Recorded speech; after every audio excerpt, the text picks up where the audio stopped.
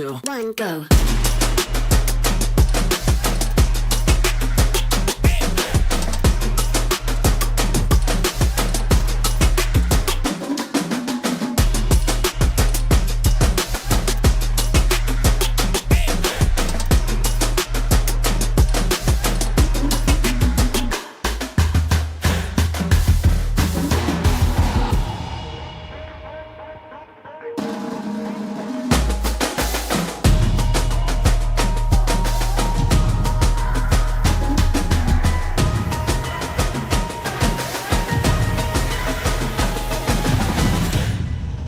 Three, two, one, go.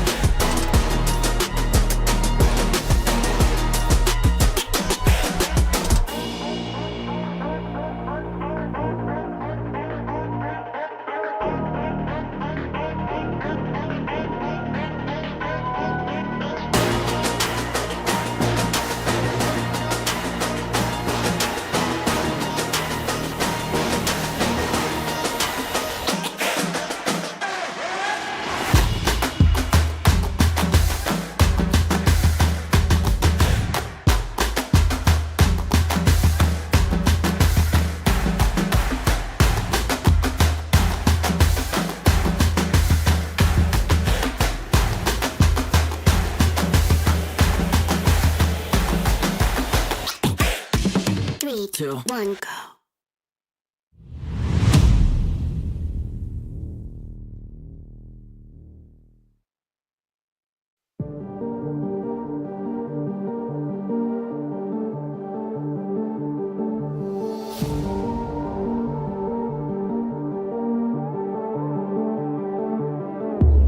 Come into my world if you wanna see some action. Enter my zone, shut down the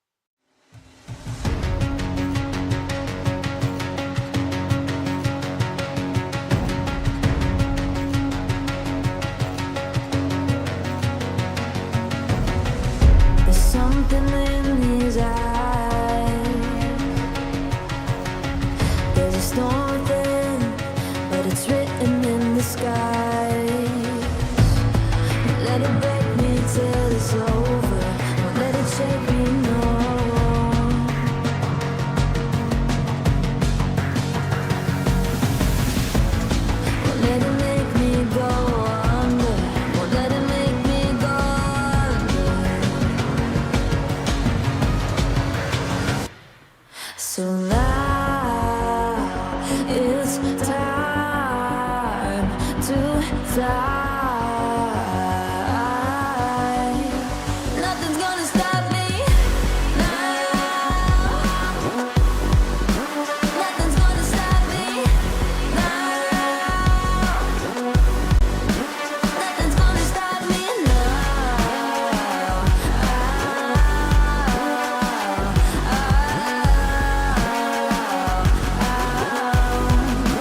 Nothing's gonna stop me.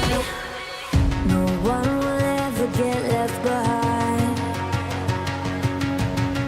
A million more before I've tried. Won't let it break me till it's over. Won't let it shake me, no.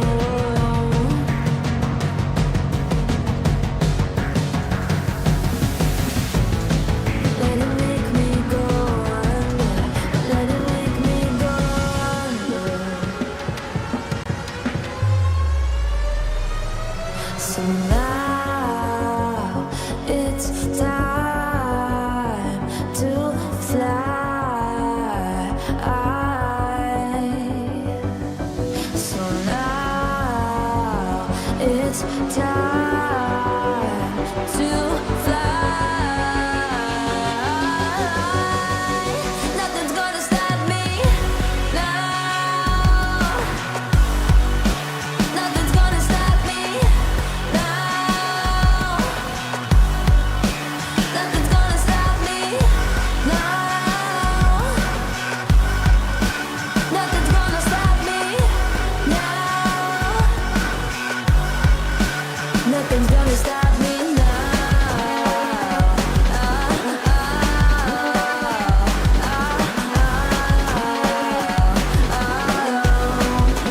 Nothing's gonna stop me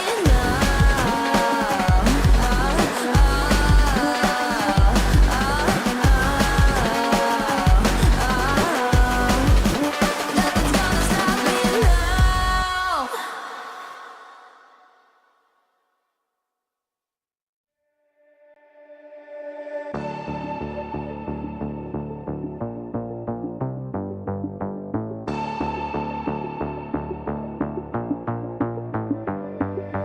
Why, one by one, you always come back like a curse? Lurking in the dark, your soul is blind. You lie, time and time again, and I am not your fool. Not this time, 'cause I'm the wiser of us two. I'm the one of light, the antithesis of you.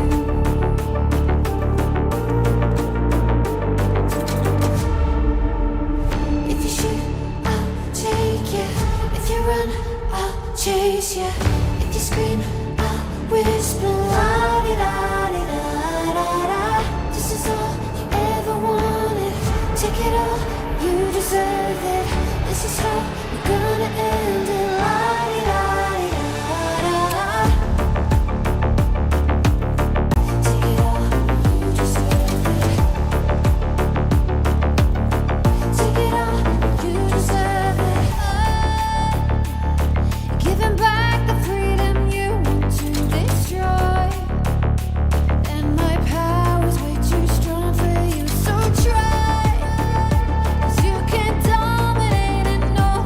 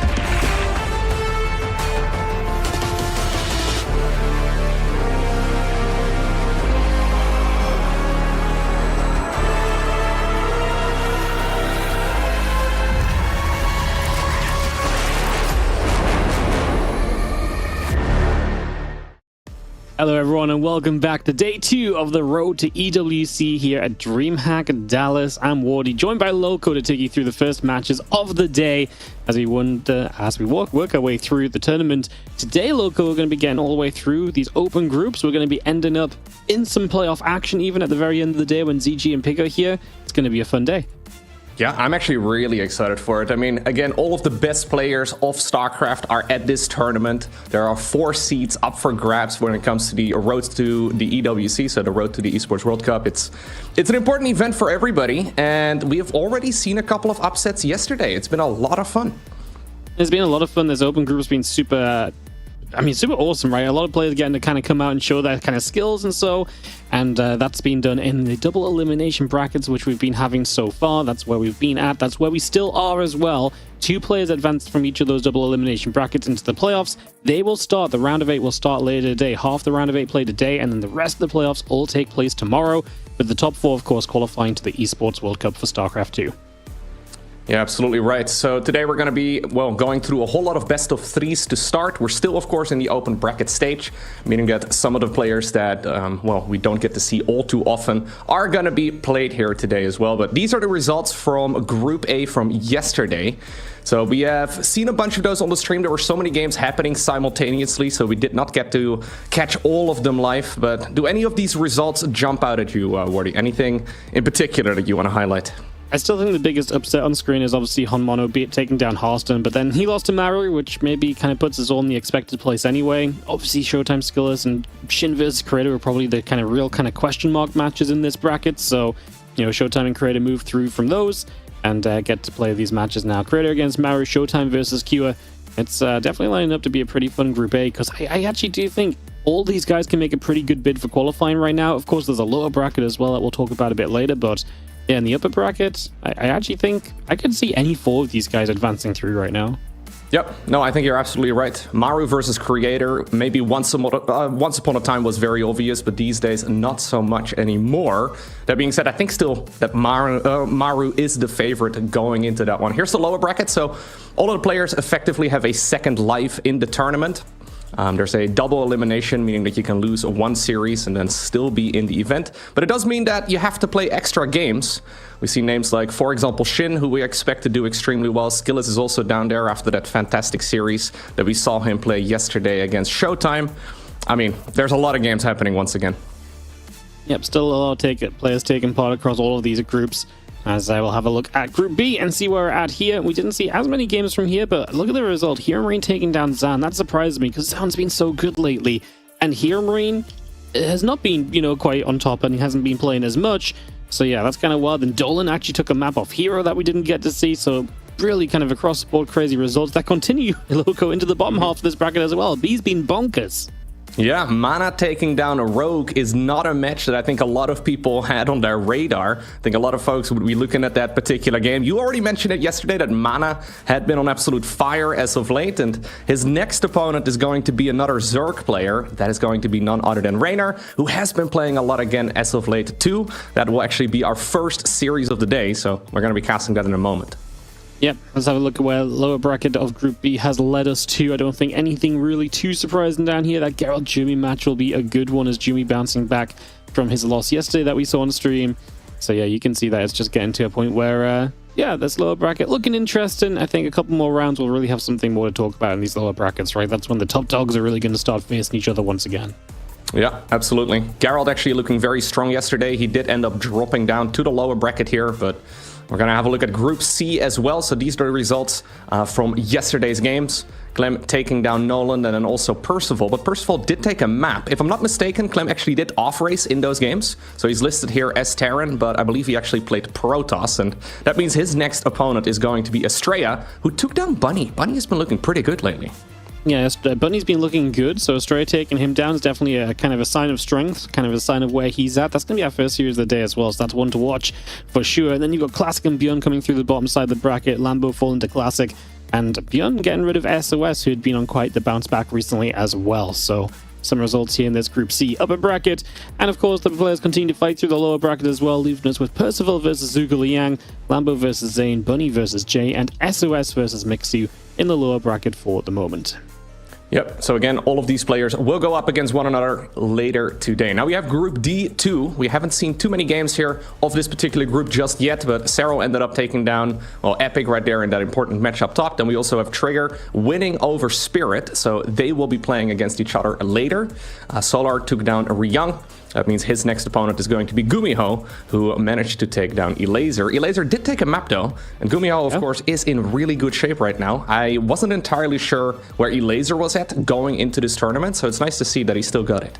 Yeah, and I actually love to see Elaser taking a map. That's actually really impressive to me, because Gumiho is really good lately, and ZVT is a hard matchup just to be kind of, randomly good in when you show up again. As we did have the low bracket setting up once again. Epic, Ryza, Spirit, Warren, Ryung, and Yolborson, and Elaser taking on TLO down in that bottom bracket. How about that? Elaser TLO is a pretty wild one. Now, we've been told that apparently the first players of the day are already ready to go. It's going to be a really fun match to start the day off as well. It's going to be Mana taking on Raynor.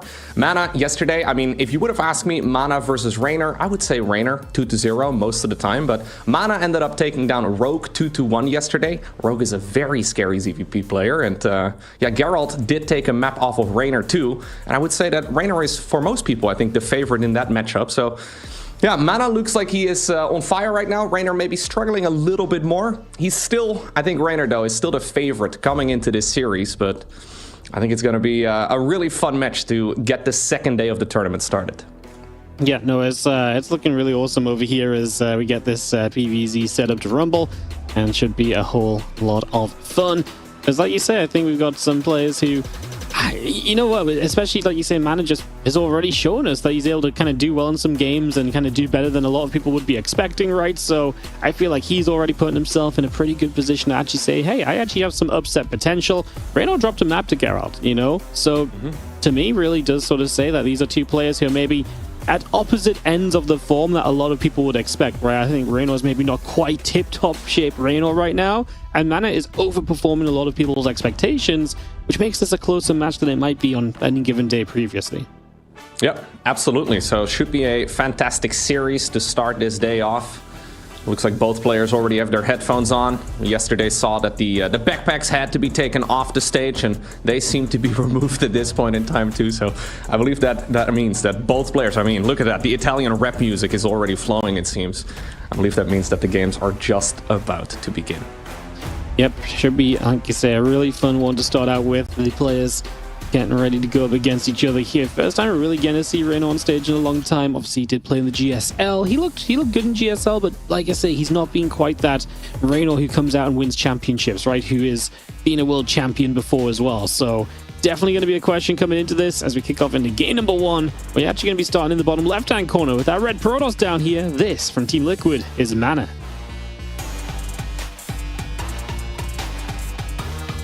And his opponent all the way in the top right, representing Basilisk, he is Raynor.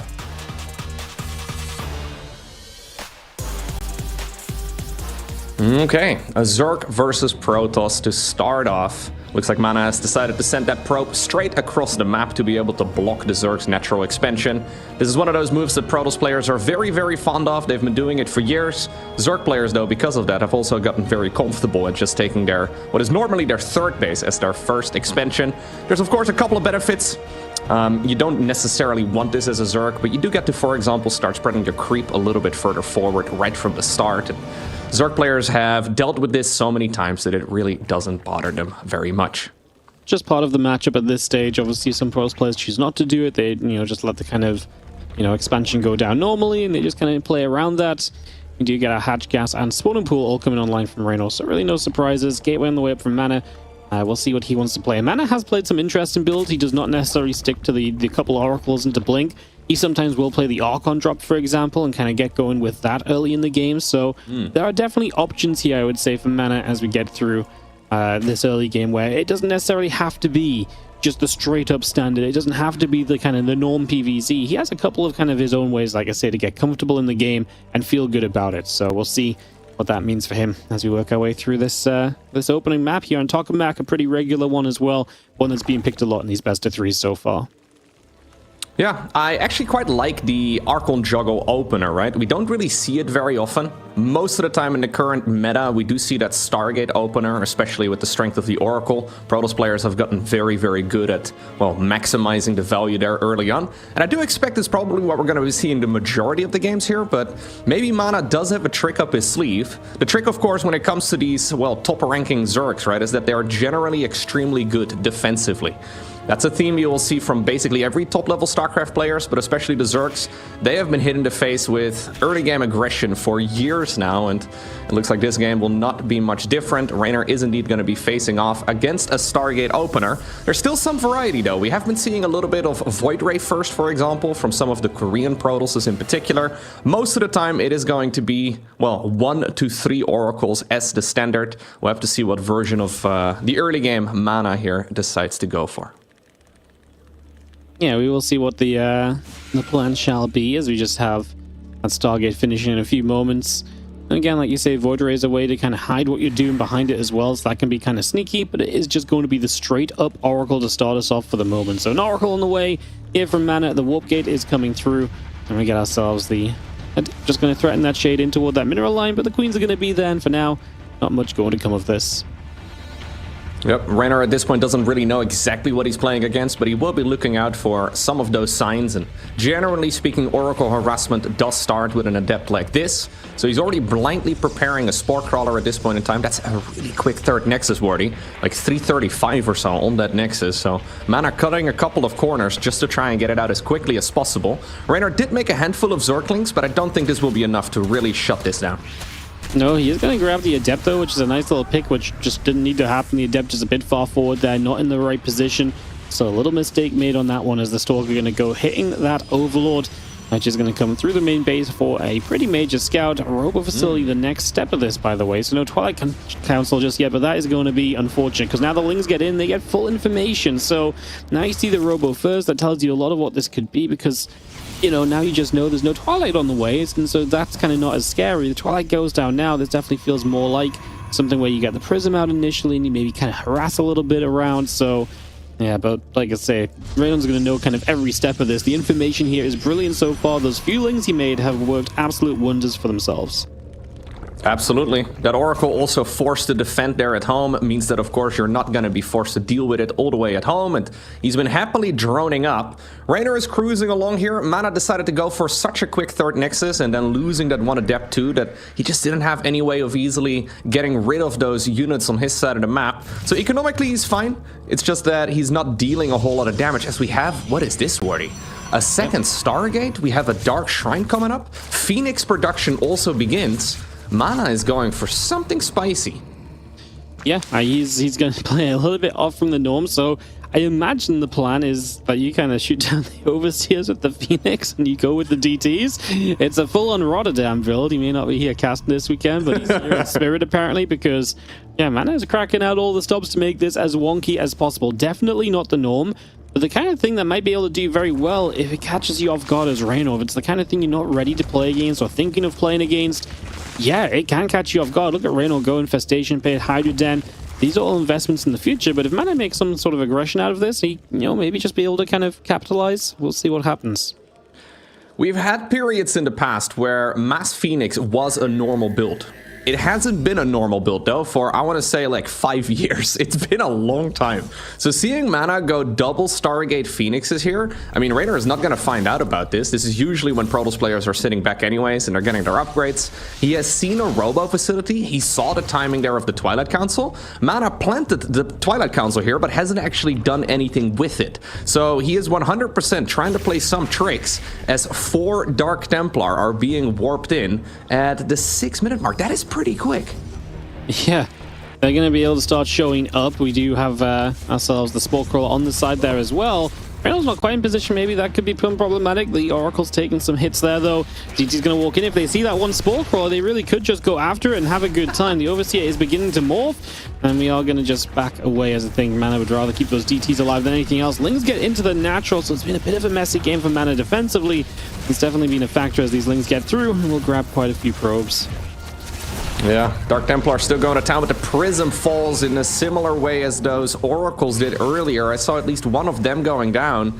Yeah, the other one decided to go home. It does have 20 confirmed kills, but this is still a really nice spot for Reynor because he now sees what he's playing against. Now, how do you handle this? Apparently, first off, you just send everything that you've got towards the other side of the map. But on the back of this, he is going into a lurker den. He is going into a hive. We have more of those Zerglings running into the natural expansion. The Phoenixes have now also been revealed, so at least that is still one of the tricks that Mana was going for. But then in the meantime, he's losing a ton of probes to that run by that Reynor has been, well, relentless with, right? This is how he got first on. Like, when he first got good at the game, this is how everybody knew Reynor back then. He was extremely good at those Zergling run-bys. That hasn't really changed. It's just that the other players also, in general, have been executing it a lot more, but Reynor is still relentless with it. How many workers has he killed this game? It must be, like, in the 20s?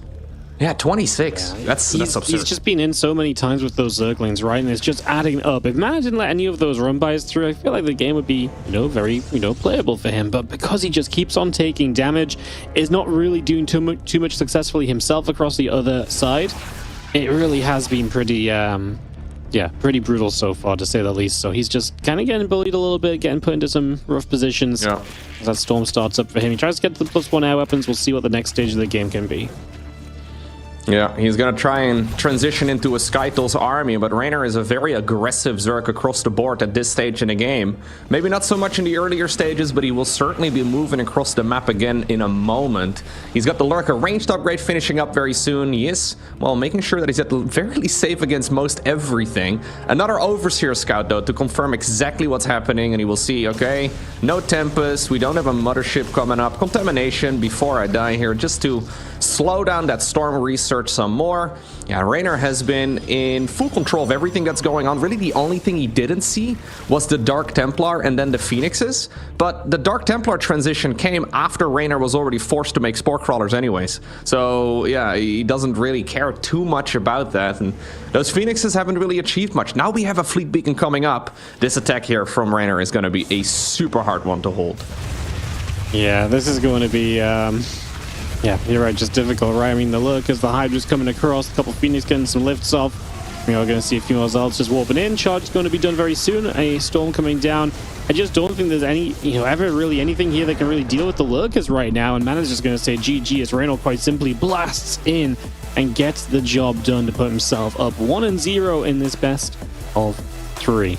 Yeah, he really was just a case of the run-bys. I think really just killing Mana off there, really just doing so much, and everything that Mana came in with, which was kind of a cool build, never really got to kind of, bloom because it just got cut off before it could really have that chance to breathe. Yeah, these DTs, I honestly feel like maybe click the Spore, maybe you could have done something. I don't know. Yeah. It's hard to say. He never had a chance, especially when, again, those Lings were in 24/7. Honestly, ever since that really quick third Nexus, so he built the Nexus like a good 10-15 seconds earlier than a normal one, so that means he cut a gateway unit to try and get it done. He lost the very first Adept that he had, right? And from there, Reynor could just do whatever. He had only about 12 Zerglings, I think, maybe 10. That's not really enough to snipe a Nexus, but he got the Adept, then he got like 7 probes with it, then he droned super hard on the back of it. Whatever Mana had planned in this game, he just never really got going. I think he was forced to freestyle a little bit and go into Dark Shrine and then the Mass Phoenixes. I mean, I think it would have worked if Reynor decided to sit back for like another 3 minutes and let the Protoss go up towards like SC2s with Storm. But, I mean, that's Reynor for you. He's never really gonna sit back for 3 minutes and just let you do whatever you like.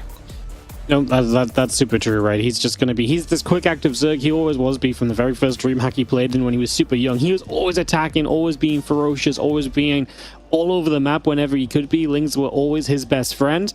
And that rang true in that first game as well. As we start off for game 2 now in the bottom left side, the Red Protoss looking to bring it back a map in this best of 3. This is Mana. And his opponent in the top right-hand corner of ley lines. Is he sending out a drone? It looks like it. We have none other than Reynor. We may very well be looking at some sort of proxy hatch build. Yeah, there is indeed a drone moving around on the minimap. This is a second probe, by the way, for Mana. Mana is cannon rushing. Oh, dude, we have a cannon rush versus a proxy hatch opener. Well, this is a little bit crazy as Reynor comes across the map. He wants to be all sorts of kind of crazy and annoying. And yeah, he's going to be in a little bit of trouble himself. This is wild because Mana's setting up as though there's meant to be a hatchery here. Reynor's setting up as though there's meant to be a Nexus over there. And neither player is finding what they expect to find. Yeah, it's really hard to say who's actually at an advantage here, right? So Mana is doubling down, so he is not going to slow this down. He does decide to go for a proxy gateway now on the other side of the map. I was wondering what the solution is here as a Protoss player, because now you do have a forge, you can make photons, but I mean, you're not just going to blindly make photon cannons to control terrain. That doesn't really make a whole lot of sense. Has he seen the proxy hatch on the other side of the map? Because alarm bells have to go off. I think he sees it now, yes. Alarm bells have to go off, because Zerg must be spending their minerals somewhere, and he hasn't seen enough in the main base of the Zerg player here to really justify that resource spent. I guess Raynor is just going to try and follow this up here with a Roach War now and Rain Corrosive Biles, but this is a very strange game. Yeah, second gas coming down suggests he is obviously going to be gas heavy. Probably Roaches, like you say, Ravages and Biles going to be your best friend in this situation, as you do have the Roach Roar going in around the back. Cybercore coming up from Mana back at home as he prepares to kind of progress with his gateways and...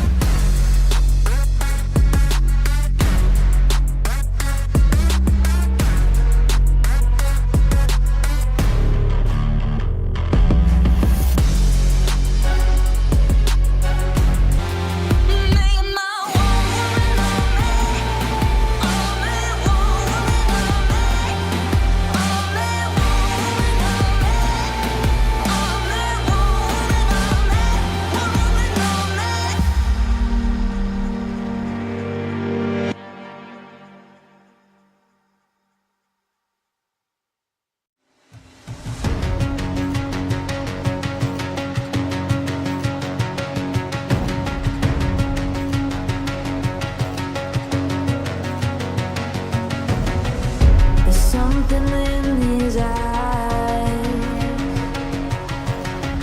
There's a storm within, but it's written in the skies. Let it break me till it's over. Don't let it shake me, no.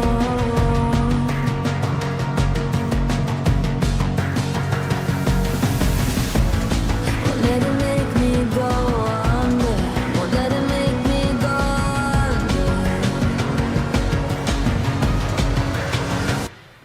So now it's time to fly. Nothing's gonna stop me now.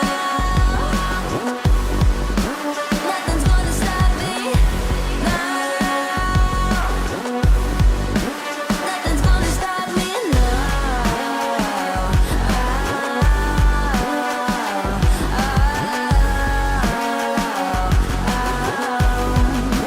Nothing's gonna stop me. No one will ever get left behind. A million more before I've tried. Won't let it break me till it's over. Won't let it shake me, no.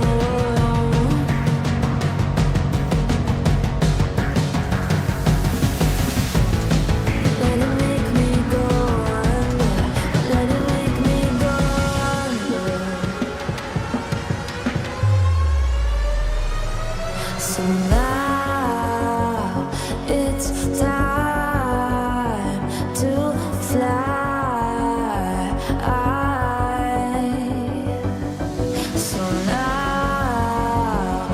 it's time to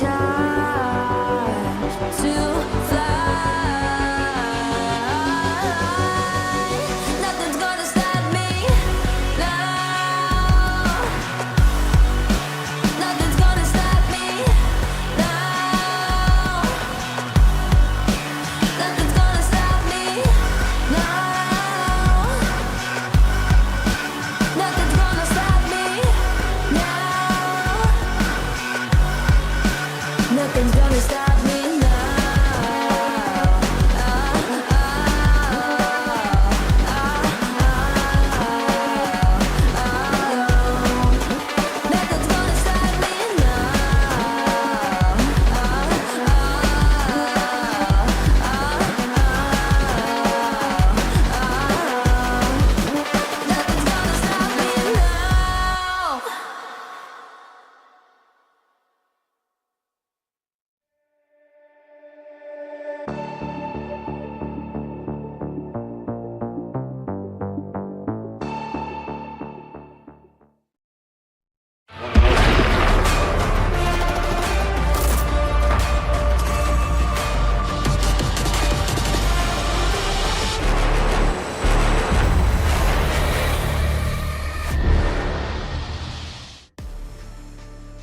Welcome back, everybody. Sorry for the issues. We had some issues with the stream and everything.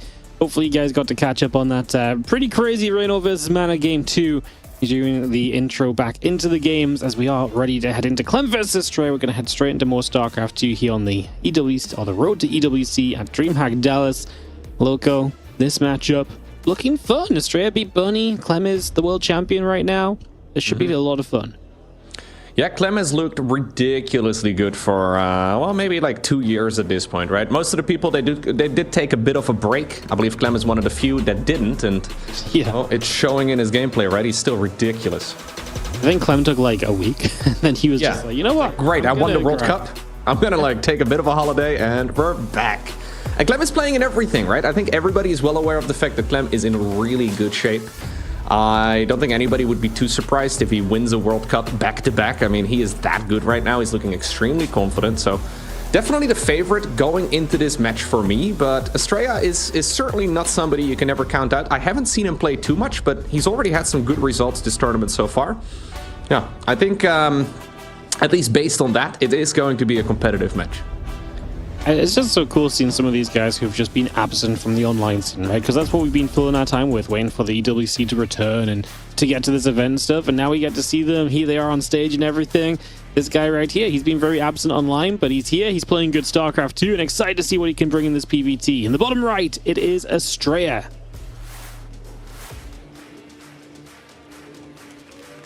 And his opponent all the way in the top left. Representing Team Liquid, we have the world champion of StarCraft 2. It's Clem. Of course, with the polar bear on the main command center. Very important to highlight the polar bear. I love that Clem was just like, you know what, I'm going to pop over to Korea for like a week and a half before before Dallas. Just get some last minute practice in, still grinded on all the online events. But what was really interesting to me is he did that last year before EWC. He went to Korea, he practiced for 2 or 3 weeks there, and he came into EWC looking like the best player we've ever seen. So I would not be surprised if Clem this weekend starts to look that little kind of level above again, even though he's already looked so good because he really has been in the right place to get the best practice in the world, right? So, yeah, it's going to be fun to see what he can bring out. Obviously not seen much of him so far. He did drop a map to Percival yesterday, right? So that was almost exciting in the bracket yesterday. Yeah, I think he off-raced a little bit, so he played some Protoss versus Terran, so the players can swap out to another race if they want to. Clem, not particularly fond of playing Terran versus Terran, it seems, even though last time I've seen him play it, he was actually really good. He did a series against Bunny, and he looked extremely dominant, but he's been favoring Protoss versus Terran opponents instead, so maybe some sort of... I didn't see the games, but I can imagine maybe Percival caught him off guard with some sort of all-in. We've been seeing a lot of those. As we do have a cheeky NG Bay going up on the other side of the map. Yeah, Percival is very good, so there's not too much shame in losing a map. And to be fair, Clem has not logged an official TVT matchup this year. So it has been 5+ months since he's played Terran versus Terran officially. So yeah, he's been putting a lot of work into that PvT. As you mentioned, the Engineering Bay, but Estrella sees it early, so the cancellation goes down. The Nexus will be placed on location. No need to put it on the third base. Clem is a massive fan of the Hellion drops, so if you force that third base location from the Protoss, maybe Clem just kind of proxies the starport and so on, but that's not going to be the case. I'm going to get a tech lab going on the factory now. Yep, still just on a single gas geyser for the time being, so Clem is certainly looking to see if he can still build up that economy whilst also having that factory here, so he should be able to go into the Cyclone in a moment and just defend whatever it is that Estrella is going to be able to send his way. For now, it will just be an Adept. We see the Adept getting countered by that Cyclone all the time. Marine's going to try and slip down to the low ground, but this Adept will not get trapped for now. Just hanging around. Twilight Council on the way from Estrella. We'll see what he wants to play with here. Obviously, Blink is the expectation. And we are going to get that Twilight Council coming online in just a couple of moments. Next is about to finish. Warp Gate coming up. And we have ourselves a Cyclone Command Center on the way through. Racks and the gas coming up as well, as a couple of Adepts continue to chase down those Marines. Yep, so far so good for both players. Nothing all too odd as we have Estrella transitioning here towards that Blink. Clem going for a bit of a different opener than what we normally see, as he's trying to see if he can catch a few of those Adepts. Gets one, will get the second? No. A lot of low HP Marines there did end up going down. That must have been like 4 Marines or so in total. Actually, 3 in total here. Actually quite annoying though here for the Terran player, because this little attack, sometimes it can force a bit of panic here out of... Really, we're gonna wall this off? Do we really need to? I guess he's very concerned about having that Cyclone in base. I mean, Cyclone is very annoying, right? And if you have a Cyclone here that can chase down your Stalker, that Stalker will just die. So I actually don't hate the wall off. I think it's fairly reasonable. We are going to lock onto the pylon, though, and that may be an issue for Estrella. He's trying to get a pylon up on the left side of Clem's base across the other side of the map. The Adept will go down here. We're still pressuring this pylon. A couple of Stalkers trying to step up. The more Stalkers you have, the more likely you can deal with this, because then you have Stalkers that can truly step into the Cyclone lock-on and actually push the Cyclone back, and that's kind of what you needed. As more Warpins come in, there is a second Cyclone. Let's see if we can actually do enough here as Estrella to truly turn this around. Quick little pause here. I guess there is some sort of issue that Clem is dealing with. Maybe a little bit of internet hiccup, I'm not exactly sure, but we are just maybe 10-15 seconds away or so from Blink finishing. And that is going to make the defense here way easier for the American Protoss player. But this is a frustrating moment, right? For, well, things to be paused, because you're quite in the middle of your flow, right? You're trying to defend against everything, and it's quite difficult to then immediately get back in a, well, situation like the one you're in right here with such a big engagement going on, and maybe even a game-deciding battle. Because if Terran throws away a couple of these units, then the Protoss counterattack with those Stalkers is going to be relentless. Yep. Not ideal having the Cyclone just go down in that moment as well. Not the greatest moment for Clem. That little lag spike to hit if that's what happened here. So I'm trying to figure this out and get that resolved and get right back to the action as Clem just discusses it with the admin. Estrella waits patiently. But yeah, back to offline events, local little hiccups here and there. Just like it always used to be, you know. Do you think Clem gets more powerful the longer his hair is? Because I feel like every time he's on camera, his hair is just longer and longer and longer. He does let it kind of just grow and grow and grow sometimes, doesn't he? Maybe that's the real secret. Maybe this is why you and me are not as good at StarCraft, Wardy. Yeah, well, I used to have really long hair when I first started playing StarCraft, but that didn't help me then either, so... maybe the secret for some. We'll just take a moment here as Clem consults with the admin, and we prep to figure out what the deal will be, see if we just continue or see if there's going to be some other resolution. We'll just take a few moments as Clem, obviously again, winning the Esports World Cup last year. Estrella made it to the Esports World Cup last year, had a pretty decent run, showed up and played some good games, but at the end of the day didn't quite make it deep enough to be too notable. But honestly, just making it to Esports World Cup year after year is kind of a challenge in itself. You know, so few players get to make it there. So Estrella making it last year really tells you that he's one of the guys that's very much so up there and be looking to do it again this year. Yep, so 4 players in this tournament will qualify for the EWC. Very important event. At this point in time, there's only 2 players qualified. And, well, the Frenchman, well, Clem, he is one of them because he won the World Cup last year. He does have an invitation to the World Series this year as well. The only other player qualified at this point in time is Hero.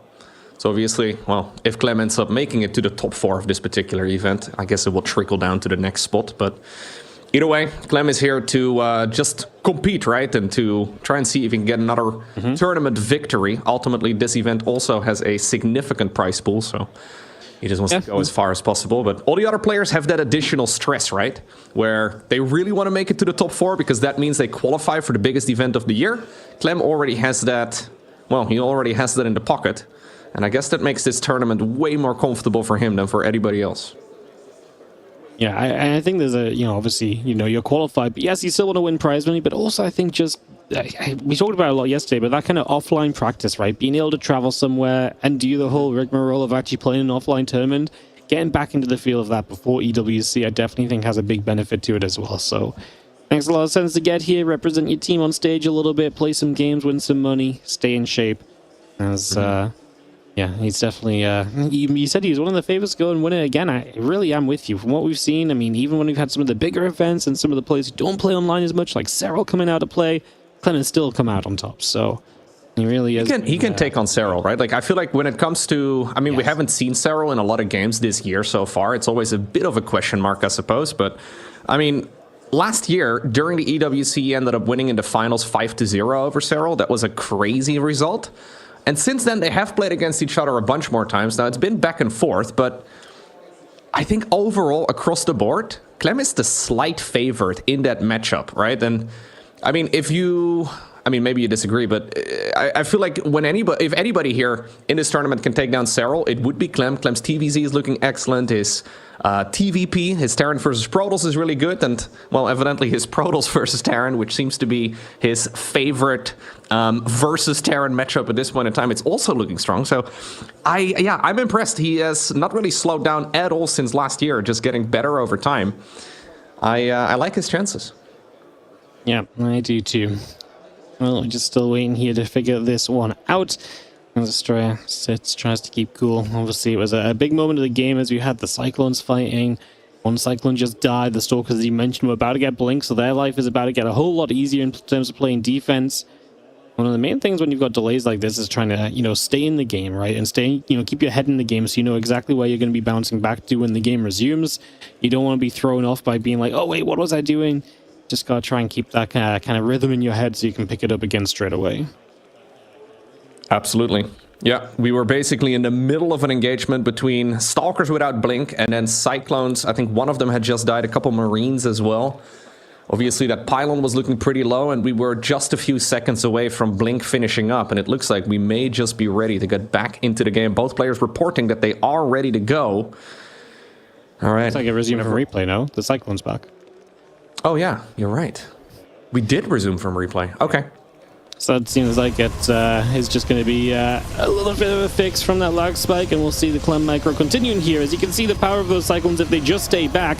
Previously, Estrella was able to break forward and get the Cyclone. You can see the difference it makes, as now Estrella is getting absolutely murdered by the Cyclones. Yeah, this is very unfortunate right here for the American Protoss player. An entirely different result than the first time around that we ran this. Of course, though, Clem did have a lag spike there, so he couldn't easily, well, micro those troops. But now he's just absolutely demolishing everything Protoss here. Margins for error at this level is so incredibly small. And now we do have Blink finished. But, I mean, how many Stalkers are there? It's just going to be the 3 of them for now. Counter-attacking is going to be an opportunity, but Clem is just trying to see if he can maximize the damage. Yeah, that's so painful for Astray, who just obviously is not going to feel good about that, especially after resume the replay as well. It's just going to feel so bad. You can see a little smirk on his face as it was happening as well. 10 probes went down, so huge damage taken, and that's the difference of those Cyclones being microed versus being left to sit there and die. So big difference there as the Stalkers come across the map. Hallucination as well. We will see Combat Shield and Stimpack on the way up from Clem as he preps with the tanks defensively. He's got a couple tanks moving into the main. That's where Estrella's going to try and hit. The tanks are not siege, so at least these Stalkers have a bit of a better chance. But even then, we're going to kill 2 Stalkers for 1 tank.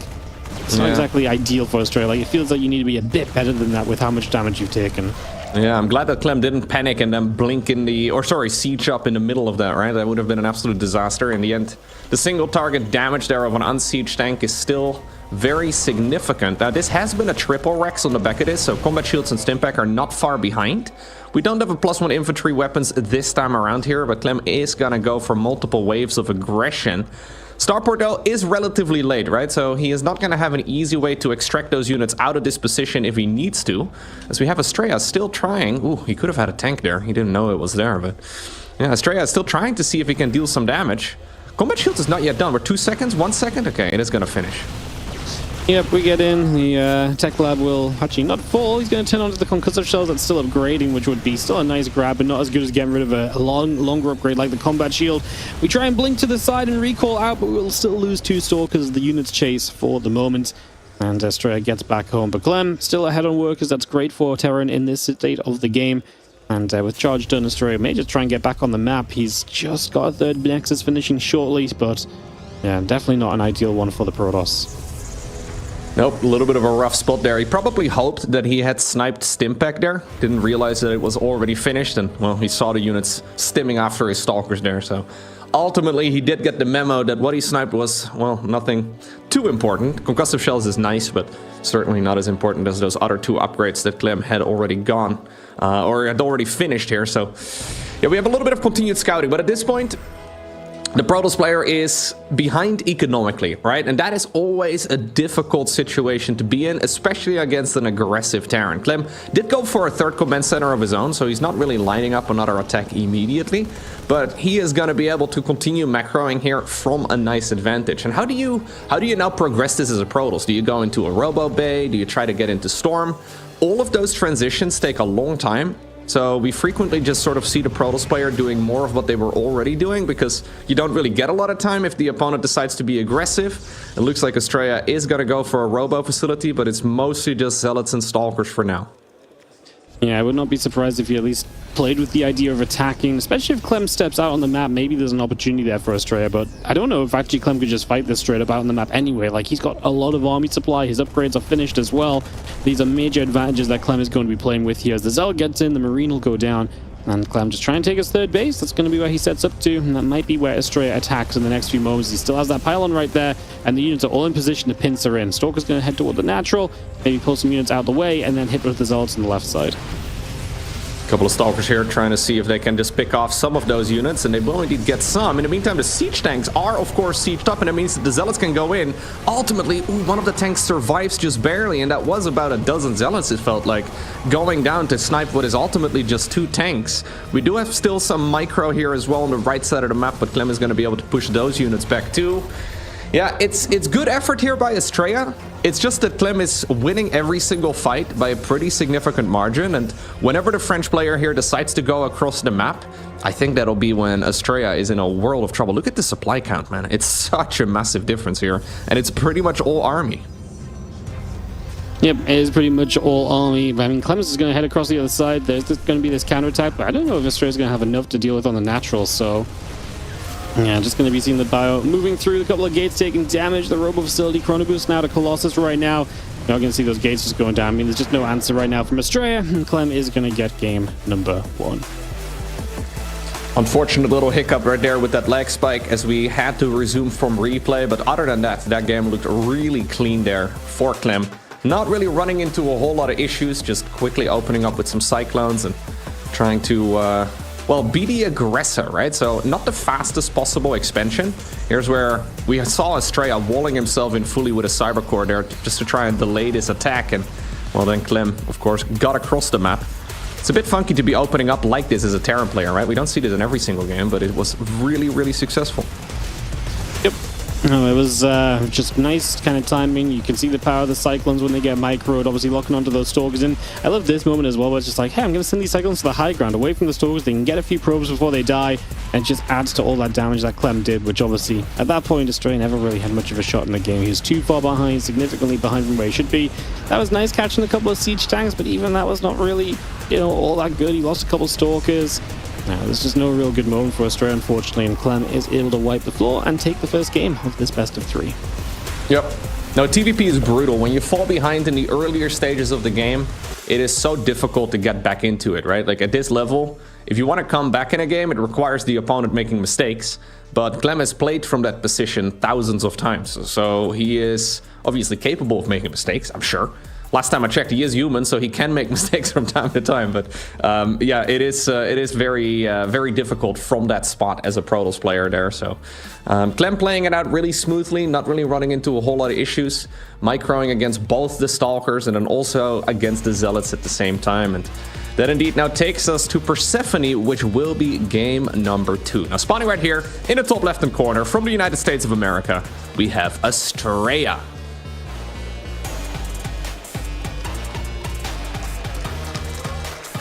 And down in the bottom left, representing Team Liquid, our current world champion of StarCraft 2, it is Clem.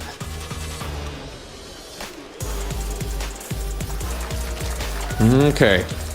Will he go for anything aggressive once more, or is he going to play this a little bit more passively? Well, knowing Clem, I can imagine he's going to be sending units across the map at the earliest possible moment, right? And that is what makes Clem so scary in my mind. He doesn't really have any real weakness. His micro is pretty much perfect. His macro is pretty much perfect. He doesn't really have any moment in the game where I look at his match and I'm like, yeah, he's a bit weak at this point in time. Like, this is something that maybe the opponents can exploit. Doesn't really look like Clem really has any of those plays anymore. Just always very solid, just always very precise with his execution, solid control of his units. It's really hard to fault the man. He does lose games from time to time, but they do seem to be far and few between these days. Yeah, no, he's just really playing at that very high level. I think the impressive thing for me is the variety that he plays with as well. Like, it's never just the same thing. You know, he really does have that ability to play different styles in different ways. He can play more aggressively, he can let it go more toward a macro game. I think that, like I say, is very interesting to see too. It's not just like he's absolutely honed his perfection into like one certain style. He really plays very well across the board, and that makes him such a tough opponent because he can adapt to your playstyle. If you're good against something, he can avoid playing like that. I think that's one of the things that makes him such a challenging opponent lately. Yep, you're absolutely right. It is going to be a Marine right here into a Reactor, so we will be doubling down on that Marine production in just a moment.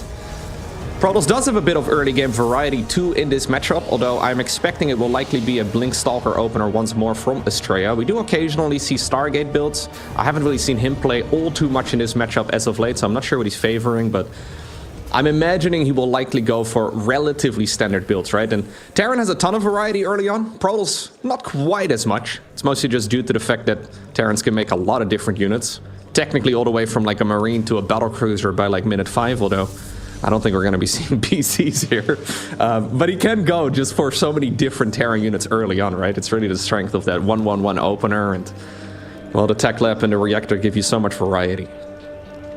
Yeah, they really do. Variety is the spice of life and gives you so many options. Tech Lab coming down right now, Starport on the way. Stray just going to opt for that Twilight Council again, straight into the Blink once more. So no surprises there. Going to be exactly as we sort of play around the previous time. As we have these few Marines, going to try and poke with the Stalker, and we'll see a bit of back and forth as Estrella tries to get an SCV. There's the Cyclone starting up, so Clem going to go with the same approach himself for the moment. Estrella going to get a Sentry though. Yeah, he did go for a quicker starport here. I believe in the previous game he did go for additional barracks before adding on the starport, so a little bit of variety. Command Center also seems a little quicker on the low ground, so we do have some variety. This is what makes it so tricky, right, for the Protoss, because most of the things look mostly the same, but then ultimately the attack that comes across the map is very different. So now we have the Marines marching. I think the previous game was like 5 of them. 3 of them had already died to the Adept aggression from earlier, and then the Stalkers on the back of it. But now Clem has managed to keep all the units alive, and he is once more ready to just rally everything across. It'll be up to Estrella's micro to try and defend against this, and it's tricky. This is a attack that once more has a lot of potential. It really does. Already approaching at the front. We are going to see that forward battery going to be important. Of course, the force field could be huge as well, but he's going to choose a hallucination right now. So wants to keep an eye on what's coming up next. The Raven going to be the choice from Clem. He's actually going to start Interference Matrix. Just going to make it look as though you're researching Cloak. So just in case you do scout and you just see the cloaking on the way, you think it may be Banshees and you prep a bit differently. Clem does not go poking forward as much this time around. Third Nexus on the way from Estrella. And yeah, just Marine Tank continuing to build. Extra couple of barracks on the way up. There's the cancel on the Matrix as well, as the scout came through and saw the Ravens. So no point faking any longer. Yeah. Oh, this Raven is expensive though. Not something you can really lose at this point in time. Nice catch here for Estrella. Auto turret gets dropped down, but he can just run away from it. A little bit of hull damage from one of the Stalkers, but that is certainly not value for the Terran there. So a little bit unfortunate for Clem. That does mean that the third Nexus now is in a little bit of trouble, but I think there's well, I mean, there's not enough units here just yet, but the Stalkers should be coming home. Yeah, the Stalkers are coming home very slowly, though, and the tank is going to get sieged, so Estrella, for getting the Raven, is going to be completely out of position. Otherwise, he needs to jump on this tank ASAP. He needs to get rid of that. Taking tank shots repeatedly here is going to be very painful. Obviously, he does want to just save this Nexus now. He's a long way from losing the Nexus. Clem is going to struggle to reinforce this as well, so I think Australia should be alright. But again, taking tank shots like this with that scan coming down is going to be painful. He did not see the reinforcing Terran units there. That Observer just barely not catching it as he does blink on top of the tank, and he will be able to get rid of it. Nice control there as well on the shield battery as he cleans this up. Much better setup this time around here for Australia. Now you will see that indeed there are some reinforcements here that were heading across. If they would have joined up with the main army, could have been a massive problem, and well, Clem is sieging up in the middle of the map, not realizing that he's already been spotted. So Australia, he's not going to be walking into that line of fire. You got a pylon into the upper right-hand side. Those few stalks continue down toward the natural at the moment. And actually going to jump into the main base. The medevac's just spawned. They're going to be in some trouble.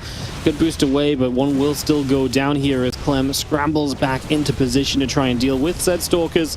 He's going to start getting a couple of kills, so Australia blinking a little too late to save that first one.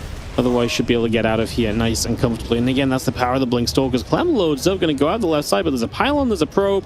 And so this is going to be seen immediately, and Clem just pulls back. And Australia just deflecting aggression by just having good map vision so far.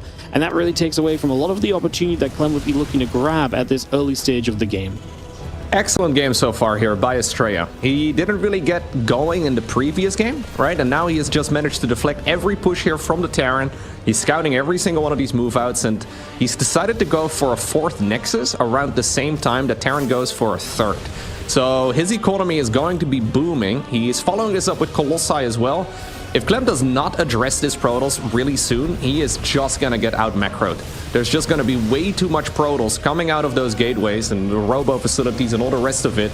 Australia is getting to the point where he is quickly outgrowing Clem, and yeah, what exactly do you do here as the Terran? He did go Stimpack, he does have combat shields, but +1 is very late. I don't think you can really achieve a whole lot here with the army that Clem currently has. He will test the waters though, and this is still an army that needs to be respected. Yeah, I think Australia needs to be super careful. His army can be scary, but like, if it gets jumped on right here, Clem kills the Colossus, like, you're in trouble. Because Clem has a lot of units still. So I think Australia's right to back it up, and Clem having the confidence to move out here is big, because if you let Australia sit on the map and have map control, that's where the game truly gets out of hand, because that's the moment in which Australia just expands. He never lets the map control go. You never feel like you can fight the Colossus. At least now the Colossus count is growing, but you're going to have the map control as the Terran player. We'll see that army on the high ground there. Hachi engages a pretty big stim. Clem, interested to see that he wants to kind of fight this with his Exosalts showing up. And it's just wild because Clem's the one attacking in, so he didn't have Widow Mines in position preemptively or anything. And now a second Colossus shows up. Don't think we're going to do much there, although Clem will boost to the right side with the acceleration zones, will very quickly get toward the upper right base, and Australia just hasn't realized that that play is going on, so his top right fourth is probably in trouble. Yep, nice movement right here by the Terran player. He's going to be able to snipe that Nexus and get out. At least if he decides to right-click it. Okay, he does indeed kill it in the end. Good movement there, using those acceleration zones on the right side of Persephone to his advantage. And that can suddenly flip this game upside down. What about this Zealot run by, though? There's so many units available. There are a bunch of Widow Mines on the ramp. Don't clump up the Zealots too much, although that's also a ton of friendly fire going down onto those SCVs. The majority of them do escape. How about this attack in the middle? It looks like Clem is going to be able to at least get the jump on that Protoss army. Australia decides to back off. Still with a major supply advantage, though, and this attack in the main base is still ongoing. Yeah, Clem definitely, again, that fourth base was nice, but he's just not dealing with these Zealots well enough. 22 SCVs going down. His army is comparable in size, but the Colossus are going to be an issue, and Clem's not rich enough to get a proper answer Colossus online. He's just going to say GG. He knows it's fallen too far from him, so he's going to tap out of this one, and Australia is able to turn this around and make this 1-1 here in the upper bracket. Excellent game right there by Australia. Just in general, we've seen a bunch of Protoss players in similar situations fumble a couple of their units, and they lose a unit here, a unit there, Stalkers fall, we have a few Zealots just clumping up a bit too much. It's really easy there to make mistakes, right? But his Stalker control looked really sharp in general. His timings there with his transitions, the timing of his expansions looked really good. The only thing that caught him off guard was that big medevac drop towards the top right, and that is always a tricky thing on that map, right? Because basically the entire right side of Persephone is acceleration zones. Like, you can get across the map so quickly. And Clem actually unloaded there before he probably should have, right? Like, he unloaded the medevacs inside of the green zones. I think he probably could have, well, sniped that base even quicker there, but yeah. Ultimately, brilliant game right there by Australia. Yeah, Clem's real issue was just not being able to deal with those zealots. Third base wasn't down and just a little bit slow to get going. You mentioned Estrella was off to a great start, and it really was true, and he really capitalized on that and did all the right things. And yeah, those Widow Mines didn't exactly help Clem blowing up his own SCVs. But yeah, just I think the zealots would have had a lot of kills anyway. As Estrella really, again, just having a good early game, getting into a powerful spot, and showing us kind of what a lot of pros players have been doing lately, which is just getting to a couple Colossus and getting to a phase of the game that becomes very difficult for the Terran. In the top left-hand side of Maganatha here for Game 3, this is Estrella. His opponent, playing in blue, we have Clem.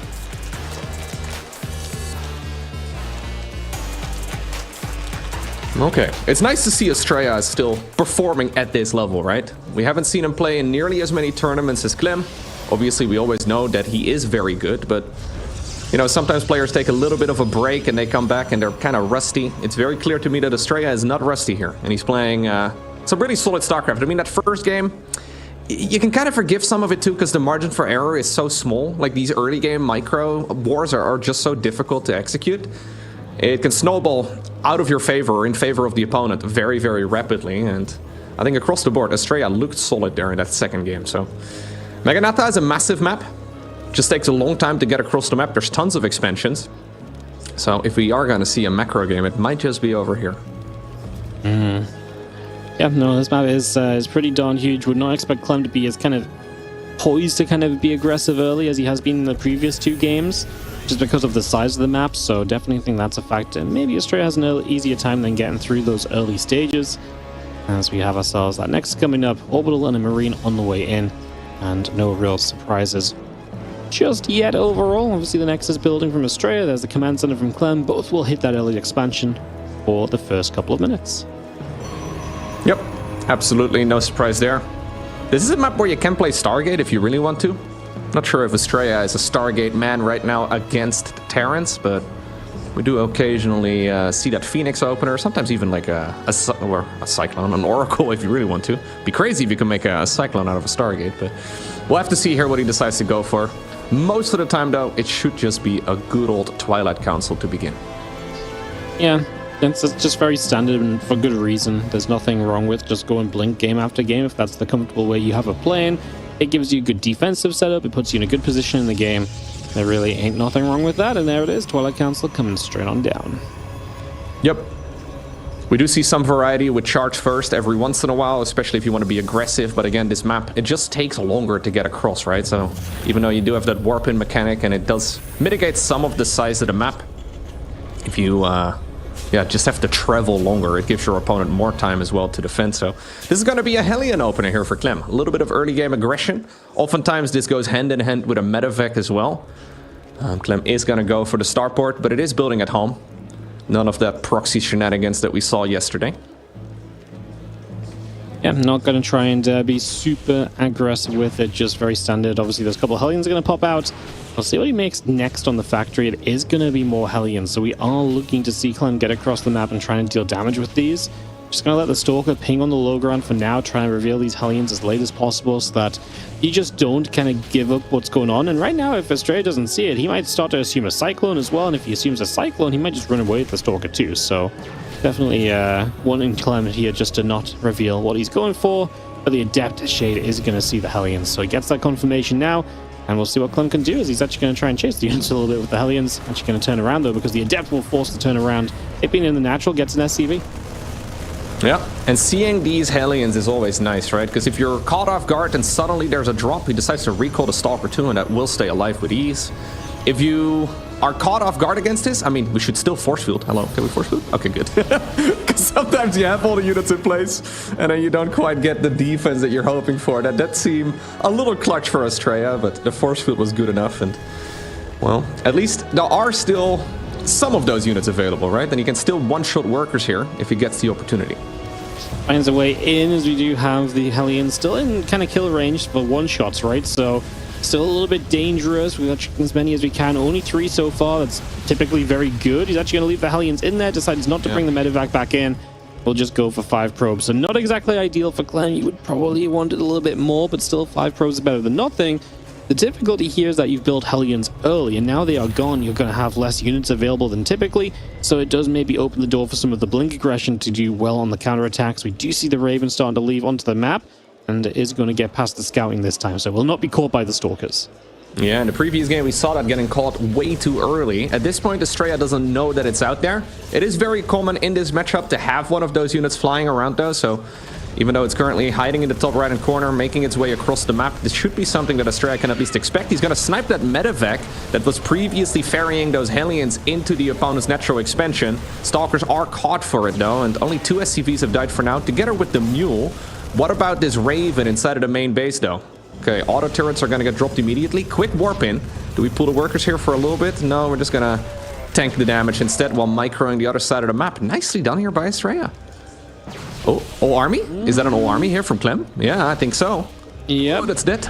It's going to be a mistake from him, losing the Raven unnecessarily. That's just one unit that could have been... I mean, you always love to keep the Raven alive because it has so much value, right? It will just sit there and auto turret for the whole game if you keep it alive, so... That was really lovely Stalker controller actually from Estrella. Like, I thought those units were... Well, they were like a sneeze away from dying, but he actually decided to stick around and get one more Marine for his troubles. Lovely work here by Estrella, who can now, well, do whatever he likes, right? Does he go for a 4th Nexus here? He's gonna maybe transition to Colossi here in just a moment. He can keep up the pressure. Clem is gonna be forced to be defensive until at least those 3 upgrades on the production tab are done. He will indeed, as the few Stalkers again just going to be there and again showing up for a few moments. Astray with that 3rd base now going to be operational, charge finishing, Colossus on the way, ticking all the boxes for where you want to be getting to for the next stage of this game, getting into a really nice, comfortable position at the moment. I mean, this sets up very similarly to Persephone, right, where he's just going to be able to get to a lot of what he wants to get to initially, and then we'll see how he can kind of do into the mid and later stages as well. He did very well in Persephone from this point. I do like from Clem just going all the way around the outside with those medevacs, avoiding the watchtower, not giving Estrella any heads up, and that's one thing Estrella is maybe missing, information on plays like this, because if that catches you off guard, it can be very frustrating, especially if you have to use a recall already and so on. But yeah, that probe is going to spot it, isn't it? Yeah, he is going to see this medevac drop, and that is big. If those 2 medevacs arrive entirely unscouted, it can be a massive problem. Estrella will pay the price for that probe, but that's much better than losing your entire main base and being caught off guard. If you can get a siege tank over here too, that would be massive. Okay, let's decide to play this safe for now. A couple more hits, but Colossi are already out, right? I think it's at least 1. This attack should be quite holdable. Yep, this should be very manageable. I don't think this is too scary at all from Clem. He is in 2 different groups, which is maybe scary. Maybe the ability to kind of jump in from both sides would give him some opportunity, but yeah, he doesn't look like he's even moving forward that aggressively with the army that was heading up the left-hand side a little bit, or at least a bit further forward. So looks like Clem's just going to take watchtowers. He's actually going to back away now because the rest of this army is showing up from Estrella, so he's going to have to be careful. Doesn't want to leave his units out there open. He was trying to catch that 1 HP Stalker. Does not quite get the job done, and Estrella wins a little mind game there as the... look at Clem, he's trying to find where that Stalker went. Does not quite find it. Either way, the units get recalled towards that 3rd base once more. Estrella is going to be able to overwhelm this army with ease. There is still a very large chunk, though, of Clem's units in the top right-hand corner. I'm not exactly sure. I guess they're just trying to march over here, maybe try to see if they can get a 4th Nexus, but that one has not been planted yet. Would have mine hit there, though, was very significant. Yeah, very nicely done. As you just have the bio units going to start running in. Pylon there is actually a great target, right? Depower, a robo facility, a robo bay, the 2 gateways, so it's a lot of value. And then you've got probes you can jump onto as well. So this is Clem using the size of the map and saying, hey, look, it's difficult for you to keep track of everywhere I might be with some units. And Estrella is not being able to kind of step on the map as much as he might like to. Again, we see so much of nowadays Protoss players stepping on the map, taking full map control, and just expand, because there's nothing to really kind of keep them honest about it. So Estrella not being able to do that is a pretty big deal for Clem. It gives him a much better position than he might typically expect to be against in a PvT at this point. Yeah, maybe a bit of a mystery. Maybe he thought his opponent was going to be far more aggressive here than Clem actually ended up being, because this game is starting to slip out of Estrella's fingers. He was in a really comfortable position earlier, able to do whatever he really liked, and then, well, a couple minutes later, you look at the supply count. We've had a couple of those engagements that in isolation really weren't that big of a deal. But now with Clem on 3 bases, 4th Nexus being relatively late, Clem is going to be transitioning towards Ghost here. He's going to have the 2nd upgrade kick in. Estrella decides to transition towards Disruptors, which is nice.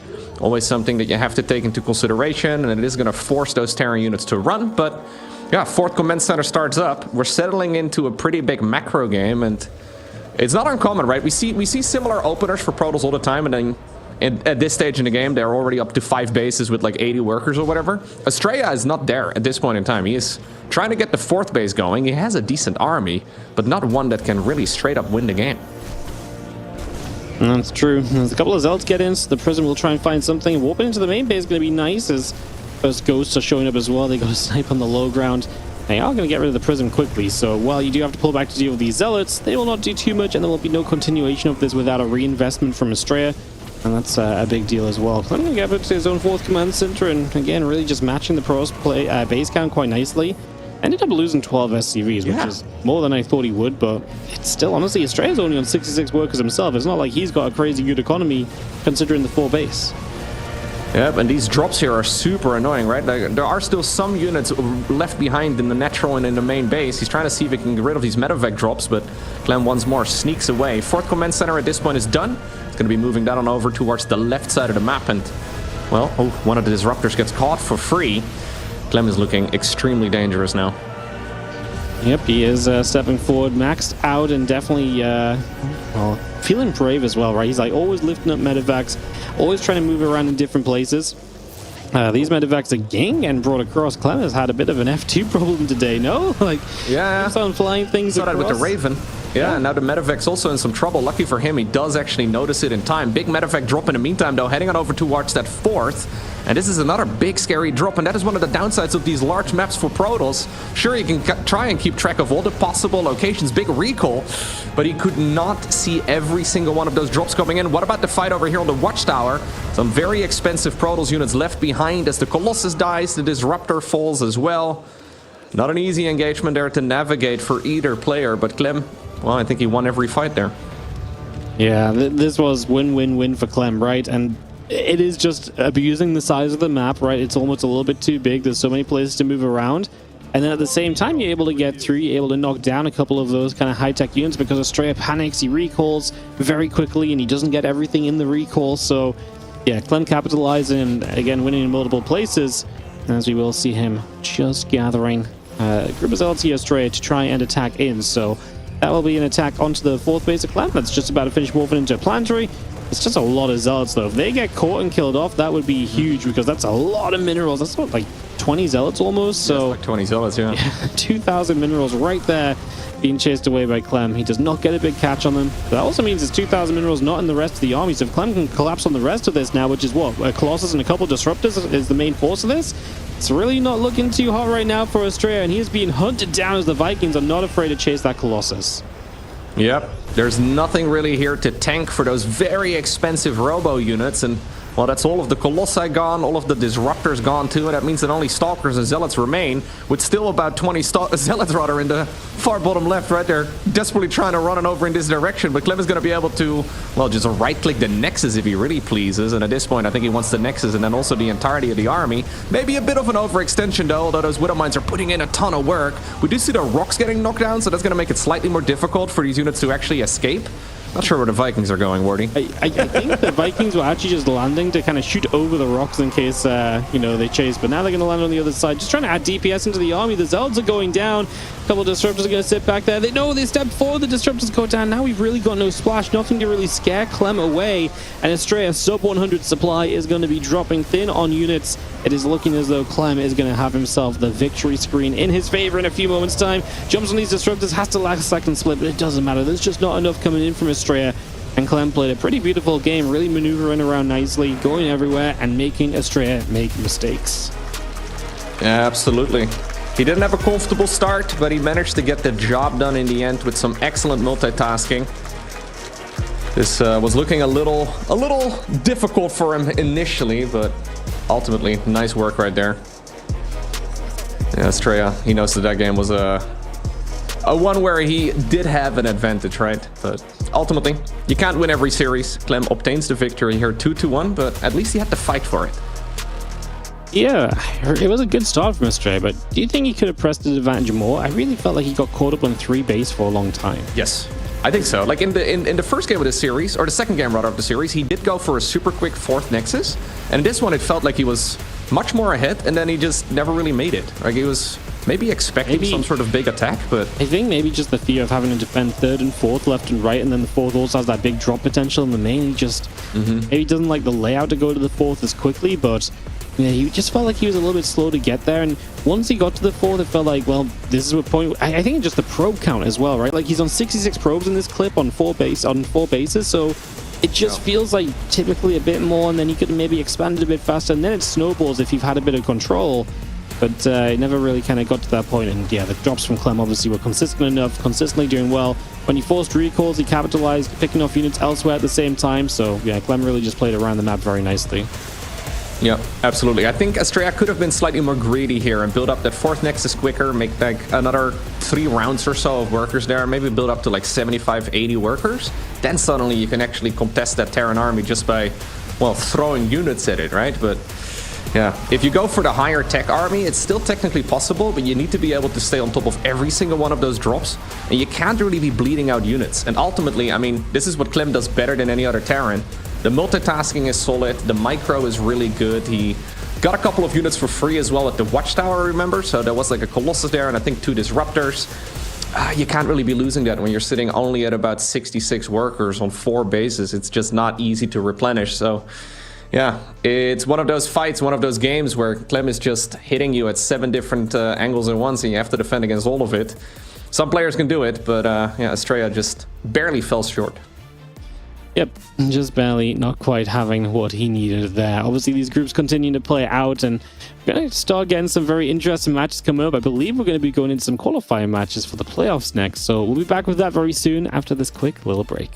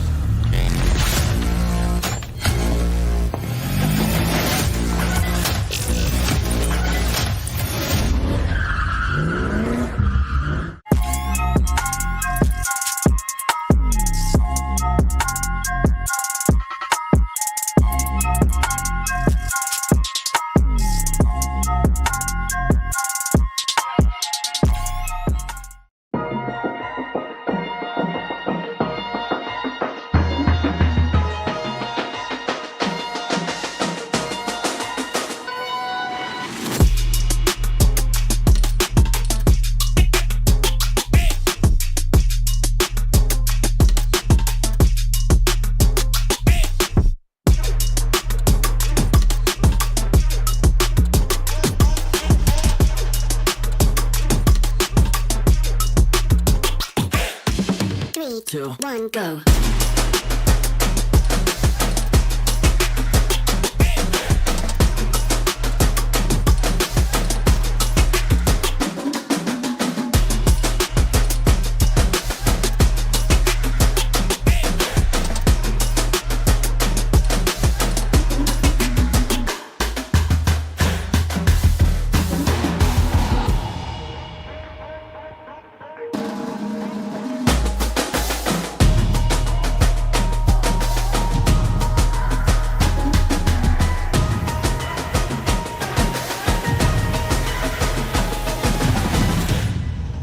Three, two, one, go.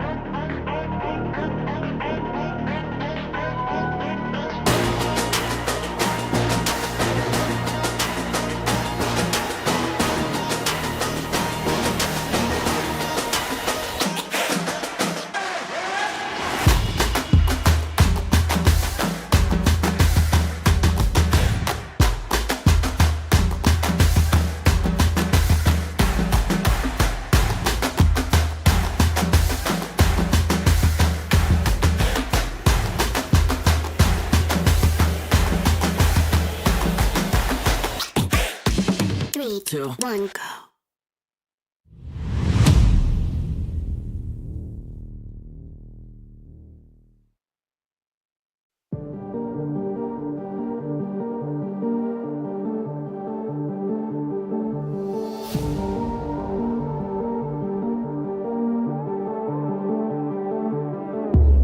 Come into my world if you wanna see some action. Enter my zone, shut down the competition. Stand out from the crowd, yeah, I'm the main attraction. Come into my world if you're ready for some action. Are you ready?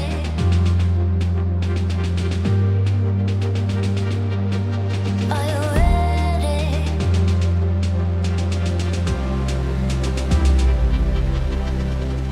I came here.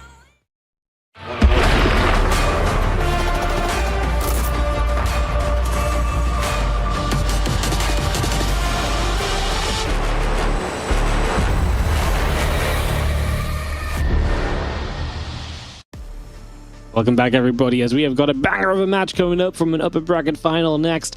It is going to be Reyno versus Hero for some ZVP best of 5. The winner moves on through to the playoffs into the top 8. It's a fun one, Loco, a one that Hero did get the better of the last time they met in a GSL qualifier. And Hero, of course, has been playing such great PvZ lately. Do you think Reyno can stand up to him in this matchup right now in a best of 5?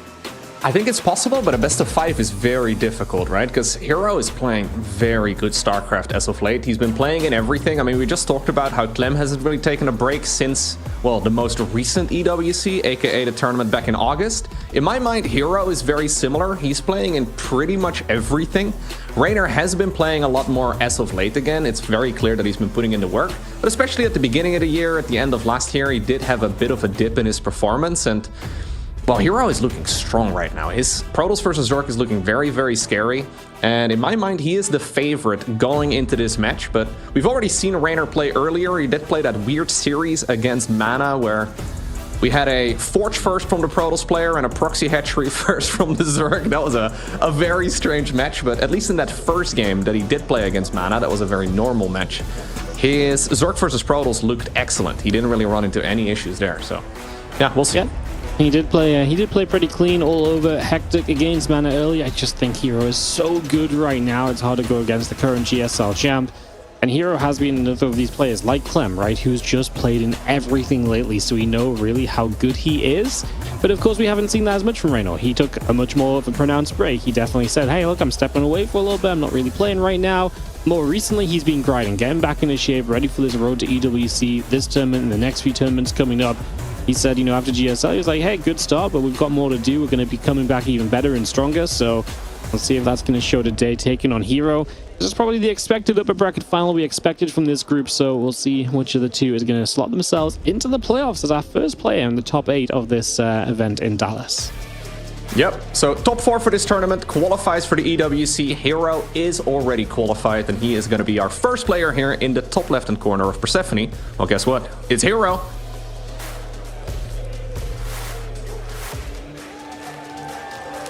In the bottom left-hand side, we are going to have ourselves the blue Zerg player, Reyno.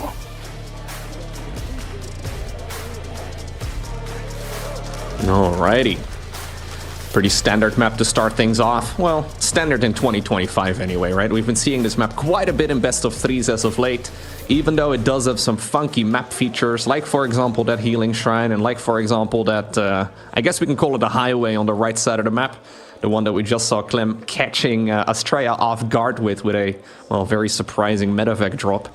Across the board, this map is bringing some pretty standard games most of the time. There is certainly a possibility to go for some, well, funky early game shenanigans if you want to, but I'm not really expecting it.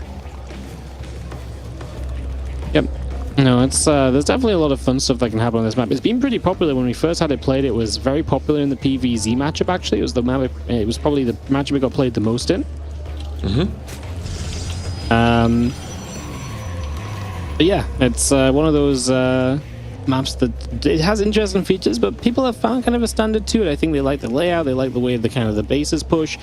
It gets interesting in ZVP because obviously the Protoss likes kind of pushing top to bottom into the Zerg, but then in response later on, the Zerg can get some really good lurker positions because they can hold the ramps between the bases very nicely and really kind of take advantage of that as well. So I think there's definitely things to watch for. If we get to that kind of stage, I mean, there's a real possibility that Hero plays a series here where he plays super aggressive with the Oracles and the Adepts, and he's able to just find so much damage early that he can just win the game off Blink Stalkers as well, because we have seen him do that so much lately. He really is one of the best at getting that damage done. Yep, it all comes down to the very first Oracles and then also the Adept harassment, right? It depends on really how much damage that combination of units deals, whether or not Protoss can go for a big attack that could potentially win the game on the back of it. So it will be very much so up to Raynor to try and defend against that sort of thing. For now, though, we're not at, well, Oracle tech just yet. They will be hitting the battlefield in about a minute and a half or so. Raynor is just opening up with a standard triple hatch build here himself too, now sneaking that drone down towards the low ground, and even though Hero hasn't seen it yet, he is going to get confirmation here, I'm sure, in just a moment. Stargate, by the way, just about to finish up too, so he is going to be able to begin that Oracle production, or if he feels like mixing it up, he could even go for a Void Ray first. Hero, not really somebody that does that all too often, but he's a man of many talents, he can do whatever he likes. Well, you know what? Oh my god, thank you for making me sound smart, Hero. Yeah, cheeky little Void Ray on the way up. He is a fan of kind of getting the Void Ray out sometimes, and I actually think the Void Ray first out of the Stargate is so good in like a best of 5, because if you ever then do in another game, another Void Ray opener, your opponent's always going to be guessing, oh, what about the first time you went Void Ray first? And it really allows you to kind of do a couple of different things and really kind of make the Void Ray first that much more valuable, because it denies scouting. So if you're going to be able to make your opponent guess and presume, then that would be a huge deal. And that's a fleet beacon. That's definitely one way to open this series. Jeez. Yeah. We've been seeing this from SOS into GSL. I think this is one of those funky build orders that technically shouldn't work, but, well, because Oracles are such a gold standard in this matchup, even after a Void Ray start, that Zerg players get caught off guard with it. So what this is likely going to be is a 2 Stargate Tempest opener. What SOS did is he immediately sent the first Tempest across the map right away. Now it takes 5 Tempests to one-shot a Queen. I would like to maybe see if Hero decides to save up one of the Tempests and then, wait until he gets his second wave of units out. Either way, there will be a couple of signs here for Raynor. The first one being that there is no third Nexus. Normal timing for a third Nexus is at about 350 at latest. So not seeing a Nexus at this point, together with a Void Ray first, all of it does lead to, at the very least, warning signs, right? Going off on the side of the Zerg. Lair has already begun nice and early because of it, because if this is indeed going to be Tempest, he is gonna need a Spire. Yep, Spire does seem pretty much just a necessity in this case. You need the Corruptors, you need to be able to chase the Tempests. Some people try to fight this with Hydras. It always feels so messy when you're fighting it with Hydras. It just takes so many attempts, it's never really going to end well for you. Attempts coming down the left-hand side, the Zergling is going to come moving up, and we just see the Tectonic Destabilizers, a couple more Tempests on the way in. Roaches, drones, Lair, Queen, etc. coming up from Raynor as he probably is just prepping for like maybe a Depth showing up or something, as he starts to realize what's up, a big round of drones, but like you say, that Spire really is going to be a necessary tech addition. Yeah, so this is indeed Hero sending it across the map immediately. What Raynor effectively needs to do here is buy time. It's a little bit sad here to be a Zerg unit for a while, because effectively we are just, well, giving up our lives until the Corruptors come out. For now, though, it's only a single Tempest, but soon it will probably go up to 5. Hero, I'm assuming, is going to transition away from that point, and what we saw SOS do in the GSL is actually transition straight towards Void Rays after 5 of those Tempest, because he knows that Corruptors are going to be forced out. Raynor, though, really just trying to build up his economy, and I really do like this position for him for now, right? Like, just buying time here is the most important thing he can do. He's expanding. Yeah, he's looking pretty solid. Yes, he is just taking the extra bases, let the Tempest deal some damage, right, and just kind of let them do their thing. You're obviously on your way to the Spires, so you're going to get a proper answer up from them soon. The Smoke Rollers melt pretty quickly with the Tectonic Destabilizers doing that bonus damage to structures from the Tempests.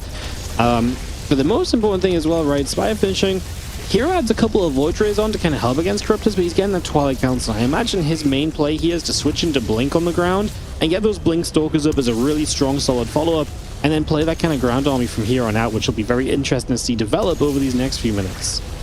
Yeah, so far though, now we have enough Tempest to one-shot the Queens, right? And even though the defense here early on has been really quite good for Reynor, he hasn't really taken any damage until just now, the Queens are falling, and that makes this game so much harder to play. Corruptors are coming. We do need to see a recall at some point in time, as we have a cheeky little Zergling run by here, dealing a little bit of damage. 5 probes is... Okay, 7 probes, 8 probes, not the end of the world. Maybe make it 9? I don't know. But the hatchery itself now is going to fall, it looks like. Hero even targeting some of the drones. He has seen Corruptors. Man, this always scares me for Protoss when they stick around for such a long time. I feel like we need to recall immediately. You know the Corruptors are coming, man. Too greedy, loses 2 Tempests on his way home. Okay, he wanted to eat the Queens and then the hatchery and like 7 Spore Crawlers and a Gas Geyser and then 6 draw and then also kill the Corruptors. We really didn't need to stick around for that long, but anyway, still a very successful attack, of course, for Hero, but at least now Reynor gets to, well, take control of the map for a little bit. Reno played a pretty similar game to this against SOS and GSL, if I'm not mistaken, which is... It was the same kind of deal, and it felt like SOS had a lot of control, but then Reno really wrestled the game back, especially because SOS kind of dove a bit too hard onto the Tempests. I don't think SOS followed up with the ground army, if I'm remembering correctly, so I do like that part of it coming in from Hero, who, again, he did a lot, but, again, would have just been so much nice to keep every single Tempest alive. Yep. I don't know what he was hoping for he was going to get, right? Like, it could only ever be Corruptors. Like, there's no way it's going to be Hydras. You know the Corruptors are on a timer here eventually. I think SOS in the GSL followed it up with Blink Stalkers after forcing out a ton of Corruptor play. So the idea of that, of course, is that the Stalkers can, well, shoot up, whereas the Corruptors can't shoot down. So if you overcommit to Corruptors at this point in time as the Zerg player, you just don't have an answer against those Stalkers. But I actually quite like it here from Reynor. Like, how many Corruptors did he make? Is it just like the 8 and then the +3 that he's got right now? Okay, no, he's got a few more than that, but he didn't really overcommit to it just yet. He does need to be careful, though, because this follow-up here from Hero is going to be all ground. If he assumes this is going to be full Skytles, I mean, again, look at this attack here, Morty. Massive attack through the speed circles as he shows up with a hit squad of Void Rays. Kills the hatch. Reyno saw it coming as well, you know? Like, he actually saw these Void Rays coming, he just kind of ignored them for a second or two, and he loses a base because of it. So base going down. I mean, Void Rays gets sacrificed. Hero is kind of, honestly, Hero to me looks as though he's like, huh. This was still on cooldown. Yeah. Yeah. I feel like this is pretty rough because Hero's just giving up so many units, but if Reyno keeps building Corruptors, like, there's got to be a point here where too many Corruptors are made. Like, it feels like we're kind of there right now, no? Like, he has a lot of them for 3 Tempests. He hasn't seen the Stalkers yet until just now, and this is going to be a bit of a wake-up call. There's already Storm now, too, by the way, for this army. So what do you do with the Corruptors at this point? He's got, like, what, like 50 supply worth of Zerg here in Corruptors? I mean, you can kill the Tempest real quick, but I don't think Hero really cares. Now, this is a fight taking place in the speed circle, as we do have the Corruptors swooping in, targeting down whatever they can hit, but those Storms on the Roaches are massive. Good force fields there as well across the board. Still, though, Reynor has a massive supply lead, right? But it is a little bit deceptive because those Corruptors need to go and use Caustic Spray on something. Where are we going to go? Okay, we're apparently trying to see if we can maybe kill that Nexus, but already Hero anticipating it. This style is always so weird because it feels like you kind of go very far forward on the tech, only to step backwards with the tech, right? Because now it's like a Stalker army after you've been on a Fleet Beacon army. Reyno is going to try and free his Corruptors by attacking to the left-hand side, and he will punish Hero if Hero sticks around there trying to catch the Corruptors for too long, so trying to make something of that, as you do see a few of those Corruptors going down. Charging +2 still very much so on the way in. The Roach Ravager gathering, and those Corruptors still up through the top side, heading through the mineral line, and going to turn and go for the Forge, which is not a bad upgrade to grab. Get rid of that +2 would be huge. Yeah, it's tricky, though, because if you now lose the Corruptors, guess what? We're going to see a Mothership, right? Like, that is usually where Protoss players go from here, and then you don't have an answer for that anymore. So you don't want to park a lot of supply in Corruptors, but then you also can't really, you know, have them sitting around doing nothing, as we do have now a big attack once more for Hero, who is, by the way, like a good chunk of supply behind. He needs to be careful. I don't think he really needs to be out on the map right here, but he is apparently smelling blood, as there is once more a cheeky little Roach counterattack, too, on the natural expansion of the Protoss player. And Stalkers, a couple of Storms, Ravagers getting pushed away, so good damage being done. We are going to be seeing the Corruptors going to find another Nexus to try and jump onto. There's not many of them left. There's only in the bottom side, though, from Hero is putting some work in now. Reyno is still just making pretty much purely Roaches.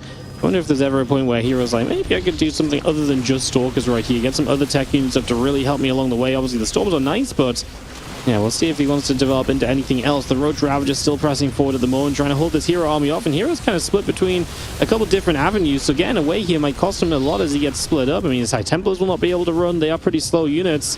I think that Hero is getting cleaned up a little bit too heavily right now. The Stalkers are not getting done what they need to. Yeah. I feel like there's a lot of room for improvement, though, with this execution from Hero. Like, he is in a pretty decent position here, but I feel like there's a lot of little moments that he could have just controlled a little bit better, if I'm being very critical. Going back all the way to the Tempest recall, but then also some of the aggression here with the Stalkers. The attack a little bit too soon with the Void Rays when they didn't have the recall available to be sent back home. A lot of those little things would have completely flipped this game upside down, and Hero is still in a good position. So I like this opener a lot, man. I think this is actually one of the coolest developments for Protoss versus Zerg over the last little while, as we do see now that Healing Shrine coming into effect. Raynor trying to see if he can top off some of those units. Why not take a moment? You got a second or two. We're going to be seeing the Stalkers trying to fight again. New round of High Templars in the back. They will need to find some Storms here to help out at some stages. The Stalkers blinking back. A few more Zealots showing up as well. Storm comes down. A few Lings taking hits. So damage being done across the board currently. Again, the extra Lings and Hydras still coming through. A couple of Pros of Bars coming about. We dodge away from a few bars as well with those High Templar. I mean, the Hero is holding out nicely now, though, right? These Stalkers are doing well, and that's why the Lurker-Den's on the way from Raynor, because he needs something teched up. 42 Stalkers are not the answer to Lurkers. Like, Lurkers murder Stalkers if they blink into them, so Hero right now kind of wants to push and keep on pushing and maybe catch some of the Lurkers as they morph, because soon those Lurkers are going to make Hero's game miserable. I think he started up a Mothership here. I think Mothership is so freaking powerful in this kind of position, but yeah, he doesn't know that Lurkers are likely going to be hitting the battlefield in just a moment. He is also building up a 5th Nexus on the back of his 2, by the way, as now both players are maxed out. Those Corruptors desperately trying to see if they can eventually kill something, and you know what? Hero can't warp in. He's maxed out. This is one of those weird luxury problems. He cannot warp in Stalkers to prevent the caustic spray there, so the Corruptors on attempt number 70 or so, they finally get the job done. He loses a hatchery, though, over at the Golden Mineral line, but I still think that's a decent trade there for the Zerg. There's a few more Roaches at the end. The Corruptors still trying to do their thing, as you mentioned, so just trying to slow Hero down as much as possible. I mean, Hero's going to try and find another base here. Reynor's going to be running low on bases at this point, right? You know, you knock down to the original 4 bases that you had. And the mortal middle of the map, great against the Lurkers, not great if it got caught by Lings, but the Lings didn't notice it, so Hero gets away with that one. As we step down over here, we're actually going to try and fight through. Remember, he's got no oracles, right? So detecting those Lurkers is not as kind of consistent as you might want it to be. Going to have a lot of reliance on observers, and yeah, as soon as Stalkers end up in Lurker range, it ain't pretty. Alright, and once more, the Zerglings are running into bases. This is, of course, Raynor's signature move. It's what he's been doing for years now. Hero is known as a bit of an all-army hotkey enjoyer, so sometimes he will pull a unit away from that position. As we have a second fleet beacon? Why do we... Is this a Protoss moment? I think this is what we call a Protoss moment. Second fleet beacon coming up together with a second Stargate, I guess. Yeah, I think he's just completely forgot the fact that he started this game with the Tempest, right? Like, he's just completely convinced that he's like, okay, I need to start tacking up. He's like, okay, well, I need the fleet beacon for that. It's just not in your kind of usual repertoire, this build, right? So then you just forget what's already been built. It happens quite a lot. Oh my goodness, Stalker's getting murdered by those Lurkers. What? And Hero does nothing about it. Wow. There's a lot of very sloppy moments in this game here. Coming out of Hero, he was in such a phenomenal position, but this game is starting to slip out of his fingers. I feel like he had everything going for himself. I think he may have been thinking about a Mothership. He's like, okay, I need a fleet beacon to begin that. I need to go maybe into that Tempest production, completely forgetting that he had a Tempest at like minute 5. Now the floodgates have been opened, though, as Raynor is tunneling units with the Nidus Worm towards the other side of the map. The majority of the Protoss army is currently caught in the bottom right-hand corner, too. At the very least, he's going to be able to kill up a hatchery over there, and he's expanding in the meantime towards the top right. Raynor is just all over these Protoss bases now. Yeah, he's all over them, and he's going to be knocking down very key tech structures here, and it's an unengageable position, right? You surely cannot fight into these Lurkers. Hero is going to give it a go. Honestly, makes a better bid for it than I thought he would, and he's actually going to get rid of all those Lurkers. They will go down. Wasn't cheap, but hey, if he gets away with building Tempest, and Raynor can't afford to build Corruptors again, like, there's a world where Hero just gets up with a few units that, again, Raynor just cannot deal with, right? But again, even more Lurkers just at the front. That's the problem. Hero's brought the rest of his units back home, by the way, so coming back the other side, and getting ready to maybe leap onto this army in the next few moments to look for another cleanup, which he needs to start protecting some bases. Oh, okay. I was wondering what is going to be in that Nidus Worm. Do we have more lurkers? And the answer is yes. There were like 5 or so. I think Hero could have committed there. I didn't know exactly how many there truly were, so now there is way more of it. Still, though, this is a disjointed fight. Raynor losing a bunch of units on the right, losing a bunch of units on the left. But is there enough for Hero to really clean all of this up? Observer gets sniped. There's only now a Corruptor available, and that one is AFK, it seems. If Hero loses that, he is not going to have any easy way to actually detect those units. He can still hope for a storm, I suppose, but man, this game was looking so incredible for Hero, but so many of these little fights just not going his way. Still, though, Raynor is trying his very best. He's sending as many reinforcements through those tunnels as he can. New lurkers have just finished up. He's trying to see if he can maybe get within a range of those probes that are mining those resources.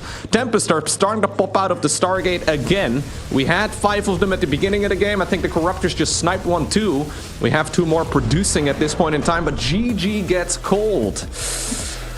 Man, it was a really nice win right here for Raynor, but it felt to me like this was Hero's game to lose. I think Hero made a lot of good moves and put himself in a lot of good positions, only to not really capitalize. And honestly, at every phase, apart from the point where Raynor got set up with all of the lurkers, it felt like Hero was always kind of fighting along. But yeah, those final sieges were really rough. I mean, it wasn't a perfect game, but like Hero did knock down the bases of Raynor multiple times over, right? So he didn't let Raynor have a crazy economy. He just never really had an answer to the lurkers the first time they got into good numbers, right? I think that was the issue. He had a very minimal kind of, immortal count. Yeah, just not quite as clean as it could have been. And especially the way it started, he had so much opportunity. I think he did, like you say, made a few too many mistakes and probably could have capitalized.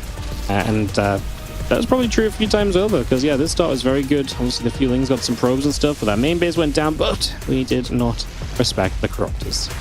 Yeah, and then we have the Void Rays here in the bottom right. I think he tried to recall, but the Nexus here, as Indy the Observer is showing, is, well, not available. Like, the recall cannot be used right now on those Voids, so he ends up killing a hatchery, but loses all the Voids in the process. Normally this would be a pretty significant loss, right? Because, I mean, yeah, you kill a hatchery, that's like 300 minerals. Then we have a fight over here.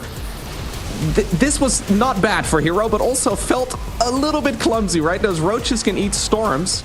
They're generally quite HP, right? They have quite a lot of HP here, so they can actually, well, tank quite a bit of that damage. Man, this is a wild match. And straight in game 2, no holding it back. As we head into Last Fantasy, we are going to see our 3-player map for the first time on stream this weekend, I believe. Yeah. It's fun to see. As in the bottom right side, it is going to be Hero, our Red Protoss. This is by far the craziest map in the current map pool, and because of that we don't see it all too frequently. But of course we're now playing best of 5s, and spawning right here in the top left we have none other than Raynor. Sorry, I almost said Hero twice. No, we have Raynor representing Basilisk, of course. No proxy hatches this time around, Wardy. Nope. You're just figuring out now that Raynor is not in the bottom left, so you lost the coin flip of which direction to scout in. Raynor spawns in the good location for scouting because he sends... It's natural for the Zerg to send their Overlord to whichever natural they would arrive at first. In this case, when you spawn top left, you arrive to the bottom right natural sooner than you would the bottom left. So Raynor will scout immediately, and Hero will not scout immediately. He is still, though, going to pick up on where the opponent is located nice and early, and at least he will pick up here on the fact as well that there's nothing all too fancy going on. Raynor just opening up with a macro game. Now, the reason this map is considered a bit funky is because it is indeed a 3-player map. It's not meant for like a free-for-all, whatever. It is a 1 versus 1 3-player map. Back in the day, we used to have 4-player maps in StarCraft II. Those have lost popularity, especially with the worker count change. So we used to start the game with only 6 workers, but with a 12-worker start, it's really difficult, especially for Protoss, to just, well, stay alive if it is a 4-player map. So 3-player maps, they're slowly being added back into the map pool. A lot of map makers have been trying to create their version of it, and this one is from the most recent map contest, and now finally making it onto the map pool. There's all of these speed circles in the middle of the map too that make it even more complex. So yeah, it's a difficult type of map to play, just because depending on the spawn locations alone, you have to obviously decide where you're going to expand to, and it changes a lot of the dynamics. It'll be interesting to see the approach for Hero in terms of expansions. We'll see what Raynor wants to do in general in this map. Obviously, best of 5, you're more commonly going to see some of these crazier maps kind of coming around and, coming into play. So it's a chance to see a little bit of that now. This was the pick by Reynor, by the way. So when it came down to the 5 maps, Reynor picks this as his first map pick. So he chooses to get this one into the series early. Yeah, and I can imagine he likes it a whole lot better now that he won the first game. Because if you're 1-0 behind on this map, it can become a little bit more tricky. Either way, he's not really preparing anything crazy just yet. I have seen Reynor go for a lot of queen aggression, especially when he does play the early game well. So say, for example, he doesn't take any damage from this now Oracle opener, or if he can snipe a first Adept like this, he might just already be thinking about sending the queens in a little private, well, Overlord, a private jet, straight towards the other side of the map. Yep, get them aggressive and get them into that opportunity to deal some damage. Let's just have queens gathering. The Adept going to step forward and look to see what's going on. And the Ling speed finishing, which means the Adept can't stick around too much. It's already shading backward, though. Will be teamed up with this Oracle, or will walk past the Oracle. Oracle will take the lead now on the other side. Yep. And this, of course, has been spotted, so the queens can get in position. There's already a Spore Crawler over here. Excellent deflection by Reynor, who's making drones on the back of this. Killing that first Adept is big, by the way, because it means he doesn't really have to make additional Zerglings here. He's got enough to push away another Adept that could come across the map, and he might even be able to force this Oracle here to use its Pulsar Beam defensively. This is all because that first Adept died for practically free, and Reynor can now, well, just make drones, right? So not only is he not taking damage, again, microing here against that aggressive Oracle very nicely, he's also droning super hard on the back of it, only adding on like 4 Zerglings here in total. He is cruising right now. Yeah, he's looking good, just kind of setting up as hero. A bunch of extra gateways as that Twilight Council comes in, so that suggests that we might see quite a bit of aggression coming through, quite a bit of unit production coming about. Queen's going to be there. Oracle taking some damage, I suppose. Yeah, very nice momentum here, right, for Reynor. Not really skipping a beat. I think he's lost like a Zergling or 2, but that's about it. Now, Hero doesn't... Oh, well, it's 1. There you go. Hero, that is, did go for a nice and early third Nexus. He is going to go for Blink on the back of this. The early game, though, is massive, as we have +1 melee coming up, which is usually a good answer against Blink Stalkers. Yeah, very good against Stalkers. Obviously, the Oracles help those Stalkers against the Lings in this scenario, typically. Reynor just expanding around the left side of the map. That's correct, because you're expanding away from the Protoss play, you're making it difficult for him to get on top of that base, and that's really what you want this to be about, right? So, expanding over there, and just heading into Roach Roar on the lair, just setting up for the future, but yes, absolutely setting up in a way that should help them a lot against the Blink Stalkers, and that's exactly what Hero's going for. It's only Blink, it's extra gateways, there's no Forge, there's not a lot of kind of future-proofing in this game for Hero. This feels like he's going to set up, and he's going to go, go, go, and never stop, so we'll see if that's something that Reynor's predicting, or if he's going to get caught a bit off guard here. He will not have +1 melee done for another minute or so, so Hero is going to have a nice little advantage in that regard for now. With +1 melee kicking in, though, those Zerglings are going to hit significantly harder. Every single one of those units will benefit from it, as we have a proxy gate even coming up. On the back of this, Stalkers already get surrounded, though. Oracles are trying to see if they can shut this down, but, I mean, this is not looking good here. Way too many units here from Reynor as he dives on through, and those Lings are going to get on top of all of these warped in Stalkers as well, so that is going to be a bit of a disaster. I mean, Hero will protect this. A few of the Lings do go down, and Reynor actually has to take a step back. Wow, somehow Hero kind of salvages this. This looked completely disastrous, and he's actually going to live through his Stalkers to push forward with. We're getting so close to that melee upgrade. That will be a major point of aid here for Reynor. So he's going to get that melee upgrade. We'll see if he can use that to turn this game around, as these Stalkers are finding openings. They're going to find an Overlord, and that's the sort of thing you've got to be super careful of right now. The last thing you want to be facing is supply blocks. Absolutely. Reynor is 100% respecting this. He even canceled the Overlord speed upgrade, if I'm not mistaken, which he was researching earlier. Just making Roaches, Ravagers, and Zerglings for now, though, and, well, with +1 melee, it does get easier as we have the entirety of the front door wide open. Hero, well, like I said, fond of using the all-army hotkey. Roach Warren will get sniped. This is going to force just mass Zergling production, but I think that's okay. Did he just build a Nexus?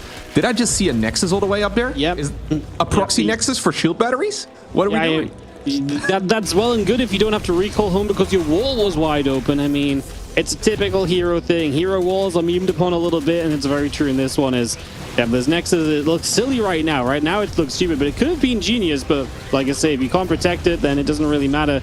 Ling's there, one of the pylons on that gateway, and this is just going to be too much right now on the side of Reno, I think. He is looking pretty darn good as Hero is floundering. The Nexus was, I mean, it's a cool idea if you're really far ahead, maybe, but I don't think you're going to really be able to achieve too much. He didn't cancel it either, so that's 400 minerals down the drain. This is going from bad to worse right now for the Korean Protoss. If he keeps his units there, the Nexus also creates a choke point for him to fight in as well against the Lings, so I actually, like, it seems crazy. I actually didn't even hate the Nexus that much. It was just, the moment he has to recall home, then just instantly cancel it, right? Oh, he does warp in a unit. Yeah, we just about get the Lings there this time around to deal with, sorry, the Stalker there to deal with the Lings this time around.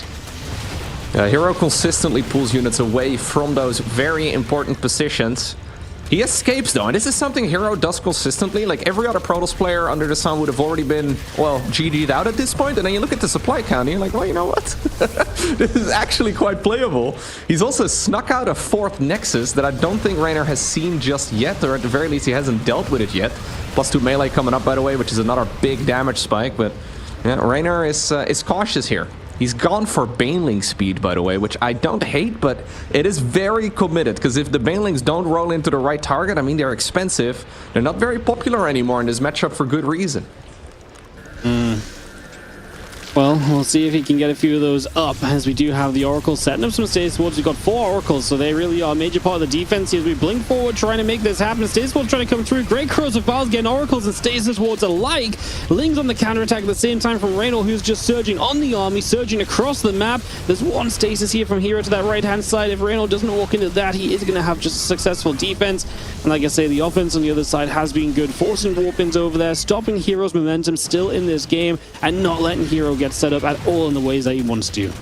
Yeah, he's been trying to shut down these pylons and these gateways here on the other side of the map for a while already. Raynor doesn't really care about it that much anymore, though. Shutting down the probes there is good. Still, Hero has an economy that he can play with. He's got decent upgrades, he's got decent units. What about those Banes, though?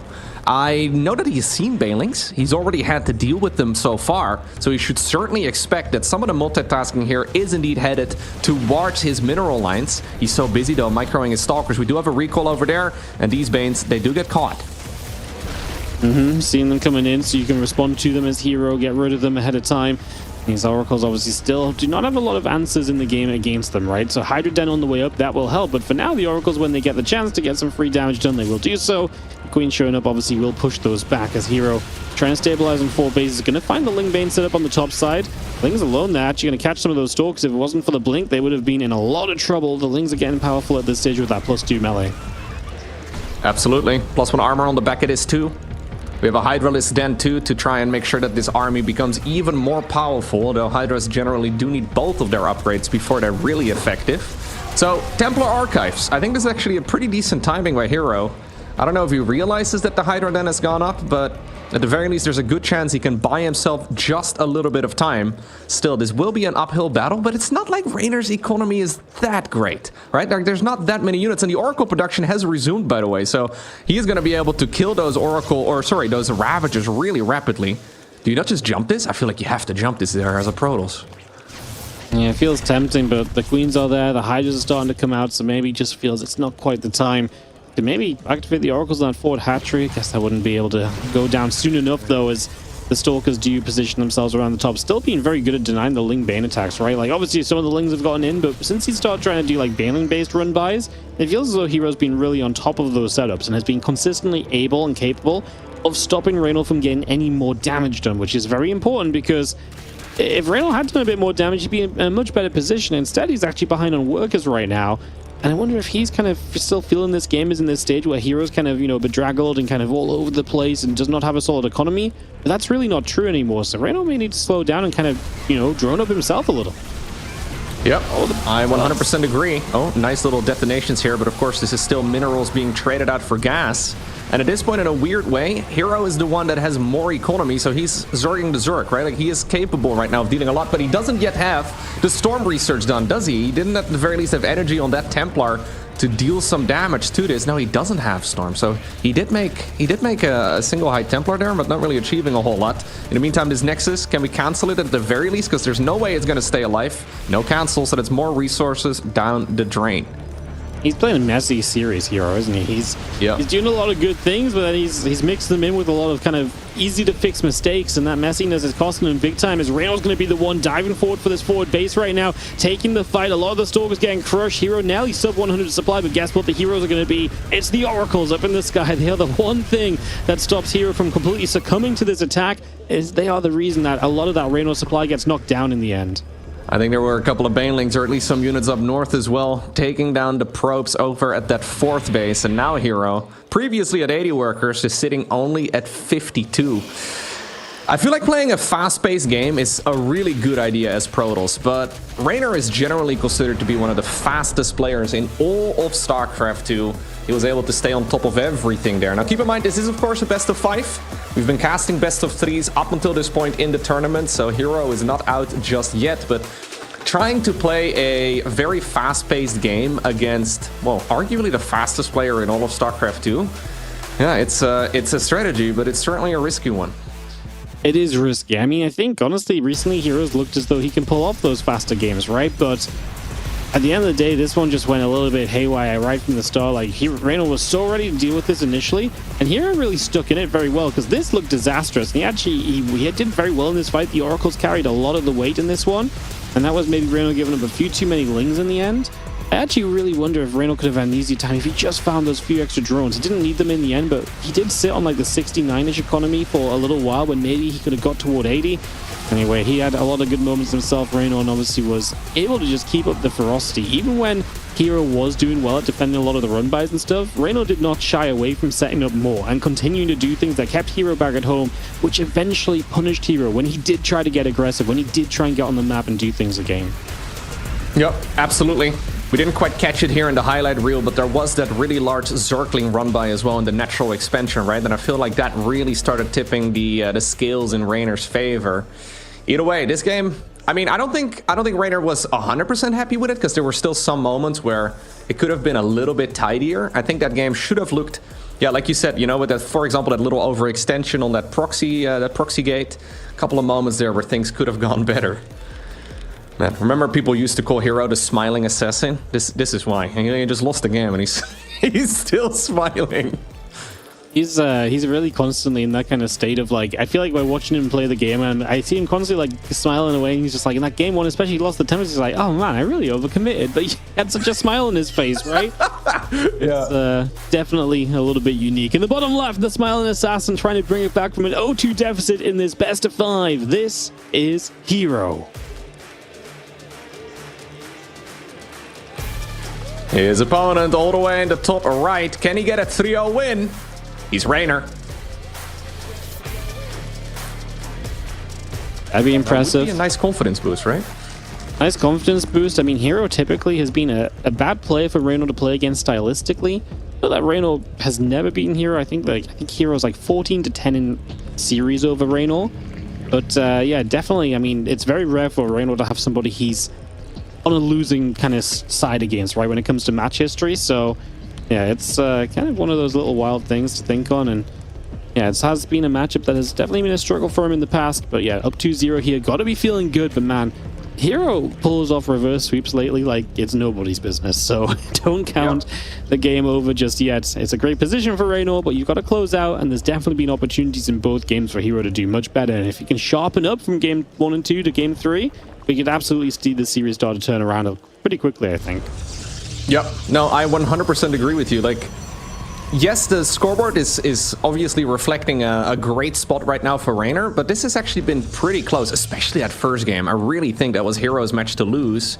Just a little bit sloppy in the execution, and, well, that was a bit of a theme too in the second game, right? I mean, maybe to a lesser extent, but still some mistakes that you really aren't quote-unquote supposed to make at this level. With, for example, the Zergling run-bys just relentlessly hitting him in the face, no cancel on, well, 2 Nexi. Little mistakes like that really add up over time, and if Hero can tighten that up a bit, I think the results can look very different. Fun to see what kind of build he brings, because obviously it's not been a normal set of games so far, right? He's played the Tempest in game number 1. Game 2 was a very committed Stalker attack. This wasn't just like Stalkers +1, pressure a bit and get set up into the longer game. Not in the slightest. So we've seen a couple of very different aggressive-based games from him. We'll see what he wants to do for this game 3. We'll see what Reno does. You know, a little bit of leeway now for him to experiment. Maybe he has some aggression on his mind. You know, obviously earlier we saw him thinking about proxy hatching mana, and that game got a little bit crazy. The proxy hatching in this game, but that tendency to kind of mix things up is one of the things that keeps Reno very scary too. He's not a Zerg that always plays reactively. He will make you react to him, and that keeps the Protoss player very much so on edge and kind of, you know, again, having to pay a lot of attention in the series. Absolutely. Now, remember Rainer in the first game, he ended up getting, or sorry, in the second game, he ended up getting a surround on the very first Adept.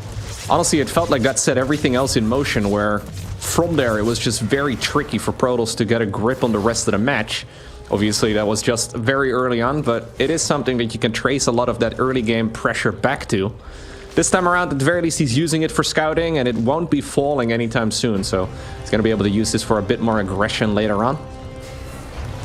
This was, by the way, the map that Rainer did go for the proxy hatch, right, against Mana. He did decide to go for a proxy hatchery on ley lines. Not doing it this time around, sadly. I would have liked to see it. Me too, man. Me too. It would have been fun to see the kind of the plan overall, you know, how aggressive he really wanted to be with it, how much he was going to commit. Obviously, that game got crazy because of the cannon rush at the same time. I think against Hero, he's just... the thing is, Hero is, you know, one of the kings of crazy, though, right? And so do you really want to play the crazy against Hero? Probably not if you can avoid it, and choosing the proxy hatch kind of encourages that.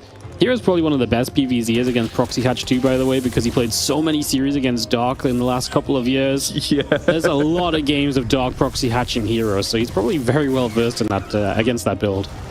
Yeah, and when you say a lot, I would guess it's probably like more than 100. It's like a lot. It's not just like, you know, an exaggerate. It's a lot of games. They've played series against one another where it was just proxy after proxy. Now, the two Adepts here, they do end up getting surrounded. It does mean that the third Nexus is going to be a little bit tricky to defend if the Zerglings decide to go across. Oracle takes a lot of hull damage. Survives for now, though, with 16. But that third Nexus, by the way, for Hero, it's late. What exactly did he go for here that caused all of it? Like, this Nexus is supposed to be further along already. Yeah, it's really just starting up, right? So definitely not very far. Definitely being held back a little bit as these Zerglings try to pressure. And the Oracle around the top is kind of hurting as well. So it's been, again, a good defense from Reno. This is what gives players like Reno a chance to actually play against Hero as the Oracle goes down. I was going to say is that Hero is usually one of the very best at just getting damage done early. So a lot of Zergs, when they play against Hero, barely get to play the game because they're just playing from such a deficit from the Oracle damage. Reno is just completely on top of the Oracle. So, you know, he is not letting them get anything done. They're constantly going to low HP quickly. And Hero is getting flustered. He's making mistakes that are not typical. So, yeah, mistakes are being made and they are costing big time. Yep, this is one of the hardest starts, I think. Probably the worst start for him in this series so far, and we've seen the results of the previous games. It is going to be Blink together with the +1 in the meantime, and he will, of course, get that Nexus up and running here eventually, but Rainer is maybe wondering why in the world that Nexus was a little late, because he did see the timing of it. He did scout it with the Zerglings on the back of it, and we have a nice little Templar archives on the back of this, so maybe a follow-up into High Templar with Storm would be nice. Rainer, though, already preparing for a very normal match once more. He's decided to go into +1 melee, but now he goes Pneumatized Carapace. I wonder if he is getting ready to try and see if he can maybe punish this Protoss player for the early game, because, like I said, this is something he's been doing a lot. If Protoss doesn't play a clean early game, then Queen drops become very scary, and I wouldn't be surprised at all if we're going to be sending the Queens across the map here in just a moment.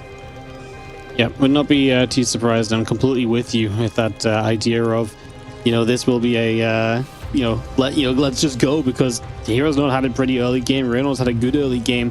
Full power, full steam ahead. Storm on the way from Hero, which can be very nice, but if he doesn't have many storms straight away, that could be a problem too.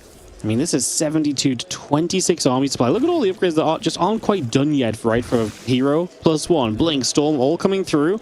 So yeah, Hero might be in a bit of trouble here. He will have some of those upgrades finishing, but it's not going to be easy. Yeah, if you finish the Storm, this is going to be very holdable, but we have a double Zergling drop heading towards the main base, and then a Queen Roach Ravager Zergling push towards the third Nexus. And really only one of those two attacks has to be successful. How many High Templar are there? It's probably like 2 or 3 at most. There's not that many. Yeah, it's 3 of them in total, so there's probably going to be energy for 3 or 4 Storms. It's not going to be an easy hold. Maybe we're actually just going to ferry those Zerglings into the third base too. First High Templar just went down, by the way. So first High Templar down, second High Templar down as well. So the 2 High Templar are dead before Storm even finishes. Obviously, a lot of the Stalkers are out of position here. We do get a Storm coming in from the natural, as we see a lot of probes already taking mega damage. I mean, this is just the Lings, though. The Ravagers are here, the Queens are here. They are going to absolutely pack quite a punch, and now some Lings going to get dropped off in the natural too, so we are going to see even more damage being done across the board. One more Storm, the Queen's going down, the Oracles, they'll be left alive right now, trying to get some Corrosive Biles out as we chase forward. Those Stalkers in some trouble, man. So many probes going down. I think Reyno's just going to grab a straight up 3-0 and move straight into the playoffs. What a statement from Reyno, coming in against the GSL champion and saying, "Nuh-uh, not today. I want to take place on the road to EWC."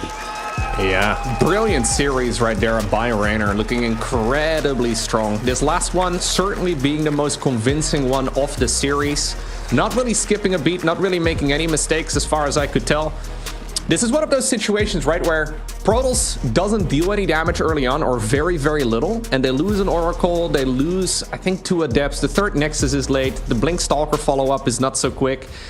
And all of that just results in a near impossible defense against a very crisply executed early game from the Zerg. So here's that Queen drop. We see these Overlords being split up. There was even another OV2, a drop alert on the far left side of your screen right now on the minimap, where that one was heading on over. And this Storm was damaging a ton of the probes too, right? Like, it's a lot of little things that add up over time. Raynor being very aggressive, utilizing multitasking expertly, and he gets the job done. He gets the job done very nicely so as well. And yeah, like I say, 3-0 in a variety of games. I really got to say, this did not look like 100% Hero, you know? I think that's a very fair statement. Like, we've seen Hero play better than this recently, so be interesting to see how he rebounds in the lower bracket. We'll see if these two get to meet again, maybe later in the tournament in the playoffs or so. I guess that probably can't happen until the finals, but there's no reason Reyno playing like this couldn't make the finals. And Hero, if he steps back up, we know he can absolutely make it to a finals, right? So absolutely some possibilities further down the line as Reyno making his way into the playoffs, our first player in the playoffs. And Loco, we're going to be putting another player in the playoffs very soon, because our next matchup is going to be Showtime versus Maru, which is going to be a TVP in the upper bracket final of Group A. So that's going to be one more player joining in the top 8. That is another really nice match. So that will be the next game coming up on this live stream here. Here's the bracket and here's the road. They took their Showtime, taking down Cure 2-0. I mean, Cure just made it to the GSL Codex Grand Finals, where he took down the Protoss player, or actually he lost to the Protoss player we just now saw in that previous series. Either way, that is a really nice win for Showtime, and maybe not one that necessarily everybody expected. I do think Maru is going to be an uphill battle, but honestly, I wonder if Cure's TVP is better than Maru's at this point. Wardy, what do you think? I still think Maru is a little bit of a dark horse, but he did play well against Creator. I've been watching a couple of these matches here and there. He played well against Creator, but Showtime played absolutely on point against Cure. Like, he absolutely stomped out any attempt of Cure being aggressive. It'll be very interesting to see what happens there, especially because Maru has been kind of approaching the matchup with a fairly aggressive kind of, hint to his play as well. This is what the lower bracket looks like here as well. Honmono taking on Shin, so he beat out Lunacy, 2 players we saw on the stream yesterday. So yeah, Honmono versus Shin, the winner of that plays Cure, and then Skillus and Hearthstone in a PvP section, as obviously we've got the winner of that taking on Creator. Over to Group B, we'll see what's been happening here, as we just saw Reyno 3-0 in Hero, getting to the round of 8, which means that all that's left to be determined in Group B is going to be the lower bracket. Yeah, and here we have Foxer taking on Zaun to face off against Mana, and then over there at the bottom we have Rogue facing off against Geralt, and the winner of that will be going up against Hero Marine. Okay, and we're gonna have a look at Group C as well, the upper section of that particular bracket, where we saw Clem taking down Astrea 2-1 earlier. Classic versus Beyond still needs to be played, and that will determine who Clem will be facing off against in that particular match. And then in the lower bracket of Group C, we have Percival going up against Bunny and Lambo going up against SOS. Yeah, no real surprises there so far. in the lower bracket. We'll see how those matches continue to play out. In Group D, Cyril took out Trigger and Solar 2-1 over Gumiho. That was not a guarantee. Gumiho's been playing great TVZ lately, so that's a ZVZ decider match in the Group D. The winner of that advancing to the top 8. Setting up a lower bracket, which looks a little bit like this. Epic versus Spirit. Winner plays Gumiho in a string of TVTs. And then on the lower side, Riyadh taking on Laser and Trigger, waiting for the winner of those two. Going to be a fun brawl in the lower bracket, I imagine, in that Group D. We've got a lot of great players, a lot of very competitive players against one another here in the road to EWC. DreamHack Dallas, as things are really heating up with some players making those playoffs and others obviously starting to get knocked down and out. Yeah, it's nice to see a little bit of variety as well, right? Some Terrans, some Protoss, some Zerg players as well. Either way, we'll be right back with a banger of a matchup. Don't go anywhere.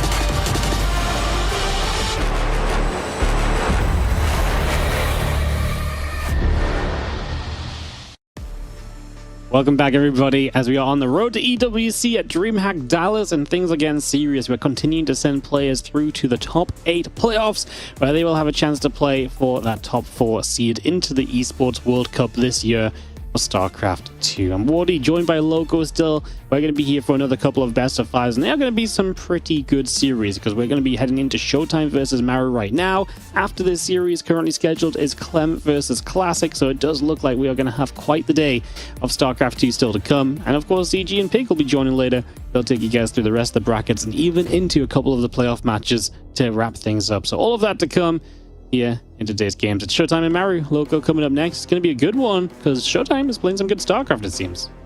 Yeah, absolutely. I mean, this is one of those matchups where I feel like if you would have asked people like 2 years ago, they would have said Maru 100%, right? It's a best of 5. It's very difficult to take down Maru in general, but Maru has not been at the absolute top of his game. Showtime seems to be on the up and up once more, which is always nice to see. So yeah, this should be a really fun game. We are now, of course, at the best of 5 stage of the tournament, so no more best of 3s. We're doing a best of 5 over here at the very least on the mainstream. So yeah, it's going to be a fun one. What do you think, Wardy? I think it's a very interesting matchup, because I still don't know where to place Maru. We expect him to be freaking good because it's Maru, but you know what I mean, right? Like, I need to see him play to be truly convinced. He didn't have the greatest showings in GSL, but then he's had some matches where he's looked pretty good, so I just need to see a little bit more. Showtime is clearly playing great. Let's get into it, as we have in the bottom right-hand side of Maganatha, our Red Protoss player for this opening game. It is Showtime. And his opponent all the way in the top left, representing Vitality, we have Maru. Maru taking a little bit of a break, dealing with some shoulder issues apparently, and well, obviously there weren't that many tournaments announced yet at the beginning of the year, so he took a little bit of time off, gave himself some time to recover. He seems to be doing better now. But I'm 100% with you. At the start of the year, we did see him participate in a few events here and there. And honestly, he just didn't really look like Maru, right? Like, we've always seen Maru as like the very best player coming out of Korea, just incredibly dominant and basically winning every single match until he's playing against the top dogs. And he was clearly struggling at the start of the year, still playing pretty decent, but just not quite at that level as we've come to expect. Now, it's very clear looking at the GSL games and some of the other tournaments he's been playing in that he has been putting in the work again as of late, that he has been practicing and he's playing very good. But I'm with you, he is a little bit of a wild card, still not quite at that he's gonna just dominate and destroy everybody level, right, that he used to be playing at. Yeah, no, it's such an interesting series because of exactly as you say, just kind of this kind of level that we're at and kind of knowing what sort of level we come into this series at on both sides. Showtime surprised me honestly so far this event, because I think he's come in very prepared, and that's delivering him a long way. But Showtime to me has not been the most impressive player in the kind of the online kind of era we've had for the last few months. He's had some good series, but he's struggled to get wins, and he's definitely struggled against the Korean Terrans. But then he 2-0s Kua, who's just been, you know, 3 to 4 a map away from winning a GSL final, and so it makes me feel like his preparation is looking good. However, does he know what Maru's going to play, and can he bring that kind of preparation in? Because that's the one benefit Maru has. He's played very few games compared to a lot of other people, so it's hard to prepare for someone when they've not played a lot of StarCraft. Absolutely. So far in this tournament, we have been seeing a lot of early game aggression from Terrans in particular. We've seen some one-base all-ins, but also a lot of two-base play, where Terrans just pull all of the workers and they go straight across the map.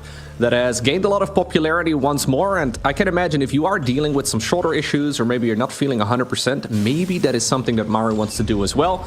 He's always been very good in the long, drawn-out macro games, of course, in this matchup, but also against Zergs, also against Terrans, and he does still play that style as well, but I wonder if that means that he wants to go for something maybe a little bit more aggressive this time around. I guess we'll find out here in just a moment. For now, though, it's a very quick sentry opener here for Showtime, using that energy recharge on the Nexus to get that hallucinated Phoenix across the map. And he will scout everything. And what does he see? Well, everything's normal, right? Nothing all too weird here. On the side of the Terran player, it is a fast expo. It is a quick 1-1-1. Nothing out of the ordinary. Yeah, it's very Showtime, this build, right? Because this is the kind of build where you head into something which gives you a lot of information. He can play around what his opponent is doing. That is Showtime in a nutshell. What is not Showtime in a nutshell is the charge upgrade. That has me very interested as to what his plan is going to be. Is he going to be super aggressive with this? Is he going to try and waltz across the map and take a fight when Mario's not ready?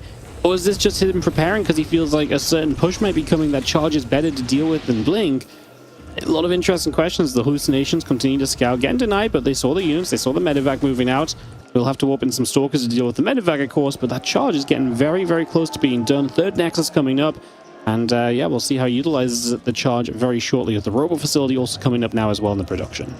Yeah, Showtime has always been known as a rock-solid macro player, somebody who likes to defend, and then eventually overwhelm. He's already waiting right now, though, with a group of stalkers to try and see if he can intercept this medevac drop, and he will indeed be there at least reasonably well in position. Maru trying to see if he can potentially blow up the entire mineral line, as we do have some nice last-second splits there by the Protoss player from Germany, keeping this alive. And yeah, him going into charge is definitely a little out of the ordinary. We've already seen him go for a proxy Stargate yesterday as well against Skillis. Maybe not really the playstyle we, come to expect from somebody like Showtime, but he's mixing it up a bit, and so far he's looking really strong in the tournament, so good defense here for the time being. Banshee, the units moving out, so Marine Tank Banshee coming over. This is where charge should excel, right? This is where charge should be a really good upgrade to have, because against these tank pushes you can just have so many zealots to kind of swarm, but he's not built many zealots yet, so he doesn't have the numbers to maybe make the charge really look all that great. But I imagine from here on out it's going to be zealots and only zealots. But this army from Maru is already arriving, so I'm not sure if Showtime's going to have the time to get all the zealots up that would truly justify this charge upgrade. These units are going to waltz up the ramp onto the third, and here we go. First couple of zealots start to charge on forward. Sentry pops the Guardian Shield with barely anything even in the Guardian Shield. The Banshee gets away. The Siege Tank putting in work, and Showtime is just taking an absolute beating at the start of this game. Yeah, this is actually a rather sloppy fight there for Showtime. A little unexpected, if I'm being honest with you. Like, now he's likely to lose the Nexus as well. Desperately trying to warp in some units. He's going into Immortal, went for a Robo Bay. Now the Widowmine drop inside of the main base too. I mean, Maru's making this look easy so far. For some reason, Showtime just didn't have a lot of units there. I'm not exactly sure as to why his troops were so low. Just having 2 zealots when you rush out charge is a very, very small amount, and apparently he's not going to settle for just the 3rd base kill. He didn't bring any of the workers across the map like we have been seeing over the last, well, tournament series that we have checked out so far. He's just attacking with a very normal 2-base play. Nothing really out of the ordinary, and he's destroying. Yeah, he's absolutely destroying. Showtime just, again, he built a lot of stalkers for having built charge, and this all went very wrong very quickly. This really has just backfired on him, and Maru takes a very convincing opening game, plain and simple, push across the map, and like you say, didn't even need the boys to be pulled, right? Just plain and easy, and Maru is up 1. It's a large map, of course. It's difficult to scout everything, but it's very clear that Showtime did not know that such a large Terran army was waiting right outside of his 3rd. This defense all looked very solid though, right? Like, he was just entirely caught off guard by this attack here from Maru, not realizing what's happening. You're absolutely right that that's, well, Sentry also didn't really contribute too much. It kind of walked up north and then did very little, but I don't think it really mattered much. There just weren't enough, like, there wasn't enough stuff, right? And ultimately you do need units if you want to push this sort of army away. Technically charge slots here are excellent, but yeah, you just didn't have any, other than, like, I think 2. He just didn't have enough units, just full stop, is what it came down to. So, you know, he tried to get into Robo Bay just before this, and that's obviously an investment that didn't go anywhere. It just didn't get the number of units. Like, the thing is, it's okay being behind a bit on supply when you're playing with the Stalkers, right? Because the Stalkers have some micro potential and so on, but the Zealots don't. Zealots need to be in numbers, and they just were not in numbers at all, because he warped in so many Stalkers dealing with the Widowmine drop and everything else. And yeah, just completely backfired. Was not the game he was looking for. Let's see if we can turn it around here in a game 2. In the top left corner, our red Protoss player is Showtime. And his opponent, down in the bottom right corner of Pylon, making it look easy in game number 1, we have Maru.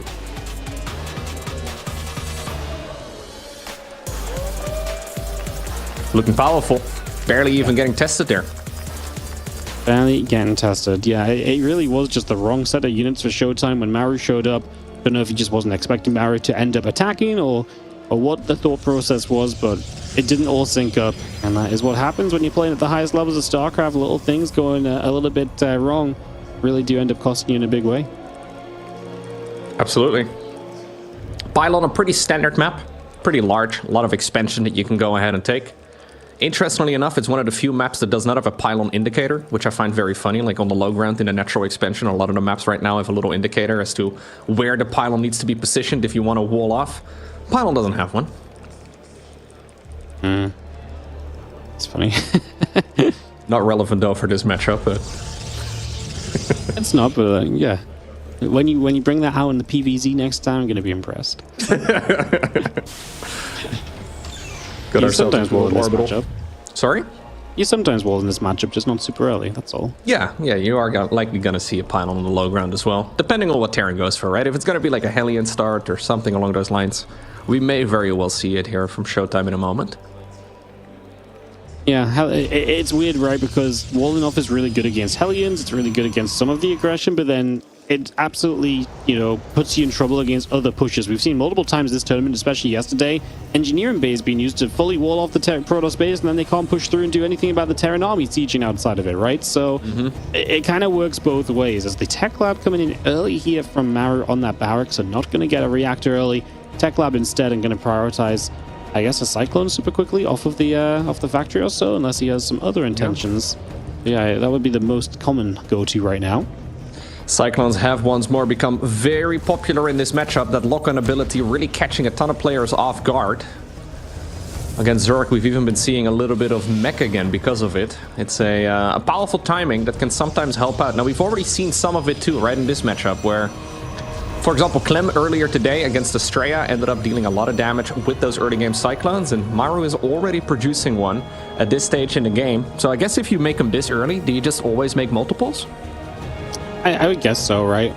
I mean, you don't have anything else in the game, right? Like, it's going to be a Cyclone and a Reaper, and so if you don't build another Cyclone, you really have no units. It's not like you have the Reactor first, so you have Marine supporting a single Cyclone. He's actually going to go Widow Mine, so Widow Mine can be okay because it can be used defensively to some extent as well. So, yeah, it just seems like one Cyclone, and yeah, just getting that out super quickly, and then straight into the Medevac and Widow Mine after. Just a little kind of diversion from the norm. Yeah, Showtime once more going into charge. Even though that previous game didn't work out at all, we basically end up with a very similar setup once again. Now, I think something did go wrong though for Showtime in that previous match, because he just didn't see the army at all, so he didn't warp in enough units. That was a little bit clumsy. Maganatha is a very large map. Pylon is not particularly small either, but if he can see the Terran attack coming in, at the very least he can get some additional units into the fight, and that would already change a lot, as he is now scouting out everything that's going on though. So he knows at the very least that, I don't know if he's seen the Medevac move out, but he knows that there's likely going to be a Medevac out onto the map at this point in the game, because, well, he saw a starport, he saw it a little while ago, hasn't seen any units next to it. We're 1-on-1-1. I guess it's 3, right? You just prepare for whatever the opponent is likely going to be sending across the map, and he's already got some Stalkers ready to intercept this. Still though, the Medevac has gone all the way to the left side of the map. Oh, he's respecting this Terran so much that he expected it to show up like 10 seconds earlier. Yeah, he was ready for it, and now he's not as ready for it, so the Widow Mines will get to burrow. Of course, you can still pull the probes and let them kind of do their thing. Obviously, just let one try and bait a Widow Mine shot. Nice retargeting, really nice. Oh. Ideally, you do get a Stalker, right? Like, a Stalker is more than you should get with a Widow Mine, so really good to try and get it. And I love that we keep one Widow Mine alive. It just means you can keep on being annoying. It means the pros has to respect that potential of the Widow Mine drop coming back in. It just keeps you active at home, and that's something the pros would rather not be. He'd rather have Stalkers on the map. Well, he doesn't have Blinks, so I guess he doesn't as much of a rush to have them on the map, but it's nice to not have them stuck in the main base at least. Absolutely. Still being a nuisance though, and so much lost mining time here, right, on the side of Showtime, so he's actually just losing resources that he could have been mining. It is a Colossus follow-up. We don't have a third Nexus yet, and yeah, there's that massive valley, that peak in favor of Maru. For the times there that the workers were pulled. We have also a cheeky little Raven now in the main base. We see this all the time in this matchup when Protoss players don't open up Stargate very frequently anymore. This is the type of stuff that can actually be super annoying, because you just kind of park the Raven on the left side of the map in that bit of dead space, and you occasionally bring it in. Could also bring it back home, of course, but we see it quite frequently that Ravens just go into the base, drop a bunch of auto turrets, go back into the dead space, rinse and repeat, and it's not uncommon for those units to just accumulate a ton of kills throughout the game. No, that's really not, but he's going to bring this back to the army, so this is something we've seen a little bit more of recently, where you actually bring the Raven back home, and then you have it with the army to get a lot done with it. it's kind of wild because, yeah, it frees up the potential of dealing damage, but a Raven is always a good unit. There's so much utility, whether you drop auto turrets, anti-armor missile is amazing. He doesn't upgrade the interference matrix in this case, but those are still two options you can use to really kind of give you choices across a multitude of different fights. So Raven gathering, and we'll see what Maru wants to do. It's, again, a couple of Vikings already on the way as well, so prepping to deal with that first Colossus. As the bio upgrades all finish up, and it looks like he's just going to build a third on location with that SCV moving over. Yeah, Showtime is not playing a particularly quick expo here himself, though, so we are now seeing the third Nexus finish, and he is going to be able to continue mining there. But this is one of those builds where I feel like Terran doesn't really have to be too aggressive, and Maru is reading this quite nicely. He can, of course, well, rally these units across the map, and now with combat shields and Stimpack and +1 all being nearly finished, we're going to see a third command center on the back of this, but he doesn't really need to deal a ton of damage here. Protoss has been sitting on 2 bases for a long time. He needs to be careful. This is the type of unit composition for Protoss you do need to respect. Unless the siege tanks, Wardy, can get the first volley off. Yep, getting those Colossus would be absolutely huge, and that's exactly what the tanks want to do. They want to right-click the Colossus the moment they come into range to try and knock those down. If you can knock those Colossus down, the rest of this army really does weaken up a little bit. Showtime's been very safe so far, as you've mentioned, right? It was a late third Nexus. It was not greedy from him in the slightest. It's been full priority on getting set up. Let's see how well it goes for him. A couple of auto turrets going to try and absorb some damage in the front as the first Colossus goes down. The Vikings chasing for number 2, and the Stalker's taking a beating, which means that they are not able to protect from the Vikings as easily. Now, Zealots go across the other side, and they will get a lot of SCVs. The SCVs are a main part of the defense, which is never ideal. And those Zealots are taking a long time to go down. Some 14 workers dropping. Maru definitely feels the need to do some more damage now because Showtime just succeeded across the other side.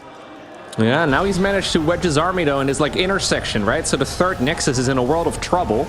Probes have run away towards the top right, so Showtime did preserve the majority of those. He wants to try and see if he can also preserve that Nexus, though, as he's now forcing those units to turn back around. Colossi are falling. The Vikings are working away at the last one. It looks like it will stay alive for the time being. It's mostly just Marauders left over, though, and those tanks, I mean, they are just in a brutal position. Yeah, it's just too good of a position. For all the good the counterattack was, he got pushed back into a choke point. He lost that one Colossus early, and he just does not maintain the numbers here. His robo facility is going to pop out the new Colossus, and Showtime will be able to try and pull it back, but it goes down, and I just don't think Showtime is going to live through this at all, as Maru is continuing to just kill Showtime in this series early, and without even having to pull them boys. No. All the other Terran players in this tournament feel the need to pull the boys and bring the SCVs across the map to soak the damage, but Maru is showing us that is entirely optional. Honestly, a bit of a unfortunate set of games so far for Showtime. I feel like this exact type of game is what Showtime is usually very good at defending, right? Because this is the type of style that he is effectively inviting from Terran players. He's like, yeah, I'll just defend whatever you bring. That little Zealot counterattack did do quite a bit of work, but he just had no grip on that main army of the Terran at all, and, well, because of it, he ended up losing a pretty quick game number 2 too. Like, this was a passive game all around. Not a whole lot of aggression in general until Terran finally went across the map, and he just, well, shoved the entirety of the Protoss army away. And a game where Showtime played it safer. You know, the latest base, he did not take the greed, and Maru still finds a way just to waltz across and be like, okay, cool, this is my moment. And just so powerful, such a good position, no answer to those siege tanks at all. Really just getting hemmed in your base was the real problem here from Showtime. I wonder if maybe like a Prism to kind of free him up and maybe flanking with some Zealots could have maybe made this look a little bit different, kind of going into that final fight or so, but yeah, it was just extremely tough. And Maru, well, you know what, I've consistently said I need Maru to show me how good he is right now. He's clearly pretty darn good right now because he's dispatching the people no problem. He dispatched a Creator in a pretty similar way where he kind of won those games pretty quickly. He's doing the same against the Showtime. He just took out Kua, so yeah, I am being sold in the fact that Maru is very much so in shape and looking better than we've seen him in a little while. Yeah, absolutely. Not really making any mistakes here, right? Like, that's ultimately the key. Those Widowmine drops haven't been particularly successful, I guess, so it's not like he's just winning based off of the fact that he's done a lot of damage prior to those attacks. He slows down the economy a little bit, and then he, well, waltzes across the map. And it's one of those major skill checks, right? It's not even necessarily an attack that is really meant to be finishing the game there, but I mean, if you get the opportunity, you may as well grab it. He had a third base on the back of it too, so. Anyways, now we find ourselves on ley lines. This is already match point for our Terran, but we're looking inside of the main base of the Protoss, who goes by the name of Showtime. In the top right-hand side, representing Vitality, of course, we have Maru, who is up a convincing 2-0 so far. Absolutely. Maru once more looking like his old self, right? Sometimes programmers, they need to take a little bit of a break to only come back stronger. And yeah, maybe he didn't take a break, right? I guess he played a little bit less, but maybe he didn't take that much of a break. He just chose not to participate in tournaments. And we do see this from time to time when some of the top level players, they just don't play in a whole lot. We have pro gamers like, for example, Hero, like, for example, Clem, like Björn, that play in practically everything. And then we have guys like Maru, guys like Cyril, that we rarely see, but they're still very good. Yeah, we did see Maru a couple of times, right? And when he did show up, he really did look a bit weak. You know, I think there was a pig fest, right, where he just didn't look great at all, got absolutely stomped. And, you know, most recent GSL kind of had a day where he looked good and a day where he didn't look as good. In the qualifiers of that one, he looked a bit shakier than usual. Yeah, he's looking like Maru right now, and that's what really counts when you have these bigger events, these big qualifiers. Again, top 4 make it to EWC, and we absolutely expect Maru to be there looking to become a world champion. Yep. At this point in time, there's only 2 players qualified for the EWC, so there's only Hero, there's only Clem.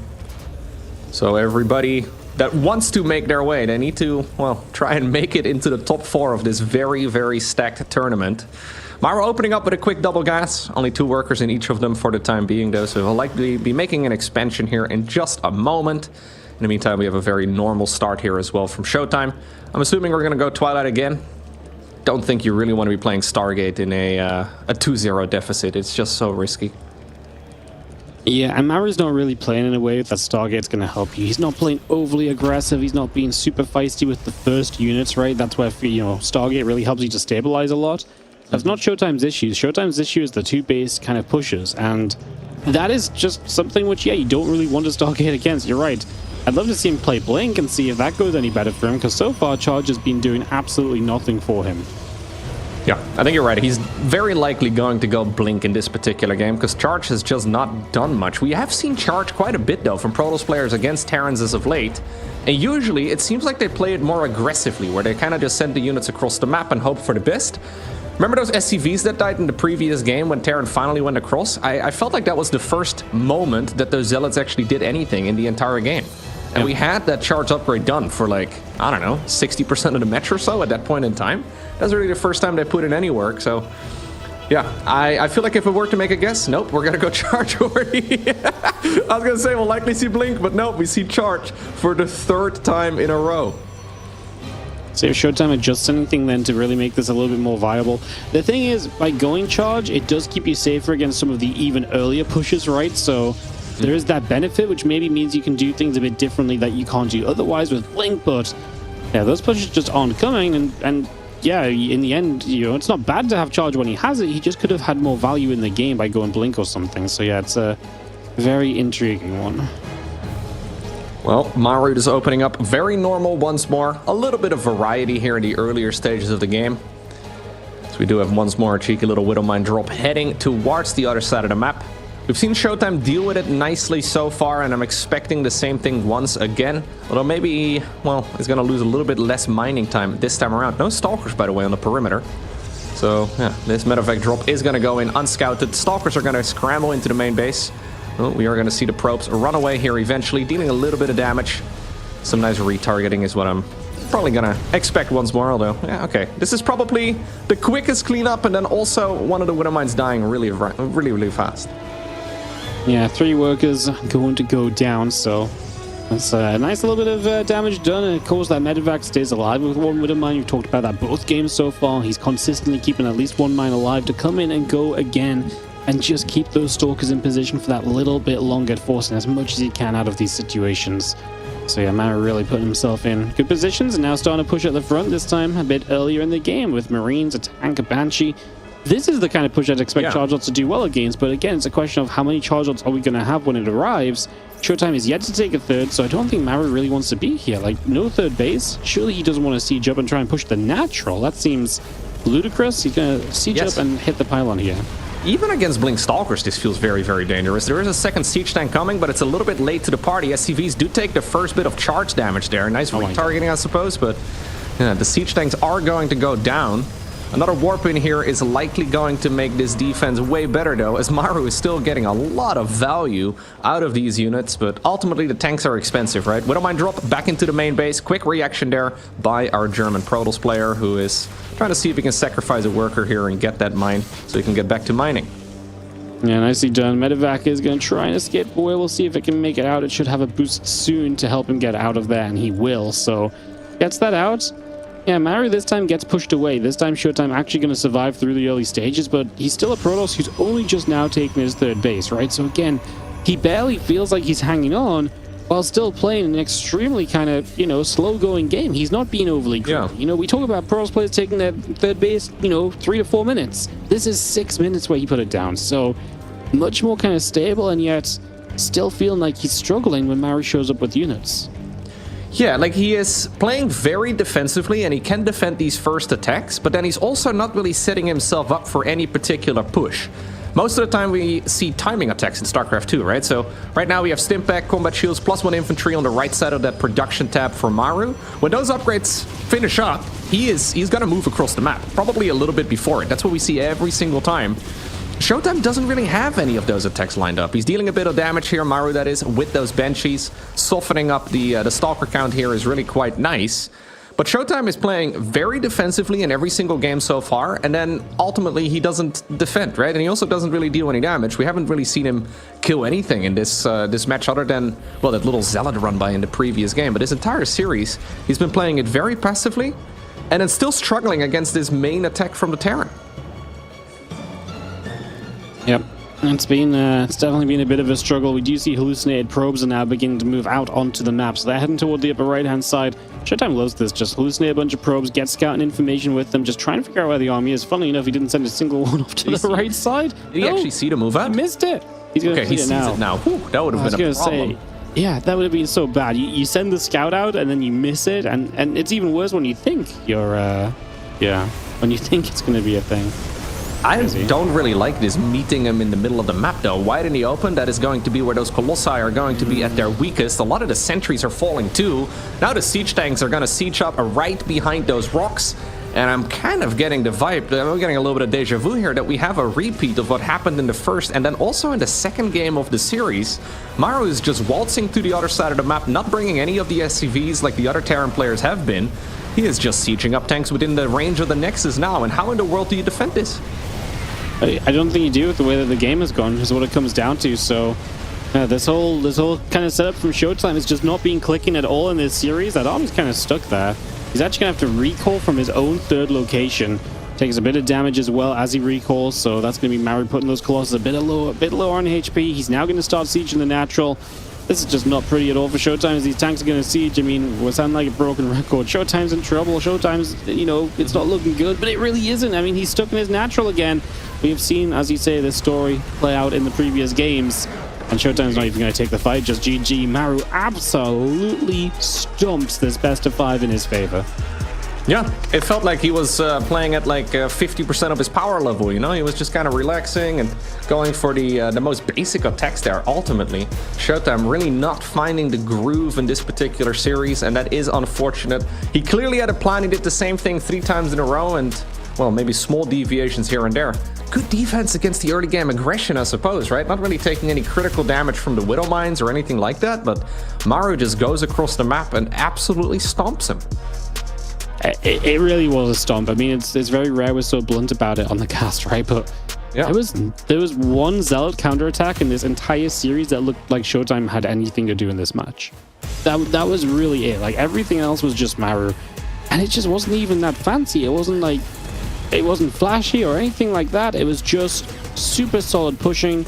Showtime did not have a good answer to it at any point. At this point, it felt as though, okay, get rid of these couple of siege tanks at least, but even that felt like a struggle. Like, he lost a lot of units here. The Sentry goes down, multiple Stalkers go down. So even this was actually a good trade for Maru in terms of resources lost. Like, every part of this game, and yeah, you were completely right. Being out in the open here, these Zealots aren't in good enough numbers to capitalize on an open surround. Yeah, it was honestly just not Showtime's day. Yeah, unfortunate series right there for Showtime, but Maru looking back in very, very good shape. Just going for pretty standard openers here. I mean, this was, of course, quite committed, right? It's not like he had a massive economy on the back of this. It's not like he was building a ton of command centers or he had like a ghost transition or anything like that ready to go. He wasn't even remotely close to any of it. So he needed to deal damage with those attacks. But, I mean, he made it look pretty straightforward. He really did. He couldn't have made this look more like he was just Maru in his prime. And who's to stop him from going into the playoffs, right? Definitely not Showtime. Like I said, I think just it's a shock, especially because Showtime 2 zeroed Kira, and we've seen Kira really be so good lately as well. I think that's what really kind of hammers home that Maru was just on point here, and I got to be super excited for Maru in the playoffs, because now I feel like Maru could go all the way. If you play like that, absolutely a possibility. Guys, we are going to be heading to a break. When we return, Classic takes on Clem in another one of these upper bracket qualifying matches into the playoffs.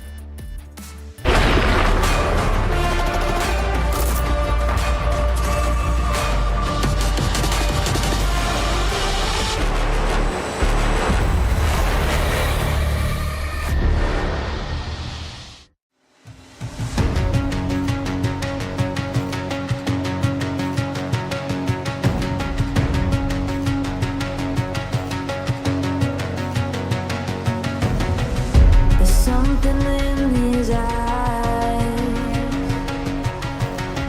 There's a storm within, but it's written in the skies. Let it break me till it's over. Don't let it shake me, no.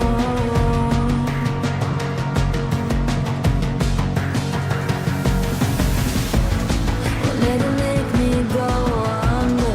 Don't let it make me go under. So now it's time to fly. Nothing's gonna stop me now. Nothing's gonna stop me now. Nothing's gonna stop me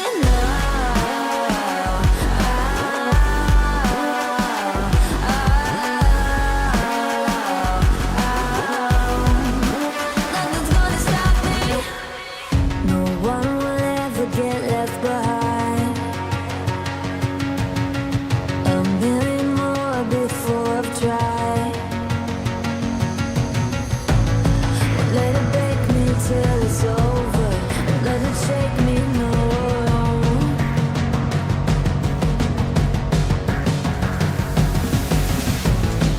Let it make me go under. Let it make me go under. So now it's time to fly.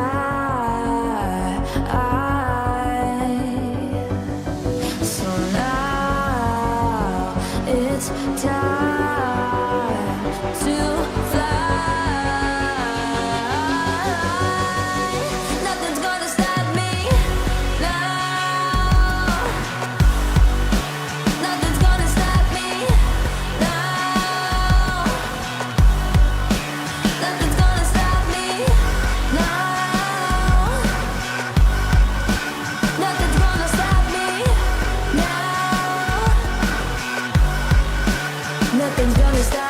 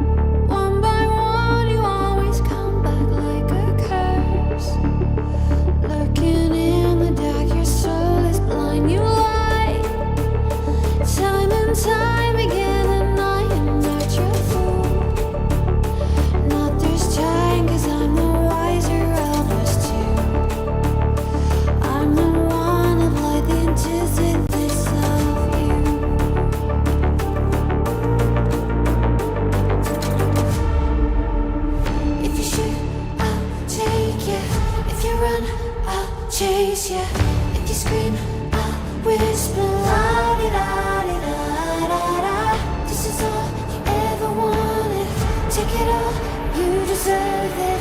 This is how we're gonna end it. La-di-da-di-da-da.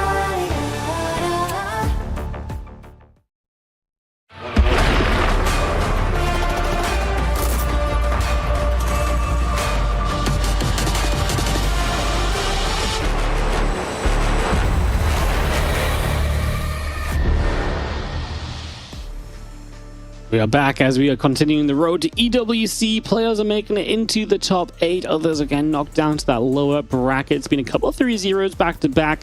And we do have another matchup coming up now, Loco. That might be kind of difficult for one of the guys as Classic takes on Clem. And we were just chatting in the break.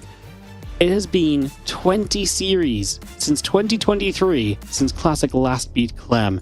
That's not a great stat line going into a series, is it? 20. I would have never guessed it either. I mean, look, don't get me wrong, Clem is definitely better in this matchup than Classic is, but Classic is a bit of a monster in his own right? Like he was struggling a little bit earlier this year, but I actually think right now he's actually very strong. So a 20 series losing streak against, well, the current world champion, it's a lot, right? Like I don't think you can have well, I guess 21 losses would be worse, but I don't think you can have a record much worse than that.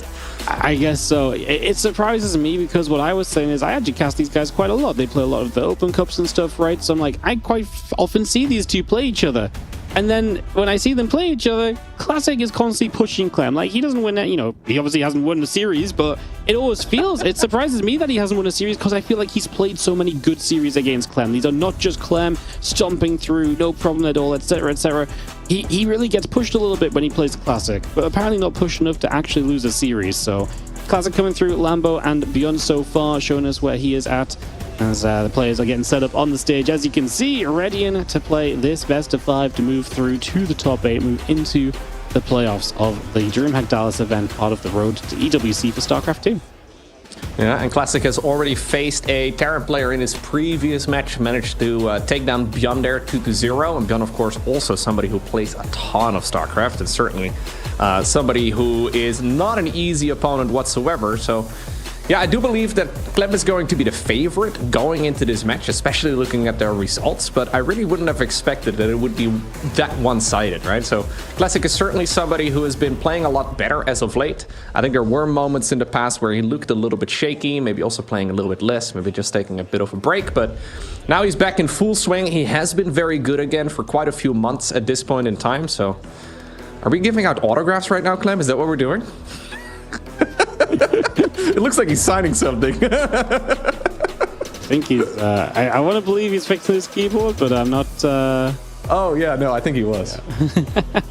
Looked like he was given a pen, Alright, so apparently just a minute so they sort a couple of things out on the stage, but we should be getting going soon as Clem gets his headphones in, gets them working, and is able to get ready to play some StarCraft. Exciting. Absolutely. Clem looking very comfortable. I remember just a few years ago when Clem was, well, playing offline events, he would not look like this at all. He would look a little bit more nervous. His performance online was always extremely good, but then we would get to offline events and he just looked a little bit shaky, a little bit rocky, just not as comfortable, clearly. But you can tell that winning a couple of tournaments, right? Like, for example, the World Cup definitely makes a man confident. You love to see it because he's been playing some fantastic StarCraft and yeah, as good as he does online right now, offline. And his entire playstyle as well is built on confidence, Like, that is 100% a style of play where if he feels good and he feels confident, he looks so much better because he takes the risks, he pushes his units to the extreme because he believes he can do that. He believes he can get away with it. He believes he's good enough to make those units get there, do as much as possible, and survive through it, right? So yeah, a confident Clem is a very scary Clem, and I think, winning the tournament offline really did so much for his kind of trajectory as a player, because he really kind of grasped that and said, oh my god, I can do this, and then he's been really on a streak ever since. So yeah, he's definitely one of the guys that feeds off of confidence as we get ourselves, again, hopefully into this game soon. Just a couple moments as the admins double check on things, confirm everyone is ready. Yeah. So yeah, they're just trying to figure a couple things out, trying to get something. I don't know what he's talking about, but he's... Yeah, I'm trying to listen into, but it's it's a little difficult. I feel like we're listening in on a private conversation. Yeah, I know. We're sticking right onto the table with the players. I can see the viewers all putting their sliders and their volume levels as high as possible just to listen in. Now, you're absolutely right, though. He's a very momentum-based player, right? Like, not just in the game and, like, from match to match, but also from series to series. And then, well, in the tournament, too. You need that confidence in order to actually... get that snowball effect, which he's very good at. Like, he can play the more defensive style too. But in general, I feel like an aggressive Clem is, a confident Clem. That's the type of style he likes to go for most of the time. And in this matchup in particular, I think sitting back is not generally the way to go. I really want to know what he's trying to tape down right now. Yeah, they have him taped there. He keeps flipping his keyboard upside down. Yeah, I wonder if, like... yeah, I wonder if, like, he's, like, he's got, like, little keyboard stands. I wonder if one of those has, like, come off or so. It's sliding? Something like that. Yeah, maybe. Maybe something like that. I'm not sure. I'm just guessing as to what Clem could be fighting against. Maybe the classic behind the stage was just like, oh, he lost a key on the keyboard. Oh. He lost a key on the keyboard? Which one? That's the important question. If it's like the L, it doesn't really matter, right? He can play without an L, but... Oh, he's good. He's good. He got the thumbs up. All right. We're just going to duct tape everything together and fix it up, guys. Clem has said it's good. It's a solution, and that probably means we'll be in game very shortly here in the next few moments as we get this game up and running. Classic versus Clem again, best of 5. This is the upper bracket finals of the Group C. So again, we're moving through kind of the groups right now, showing you guys all the games that are putting players into the playoffs. During this, there's still a lot of lower bracket matches happening as well, and a lot of games just continue to take place. So again, really fun, this kind of open bracket format where, you know, everyone started on even footing, Loco, right? Like, it's been a long time since we really had just like an open bracket event where everyone's in the same place. It's not like, oh, these guys got like qualified into group stage 3 already, or they start on the winners stage. No, like, everyone started out in round 1, and we're getting to the nitty-gritty now as all the best players still remain. Yeah, I actually agree. We have seen a lot of tournament formats over the years, and most of the time there are like online qualifiers or something along those lines that can seed players directly into, for example, like a playoff section, right? Or at the very least in like a secondary group stage, something along those lines. But now basically the entire player base, all of the players, the open signups, everybody just started in the exact same spot, and they're moving through it. Now, it looks like the keyboard issues have been resolved. The monitors have been set to the correct height. Classic has been patiently waiting for a little bit already as we have loaded into the first map of this best of 5 series. The map is Torches, and in the bottom right hand corner, he is Classic.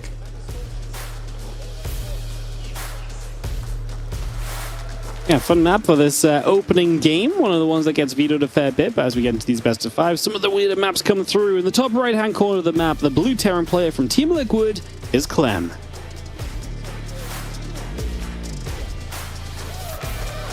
Of course, the current world champion of StarCraft II.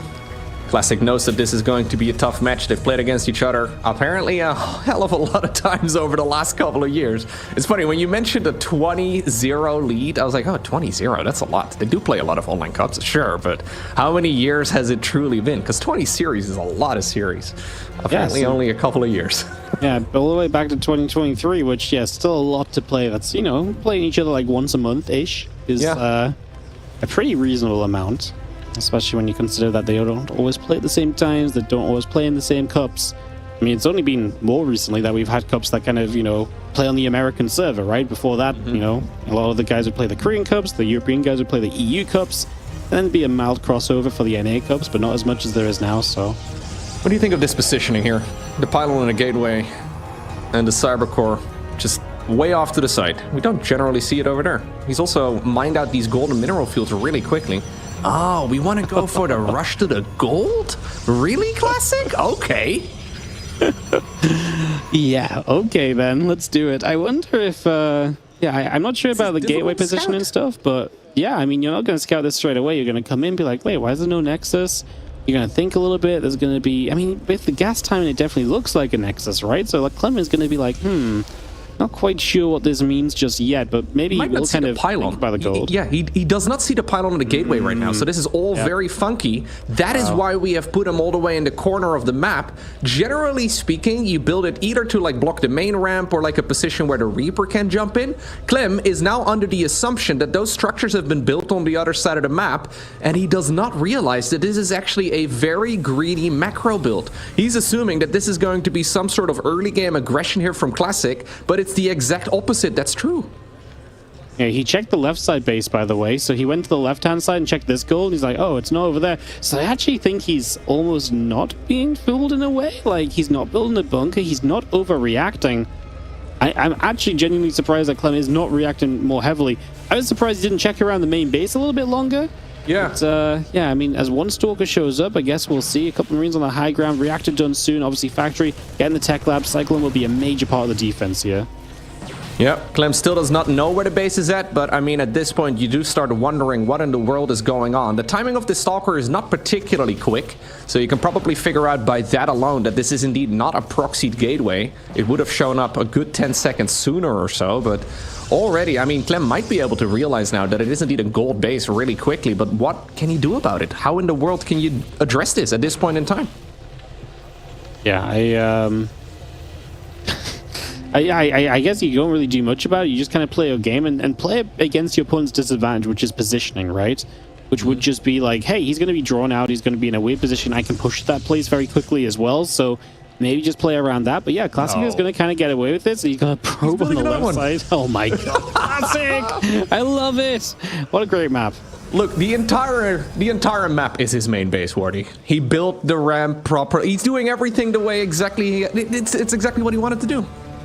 So even if now one of those bases goes down, he's going to be able to continue mining for a little bit longer. Still though, Clem is going to check and he will realize what's up. We have an hallucinated Oracle, by the way, flying by too, which I love. It might just panic Clem a little bit, but well, he's going to lock on, and I do believe he actually thought that may have been a real one. It is going to be Blink instead. Man, Classic is bringing some spice here.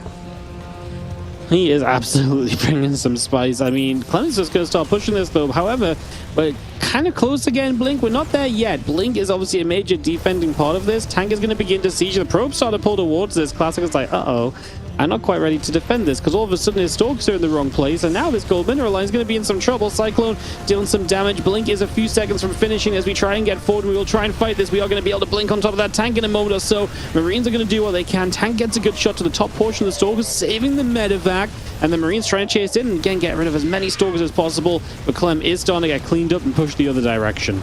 Yeah, keep in mind there is a second gold base as well right now on the left side of the map, so this type of momentum is not what Clem is looking for. Clem needs to continue with the pressure here, because he can't really just let the Protoss get away with one gold base, let alone two. Now, he doesn't know about the one on the left, another siege tank on siege right now. It is going to get sniped. Sentry here certainly will not live to tell the tale, but Classic is okay with these relatively messy trades. As long as he can keep the base mining, that's all he really cares about. He's got a small worker advantage. It is enough to be working with for now. We do have now 7 workers as well on the left side of the map. Apparently the probes are taking the long way. This sentry is ambitiously positioned. Let's call it that. Are we going to go to the right side of the map now? Okay. Yeah, it's kind of a a little bit of a fun little situation, huh? Banshee going to find a probe angle, going to nibble at that, and then we do have a tank and a few Marines going to be there to push the Stalkers back the other way. Charge is coming online. I mean, it's kind of interesting because like Classic is now going to have 2 gold bases, and Clem is getting to this weird position where I just don't know if he can really sustain just building Marine tank Banshee. It's kind of time for him to see some more upgrades, no?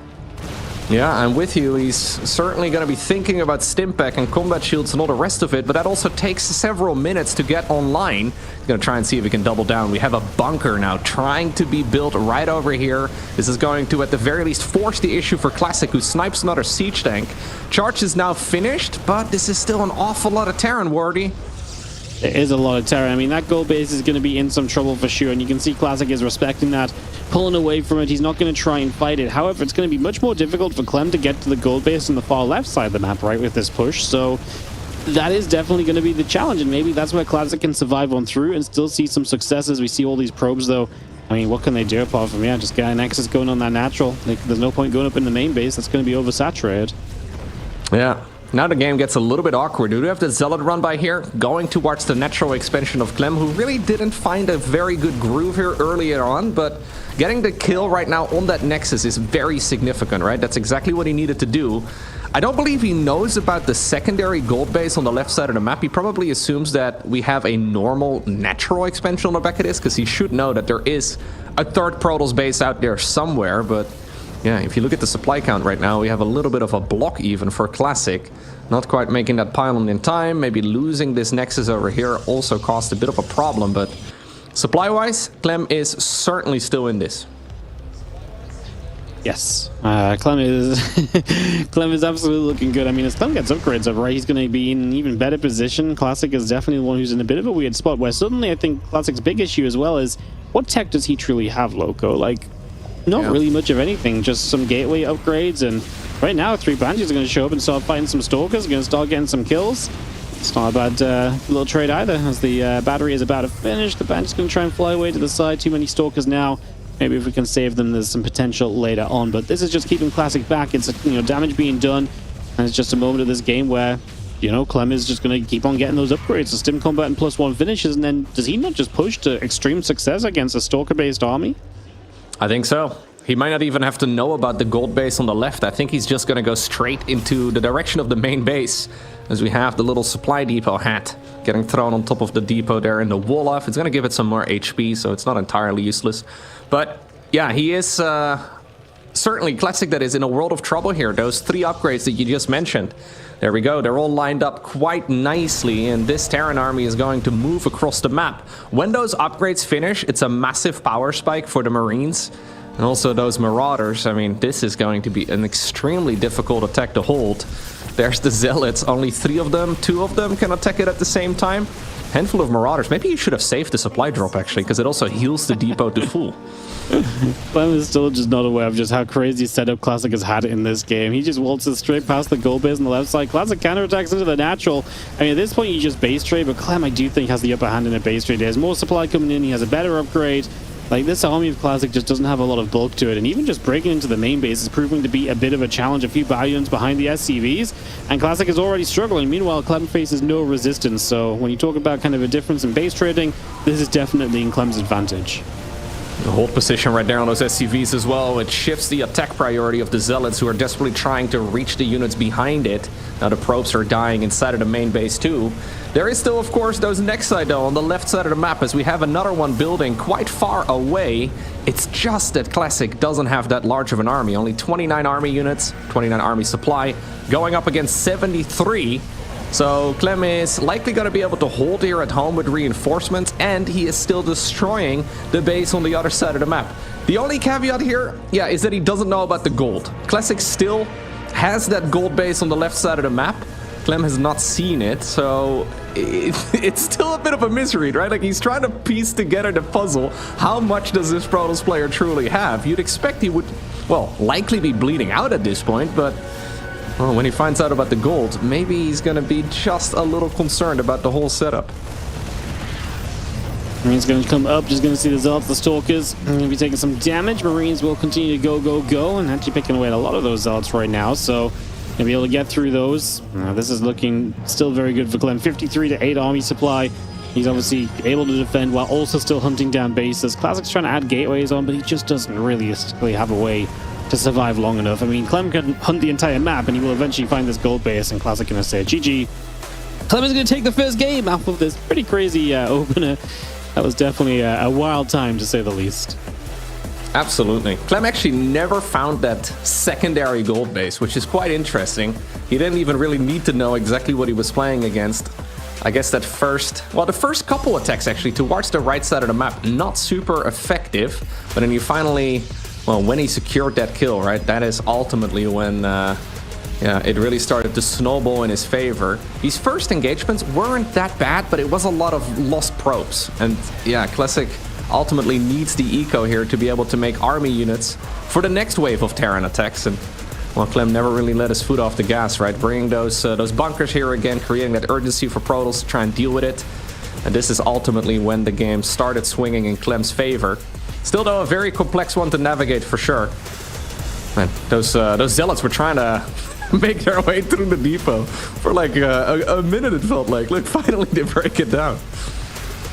Yep, and we have ourselves one hell of a game. That was honestly, it was such a wild one because what I don't understand is that I feel as though Classic should have had more of an opportunity, no? Because Clem didn't exactly figure out what was going on for quite a while.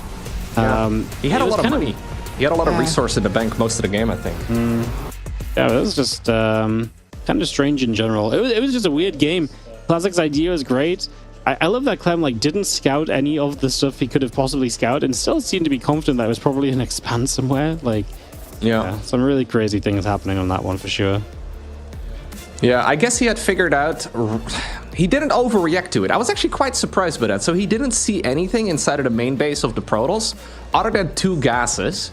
And apparently that gave him all the information he really wanted. He didn't even make a bunker in the early game when he scouted effectively nothing inside of the main base. Either way, we now find ourselves on the second map of this best of 5 series. It is on Persephone, and spawning right here in the top left, we have Classic. And in the bottom left-hand side, with the 1-0 lead from Team Liquid, we have Clem.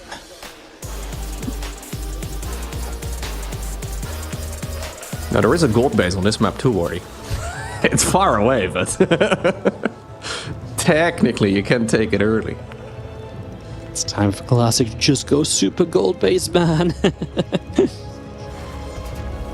There have actually been some funny build orders on this map, specifically from Terran players, where they delay Medivacs for quite a while, using that healing shrine to get their units back up in HP. Sadly, we haven't really seen it from the absolute top level players, but it would be fun to see a little bit more variety based around that healing shrine, because I really feel like there's a lot of potential there. Anyways, this is looking like a fast expansion build here for Clem. Yeah, Healing Shrine's been really interesting when players have used it, but it's such a novel idea, it's still being figured out, right? People are like, well, is it worth doing this with it?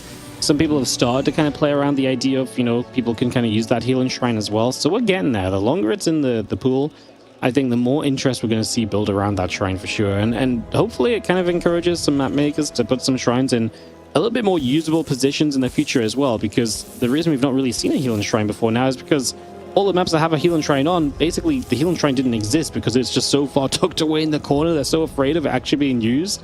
So yeah, hopefully Persephone's showing us a great reason why maybe Healing Shrines get to stick around in the future of the ladder. Yeah, I am 100% with you. Like, this is the most conservative type of Healing Shrine you can go for, right? It's like kind of there, but you can also forget that it exists. It would be nice to see some maps in the future that have maybe a little bit more of an emphasis on it, but either way, we are going to see a very normal start here for both players.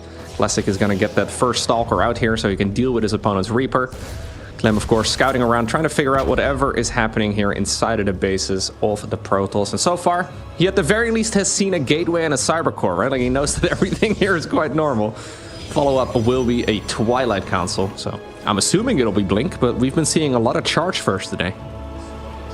Yep, we have seen a lot of Charge First. That'd be kind of wild because it's definitely not the norm. Maybe then people are figuring some things out. We'll see what Classic wants to go to. Obviously, much more standard setup, and not having to kind of giggle and laugh about kind of the build as much this time around. It really is a bit more normal. Bunker from Clem as well just wants to be very safe on the low ground. Really not have to deal with too much nonsense here early, as he is going back and forth with this Stalker. A little bit of fun micro between the two. And yeah, nice little bit of something. That means the Stalker's actually a little bit hurt as the Reaper shows up, going to try and fight the Stalker, and the Reaper realizes he's not actually strong enough. Yeah, we have some Brood War action here where he's trying to outrange the Bunker. Not quite going to happen, but look, hey, we were talking about it. You can take some hull damage there on the Stalker, heal it back up. There's never been a way for Protoss players to get the health back on their units, other than in 2v2 actually. In 2v2, 3v3, you can actually use your allied SCVs to repair some of your units, but very cursed. It is one of the worst things you can see. It's like in 2v2 you could also use like a medevac to heal up Zerg units. It looks terrible. Yeah, that's a little bit of a strange one, isn't it? That Blink, by the way, halfway done, so really just no, like, you know, it's weird because we've just casted a bunch of TVP and I feel like we're finally seeing some normal TVP, right? And I'm like, whoa, yeah. Something that actually looks like what I'm expecting to cast today. I see. Yeah, we have seen some weird ones where we just had Maru go across the map and kill him, and we're like, oh, well, That just happened. And then it happened again. And then it happened again. A little bit unfortunate right there for Showtime in the end, but this is indeed a very normal start. So we have a medevac drop here with 3 Widow Mines. Blink in the meantime coming up for Classic, who's building up a nice and early third. We see a Raven on the back of this as well. Very, very common. Maru used that Raven after throwing down a single auto turret on the other side of the map to then, well, join the main party. I wonder if Clem is also going to be going for some of those all-ins we've been seeing a lot over the weekend so far. Yeah, it's possible, right? I said it earlier, he's such a varied player, like he will mix things up in a lot of ways, so he's definitely not afraid to kind of do different builds, and he's definitely got, you know, SCV pulls in his repertoire. As a couple of Widow Mines here, going to go for 3 workers. Not a bad shutdown from Classic, because at least you do not have to deal with these Widow Mines coming back in. I'm trying to bait out as much mining time loss from his opponent as possible as we get the Raven across the map. And that's the thing, the Raven getting across while the Stalkers are still busy dealing with the Widow Mine drop, right? So Raven gets freely to the other side, not going to get shut down as Clem had it happen against Australia a couple times earlier. Yeah, I quite like that cleanup there from Classic, not really taking a lot of damage, and then most importantly also getting the medevac, right? That medevac is so useful with follow-up pushes. Now Clem is forced to be playing this a little bit more defensively, other than with that one Raven on the other side of the map. It will probably drop an auto turret or 2, maybe more, right? It might just hang out in the dead space there in between the bases and deal some more damage, but action is very much so here on Classic, who decides to continue working on that bunker. Now that bunker has been very annoying for him so far. Not a whole lot he can do against it, but we have Stimpack, we have combat shields, we have +1. Clem is going to sit back until those upgrades are done. Couple of Stalkers going to be there, and that Raven gets turned around, so just gets pushed back over through the upper side. And yeah, once those Terran upgrades are done, we'll see what exactly Clem can get up to, see if he can get pushing and poking, see if he can get some pressure on the map. He's going to have medevac spawn, it looks like he's ready to jump into the medevac straight away and come across the map in those. Classic does have some map control on the left side though, he's got something that's watching on the left, so that is going to give him the heads up that this is going to be a main-to-main drop, and that Observer is the perfect thing as well, because now Clem doesn't know that Classic knows. Exactly, nice recall there as well in time. Classic playing Wow. some good StarCraft. He actually saw the shimmer. I wonder if he either saw the shimmer or if he kind of was like, oh, maybe like he's recalling because he saw my drop somehow, and then he like checks to see if the shimmer's there, you know? It's got to be it, yeah. It's the only reason why you would see a recall, right? Like those units could have just run back home. Yeah. Cute little play there from Clem though. He does see that Observer, and that is a bit annoying because now it's going to take up time in the robo facility to reproduce, and obviously Observers are by no means free. Okay, well, we have a push going across the map here for Clem. He does have all those important upgrades done, but this is not one of those attacks that should be 100% successful. It's a little bit different than the previous TVPs we've seen. Classic has not rushed. Oh, this could be a huge catch. Okay, Zealots are reacted to very quickly. He's trying to apply the concussive shell to as many as possible there. Only gets 2 in the end, but Classic has not been rushing up towards those Colossi. He's got them coming right now, but it's been pretty much all Stalkers and Zealots up until this point. And actually find the Nexus on the top right. That's going to be a quick cancel. Just a little group of Marines as well. What a great time for them to show up. And Zealots again going to get caught by Clem on the left-hand side. Throws up the mines. The Zealots definitely have to back away. The Raven is moving around there as well, taking a few shots. As they do lose this drop, the Raven just going to die as well. I'm not sure what Clem was trying to go for there. I think just getting mixed up on his hotkeys a little bit, as we do see the Widow Mines will borrow and Clem trying to push on the left-hand side. But because Classic's been cleaning up a few units, the supply is actually pretty good for Classic. It's fine for the moment. The issue Classic has is no 4th base, and obviously the probe count maybe not quite as good as he wanted to be. Great force field though, and those Zealots are going to get to stay on top of the bio units. Now we blink and get rid of a medevac. We do eat a Widow Mine shot, but it's a really good pushback from Classic. Clem needs to be very careful. He cannot really afford losing those units because it might just shift momentum in favor of Classic, which it may already have.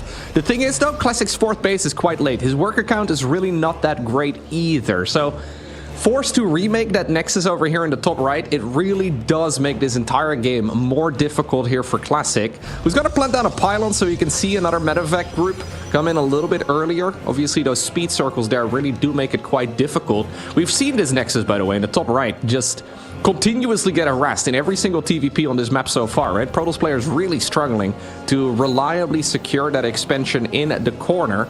Makes you wonder if maybe the forward base is even better, or well, maybe the triangular base? No, hard to say.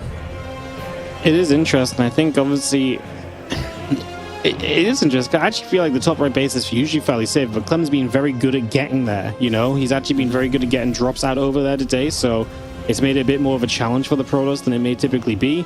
As Clem trying to build up into an army that can fight against this force of Classic. Obviously, he's going to want to make sure he's got a Viking count that can compete with the Colossus, and make sure you can just deal with the ground force as well. Disruptors on the way is the next step from Classic, so that's where his tech's going to improve. Get to the Disruptors. Meanwhile, Clem, I imagine some Ghosts on the way. Yeah, get those added into the army, and he really is going to be set for the foreseeable future in this game, because he's going to have Vikings, Ghosts, so there's not much else you need to add on at that point. Gravitic Drive coming up right now for Classic. That is the Prism speed upgrade, as he's also, well, boosting out 2 of those Disruptors at a time. Double upgrades too. Now he does have the 4th Nexus going. His worker count is not super high, but this is quite sustainable. He's already going into a 5th Nexus too. It looks to me like we have a proper macro game, Morty. I feel like a lot of the games have been over pretty quickly today. A lot of those matches just maybe a bit one-sided, or one big fight that goes horribly wrong for one player or the other. This is now looking like one of those matches that can certainly go on for quite a bit longer. I really hope that's not a caster curse, because I'm agreeing with you otherwise. It is looking to be a pretty fun one. Prism into the main base. We'll see how well we can deal with this, as the Vikings are going to get the Prism. I like how quickly Clem can deal with this, though. 2 SCVs only going down, no Prism anymore, and that just gives Clem all the confidence to then focus on dealing with the main army out on the map. So Classic is not going to be able to benefit too much there from poking around and trying to find extra value. How many Ghosts do we have at this point? Do we have any? Okay, yeah, there are a few. I was gonna say, I didn't quite catch them on the production tab, but if you have none at this point, you do run into some issues. Either way, Disruptors are going to be the weapon of choice here for Classic. It's going to be a lot of that fishing, right? With those Disruptors, trying to hope for the Lucky Nova. A lot of distractions around the map with Zealot run-bys can help you out a ton in that regard if you want to try and snipe those big, well, clumps of Terran units. And there's already the potential for another Zealot warp in the far bottom right with a proxy gateway over there. Wouldn't be surprised to see a Dark Shrine in a moment, just to make this army even more complex. No, absolutely. Just the sort of thing that you can really benefit from later in the game. This is not great for Classic. Running around that corner. Disruptor misses as Clem gets in between it. Disruptor top left. Now he connects, but gets killed off. And now we're chasing as Clem, which is great. However, maybe he gets halted by those Zealots counterattacking. But I think he might just feel like this position's too good right now. He keeps on getting rid of the Disruptors. Finally, one is able to connect, but it took a few efforts. And Classic is going to lose all of his splash damage in this game. That's a complete reset. He is going to get 6 SCVs. That does not exactly feel like the grand prize he wanted to be after everything he's lost. Yeah, that was a lot of very expensive units going down. Now, apparently the Vikings are left behind. You guys can fly. Use your, well, I was going to say wings, but maybe try and get back home a little bit quicker, because as soon as those units are gone, Classic can start queuing up a bunch of Colossi once again, and now he does have a very large army. No more splash damage, which is what he had originally with those previous fights. Good stutter step control, though, by Clem here, trying to micro away from those units to the best of his abilities. Classic just keeps on queuing up Disruptors, by the way. He is just making as many of those as he can. I wouldn't mind seeing a bunch more Colossi in the mix. Yeah, no, the thing is, Colossus take a bit of time to build, but with 3 Robos, I think, yeah, just rebuild them, especially when the Vikings have been going down.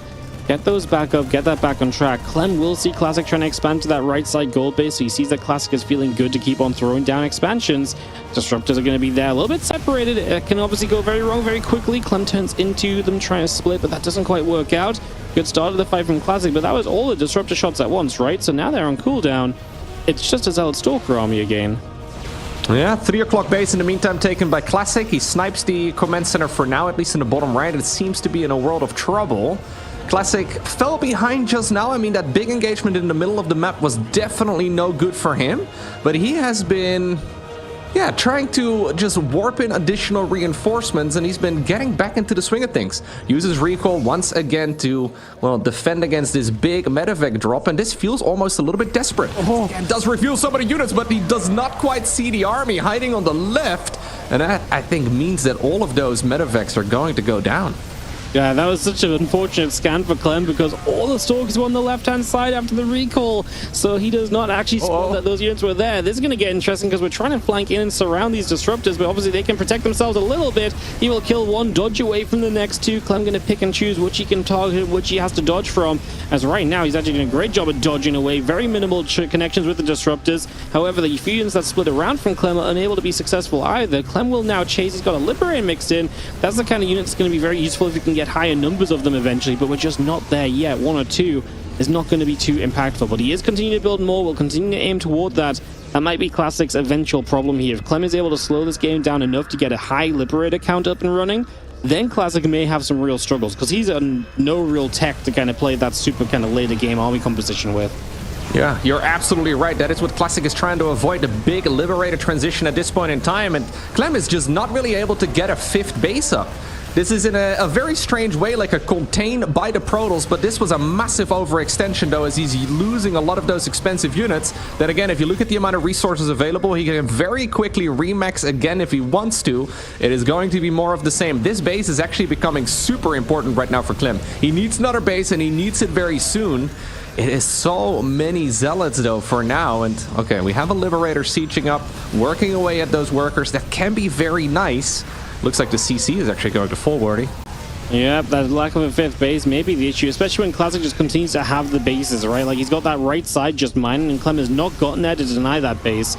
Few Zealots going down here. That disruptor shot's going to be a little bit bigger. Clem is going to eat that one. He's up in supply still, but look at Classic's money. He's got 2,600 minerals to spend.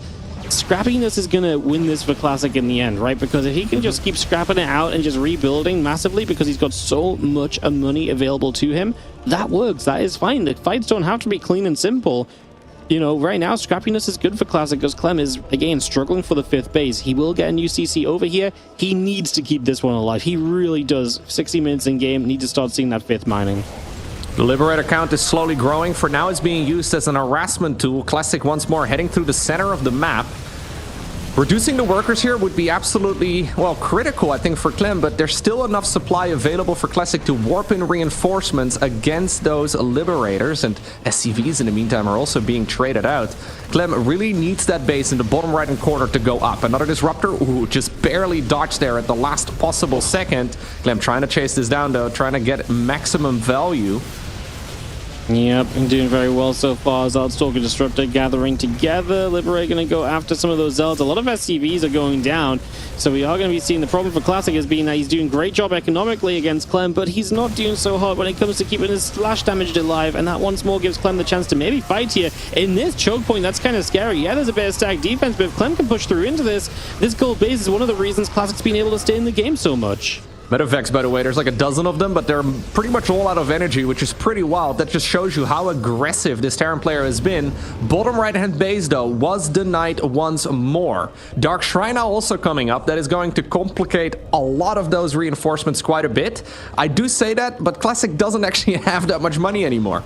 He has been mining and outmining the opponent for a while now, but he has been forced to warp in so many reinforcements due to some pretty scrappy engagements. I don't think he's been winning the resource war at all, that he doesn't actually have the opportunity here to warp in a ton of Dark Templar all in one go. Nexus falls. We have a very large Terran army as well towards the right side of the map. Recalls back into the main base, I would imagine. Yeah, trying to see if he can get rid of that drop. But in the meantime, the 3rd base is wide open, or the 3 o'clock base rather, is wide open. Yeah, this base is absolutely in some trouble. The cannons have been a good kind of hold here, but they are going to go down now, so Clem finally breaking through properly. And the problem is Classic runs units in, they're kind of running through a little bit ahead of each other because of the acceleration zone. Clem, what do you do when he move commands back in there? Now he's going to target fire Disruptor. What does he want to do? He's going to lift up and just try and boost away.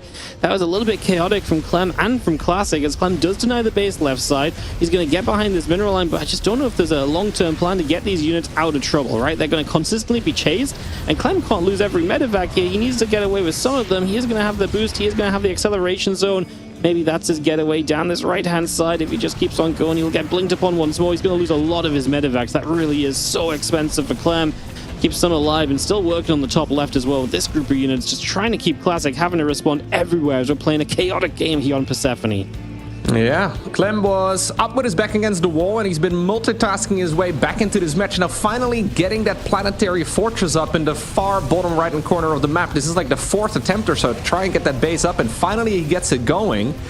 Despite taking some unfortunate losses there on the medevacs, I don't mind this position a ton, assuming he can actually hold the next incoming attack here from Classic, because this Protoss army is still very, very scary. At this point, though, Classic doesn't have that much economy anymore. He can't actually quickly reinforce this. That 3 o'clock base, man, it's so critical. I mean, there's no mining happening here anymore. In the meantime, an orbital command is, well, burning. He doesn't quite finish it off. Now, once more able to set his eyes over here, decides to recommit to the fight for just a moment. Maybe waiting, though, until those 3 Colossi hit the battlefield is indeed the right call. Man, Clem is so good at this multitasking. Every time you think he's just about to lose the game, you wait a minute, you glance at the bottom of the screen, and he's like 20 supply ahead. How does he do it? Yeah, he's just moving his armies around really well, and so he's creating issues for Classic. Now, this is an issue for Clem, though. Colossus, definitely not something he's really ready to fight against right now, unless he just has so much. He's going to flank the Colossus on the top side. It's unprotected, so first Colossus goes down. Can the other Colossus stay alive long enough? This is now a wraparound from Clem. The Colossus will fall. The Stalkers get chased, and Clem is going to take a decisive fight here. 20 minutes in on Persephone. Classic is finally running out of units, running out of steam, and Clem, just as that Colossus switch looked as though it could maybe be dangerous, he just finds a hell of a fight. It's just such a good engagement, right? Just Colossus at the top. Classic was not expecting units to be up and around there, and he can't keep those important units alive. That's a good force field, but Clem just has so much stuff. It's 100 army supply to the 40, and Clem knows it as well. He is hunting this army down. The probes are going to try and pull in. Yeah, that's not quite the boy pull you want to see in these series. No, nobody does it better than Clem. He was stuck on 4 bases for quite a while, couldn't get the 5th up, and in the meantime Classic had full map control. But then with some phenomenal multitasking, Clem manages to claw his way back into the game. Some of the trades were maybe not entirely efficient in isolation, but man, he does it so freaking well. The amount of units he's got right now is phenomenal. Now, there is a Dark Templar going to town, but I don't think that Classic can defend against his main Terran force. There's just non-stop aggression here coming out of the French Terran. Honestly, phenomenal game there by Clem. I mean, that was not the early game that he was hoping for. That wasn't even like the mid game he was hoping for. Like, that was a tough call to make, but I mean, just micro, like 4 armies at the same time, Bordy. Just, you know, do a little bit of multitasking. You see what I mean when I say that it surprised me Classic hasn't won a series against Clem for 2 years? Because he plays such good games against Clem. He's competitive. They play crazy scenarios. Clem just gets the edge more often than Classic gets the edge, and that obviously means that a lot of the series go in Clem's favor. But yeah, Classic's clearly there. He's clearly competitive. He can clearly, you know, push Clem to the limits, because Clem had to pull out every trick in the book to just about survive. And this was a scrappy game. Classic's issue, I mean, the bottom right base going up and then just losing a bit of his own eco. I really wish he'd rebuilt the Colossus sooner. I actually think if he rebuilt 3 Colossus, because he has 3 Robos as well, so it's not like this is going to take a long time. I think if he finds a moment to build 3 Colossus sooner, Clem was never in the world ready for 3 Colossus all at once. And the only reason he was okay is because he had got a bit more army supply in his favor because of other fights, and then found a good fight to wrap around in the Colossus too. So just a couple of things that meant the Colossus were there at kind of the worst time, which was unfortunate, because yeah, a bit sooner maybe they could have made a world of difference. Incredible game though. Been kind of looking for a real back and forth banger all day. That was definitely it. All right, well, we find ourselves straight up on another map. This one is called Ultra Love. It's spotting right here in the top right-hand corner. The man currently 2-0 down. We have Classic. And in the bottom left-hand corner, representing Team Liquid, up 2-0, looking to move on through to the playoffs. It is Team Liquid's Clem. I'm with you though, Wordy. Like, the disruptors were nice, right? And you can always try to hit that one money shot with the disruptor, where you get that one big Nova and the entire Terran army dies. But against somebody of Clem's caliber, I feel like you rarely see Clem actually taking a big Nova to the face. It feels like it's a really good unit to stress Clem's multitasking, but Clem rarely actually loses games to disruptors. It used to happen a little bit more, but as of late, he is pretty much unstoppable against them. So yeah, a constant back and forth between like disruptors and then also Colossi. It's going to force out a lot of Viking production. If you can then combine that with multitasking with, for example, Zealot run-bys, or even better, Dark Templar run-bys, then I think you have a much better shot. But I think we must have seen, I don't know, a dozen, maybe even 15 or so disruptors in that previous match. And we saw like 1 or 2 good hits, but that was really about it. That's really a credit to Clem, isn't it? Because yeah, he dodged so well. I think what's impressive about Clem in those scenarios against the disruptors is he isn't just trying to approach each disruptor shot in the same way. He approaches each disruptor shot separately. Sometimes he aims for the target fire. Sometimes he aims for the split. Sometimes he splits sideways. Sometimes he splits into it, you know, like he's able to identify the best way to deal with each and every one of those shots to minimize what's done. It still takes up a lot of Clem's micro, and it does stop him just surging into your army, so the disruptors still play a role, but you're right, they never really landed the big shots that might have just tilted things into Classic's favor that little bit further. Yeah, I feel like it's the type of game that Classic practices against other Terrans and he just sort of wins. But then you face off against Clem and you realize, wait a second, this is a little bit more difficult. Now, what is that SCV doing in the middle of the map? Just hang it out for now? We're going to proxy a starport. Yeah, starport's a very popular one for Clem, right? He does like that. So yeah, there he is. Starport going down. I just try and get a few Hellions out early, try and get them into a mineral line and into that main base. Up 2 games. One of Clem's favorite builds. Absolutely one of just his absolute go-tos. Yep. Good old Hellion drop in the main base. Always something that is scary. It's nice because you can lose one of the Hellions and still one-shot probes. Yep. Very nice. Adaptera is going to shade back so he doesn't get the confirmation up the ramp of what's going on either, so no info gain just yet. First 2 Hellions out. Clem, next 2 Hellions supply block. Just a few seconds for that depot to finish. And they will get to resume. Oof, big supply block. Now, this does get scouted. Yeah, really nice scout right there. Now, obviously, that supply block doesn't really matter all too much for Clem finishing up in time, and he is at the very least, well, spotted now, right? So this is going to allow Classic to prepare units in the main base, or at least anticipate the movement here with that medevac. The question still becomes, though, like, where do you actually expect the Hellions? Because the norm is to go into the main base, but if you're scouted, do you still go for the main base, or do you assume that the opponent assumes you go for the main base and then you go for the natural? Or do you assume that the opponent assumes that you assume... Do you just go for the main again? Well, that's a very good question. Where do you go? Because the Hellions are going to just jump over into the natural. I mean, this works, right? The natural's walled. That doesn't stop the medevac from lifting over into there. We're going to get ourselves 6 workers, 3 Hellions still alive as we're going to unload into the main base now, and that's still one-shot potential. So even with that battery up, you will be able to get some kills here, up to 7 kills in total. Going to try and line up for a couple extra. You're not going to get any more than that, though. 7 is the final kill count. 1 Hellion alive, but that medevac is low. Yeah, 7 workers, though, for 3 Hellions. Not a bad trade here, especially considering he did get spotted. Liberator right now on the back of this as well. Clem is going to be able to just pile on the pressure here for the time being. Now, there are a few Marines. A little overly ambitious. They're going to get sniped. And taken down. Starport on its way back home. This was fine damage for Clem, right? At the end of the day, it was a bit committed from him, but he got himself a good few probes. This is the sort of game which I really think should just level out a fair bit, right? Classic still a couple workers ahead. Clem, Liberator is the sort of thing that can make a difference now, though Classic doesn't see it or respond quickly at all, but he is also going to step into the natural. Now, there's a siege tank here. Can these Stalkers do much about that tank? As 5 probes have gone down on the other side, so that Liberator doing some serious work and is going to be very healthy to siege up elsewhere in the future as well, as these Stalkers do not want to be here. There's a second tank on the high ground. They've got to be super careful. Yeah, Clem inviting the blink onto the first tank, right? Because that second tank would absolutely tear it apart. That being said, though, Classic is not going to take the bait here. He does kill a bunch of SCVs, so that's not bad at all. He has also now dealt with that Liberator for the time being, but it decides to re-siege in the natural. And ultimately, the Hellion Liberator harassment here has been incredibly good. He's going to get a few more probes for his troubles. Yeah, nicely done. Yep, just realizing the Classic tried to be greedy, getting back to mine, and so he's there watching, and he target fires 2 more probes down, so guarantees kills where the Stalkers could obviously maybe have stepped back. So that's, again, just more damage done for Clem, even better position for him.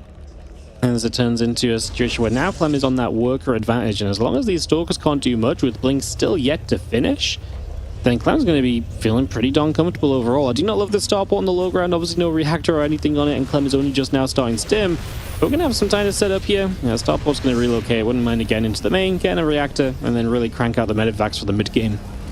Yeah, he did manage to bring it home already. Apparently, you really needed a medevac ASAP, so he decided to put it down in a bit of a funky position. Classic is going to destroy the rocks over here on his way out, or at the very least soften them up, so he can maybe make use of that a little bit later on into the game. Either way, the next attack here is, of course, going to be with, well, Blink, right? At least that's the big potential here for Classic, but can you really commit after already taking so many losses? I think there's enough siege tanks to deal with all of this. He does see the incoming medevac, so that's nice, but looks like the Stalker will pay the price for it, although, no, it slithers away. Fun getaway, and fun getaway again. Clem gets the medevac back as Classic tries to hunt it down with the rest of the Stalkers now that Blink has just finished in time and played the saving grace for that Stalker. that was stuck on the low ground. Charge on the way next. Now a +1 attack upgrade and a ton of additional gateways as we get toward the 3-base economy for Classic, so you can really start to crank out those units. And of course, Clem is going to start cranking out some aggression of his own because those bio upgrades finish up. That's a power spike in this game where you really expect the Terran to get pushing and to try and make something happen. He's got the medevac back up the left-hand side and a couple more medevacs popping. He is going to be set to push out onto this map. Now, a lot of Terran players in this tournament would have skipped that third command center, right? Or at the very least, they would have delayed it until the Terran army actually moves out. Clem is always somebody who's very consistent with the timing of it, never really putting himself into like an all-in position at this stage in the game. And despite it being more and more into the meta, right? We see a lot of that aggression as of late, a lot of SCV pools. Clem is capable of it, doesn't really favor it too much. Still, though, he's finding himself with some nice aggression. This medevac drop on the other side of the map did get spotted. Okay, I think the medevac might go down, although, yeah, there's a fight going on in the middle of the map too. Difficult for Classic to really put all of his focus on, well, these small engagements too. He does get the medevac eventually, but what about the main fight here for Clem? Because he has an awful lot of units, although they are, yeah, in the wrong spot, right? He probably wanted to move in the direction of the third base instead. Classic has been guiding him to the wrong expansion.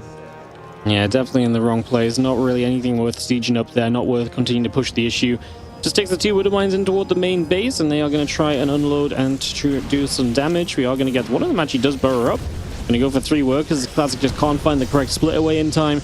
And the medevac will sit in the back with the other Widow Mine available as the Zealots get caught. Clem has been constantly catching these Zealots, by the way, just all series long, just finding Zealots out and about on the map, not letting them get in position.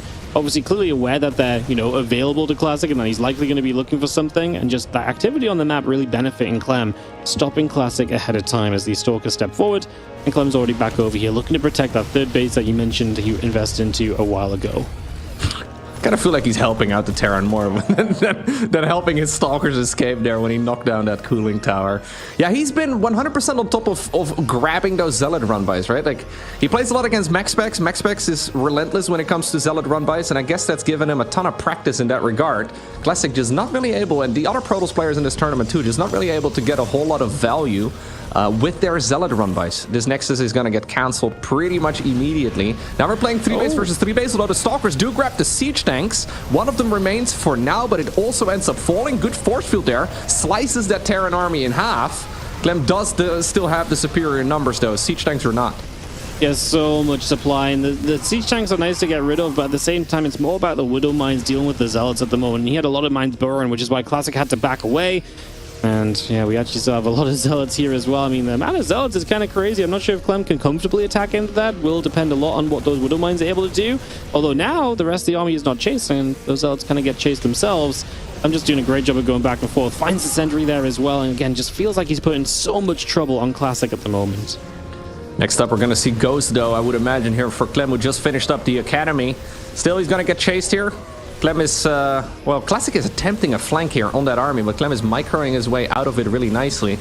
A Ghost is going to be amazing against this type of Zealot army, though. Like, you can just do so much damage, soften so many of those units up. Medevacs, again, pretty much out of energy, which really is a theme in Clem's games, just never really letting his foot off the gas. Sees the Colossus, which is nice because now you can be like, okay, yep, definitely make sure I get a few more Vikings on the way because he sees that transition nice and quickly. As you are going to pull back here, let the Widow Mines do some work. A lot more Widow Mines just burrowed up. Can they clean up a lot of the Zealots? Yes, they can, and Clem might have enough to push forward here. He's going to dive through. A few more Zealots showing up. Can we get on top of that Colossus? Can we remove the splash damage? It looks as though we will. Colossus down. Zealot count really in the bin, and it's just a few Stalkers trying to hold on. Clem's army's not super healthy, but he's got a lot of reinforcements still coming up. Almost 40 army supply at this point of the game. Clem is looking as though he might just have himself a 3-0 and into the playoffs. Yeah, he just scouted the 2 potential expansions that Classic can have. He knows that it's not the case, so he knows this is 3-base versus 3-base. He fires up the +2 research, not because he really needs it, but because he may as well, right? He's got so much wiggle room now. I think, though, I mean, he's a Terran player, right, that likes to be aggressive. I think he's going to continuously attack here, and Classic, he will be in a very difficult spot. A couple of Widow Mines just walk into the mineral line here, too. 4th Nexus, no cancel on that. Colossus is going to get targeted down, too, it looks like. The Widow Mines require so much attention here on the Protoss end of things. And Clem gets a 3-0 win. He had to fight for it, but ultimately, he just played phenomenally. he really did have to fight for in that game too, especially. That was obviously a very crazy game as Classic will not break the losing streak against Clem today. He will drop down to that lower bracket and will have one more chance to move through to the playoffs as Clem solidifies his place in the top 8 of the tournament alongside Maru, alongside Raynor, and also Loco alongside Serral. We never saw that one on stream, but Serral actually was the only non-3-0 in the upper bracket finals. He won 3-2 over Solar. Crazy stuff. Yeah. Solar and Serral, they've had quite a history, of course, and Zerg versus Zerg is a difficult matchup, and one that I think Solar in general is very, very good at. Either way, here are some of the highlights of the third game we just had a look at. Yeah, Clem starting it off, of course, with that Hellion and then the Liberator aggression too. He handled the Stalker counterattack quite nicely, and well, there were some good moments right here for Classic, right? I mean, you brought up the Widow Mines. Those Widow Mines here were so incredibly important for Clem. They just denied the Zealots. They couldn't really, the Zealots couldn't really charge into this army anymore, and despite the siege tanks going down, Clem still found himself in a really nice position. Yeah, did just a very good job of this through and through. Able to just take good positions all the time. Again, he's just fighting all game long, man. He gets so much value out of his units. Those medevacs are always out of energy because he's always getting trades and just making the most out of everything. Obviously, never let the Colossus come up in this game as well, and just able to put himself in a winning spot in that Game 3. Game 2, definitely the highlight, but a fun series because Game 1, I mean, let's not forget, was the crazy gold-based game from Classic as well, right? He also had some crazy plans across the board when it came to that first game. Didn't quite work out for him, as the whole series obviously didn't quite go his way. Yep, no, absolutely. Ultimately, the results were pretty one-sided, but I do think Classic put up a pretty good fight. Apparently it puts him at a, what was it, a 21 win streak? Oh, that sounds so painful. I don't think we should let Classic know that, because that is not a statistic you can be particularly happy with. That's one which I really hope he doesn't know about as well. It's like, hey, please don't realize that that's like where you're at. You know, like let's keep positive because he plays some great games. We know it. It's just Clem is that good. He's so difficult to take down in a series, and especially a best of 5. And especially offline as well, you know, online, Clem is clearly becoming that absolute beast that he is as well, and is just getting better and better and better. Absolutely. All right. Well, that is going to wrap it up for us for today, but we have a lot more StarCraft II coming your way. ZG and Pig will be joining you in just a second. We'll be right back after this short commercial break.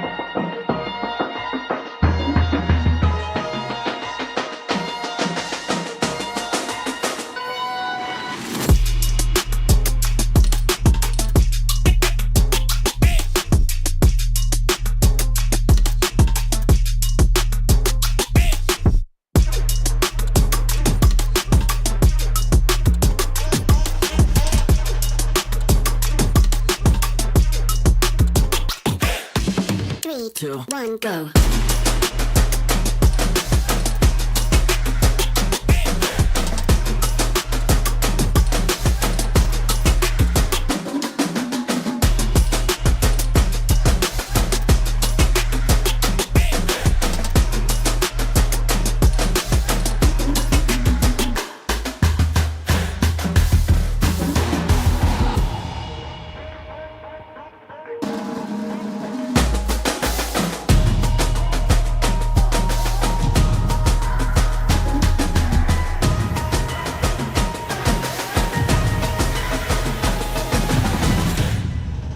Three, two, one, go.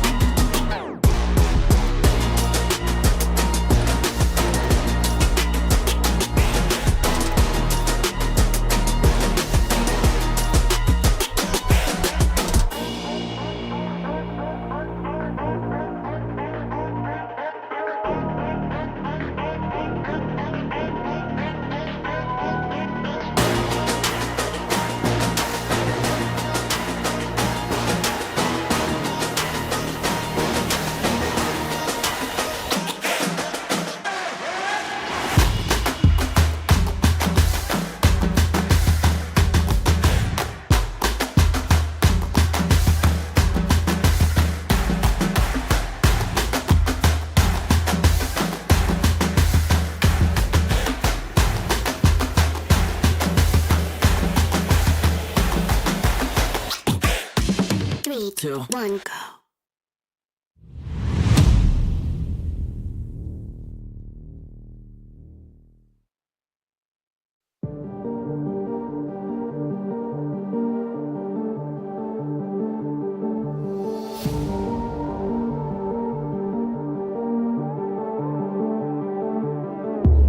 Come into my world if you wanna see some action.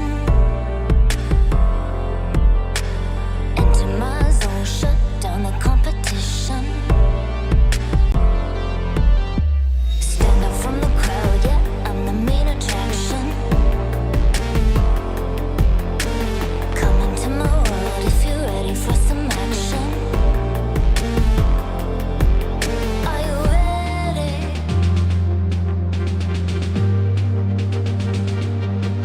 Are you ready?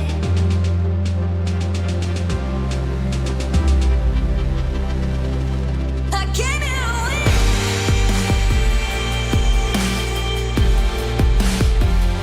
I'll never give in.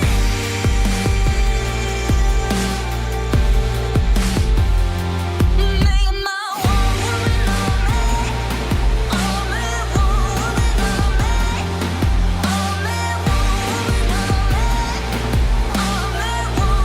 woman on me. One woman on me.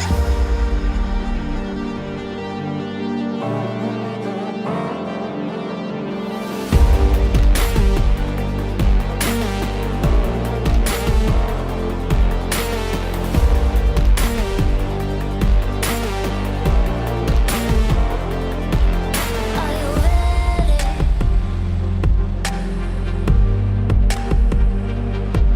Are you ready?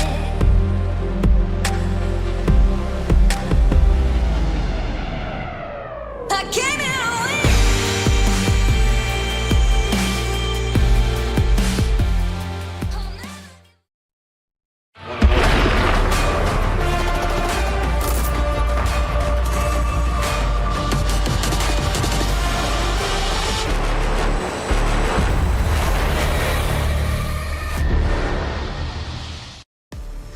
Hello, everyone. Welcome to the second half of broadcast day number 2 for the road to EWC at DreamHack Dallas. Once again, it's Zombie Grub and Pig to bring you the rest of these matches, even later on, starting a bit of the playoffs.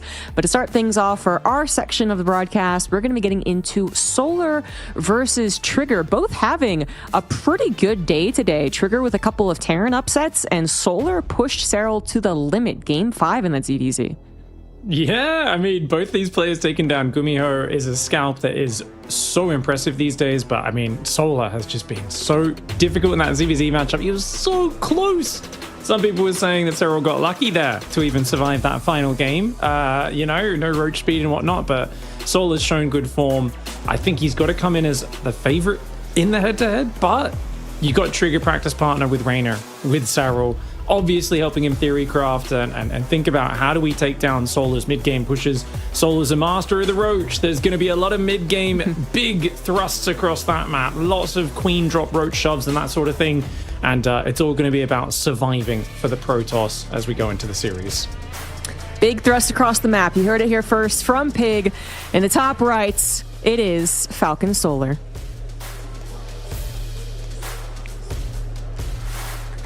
Looking incredibly focused. His opponent in the bottom left side, honestly, the biggest newcomer to enter the very top echelon of Pro StarCraft 2. Only coming into the pro scene in the late 2019/2020 age. Hitting the Protoss, it is Basilisk's Trigger. Seemingly always on the cusp of having that one truly breakout tournament performance, but then meeting one of the top deadly StarCraft players and not quite able to beat them, perhaps when it matters most as well, maybe getting a few more upsets than expected earlier on in tournaments, but then not quite bringing it closer to the playoffs. And every single tournament, it's a question, is Trigger going to be just that little bit better, push it over the edge, become the new foreign or American, specifically Hope, I suppose? Straya still alive in the tournament as well. I think he is waiting for the refs to pause. Yeah, hopefully there is an admin in game, does get that pause going. He's going to hit it himself, and I think that's absolutely justified. Even if the rules are, you're meant to wait for an admin or something, if it goes 10-15 seconds, that's completely valid. Obviously, if there's a tech issue, you do not want the game to go any longer. You want to get this sorted at the very start of the match. Now, one of the big things, as we are going to get straight back into it, I think it was a very small issue, maybe a setting reset or something like that, or a little hotkey. Maybe the health bars weren't on, that sort of thing.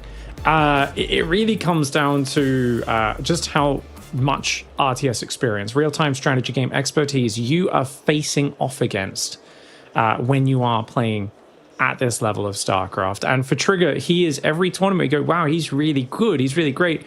But there is a difference between, taking the occasional best of 3 off Beyond, which he was doing many years ago in the weekly tournaments, and then, of course, coming to these big stages, traveling around the world, dealing with jet lag, dealing with these different setups, these different environments, and performing your best against players who, they all know how Trigger plays now. He's on everyone's radar, they know what's happening, and they're all going to come in prepared. So it's an entirely different game, stealing maps, stealing odd series online, and then winning the biggest tournaments that are out there. Yeah. It looks like the referee is a little AFK. Is now literally, it's the only way. Yep, AFK, away from keyboard quite literally, I believe. But that's no doubt going to get sorted momentarily.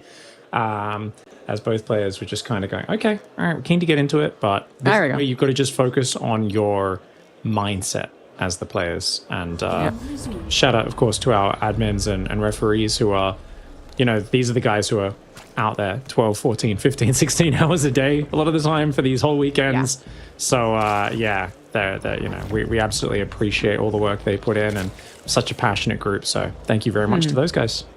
Yeah, usually covering 3 or 4 series at a time, by the way. Probably the same referee for all the other matches happening on our BCDEF streams out there on the TL sidebar if you want to go watch some of the other matches. Because, the mainstream has gotten a couple of good ones today, but the B streams have actually gotten a lot of amazing ones. So it's time to have, dual monitor, 3 or 4 web tabs open sort of situation. Oh, yeah. We got this one here, and it's starting off very, very normal. You're talking about kind of the expertise, the level-headedness during very stressful matches. Trigger does still seem to be a little more vulnerable to that aspect of tournament play, not quite bringing his A game offline at all times, but kind of almost opposite to that, actually. Like, I do think he has the times where he does falter and there are the nerves to consider or getting into his own head. On the other side, I do think he still has some of the benefit of being an NA player, which is that if things do get scrappy, we do see some just really like signs of genius even in these really desperate scenarios. Suddenly the micro gets really amazing. Suddenly the decision making does get on point. And I guess it's kind of like a coin toss as to which one exactly it's going to be. And I think it's pertinent to bring this up, the chaotic potential games, because Solar probably is, as you're pointing out, probably going to go across the map, really really apply that aggression to Trigger, and it's going to be up to Trigger to really keep it cool, calm, and collected. So get the appropriate scouting, but then when he gets the scout, still actually appropriately defend. And we have seen, even yesterday, sometimes having that information isn't enough. The execution still has to be there, and that's going to be a big question here for Trigger, as he does actually send these adepts in, probably regretting that now, though.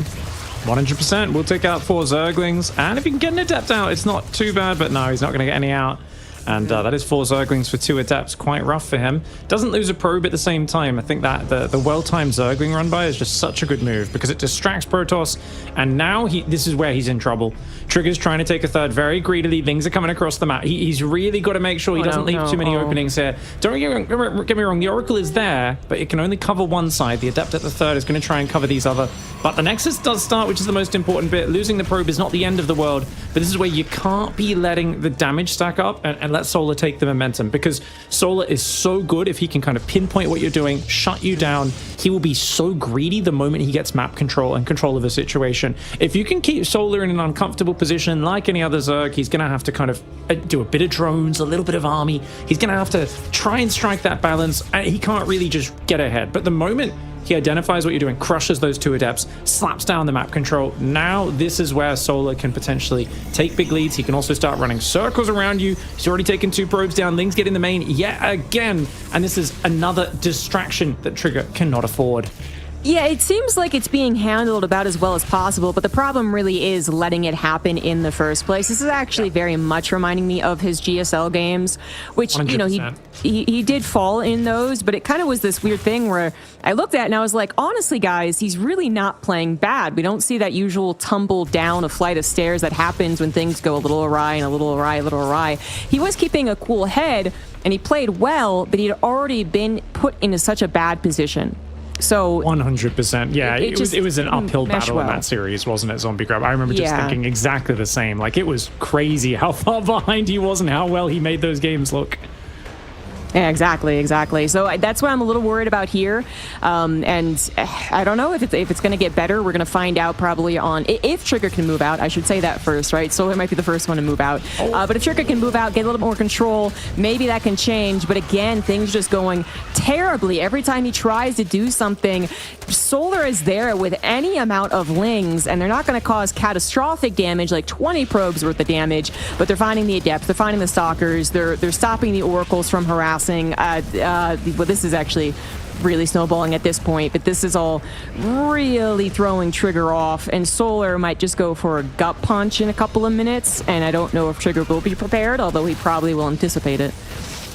Yep, Solar, I mean, he could go straight up to Hydras. He is making the Overlord speed, so it's going to be the +1 melee Ravager Ling Queen. One of his favorite attacks, one of the best ones out there. We've seen it a lot recently. Trigger to defend this.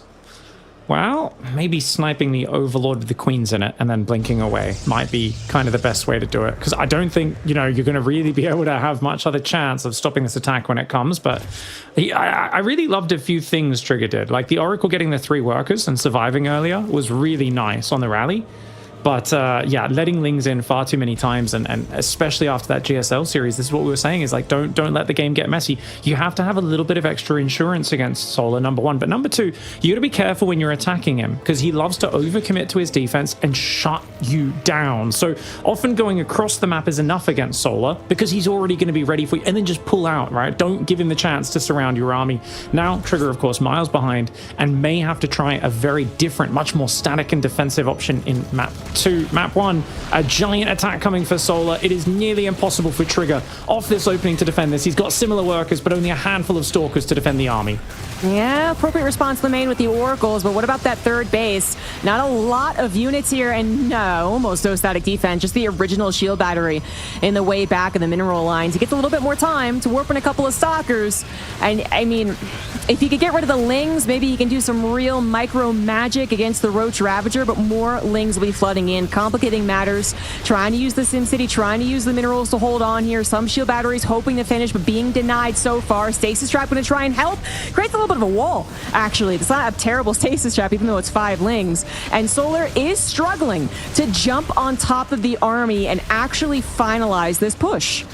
Trigger's micro is so good. I mean, this is exactly like what we saw in GSL. Get way behind and then show us incredible top tier play. Stalkers have been dodging like mad, but that natural is in jeopardy. Stalkers warping in, not going to be able to get the block off, which means the Lings are in the main, and that means Trigger has to look at 2 places at once. Good luck dodging Biles if you've got a micro in the main at the same time. So many workers going down. Stalkers will not be able to hold on. The Oracles fly away, and Trigger will get broken down in game 1. That is exactly the sort of game Solar loves. Slap down the aggression with Zerglings, immediately counter pressure, and every time the Protoss tries to move across the map, jump on top of his third base, jump into his natural. Do not let that momentum get going. It was so similar, actually, to the games that we've seen from Trigger previously. Not really that long ago, GSO was lightning fast, and he did show a bit of a weakness to similar pacing. Very unfortunate. There might have been some hope if he had not let those Lings, the last set of Lings, into the natural. The 2 shield batteries about to finish. If they were 15 seconds faster, they might have held the first unit in the wall a lot longer, allowing him to successfully deflect the run by. Then he can use the warp in still on his third base, which might have still been broken, but he was trying very well to keep Stalkers alive. When it's 5 Stalkers, you're like, easy peasy, no problem. Suddenly 5 becomes 10. You're like, okay, well, am I going to actually have trouble with this? 10 becomes 15. And you actually got to worry about leaving your very limited number of Roach and Ravagers a little under-defended themselves. But instead, Trigger really had less than he should have with all of the losses in the early game. And then he also had so many areas to defend. He was warping every which way, missing that possibility to get critical mass where he needed it most. 100% Zombie Grub. I think you've got to look at this from Trigger's point of view. He's going to have that pro gamer mindset. Pro gamers always think about these sort of games. They don't think of it about, we just see a snowball, an avalanche. They always think about, okay, when did I start to slide down, right? When did I first lose my footing? And it's that first double adept shade. Do not let that shade finish. Those Lings ran in his base. He got distracted, didn't cancel the shade. Right into the middle of some Zerglings. It was not a good first adept shade, right? That's the first one. But even if you lose those first 2 adepts, it's salvageable, because similar thing happened when he played against Rogue in GSL, and he got excited and kept trying to attack and kept leaving openings. Once you lose a few units and you lose a bit of momentum, you've actually got to be extra safe as a Protoss. Otherwise, players like this Zerg at the bottom right are going to take advantage of you. Down here in the bottom right side of the map, it is Solar, representing Falcons. In the top left, down a game in this best of 5, he is Basilisk's Trigger.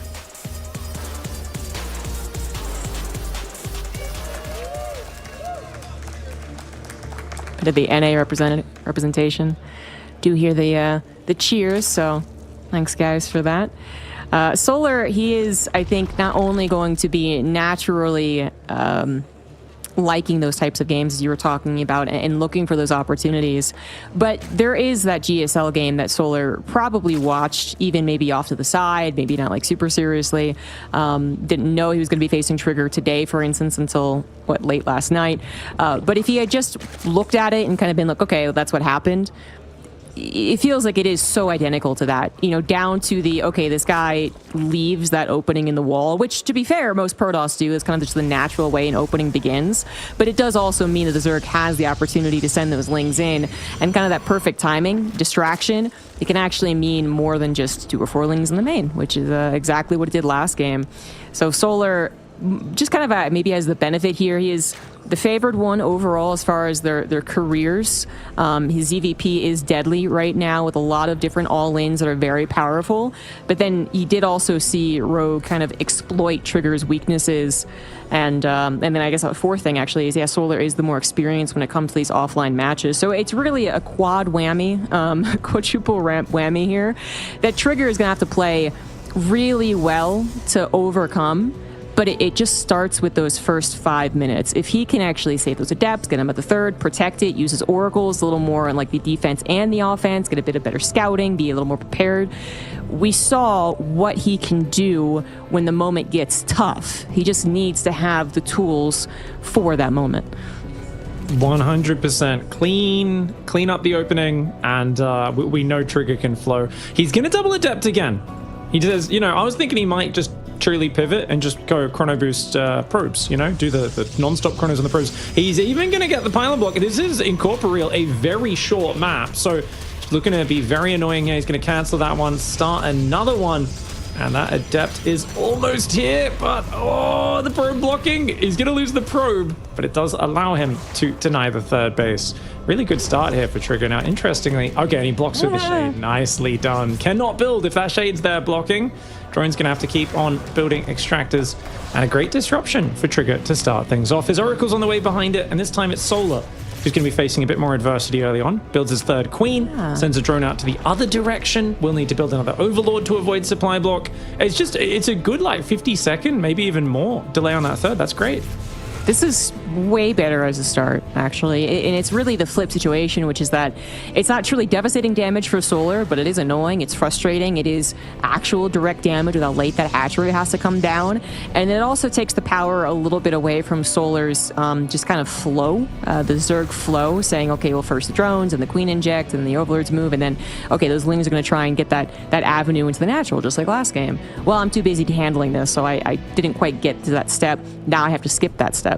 So if he can continue this is just putting him on the right footing. I'm not saying it's game over either way, but little improvements here and there. And then Trigger does really need to keep an eye out for basically what all-in Solar is doing. Some other Zergs out there, they're not always all-inning in best ofs. They are playing some pretty, solid backer games, but Solar, it's been really intense a lot on these all-ins. So it's just a matter of which one he's bringing out. Yeah, I mean, I feel like Solar was always, he grew up as a ZVP sniper in Pro League, wasn't really considered good in the individual leagues, was put out in Pro League multiple times just to snipe Protoss players. That's how he came up as a pro, and he was really good at that back and heart of the Swarm.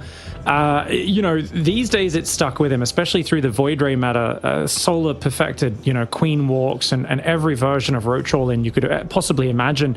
He's such an expert at it, and getting a good early game, you can't underestimate it, because Solar does not want to play late game in this matchup ever. He just doesn't want to. It's not his expertise. No Zerg really wants to go there against Protoss, but especially not Solar. So that is definitely an area where Trigger should technically be favored, but Solar is such a master at the early and mid game, and these Lings staying active, getting good vision. I would say traditionally Solar is a little weak to 2 Adepts sneaking around the edge and shading in while he's on the other side of the map, but he's actually been really good at splitting his Lings. He's leaving some Lings at home, so you can kind of see that Solar's prepared for his own weaknesses, studied some of his own footage, and he's realized, hey, this is something that's got me in the past in the weekly cups. Let's make sure that doesn't happen here on the big stage. I was wondering if we could see some SOS here, but no, we do start up that blink, just a little delayed because he was focusing on the micro of his oracles so much, but there was a decent amount of Adepts made. Now Solar did see this, so he knows about it. He's gonna have to be aware of it. They might wait to try and do a little multi-pronged attack with Stalkers potentially. Maybe kind of even get a pickup on how they're gonna use the Stalkers with how much they're dedicating with the oracles to an extent. Obviously the oracles can go back and recharge and come back on the front to help out, but if you are going to move out with your Stalkers to try and even get a little bit of the harassment, a little bit of the map control, you're going to want the oracles with some energy. And these oracles have been really trying their best to get the drone kills. 6 in total going down, Overlord going down as I speak too. It's Trigger actually playing a very tight game right now, only losing a pylon and a probe so far. 6 more gateways coming. I wonder if there's going to be a Robo Bay, because no Templar Archive, 6 gas, there's a robot, there's so much gas in the bank right now. And I feel like either Robo Bay, second Robo, or Templar Archives has to go down soon. Otherwise, Trigger's kind of going to have just a ton of gas banking. He's going for a 4th base. Normally something's a little risky in this scenario to just play Blink into 4th against Solar, but Solar is going Infestation Pit, right? Solar's going to play Hydras into Hive, skipping Roach Speed entirely. So it looks like we are actually going to see Solar engage in the Lurker game, something which I guess is playing against his image. We didn't expect it. And oh, great surround! That is so nice. 5 Adepts for free. Yeah. Trigger maybe thought the rest of the army, the Oracle specifically, was a bit closer, but a bit of a mistake there. That is a decent amount of army that, again, could have also been used for a secondary attack if the Stalkers aren't finding any headway. Maybe they're finding the distraction. Stalkers now, there we go, going down is Trigger. Very focused on his attack over to the left side. Did not notice that. Solar now noticing, hey, I'm being attacked. Does send his Hydras home. Lings will guarantee the 4th base will not be put down behind this. Trigger just going for a very dedicated attack right here. 10 gateways. War Prism in play. +1 now done. Big blink back there as the Queen Hydra looked a little too scary. Ling's out trying to cause distraction in the natural too. But Solar has been building some Hydras. They have the appropriate protection. This is a lot of Stalkers, and a lot of that frontline fodder is going down. Queen's out of transfuse. Hydra number is starting to dwindle, and Solar is in some trouble. Trigger's Stalker Micro is some of the very best in the world. I really put him as close second to guys like Parting. He is very good when he gets in a situation where he can just do that Blink Micro. A guy who loves playing micro trainer games, loves playing those mouse games like Osu that are all about accuracy. And if you put him in a raw mechanical situation like this, his Blink Stalker Micro is amongst the best. And he's going to just lean on top of Solar there. Massive 10-gate blink. We don't see that every day, Zombie Grub. You can see the relief on his face. It's a bit palpable there.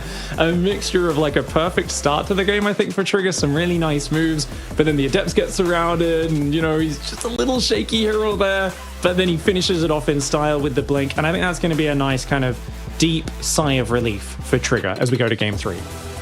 Well, I think, you know, what's funny is that I'm more relieved on the side of Trigger. Not that I'm voting for either one here, but with the opener. You know, it's great that his build delivered in a big way. That was, you know, an easy finish actually, but and that is great that he got a game, but the beginning was a lot cleaner. The mistake with the Adepts was really the first mistake, and actually the only mistake because the game ended shortly after, but he even made sure that they did not get a run by into the natural, which would have been too easy to maybe even F2 because you're so excited, hey, like I'm about to attack with these Stalkers, I'm about to win, right? So that actually instills more confidence in me, funnily enough, and like the overall win. That Trigger can actually continue to do this. On the flip side, talk about Solar for a second. I wonder if he was like, well, this is going to really confuse the guy. He's going to think, okay, 4th base, let me just macro against this, and hey, get the Tempest, and we know how that looks. But instead, I get all in, or well, let's say dedicated attack. Okay, enough of this. Like, I'm not doing the macro game all in. Let's go back to being super aggressive. And then we're going to see maybe a little bit more on the fireworks if they both are going to be very aggressive toward each other. Yeah, I'm so fascinated if that was fully planned ahead of time, because, you know, he wanted to take the 4th, the Adepts went down, there was a lot of gas banking for Trigger. I like the decisiveness and the confidence to push in there, but I would love to, you know, have his ear after the series and go, oh, you know, were you planning to go 4-base Storm? Wait, what were you thinking throughout the series? Because the players are always adjusting on the fly and changing their game plans, and Solar as well, no doubt. Going to be looking for a change up. It's ley lines to close out the or close out this next map, I should say. We are into the best of 5 stage now, isn't it? Oh, I'm so excited. I'm just so used to the best of 3s from yesterday. Up in the top right side of the map, representing Team Falcons, it is Solar. Modernized his opening with that early extractor trick. Super optimized. And at the bottom left, we got Basilisk's Trigger. Getting a point on the board and showing a bit more of that confidence that we know he can have, allowing that early game to go as smoothly as you would hope, and really even turning the tables on Solar. Solar was the one struggling a bit getting that 3rd base up. This map's going to have a slightly longer rushes since then in Corporeal, but overall kind of medium-sized. I think this map's very fair, very balanced. We see it almost always. It never gets vetoed pretty much by any one of the 3 factions ever. That being said, late game on this map, I already said it's going to be kind of tough if Solar goes to late game against Trigger, which he did try in that last game. He's trying to go to Hive Tech and Lurkers. This map is especially hard for Zerg in the late game because the middle bases are just so easily picked off by Tempests, and Recall is very, very powerful for positioning between the bottom right and the top left corners of the map. So Protoss's ability to pick away at a Zerg with a patient kind of Tempest siege is, when done perfectly by the Protoss, I'd say it's pretty much unbeatable by the Zerg. Of course, Serral in the past and a few other Zergs have made some good comebacks on this map, but it's one of the hardest maps to do it on.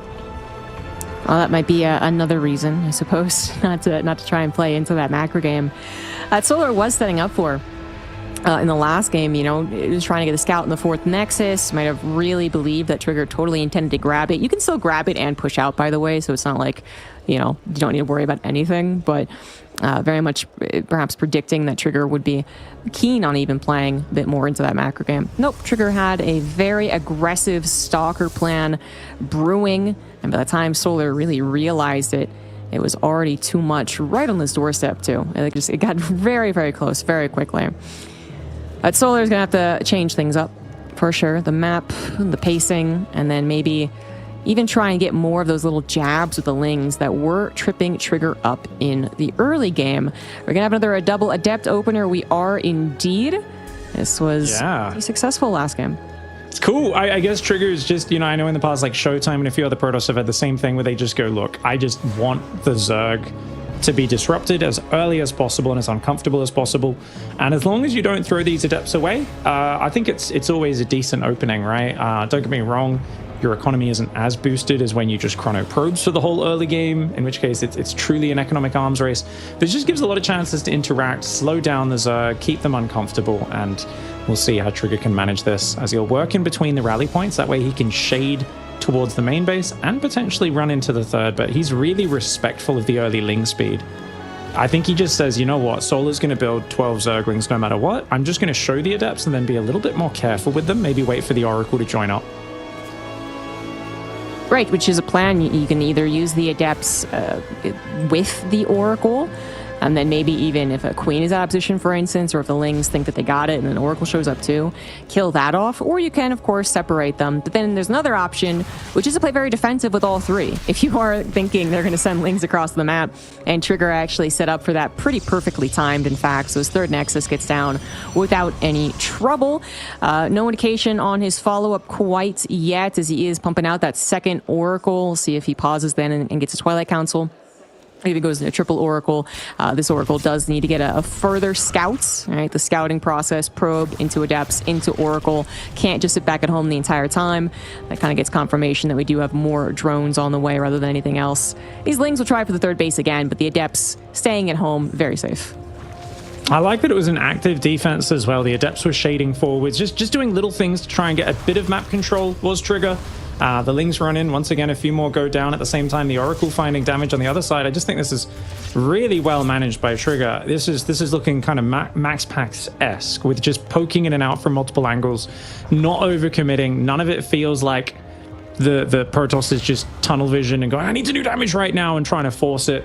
So really good relaxed play from the Protoss. Solar, though, hasn't taken any big swings. The supply block there in the midst of all of that was a bit uncomfortable, but he's got the Lings and Queens. He can get back on the droning, and going for the fast melee, really good against a player who Trigger is almost always opening Blink. And I think because Solar's usually so safe against the Glaive Adept follow-ups, it's just unlikely we see Glaive Adepts out of Trigger. As a result, Solar also might adapt. He's so good at studying his opponents and do more of this just Ling Hydras, skip the Roach Warren.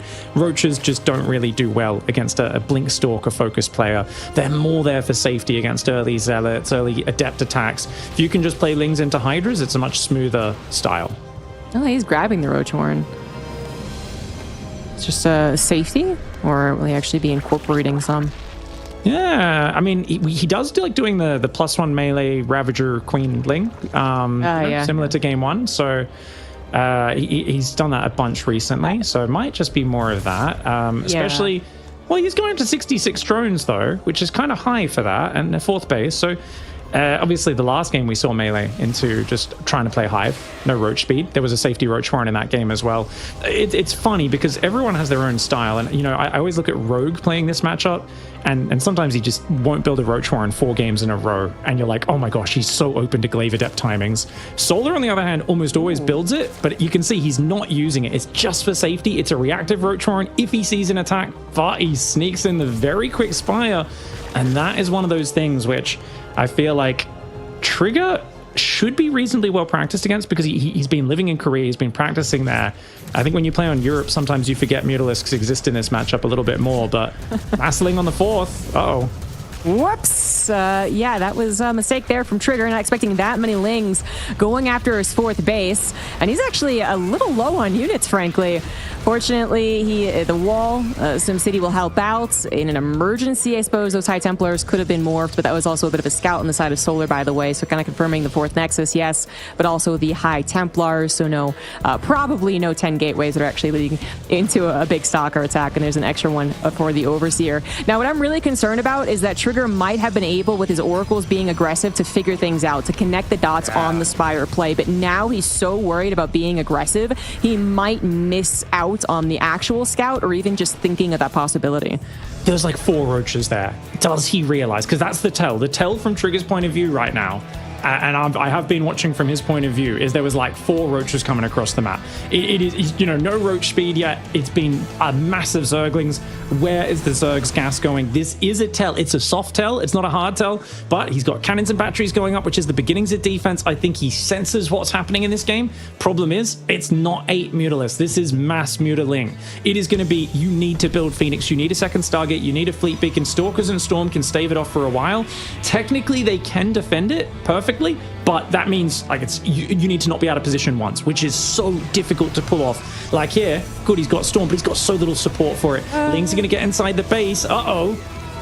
Yeah, the Zealot wasn't on hold position. Simple as. He went chasing after. Now, this actually turns out pretty well. The Lings, maybe on the same hotkey, ran back out through the Storm.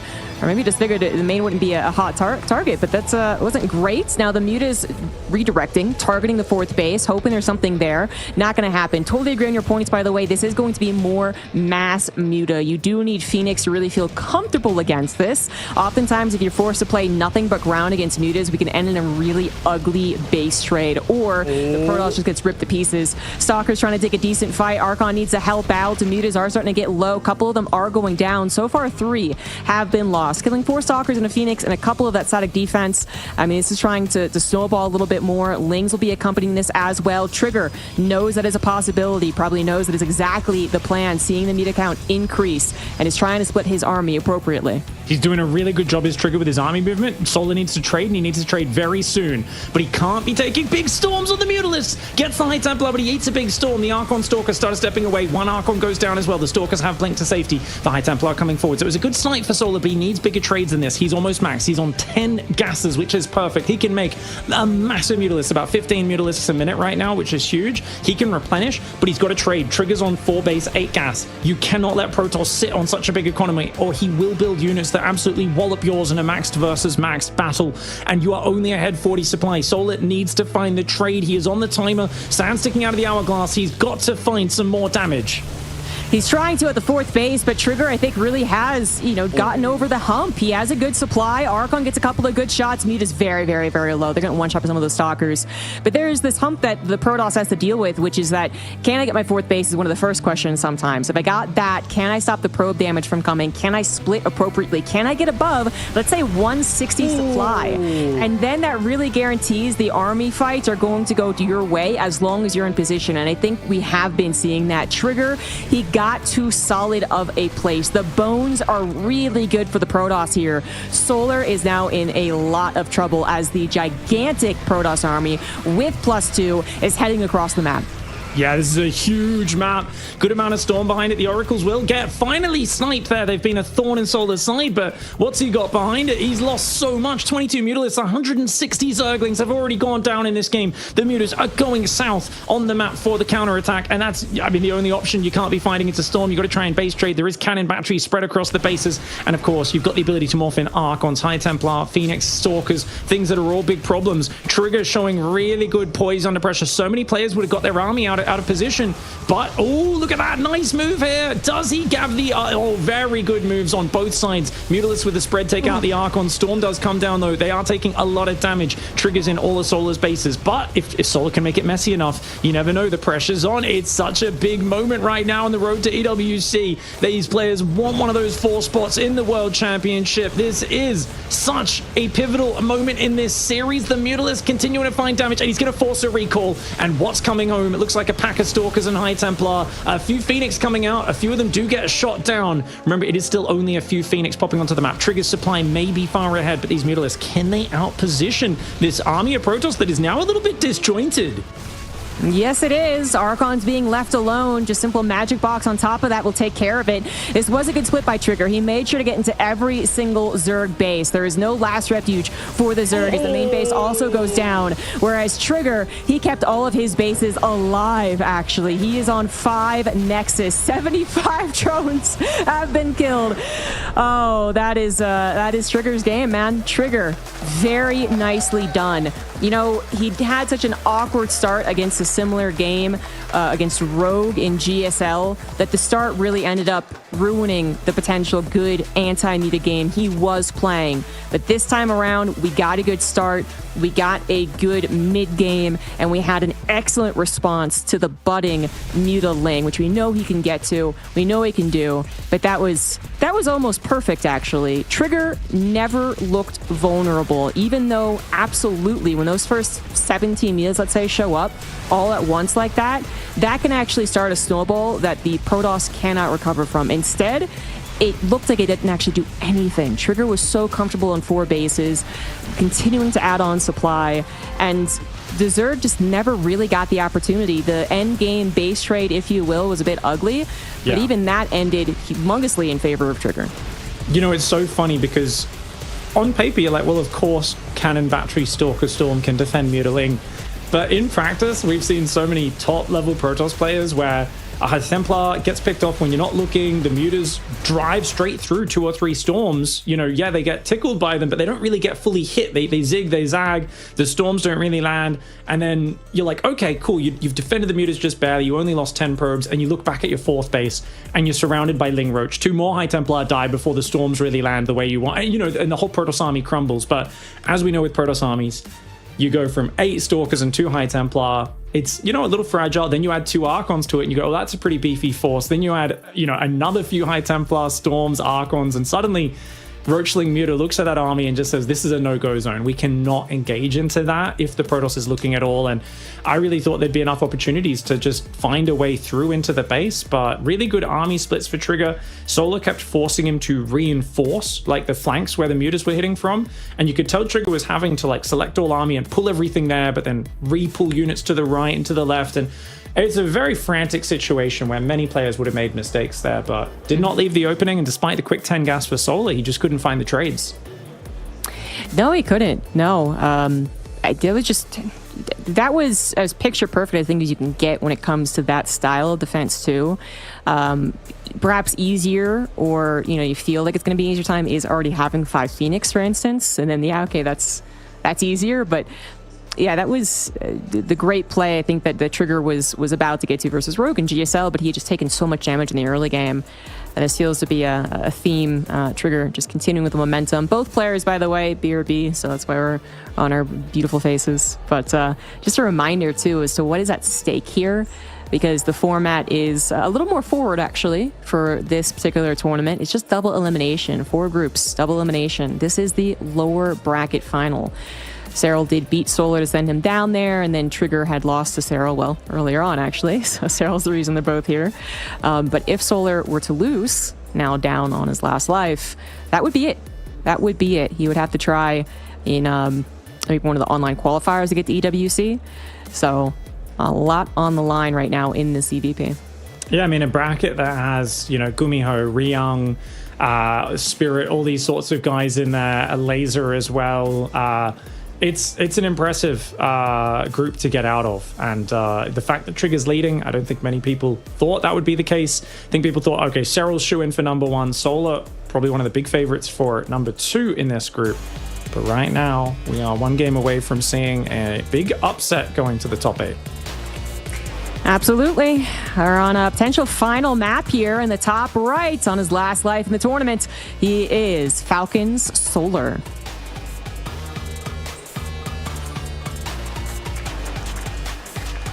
And his opponent in the bottom left side of the map, having a quick bathroom break up at that last game, letting off a bit of steam. He's looking so relaxed right now up there compared to what we saw at the start of the series. It is Trigger for Basilisk. And by the way, guys, if you are fans of the Basilisk players, you want to congratulate at least 2 out of 3 so far on their advancement, and you're in the venue. They are going to be doing a Basilisk signing session, so Serral, Raynor, and Trigger, happening on site in Dallas at 3:30 p.m. local, so about half an hour from now. So, yeah, if you want to go ahead and get your stuff signed or just talk to them, that will be happening. Trigger might be a very, very happy lad at that signing session if you were to win here. Indeed. I love that we've got these chances to meet the pros and stuff. Those signing sessions in the past have been a rare chance to get to have a very quick chat with the pros and say hello, get something signed. And obviously, the end of a hectic game, or day 2, I should say, it would be a nice moment before the final day. We are seeing that probe harass, but Solar got his hatchery down nice and early this game, so Trigger's just doing the standard probe harass. It's a big map, Tokamak, hard to get the expansion blocked. You know, it's not one of these maps where you go across like ley lines, the last one, force the awkward third. Trigger's just playing very safe. I don't think he skipped the probe scout at all in this series. No gas first, no greed for him. Doesn't want to take any chances. That's correct. Sending that out, hoping for the hatch block and not getting it into their game. Trigger being so far successful with nothing particularly surprising. All right, we have not had a swap off from the blink. The 10 gates actually was surprising. I should note that, but I mean nothing on 2 base, nothing that is a different technology coming down. Solar can have certain expectations for how this game is going to go, but right now those expectations aren't getting him the lead that he desires. So how is he going to change things up? Probe's going to confirm the 3rd hatch. Very much intentioned. I got that Stargate build once again. Wow, double chrono on the Adepts again, Zombie Grub. I wasn't expecting it on Tokamak. It's a bigger map. And I think on the smaller maps, ley lines, incorporate, I love the double Adept pressure. On this map, not as much. It does feel like this is just Trigger has found his comfort zone. And I think he's prioritizing something he feels most comfortable with, as well as what he feels gives the Zerg the least room to play their game. And he just wants to keep applying that pressure and say, this allows me to lean on them, leaves no holes in my openings. I thought we'd see a pivot for him into just constant chronos on probes, and then, you know, getting active with the 5-6 Adepts and the 2 Oracles, you know, the slightly later pressures off of a more economic start. But it seems like he's kind of found the flow of the early game that he wants to do here, and not many Lings in position, gets 2 drones immediately. Oh, 3rd one pops out into a bad spot. Yeah, the Adepts barely avoid this round, at least the first one. Second one is a lot more successful, grabs one of the Adepts. One will live, and I think that's actually okay. If it lives, we're going to be a little low on the units. Even if it goes down, 4 drones that early is pretty big, right? It is. I certainly worth the trade of the 1 Adept, and the 2nd Adept looks like it is going to live only temporarily, just to help out, get that 3rd, but the Oracle is there, so Solar knows, you know, if he were to go for this, delay it any further, he'd be trading out even more Lings. He does need to get those drones back up, so that actually worked out really well for Trigger this time around. Just finding that one little sliver there, like the Lings were about to pop out to get this around, that they barely didn't grasp initially, and the drone was just an unfortunate timing too. Adept's not really fully walled off on that 3rd, so, I mean, it could easily get surrounded by these Lings. It's on a corner, so a bit of surface area, but the Oracles are nearby again, and Solar's Lings having a bad time.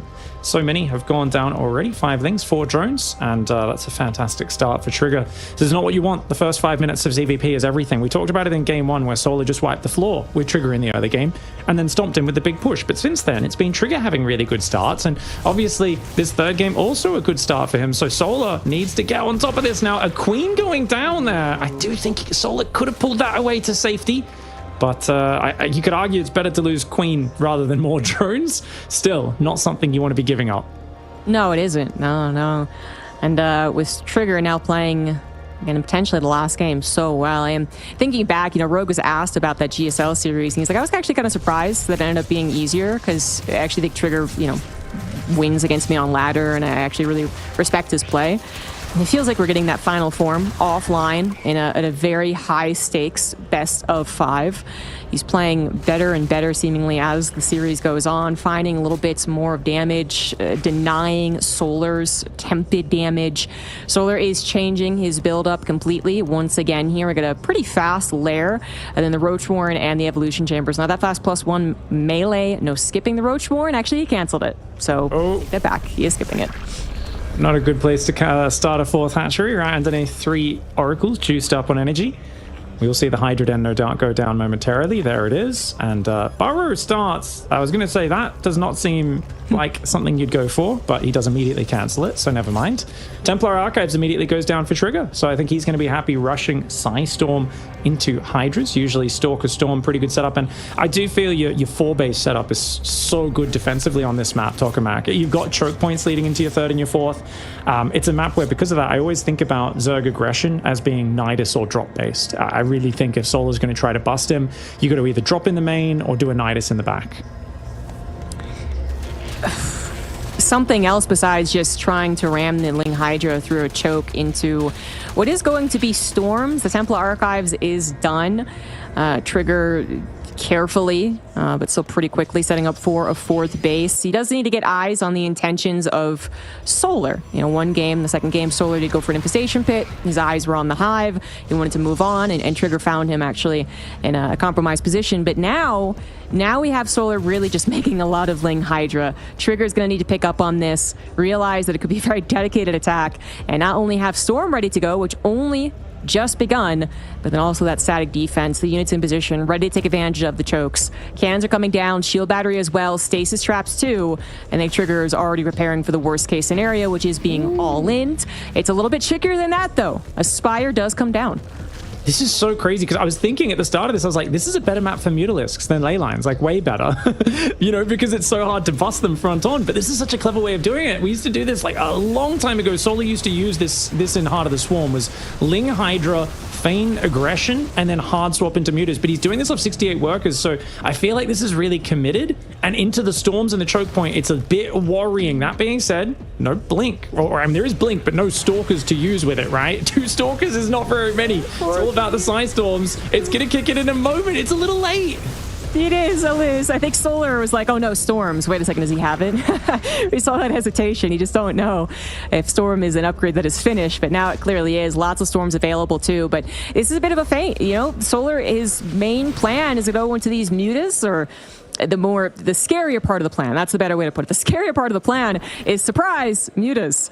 They are going to have about 11, actually. Started off immediately. Trigger is grabbing a second Stargate and a Fleet Beacon, though. He will have some ability to deflect Mutas. Not literally right now, however. And 12 Mutas are going to be heading across the map. Trigger at least needing some static defense in his bases. I don't see it coming down right now. So this is actually just kind of like considering the pace of PvZ. It's not necessarily a reaction, the Stargates, to potential Mutas. Yeah, no, this will be a big problem. He wants to go Tempest's Mothership. These are not what he'll necessarily... I mean, they won't help, right? Not against the Mutas. It means he can hard swap into Phoenix very quickly, but definitely these first Mutas could get a lot of damage. It's a largely Zealot-focused force right now, with an Immortal coming out, a second Immortal, a lot of High Templar. We do not have the Stalker count that we did in the previous game. Good Storm on those Hydras, though. He's holding the front really well, but this damage in the back is going to hurt. The Mutas showing themselves now in that main base, and Trigger is going to just warp Stalkers in underneath, but the Mutas are going to immediately stand and fight. Phoenix are exposed. He's got to bring more units into the main. He's got to start that Phoenix production, but of course it's going to be paired up with an attack on the front. And I think Trigger already losing. 6 probes, 5 Stalkers. Does hurt. Let's see if he can handle this. Warping in more Stalkers. I think he's underestimating the Mutalisks. The Mutalisks are getting fantastic trades. Trigger, he's trying to build the defenses, but he's already lost an Oracle. Second one goes down. More Stalkers finally arrive here and do punish a few of the Mutalisks. Trigger is not out of this game yet. He's taken a wound, but it is not a game over. It is not a finishing blow by any means. He's still close to the worker count as Solar. Solar was not playing a high worker count game. If he can get a bunch of Phoenix out, it'd be good against the Mutalisks. Interestingly, Solar is kind of caught between two worlds. He's going Corruptors to tank against the Phoenix, but he's also adding a Baneling there. So he could still play Hydraling Bane here. There's a few options available to him for now, though. Muta's trading on Stalkers, and Trigger going to back away. Yeah, it may be a little difficult to tell just how many Mutas that was because they were clumped, but realizing that wasn't a fight he necessarily wanted to take. I don't know, like this was very scary when we first saw the Mutas arrive, and Trigger didn't handle it perfectly for sure, but he is once again in this position on 4 bases as a Protoss with +2 attack and an increasingly almost maxed out army. I am a little scared for Solar. Some Storms going down, but we also have the Mutas catching the Archons all by their lonesome, one at a time going down, but now they're getting some shots. The Mutas do clump up a little bit. Phoenix also trying to help out here. Trigger could play Phoenix game, but he could also play a ground game, and I don't know if Solar is prepared for the ground game. Yeah, this is so weird, though, because 2 full energy High Templar went down. He doesn't have as much Storm as he did last time. He's thinking about pushing right now. You could tell Trigger's entire army has just kind of got awkwardly together, but I think this is a much better base trade for Solar. The way he dives in here is excellent. Trigger's going to engage in a base trade from 5 steps behind. He realizes this is not working. He's going to recall now, but I think it's too little too late. He doesn't even recall the High Templar. Zealots and High Templar are still on the other side of the map. The Phoenix getting gunned down, and I think Trigger maybe could have just kept turtling up, tried to bring it back, but as it is, Solar is getting amazing trades. 3rd and 4th base both suffering. Big Storms on the drones. Trigger is going to need to pull a rabbit out of a hat to save this game. Yeah, unfortunately, when most needed, there was the base trade. Solar has complicated matters. Trigger wanted to move out, wanted to pull Solar back, but Solar said, no, this is way worse for you than last game. I'm absolutely going to go for it, and it was absolutely the right call. Trigger is now in the worst position for the base race we are getting. He's trying to hole up in his main base, trying to get whatever he can against now, both ground and air. Trigger does not have either option himself to really contest it. A couple of storms would be huge, but he only has one. It is pretty good. It's going to ward away the army for now. Actually, he did have two with the recharge, I suppose, but that's going to be it. Now just Stalkers and one Archon trying to hold off in SimCity, I guess, which is really what Solar is struggling with the most. A lot of bases went down on Solar's side of the map already, actually. Solar is going to be unable to take a main fight if Trigger pulls back in time. But Solar is starting to dig into the reinforcements, taking them out of the overall army equation, and that's not what Trigger wanted to have happen. He wanted to consolidate. Now it is too late, I think. High Templar storming 2 Mutalisks is always a little bit sad. Those 2 Mutas snipe the High Templar, doesn't get any more storms off, and Solar managing to make this scrappy. Trigger still managed to get home and make it surprisingly close. His Zealots are still doing damage on the other side, but with nothing left, he's going to have to tap out. What a close series, and I got to say, a huge surprise from Solar, committing to Mutalisks 2 games in a row, caught Trigger off guard. Solar willing to take big risks in his attempt to close out this series. Huge risks, huge risks. That was not going to be an easy game either way. Even, again, the setup wasn't absolutely perfect. It wasn't clear that the Protoss had been pushed so far back that, okay, yeah, obviously I take the base race, it's no problem. That was still a pretty good Protoss army. It just moved, it zigged when it probably should have zagged, and by zagged, I mean probably stay at home. You would have been able to max out even if you were taking economic damage, most likely. Or maybe your economy stands intact, but you do start to lose a couple of units here and there. But I doubt that both could have happened with a 4-base setup, the option going to Phoenix if you really needed to, but then the option to also just start building up the defenses, Archons and Storms on those forward bases. But Trigger either, one, thought that the base race was his only option. He thought it was too messy already. 2, thought it was, going to win like last game. Or 3, actually, third option. I don't think it is the case, but there is always that, like, okay, well, I need to make sure they don't get any type of transition after this. But that was not going to be Solar's plan at all. He was full on attacking, full on dedicating to the lair, of course. And Trigger, didn't get as clean of a game, for sure, at the end of the day. That is the type of chaos you want to imbue into a game as Solar. Yeah, Hydra aggression into Mutas. We don't see that anymore, so it caught him completely off guard. Solar's feeling good now. I was the first one into the lobby there behind Solar. It was just me in the other player slot and a referee, and Solar was already spamming 1A, 2A, 3A, go ready, 1A, 2A, 3A, go ready in the chat.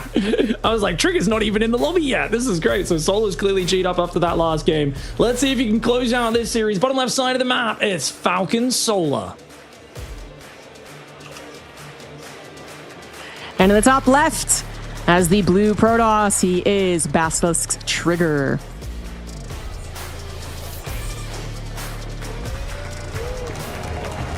Ooh, and a 15 hatchery again here before the Overlord. That's the I'm not going to let you block me hatchery. I love it. It's really good. You can see the Overlord's super delayed with this, but if they send a probe across at the start like Trigger did, that costs so much minerals for the Protoss. So this is a favored opening. You'll see Serral is like the best in the world usually at predicting when a Protoss is going to block and then going for this 15 hatch, and then when they don't block, he goes for the standard greedy 16 hatchery. And Solar has felt exactly like Serral with his openings today in terms of like that specific decision gamble against Trigger. He's got blocked once or twice, but more often than not, he's coming out on top, and that's really good planning for Solar. It's studying the map, studying his opponent's habits, and just mixing in different variations of his openings to get every possible advantage. ZVP, it's a game of inches. The early game we've seen be massively influential, and I think that last one was extra impressive actually for Solar, because I don't think he was in an amazing position in that last game, but I think his strategy was just fantastic to catch his opponent off guard. I agree. I absolutely agree. I really thought that was going to be another hard stop even on that chaos more akin to the previous Muta series, which it still looked chaotic at the end with all the bases going down and units every which way. But truly, the Muta game that Trigger won was not chaotic. He was able to secure all even 5 bases at the end there, get that kind of ultimate Protoss army, and know that a move out was going to ultimately benefit him. I mean, there's always a little bit of doubt, of course, but the chaos just really wasn't there in the way that you needed to be. But Trigger, just with the move out, honestly, I think it was very clear that he was like, okay, this is not what I was prepared for. I really hate being put in this position. I should have maybe even predicted this because, hey, Solar's done this in the past, and we can cause some of that frustration that we even saw maybe a little bit on the camera. It was like a motion with his head that kind of seemed like, oh, I thought I, was reading this correctly or something, or like, I didn't think it was going to go that poorly for me, but definitely did by the end. And now Trigger went into this, the under experienced player, sure, but he's still been in tons of offline tournaments at this point. But he was able to quickly regain a footing in the series. With the second game, 10 gate, got him back in it, instilled that confidence.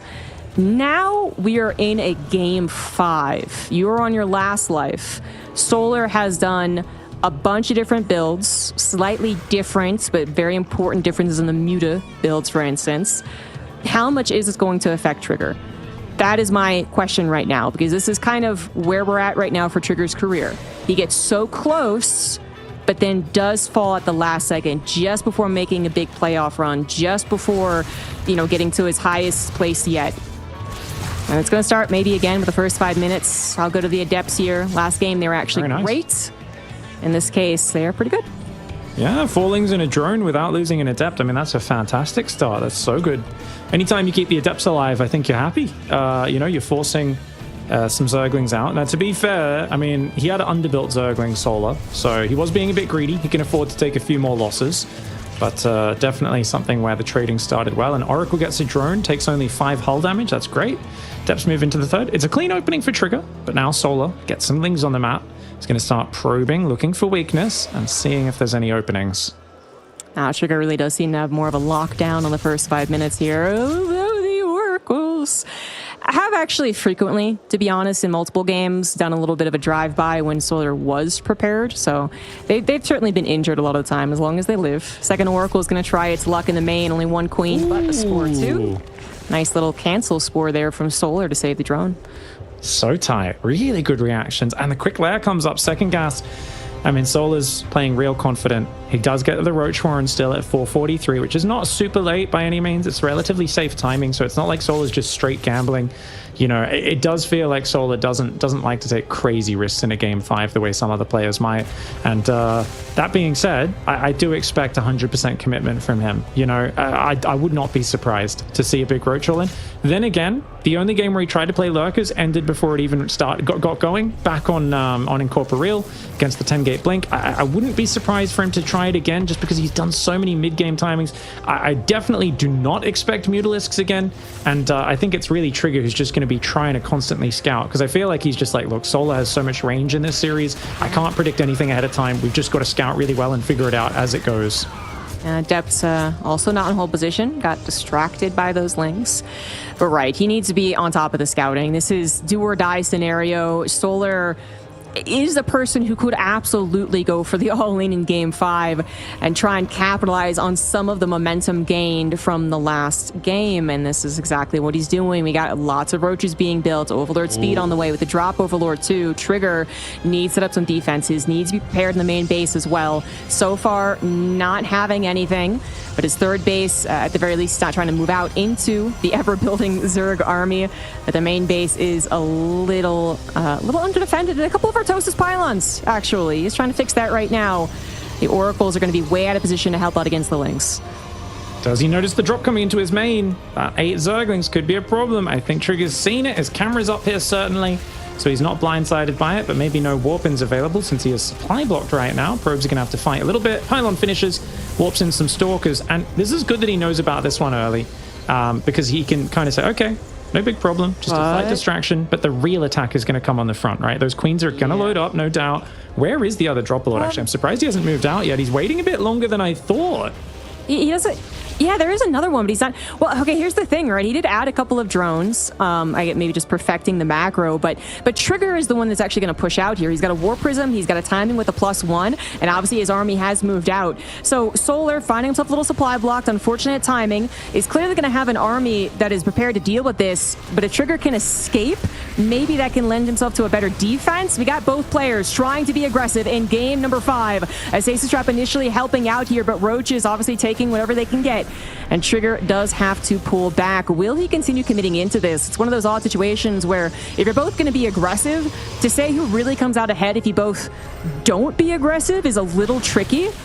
Oh, he's so tricked him as well. Trigger's building cannons in his main for mutas. He doesn't realize it's an all-in because it's so late. Like, Solar's basically just mind gaming right now. Trigger's got to pull back. He can't lose units on the map.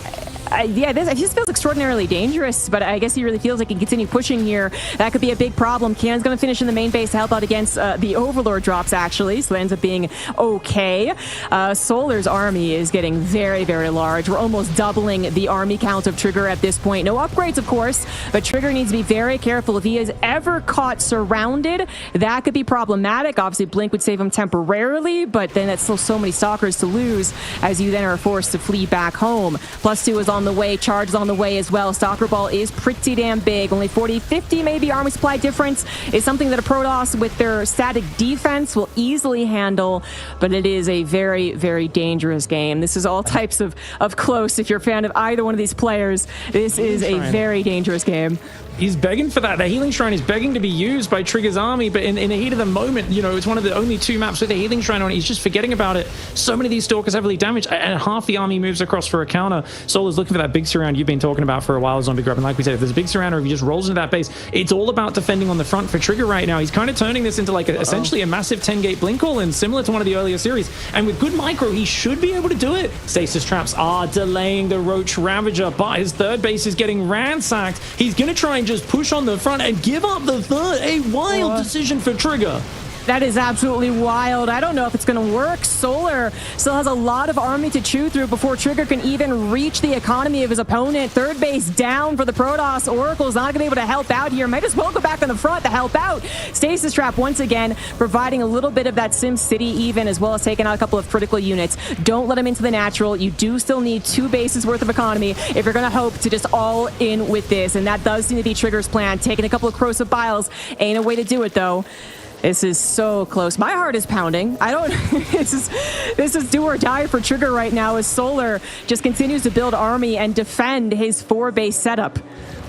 Trying to go into speed banes as well. The Stalker army, I think Trigger can still get back in this potentially, but it's an uphill battle after losing that third. 2-base mining against what is 4 bases. Obviously, as the main half mines out for Solar, then the natural soon, he's got the 4th to mine from. So even on just 60 workers, it's not an impressive worker count, but with that massive gap, 2 minutes or more gone of mining on your third for Trigger, that's so expensive. And his Stalkers feel too much pressure to attack. He actually has to swap to a defensive mode to keep his hopes alive in this game, but he wants to keep forcing trades on the front. The problem is when he goes on creep, the Roach Ravager dives, and that is a perfect jump forward for Solar.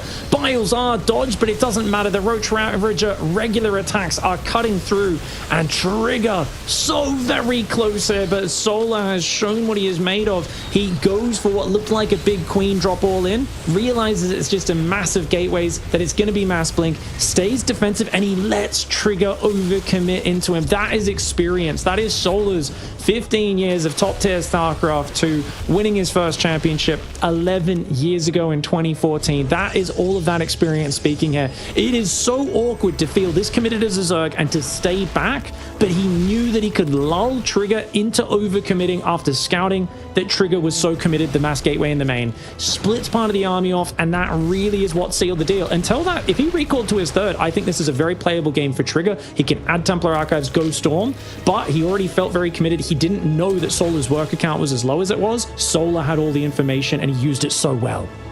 I guess that's what it comes down to, is that Trigger just didn't realize how committed Solar would be if he did go home to defend. Solar would have had to try and do a counterattack, probably while droning, I suppose. I mean, it's really hard to tell, but do a counterattack, and then Trigger would have had some static defense. Safran's advantage would have kicked in.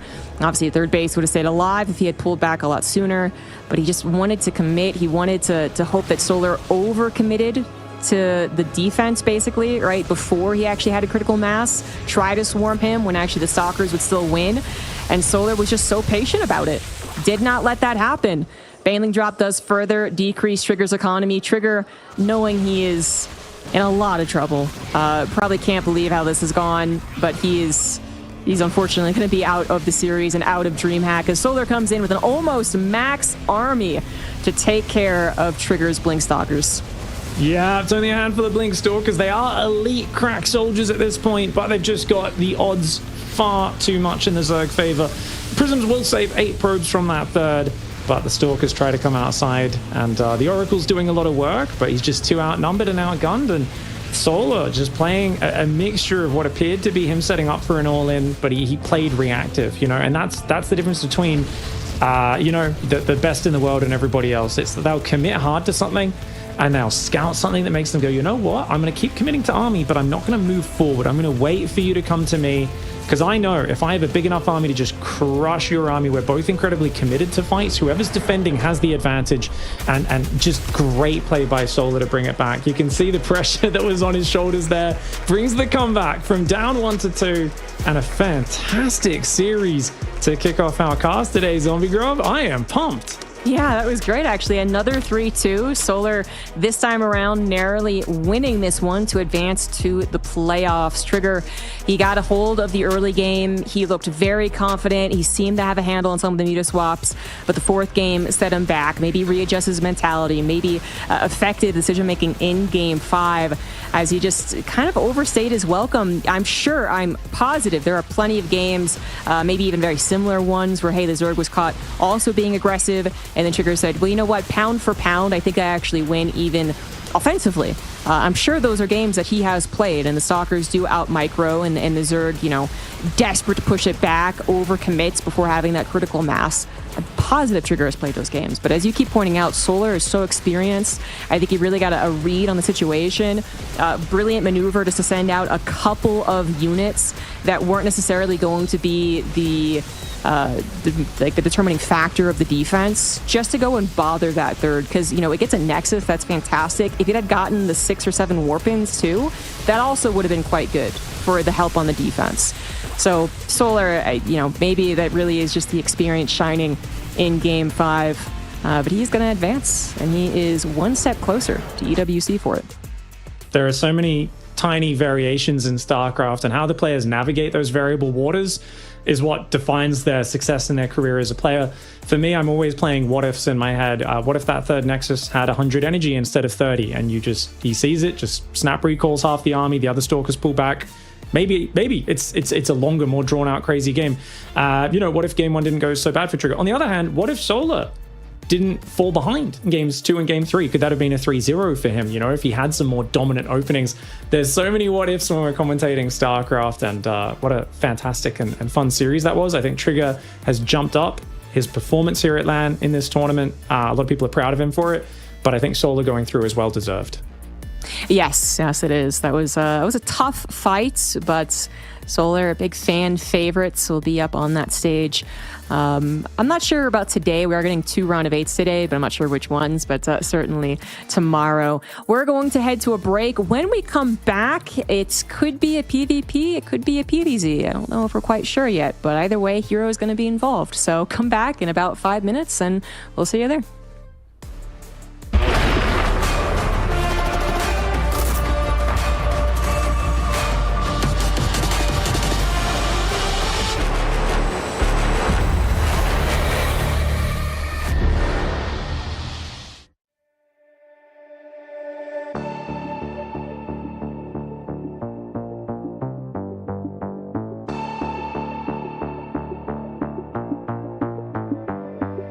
Why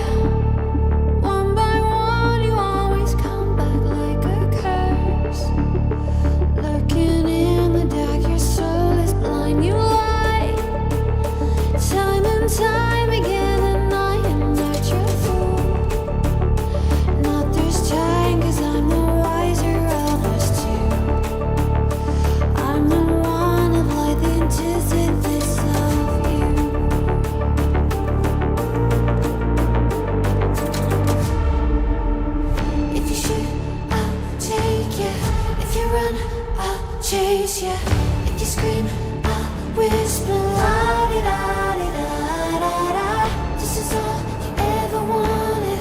Take it all, you deserve it. This is how we're gonna end it. La-di-da-di-da-da-da. Take it all, you deserve it. Take it all, you deserve it. Giving back the freedom you want to destroy. And my power's way too strong for you, so try. 'Cause you can't dominate and nor will you survive. And not this time, 'cause I'm the wiser of us two. I know one of life antithesis of you. The fire in my heart will only grow. If you shut the gates, I'll burn them down. I am 1,000 steps ahead of you. You'll see soon.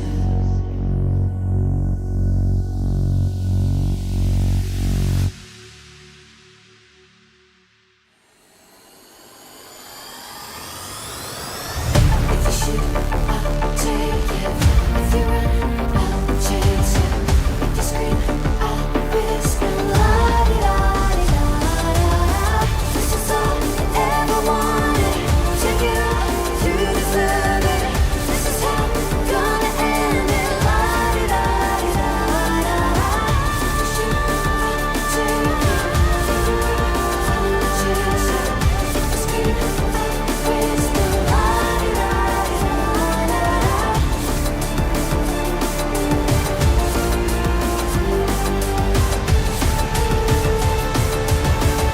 La-di-da-di-da-da-da.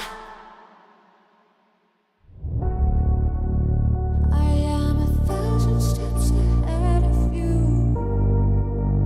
You'll see soon.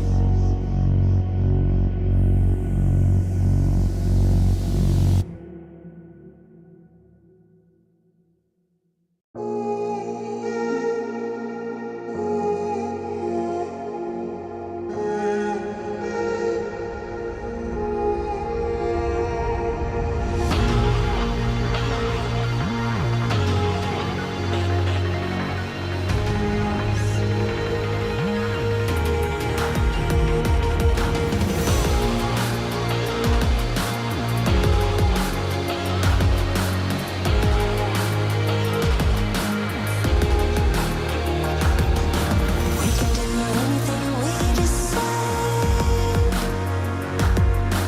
We can do anything, it's our time. We can do anything we decide. We can do anything, it's our time. It's our time.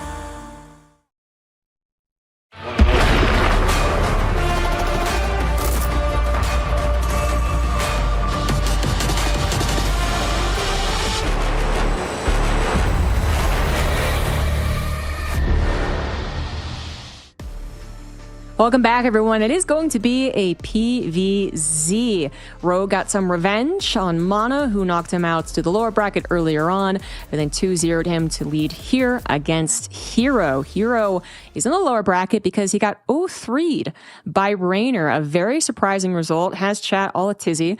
And now we get to see if that's just Rainer magic, or maybe Hero is playing a little bit worse today against the Zerg. It's going to be fascinating to find out, because I do feel like Rainer's been training so hard in that series. It's been, you know, the monkey on his back for a while, and especially Hero has been, you know, the predator and Rainer the prey in that matchup. But I feel like, you know, one result has never defined Hero in his entire career. He's always going to be such a hard player to play against. So many players get tilted, they go in emotional spirals. It doesn't happen to Hero. He just smart. He'll go like, I look a little frustrated, and then it's just gone. It's like there is zero emotional baggage with Hero. He just has fun, he plays his strategies, and he finds a way to win. Yeah, I think that's a very good point. Individual games also seemingly don't matter from one end to the next, but I will point out this stat, guys. Hero has not lost to Rogue since the year 2021, and then he's been on something like a 20 series tear. I'll get the exact data point in a second, but let's introduce the players in the bottom rights of Torches. For this best of 5, we do have the Red Protoss, Twisted Minds, Hero.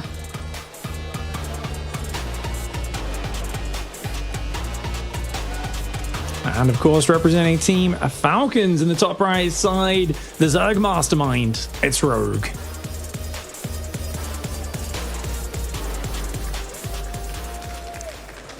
Ooh, rough start for Rogue. Does get blocked. Always a little frustrating there at the start. Now, for me, I really look at this matchup. The big obstacle is not only that Hero's dynamic, hard to predict, and Rogue, of course, being a guy who likes to predict his opponents and hard counter them.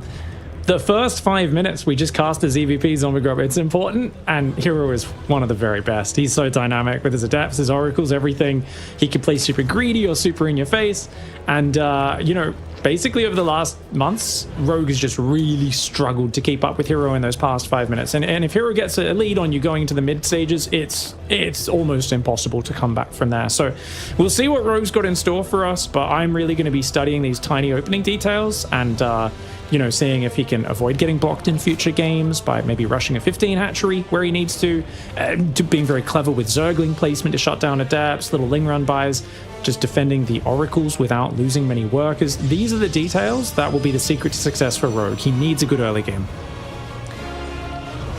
And just to put a fine point on the data, Hero is 19-0 in matches since 2021. 47-14 in games. So it is very often one-sided. To say that Rogue is struggling against Hero would be a bit of an understatement. So I don't know what his plans are here. They try and mix that up. You know, some of those matches were in offline, so that's not too big of a difference. Both players equally as experienced when it comes to the tippity top of the competition and the stress that comes along with it. The only thing I can say is that Hero did maybe show some weaknesses against Raynor, but I don't think Rogue had a lot of time to go ahead and study that and try and exploit it the same exact way, as he was having a bit of a problem versus Protoss actually with mana. Again, that's who sent him down to the lower bracket to begin with, and then obviously was playing the rest of it. So this is very, very, very tough. Rogue fans out there, you got to really, really be believing here. But Hero, he is one of the best, if not the best Protoss in the world, and many people do expect him in that round of 8. Of course, he already has the EWC slot thanks to GSL, but we're also talking about a lot of money here and the prestige of potentially winning DreamHack Dallas. $50,000 prize pool here. It's fantastic, and Hero always a shoe-in. You know, people have been talking about basically Clem and Cyril being the tippity top, but I think Hero belongs up there with those two at the moment, even if they are often the ones who've been winning. You know, many of the international online tournaments over the last few months, Hero's always been right there with them. And with that GSL victory, I think, cementing himself as being on the very upper tier in this current version of StarCraft. Now, I like this, you know, the idea, wall off the front, take the third on the back. I gotta say, it is the most Hero wall ever. 2 pylons in a kind of wonky formation rather than a gateway or something that would actually make it secure. Super vulnerable to roaches, banelings, anything like that later, but it's good enough. I think with recall oracles, it's gonna be tricky to get in there, and he can always reinforce it later on. Yeah, I did not want to afford the second gateway. This is pretty much the greediest thing you can do to get to a third Nexus as a Protoss player, but it would, you know, either leave your front open longer or, yeah, you have a abomination of a wall. But the days of the Ling all-ins do seem to be behind us. Rogue was certainly one of the most familiar ones with it back in the good old days of 2020, but not anymore. Oracles are sharking around alongside the Adept. They do find a queenless third hatch. Spore Crawler was there, but still an opportunity for double Oracle to zip down 3 drones. And Hero follows us up with Twilight Council and Forge. Nice Adept distraction for Hero. That's a lot of what Hero's openings are. It's Oracle flies in from one side, you pull out a position with your queens, Oracle flies in from the other side, or, you know, the adepts go in and that sort of thing. Lings are going to start working on these rocks. Quick Evo chamber for Rogue. Rogue's already ahead in workers. So I actually quite like his opening. He's played 5 queen, 3 spore, which is, you know, it's a good balanced opening. He's got good creep. He's got a drone going to the top left for an incredibly early 4th hatchery as well. My lord, Rogue really wants to be greedy in this one. 5-minute hatchery there. Hero, you're probably not going to expect it. Didn't necessarily send his oracles over there anyway, but yeah, it's not going to be able to see it and punish it. Almost lost an oracle right there, actually. So a little overzealous trying to get a creep tumor or something by the looks of it. Pylon in the very middle of the right side of the map. It kind of maybe hints towards the possible aggression as the game goes on. I suppose it is also a bit of a scout. Eventually, what we call the Zerg rocks will die because, you know, clearly they're off of creep. They're going to die. And that will open up the right side of the map more, which Rogue doesn't seem to mind right now. He's not trying to be aggressive. He goes for that super fast 4th base, and he is just droning. But he's losing little bits here and there, trying to send something across the map. It's fully locked down for the Protoss. If Hero were to commit to a blink all in, I think he does take Rogue down, but he's taking 6 gas. He is going 7 or 8 gateways. Like, if he builds a gateway on the front and pushes, I do think it's very hard because Rogue's still droning. He doesn't have a Hydra Den started. His lair was not that early. He skipped Rotoran entirely. All he's got is Zerglings. And if you want to play Zerglings, you need an overwhelming number to stop the aggression. Now, that being said, if Rogue can get through this next 2 minutes without taking damage, he's been very greedy. And he should be able to swarm over Hero and at least dominate the map for a while. But of course, once Storm comes in, Hero may be able to flip the script on that. We'll see which way it goes as the Stalkers do finally get rid of this Overseer and Changeling. On the high ground, Hydra Den. It's just those Hydra upgrades being so delayed is what really curtails Rogue's ability to respond to committed aggression. That being said, Hero's just not moving forward, and this is a distraction coming in. That wall-off we talked about earlier, very vulnerable. And it will depower that gateway.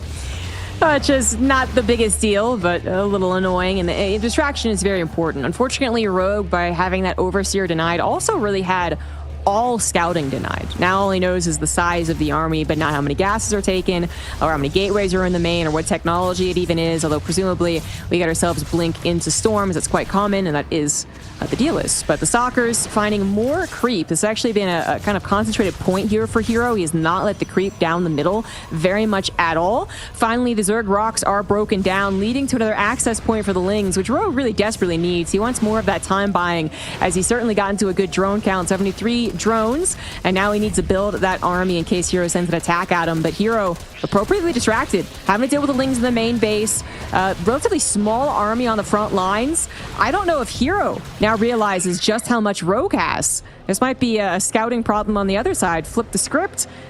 Rogue is not going to try and punish the Stalkers just lounging around right there. It seems like he wants to play it nice and safe.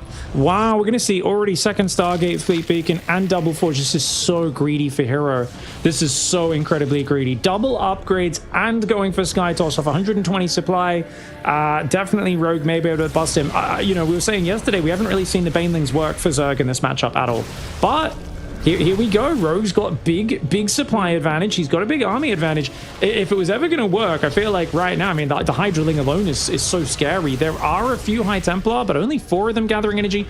And that weak wall-off, I think, could be a real big problem as this Banelings get ready to roll in. If this was a gateway wall-off, it'd be a little more secure.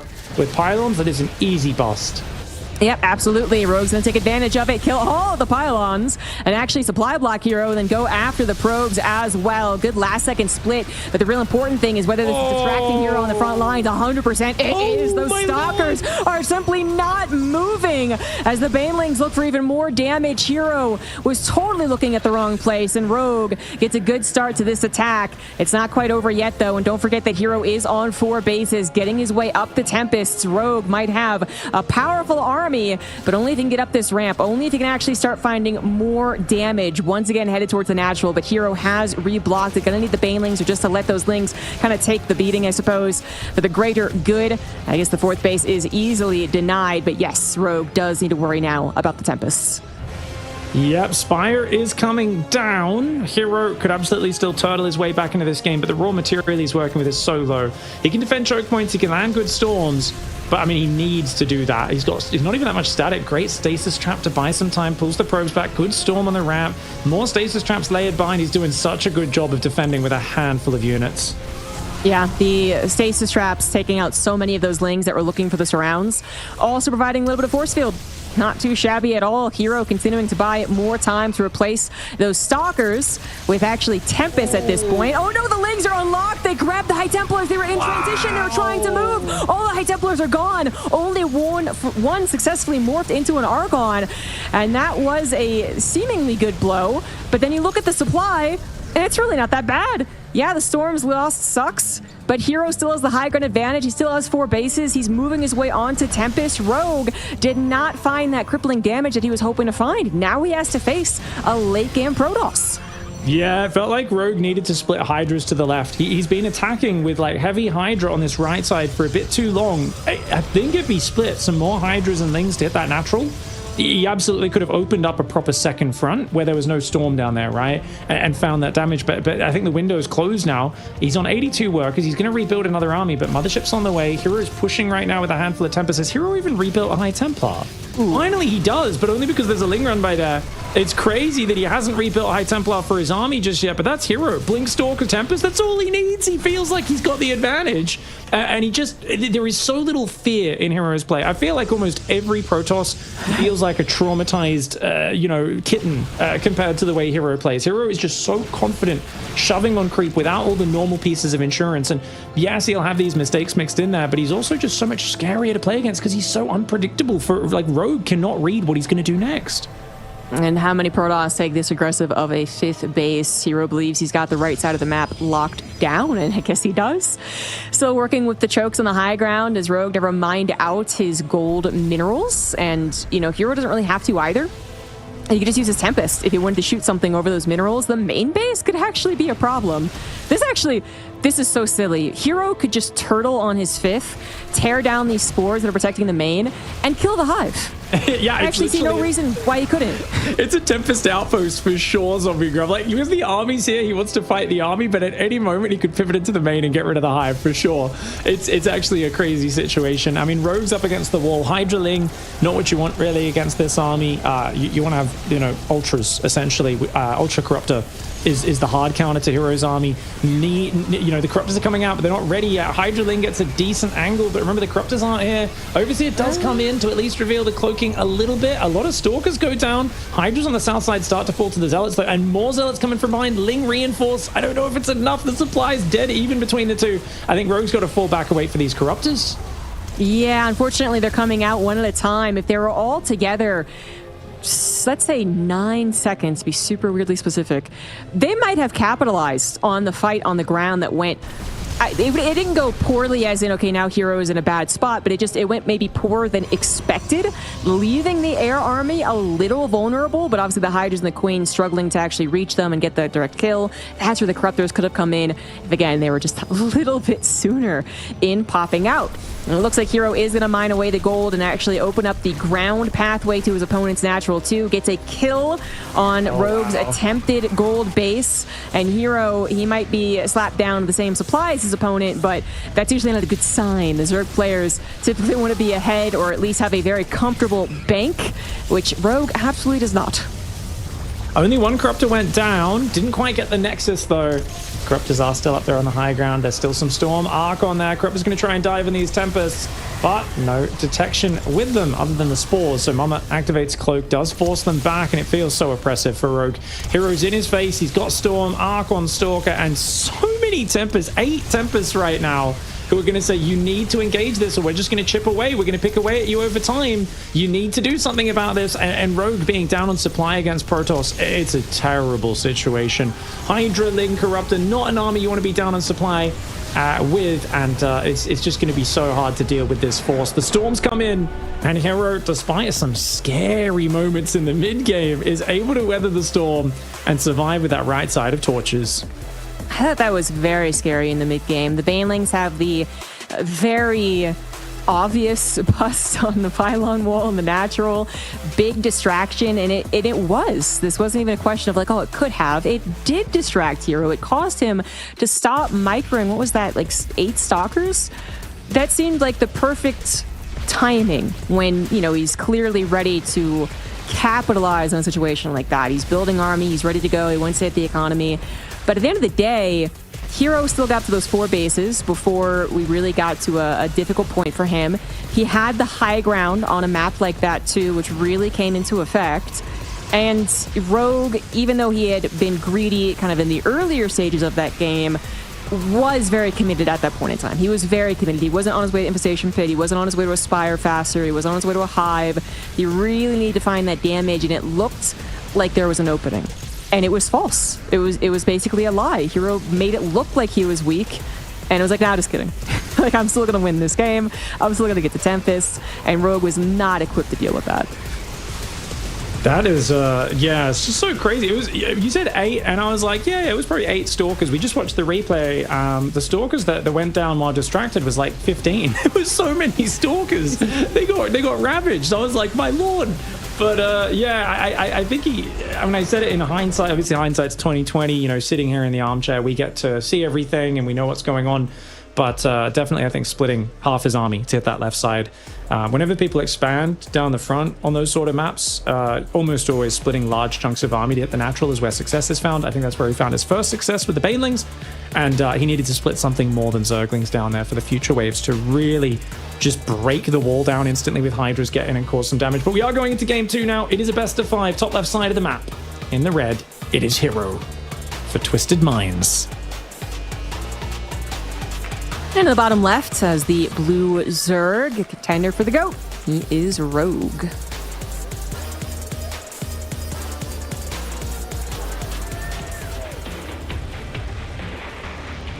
Nice block. And this is where I was hoping to see Rogue go for a 15 hatchery. Remember, the 15 hatches are so good if you know your opponent wants to block and disrupt. I don't think it's too bad taking the 3rd. But I would love to see Rogue just engage in these mind games, because if a Protoss sends that worker across at the very start, doesn't get the block down, it really feels like you've already lost the first little matchup, right? The first little skirmish. It's kind of like the Reaper killing a drone. It just is it going to completely decide the game? No, but it definitely puts you off on a very good footing. I agree. I know right then and there I'm truly better than my Zerg opponent. I rolled the dice better than you. It is kind of that poker element though, right? Predicting what you think your opponent's going to do. Yeah, it's kind of big. Yeah, I'd say that these are all the things that we can see when every little thing goes poorly, how much it affects the rest of the game. We have plenty of examples of that. And then obviously we have a lot more examples of like one thing going wrong for the Zerg, but then something a little wrong for the Protoss, and then back and forth. And it's not necessarily the determining factor, but it can absolutely add up. Hero getting comfy once again in the PVZ groove. Again, he is down in this last life, last chance for Dallas because of Raynor, who, to be honest, was having some of his own frustrations versus Protoss in the ladder before flying out to Dallas from Korea, by the way, him and Trigger. But apparently just did away with all those concerns and totally smacked down Hero. And now Hero is looking, I guess, to rise from the ashes, get comfortable, winning game 1, get comfortable up against an opponent he historically is very good against, and I guess kind of reset for the potential playoffs. But we are getting a little ahead of ourselves. Rogue is not a champion of multiple tournaments without being able to cause, I suppose you could call an upset. I don't think in the past, during his championship contender years, he had too many of those, 19-0 runs against an opponent, but he might have once, and he would just occasionally turn it on. He'd be like, you know what, today I am going to win. All right, tomorrow I'm going to lose GSL in the round of 32. You don't know. But today So that can always happen with Rogue. Every Rogue fan knows the highs and the lows of being a Rogue fan, and that you don't know which version of Rogue will come out, because when he's on, he's such next level genius. We saw him earlier today, 30 swarm hosts, beating Hero Marine's late game bio with 30 swarm hosts. I mean, you just don't see anyone else play swarm hosts against bio and Zerg versus Terran. On this exact map, he did it. It looked great.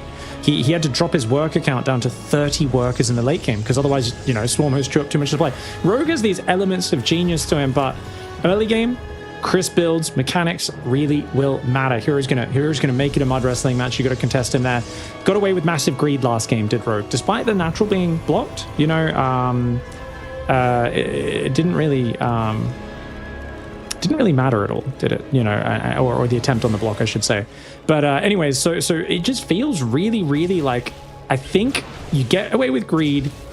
You still end up not being able to break him. I wonder what the change up is for Rogue. Do we see desperate all-ins? Do we see the queen drop, roach busts? We haven't really seen him do too many of those strategies. Do we see even more greed? Because I think one thing he's been weak against recently is Glaive Adepts. We've seen guys like Zaun just repeatedly spam Glaive Adepts against Rogue with massive success. And Rogue's just, you know, refusal to build a Roach Warren sometimes gets him in trouble. I think this would be a great game to build a safety Roach Warren. Just to be careful of what hero could throw in your direction. Yeah, hard to say. We're not in Rogue's mind, and he could be taking the chance here just to be, once again, a greedy. He has been very annoying with these Lings, and they haven't scouted what could be very bad intentions, right? Like that would be maybe just after that one Ling died, but he has gotten repeatedly into the main base and the natural, killed a couple of probes, denied a bit of mining, got a couple of scouts, even saw heroes very temporary supply block. And I think even though you haven't scouted literally everything to tell you you're A-okay, that is still a bit of that confidence booster in the early game for a Zerg, because they're like, well, up until now, I know I'm good. Like, that's 100%. Unfortunately, does lose all the active creep tumors, so I don't know if exactly a caster curse, but yeah, up until that point, Rogue is getting a lot of the little nibbling done. Hero is going to go Twilight Council with the Forge, so nothing extremely nefarious. Not yet, anyway. And Rogue would like to know that. Right now, he is dealing with a bit of pressure. 4 Adepts and 2 Oracles, appropriately microed and combined, is actually a little scary. Right now, just satisfied with killing all these creep tumors. If he can defend this 4th base, this is not a bad start. Once again, Rogue is confidently being greedy. I think it's because of that, like you said, the early Zerglings getting in. His own Lings are poking the 3rd. They see probes coming out for hero. He doesn't see any big signs of crazy aggression. Hydra Den's down nice and early. +1 melee does start up. And it is going to be that Hydra Ling style Rogue. If he can get away with this, he loves masses of Lings running in from all sides in the later stages while he's going up to Hive as well. But Stalker Adept Oracle, big commitment here for hero. Denying that 4th base, and Rogue has to pop one down in the bottom right instead. You know, it's a weird attack that was. Oh, wait a second. Good probe, hold position. You know, you got to focus it then, and then the Stalker. Actually, the Lings have managed to get through a little bit, but the Oracles give enough time to come back home. Stalker won't even die. Whoa, that kind of sucks. What I was going to say is that was just very odd timing, right? Like most Protoss players, I mean, a lot of them, especially Hero, will absolutely move out with Stalkers prior to Blink being done. But let's say like maybe 20 seconds before Blink being done, kind of just predicting that they'll be safe along that moment. But that was super early, kind of ragtag team, kind of, I know I can get this 4th base. You're just going to be a little bit too greedy. You're not going to have as much army. And then if you are going to swarm me, I do still have the Oracles to try and escape. So that was a nice little cancel there. Rogue trying to double expand somewhat to make up for it, but he's going to get another snipe. Rogue unable to get his 4th base up and running. He's going to have to cancel this. This is canceled. Yeah, 100%. Oh, that's so frustrating as Rogue. You're like, seriously? You rotated down there with everything and then recall out. Oh, that's awkward. But his Spire's almost done. He's rebuilding both hatcheries. He's on 70 workers the whole time. The problem is he's forgotten his Hydra upgrades. Now, you could say he's forgotten, or he just wants to show Hydras, purposely skip them, get as many mutas out, go to the Hydra upgrades later. I'm just worried that if Rogue isn't aware of those Hydra upgrades being skipped, it could really cost him in the long run. Right, yes, yeah. If this is on purpose, big brain potentially. If not, could be devastating. Hero did have an Oracle die, but then found a couple of Hydras that meant to more shock and awe, I think, right there. Instead, they were caught very, very awkwardly. But I suppose the end result is the same. Lost a couple of Hydras, that sucks, but the end result, Hero isn't necessarily scouting or anticipating the mutas at this point. No side defense in the main bases. Yes, the Stargate, but again, this is for that late game transition for the Protoss, not a response to the anticipated mutas. So a little bit similar to that Trigger Solar game, in fact. Let's see if the mutas of Rogue can get the ball rolling in his favor. Yeah, single Tempest ain't going to stop that zombie grub. Stalker's going to have to warp in that in the main base. Probes being pulled. Stalkers on the front did just heal up on the healing shrine, which means they're way out of position. Remember, they had to use the recall from the bottom right side of the map earlier. So a bunch of Stalkers get caught by the Zerglings as well. Excellent first wave of Mutalisks. Rogue playing the surprise strategies really well here. Lings on the 4th as well, going to overwhelm that cannon. Stalkers get into the main base, but the mutas fighting them head on. More Stalker warpings coming. Is this enough for Hero? It seems like it is to push it back for now, but having buildings depowered and the lighter blow going down. One of them dies, 2 of them morph into an Archon. The unupgraded Hydra Ling there, the mutas bouncing around, and Rogue has got all the momentum now.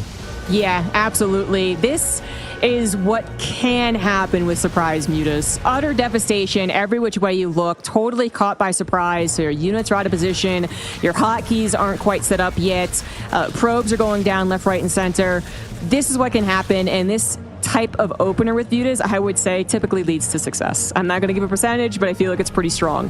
Hero's not dead yet, but to recover from the situation when your fourth base also was not down yet, it's not like he has, again, those bones set up, is very difficult. The fourth base is finished, but no probes. Natural now breached by a Ling run by Rogue. Carrying on with the momentum here is not going to let up on the gas, although that was maybe not the fight he was looking for. Actually decides to take it. He has to take one shot in the Stalkers at this point with his mutas, and Lings are continuing to ravage the economy. The main base under fire by both sets of units, and the fourth base is a goner. Fully surrounded. Nexus has no chance of surviving. Archon also going to be targeted. This is Rogue's game. 100%. Yeah, beautiful play. I love it. This was a full fake into Hydras while going Muta Ling. Built maybe 5-6 Hydras with no upgrades the entire game. Showed them to the Protoss. And it's similar to what we saw Solar doing in that previous series. It feels like Solar and Rogue have kind of put their heads together and come up with something special for catching Protoss players off guard.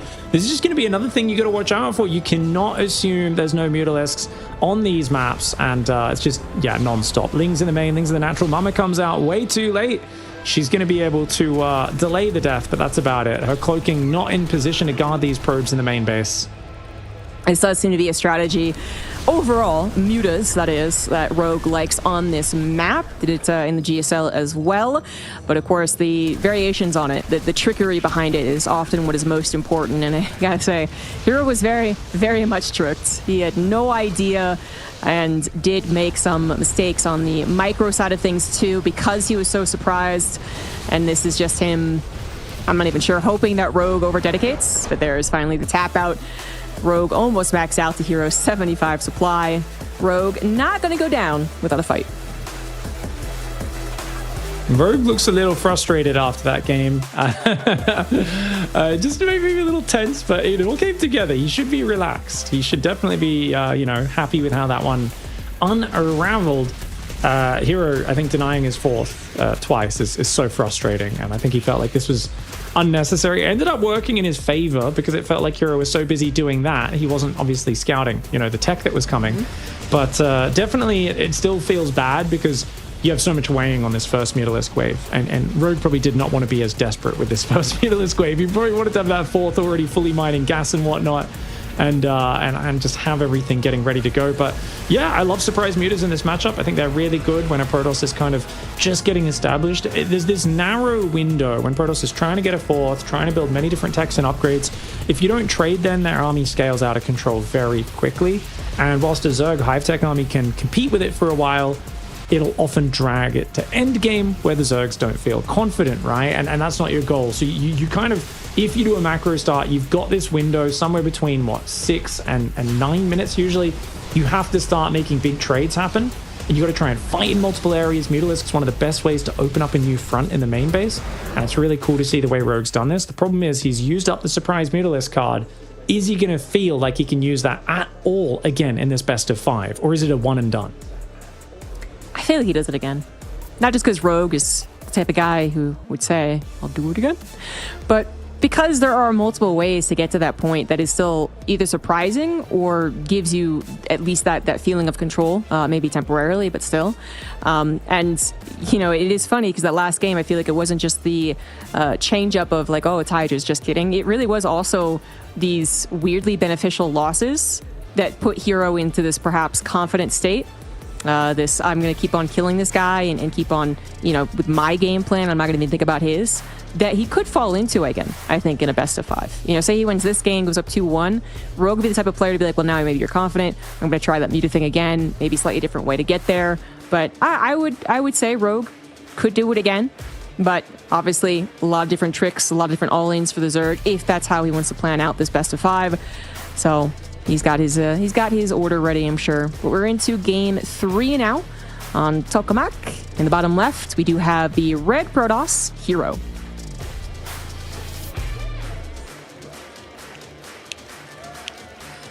And in the top right side, the blue Zerg player, it's Rogue.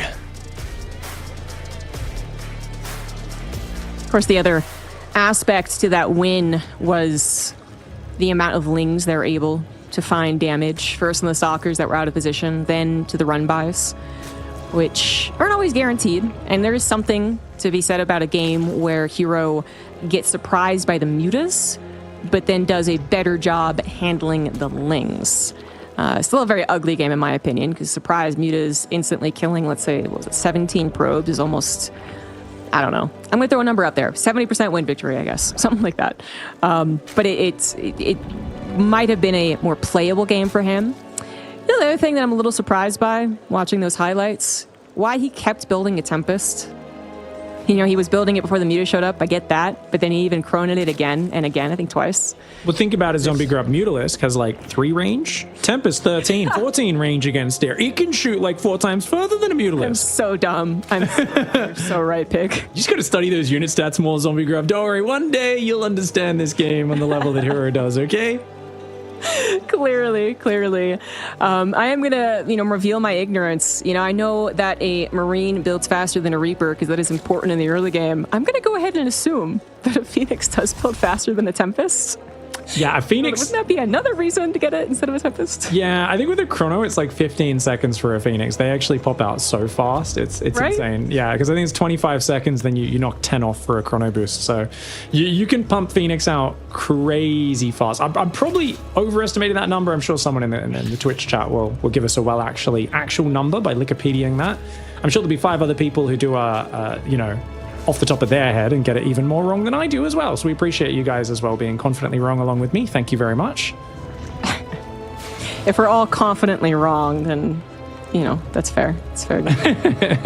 This is going to be the Stargate opener for Hero. Hero not really bringing out too many, really no tricks, actually. The first game was pretty basic, although the line of expansion could be maybe different for the Protoss players. I think it's actually okay in that map. And then the second game, you could say it was a bit different because that Stargate was even more accelerated. That was basically off of 3 bases. The 4th was building and never got saturated, obviously.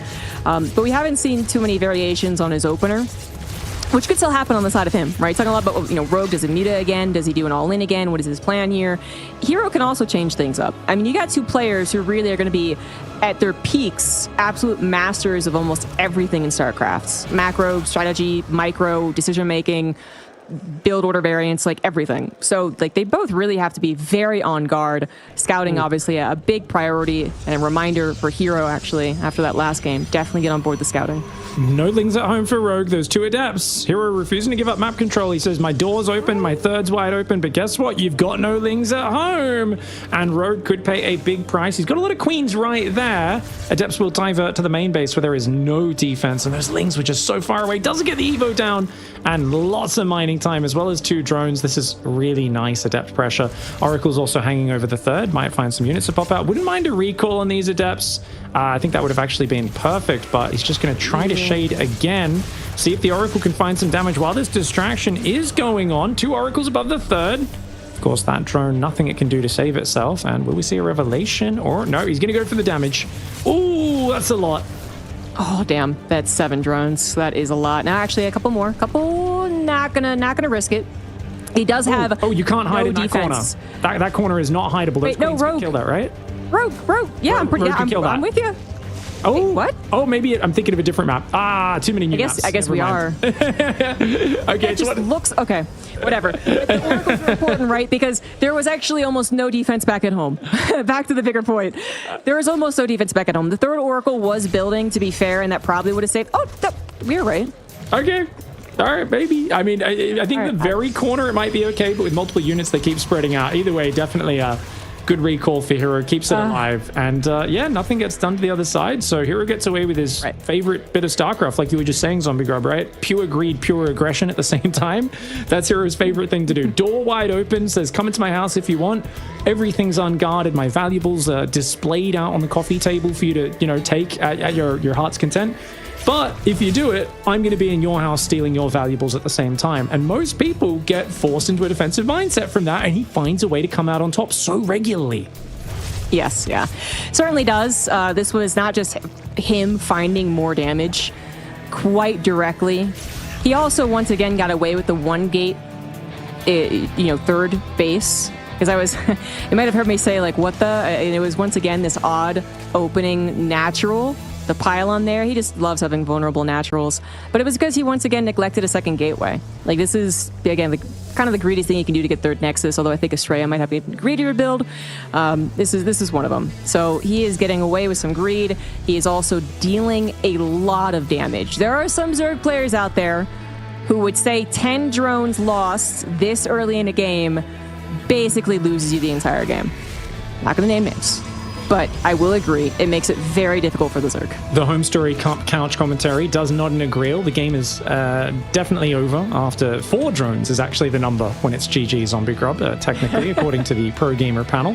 Obviously not a great start for Rogue, but he's just going to knuckle down on the greed. He's going to go Infestation, tons more drones, go to Hive, at which point, no doubt, we will see Lurker-Nidus attempts. I mean, that has been Rogue's special move in late game for so many years, 6 years or more, really.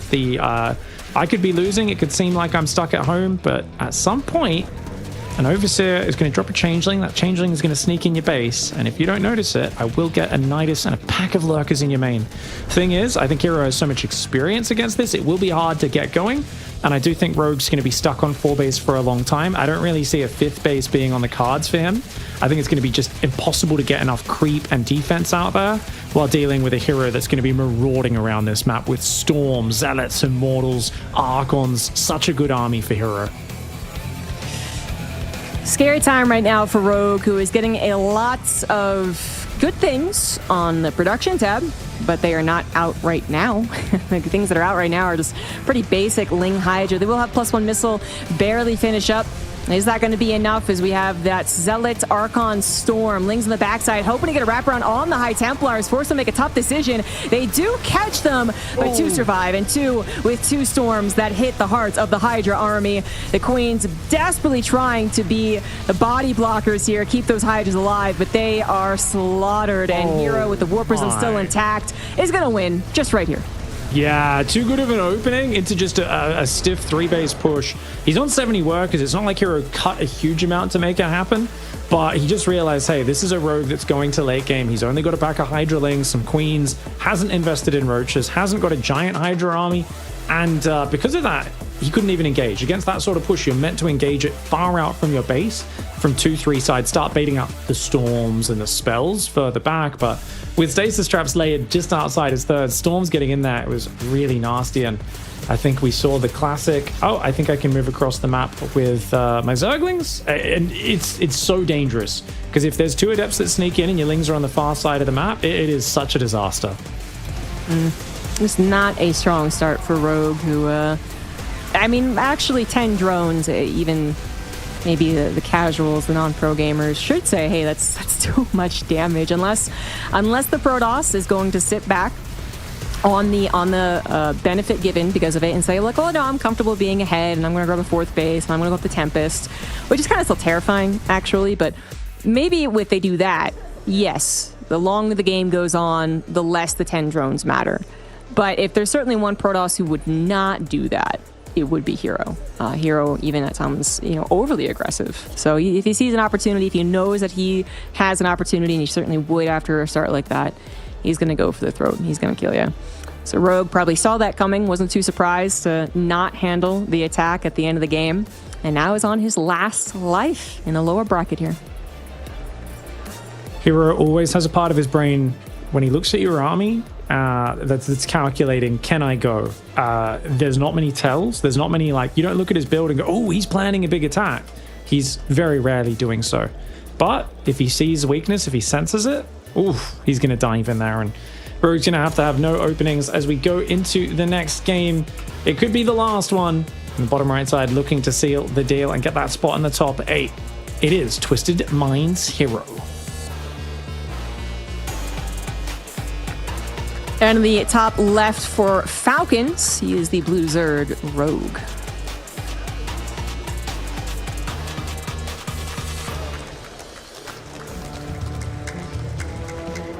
Going to be going for, yet again, the 15 or 16 hatchery after Overlord. We'll get it down this time, Rogue, and feel pretty nice about that. He actually does go 15 hatchery despite no attempt to block it. which is interesting. Rogue just, I guess, didn't send his worker down early enough to scout for the early probe. Hero has gone the gas first, no scout, so greediest opening possible for Protoss, and Rogue playing just only slightly conservatively.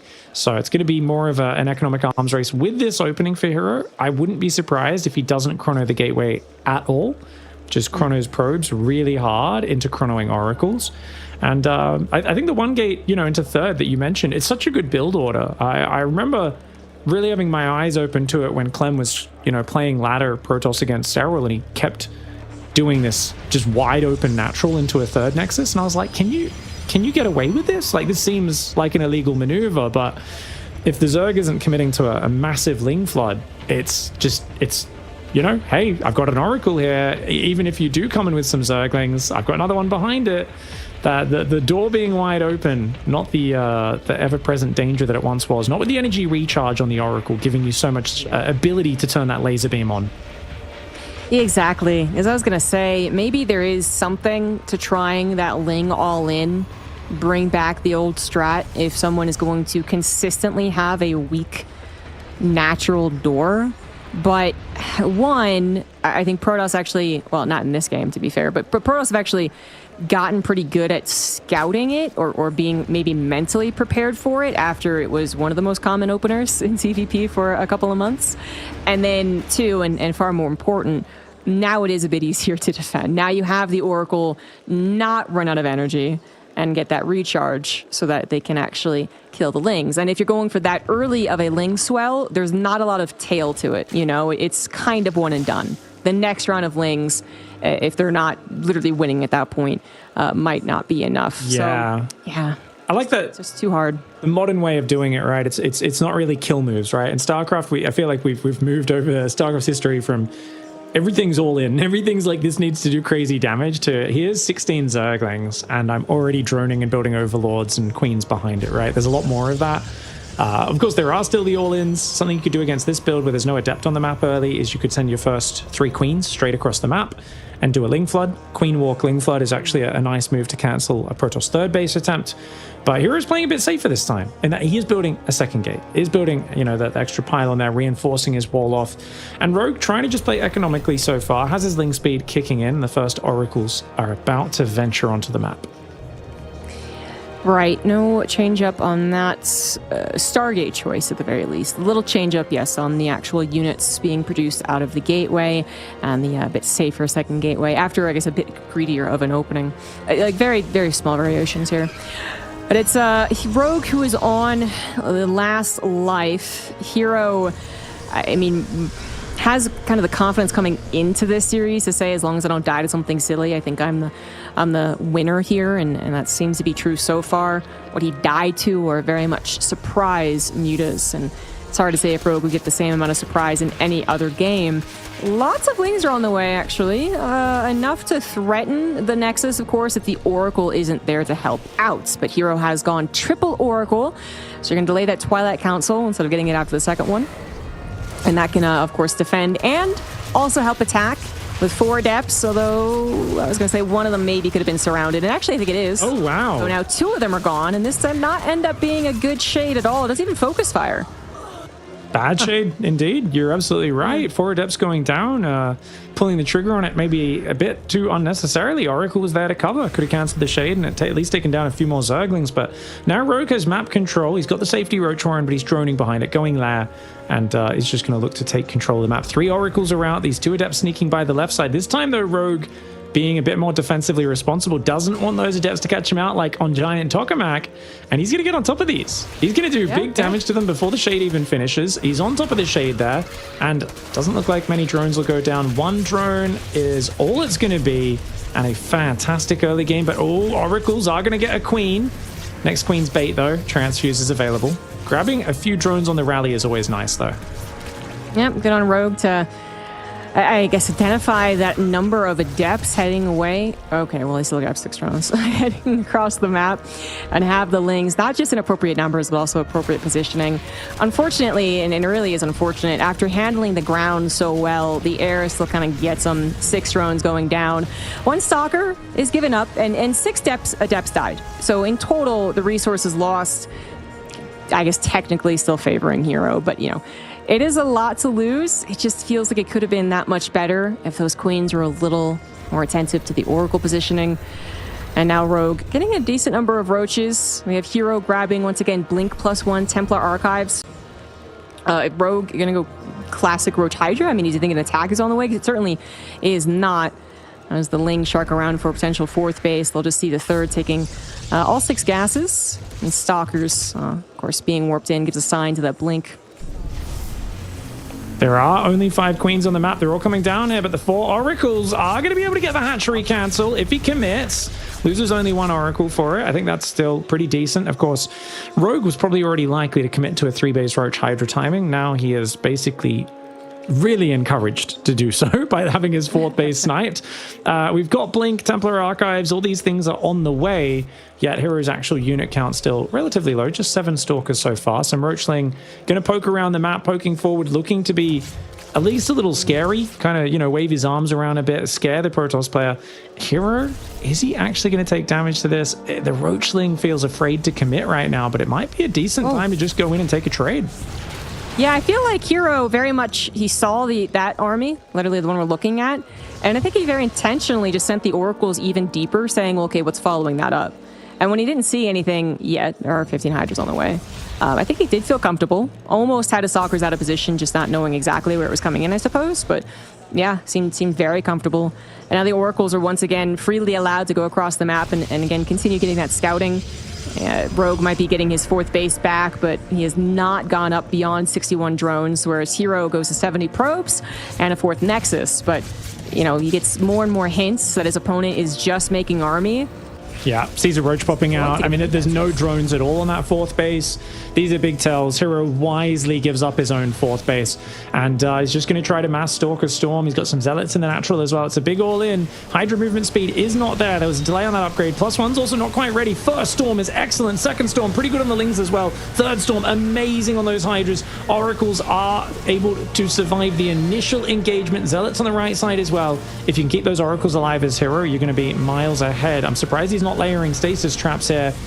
Feels like that could be something, but now it's a bit too late. High Templar on the wrong side, refills energy, lands a Storm. It's a decent Storm. Another one does go down, but Storm on the right side as well. Stalker count looks pretty good. I don't know if you can be able to do this. The Oracles turn on the lasers. The Hydras get eliminated, which means the Stalkers are going to run rampant, and Rogue's attack has fallen flat despite catching so many adapts early on. Hero with the 4 Oracles, castling 4th bases, snatching queens and drones, finding bits of damage, and then slapping the attack down. Really excellent awareness with those Oracles. It's all about the scouting. It's all about reading what your opponent's up to, and that's what Hero has done so well here in Game 4.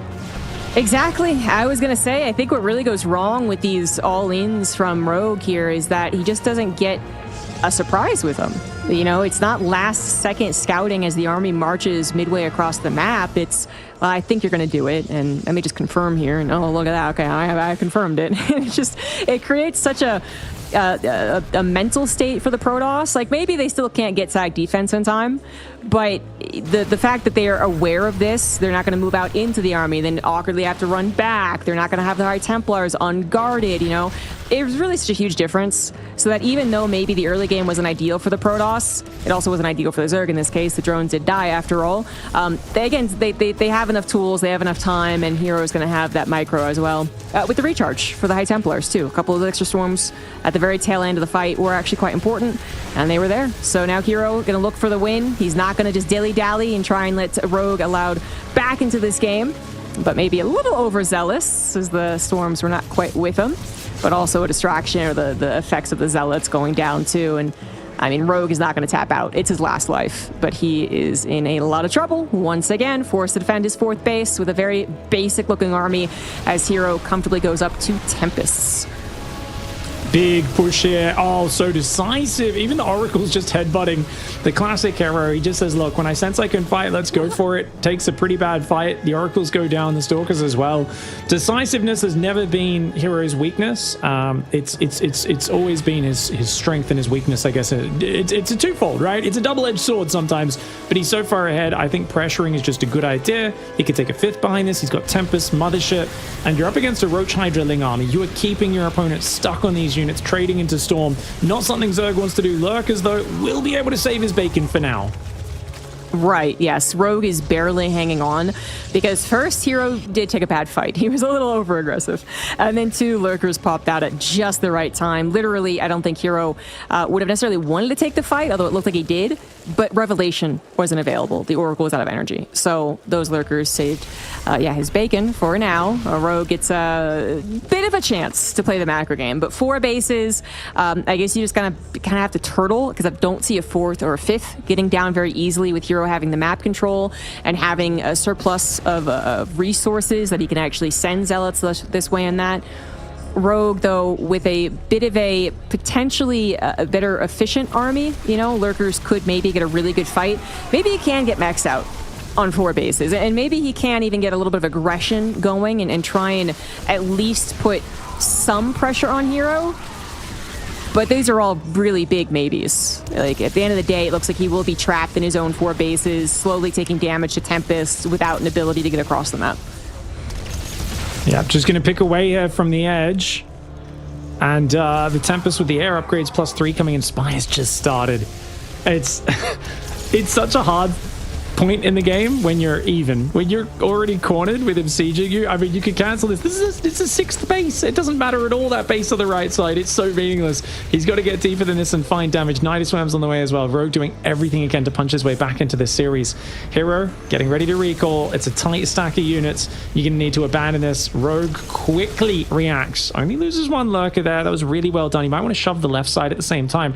I feel like you want to be playing kind of run down the sides and don't stand still. Problem, it's a very small map, which I think Tempests actually enjoy because they like to be in cramped areas where you're just shooting at your opponent, pulling back, shooting at your opponent, pulling back, and slowly choking the map out with the cannons, the batteries. Mothership's down here. I don't know if there's an Overseer with this army. There is not, which means Cloak and Time Warp are huge problems. Nidus in the main, though. The big comeback move. Rogue's done it so many times before. He's going to recall this army, though. Okay. Oh, that means he has a Nexus recall for the main. If he needs it, he's going to absolutely demolish this army. Recall already got used, actually, so it doesn't have the recall for the main base. Maybe Rogue can snipe some tech in there.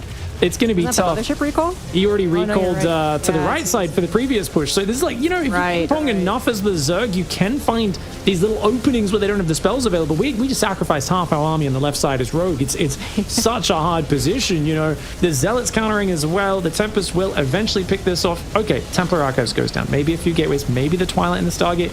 But how do you ever deal with this army? You need to make Hero panic and freak out. It's just not possible. There's not enough Zerg on the dance floor. There is far too many lasers and Protoss magic. It is the sort of disco that Zerg hate to go to. Psystorms everywhere, lasers flashing in your eyes, and these Protoss kids running rampant. Hero is going to take the 3-1 and move on to the playoffs. For him, again, he's already qualified for EWC, but to note the round of 8s, just 1 win there gets you qualified for the major tournament down in July. Hero just continuing to prove as, I suppose, his potential dominance. Again, there is this hiccup versus Raynor.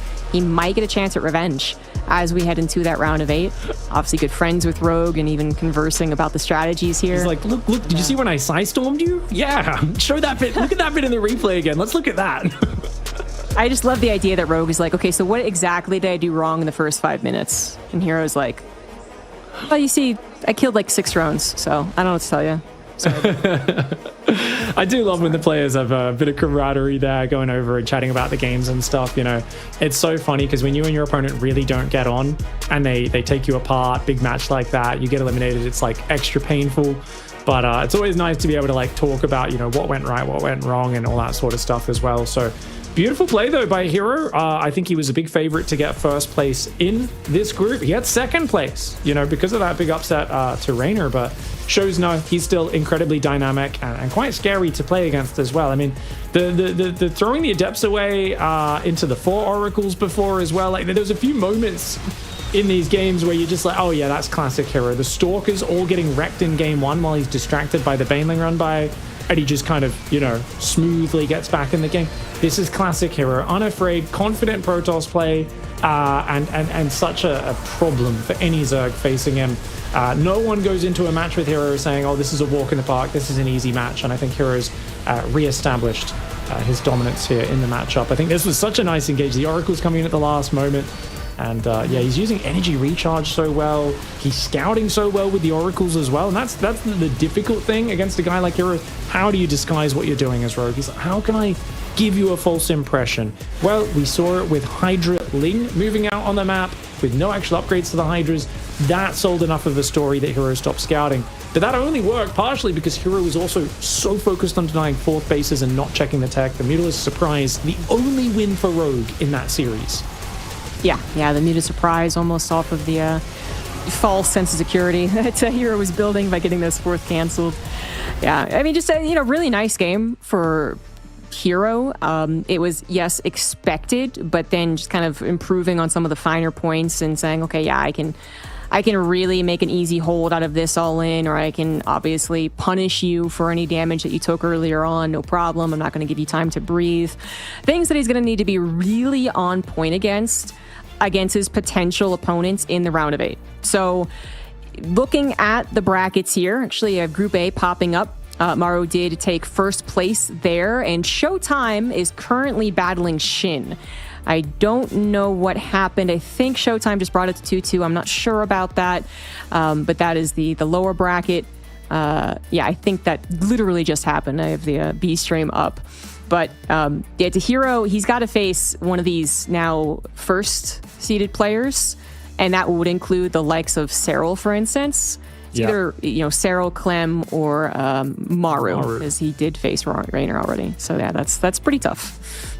That's so cool. I mean, it's fascinating to see these these groups, and it's cool because Rainer just getting through that group so smooth was a bit of a surprise there. Mana having a really nice run here. Rogue, of course, finally putting an end to that just before this match. But Hero, too much there for Rogue, as we just saw as well. And there we have Group C. Clem, he had dominating performance versus Classic, actually. One really good macro game that I suggest you still check out, and one very goofy game that also is kind of worth a watch. But yeah, Clem did show his prowess in that matchup, and then Classic ended up 3-0ing Bunny to advance on. I do believe that's all the North American hopes down and out, by the way. And then Serral barely winning out first place against Solar after defeating a couple of Protoss and Terran, and Solar taking out Gumiho as well. So a lot of fan favorites are already gone. We've already reduced this tournament so much leading into Sunday. And finally, the results we were able to see. Solar defeated Trigger to advance on. Yeah, what a couple of good series we've had so far. It feels like the Solar Trigger series was it was so crazy, Game 1 was so Solar favored, and then it went really Trigger favored, and we thought the momentum was slipping away. We've seen a couple of good series so far. ZVP's battling. We are getting to the pointy end of deciding exactly who's going to be, fighting into that top 8 and what the final bracket will be looking like as well. And we are going to be taking a little bit of an extended break here just to get that next match ready. So we'll have a timer up and everything, and we'll be back with that next match as soon as it is ready.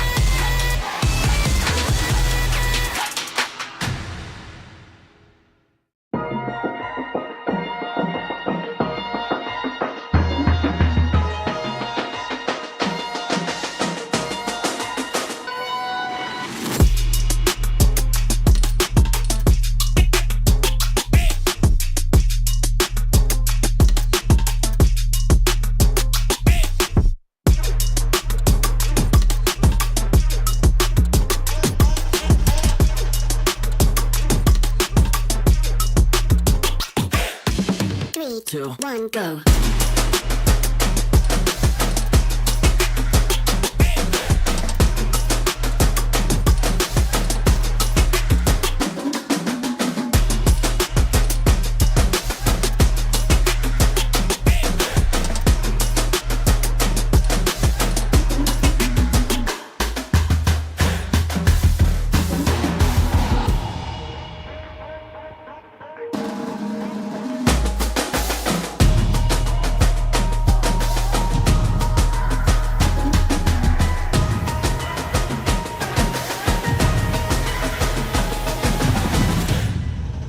Three, two, one, go.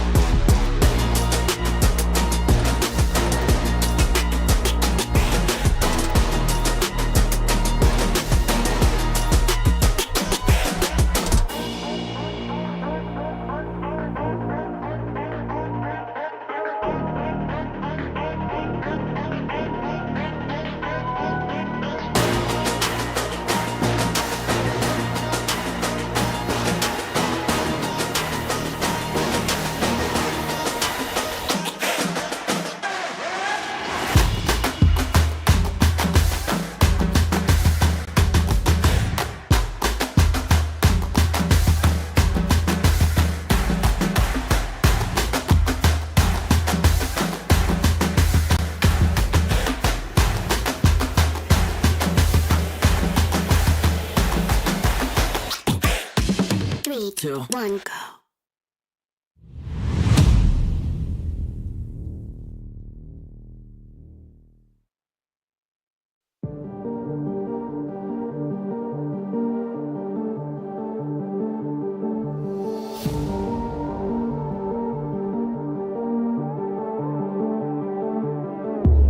Come into my world if you wanna see some action. Enter my zone, shut down the competition. Stand out from the crowd, yeah, I'm the main attraction. Come into my world if you're ready for some action. Are you ready?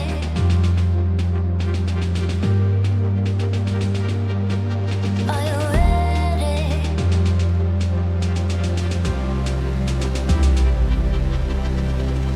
I came here to win.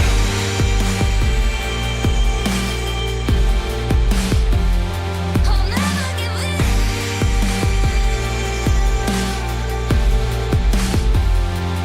Make my one woman on me.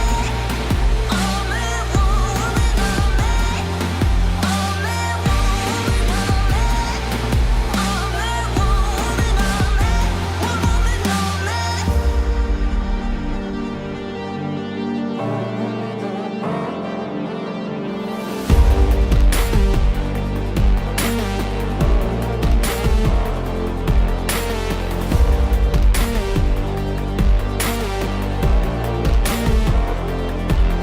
Are you ready?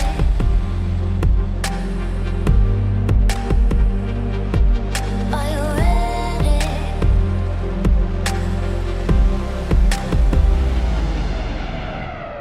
I came here to win.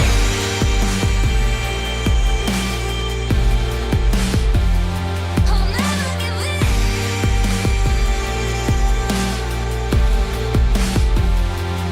Make my one woman on me. Only one woman on me. Only one woman on me. Only one woman on me. One woman on me.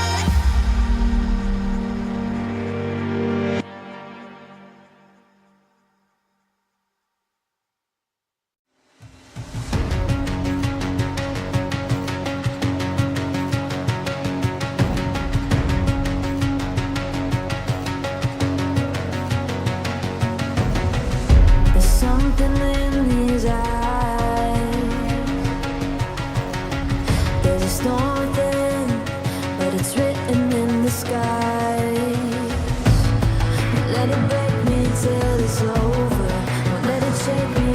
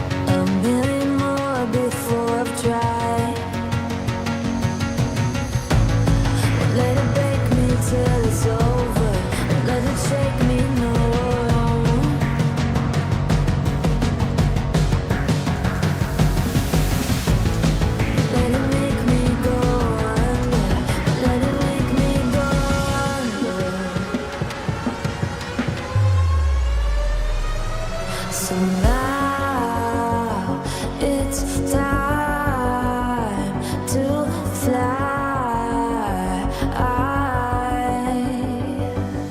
So now it's time to fly. Nothing's gonna stop me now. Nothing's gonna stop me now. Nothing's gonna stop me now. Nothing's gonna stop me now. Nothing's gonna stop me now.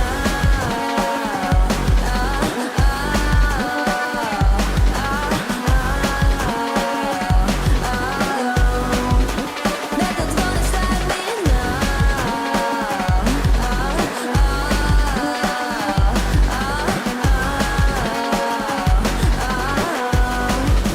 Nothing's gonna stop me now.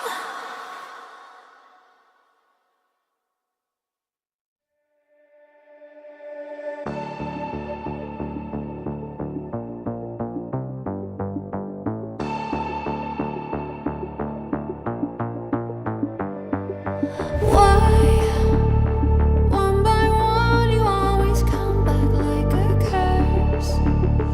Lurking in the dark, your soul is blind. You lie, time and time again, and I am not your fool. Not this time, 'cause I'm the wiser of us two. I'm the one of light, the antithesis of you.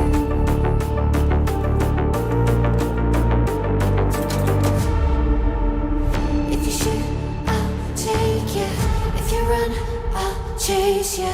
If you scream, I'll whisper. La-di-da-di-da-da-da. This is all you ever wanted. Take it all, you deserve it. This is how we're gonna end it. La-di-da-di-da-da-da. Take it all, you deserve it. Take it all, you deserve it. Giving back the freedom you want to destroy. And my power's way too strong for you, so try. 'Cause you can't dominate and know will you survive.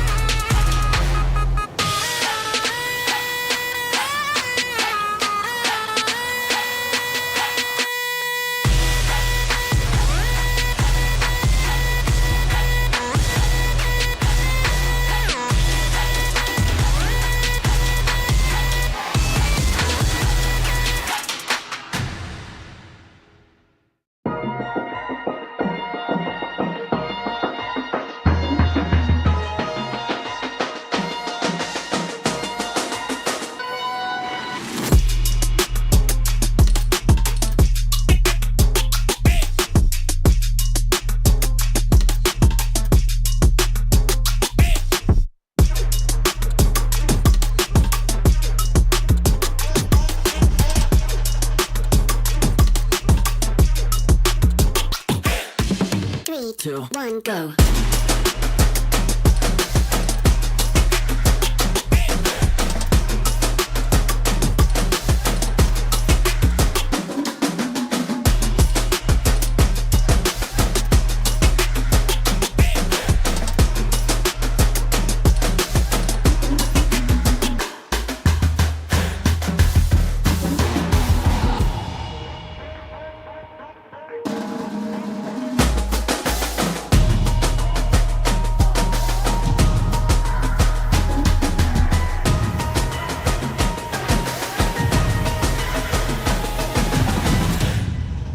3, 2, 1, go.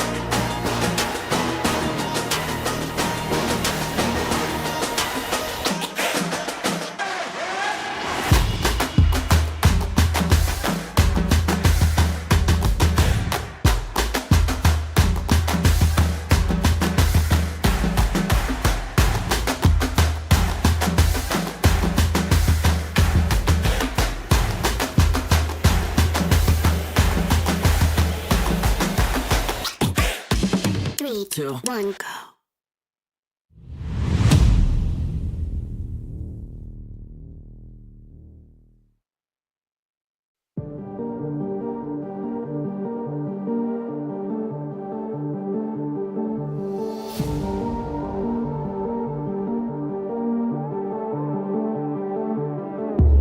Come into my world if you wanna see some action. Enter my zone, shut down the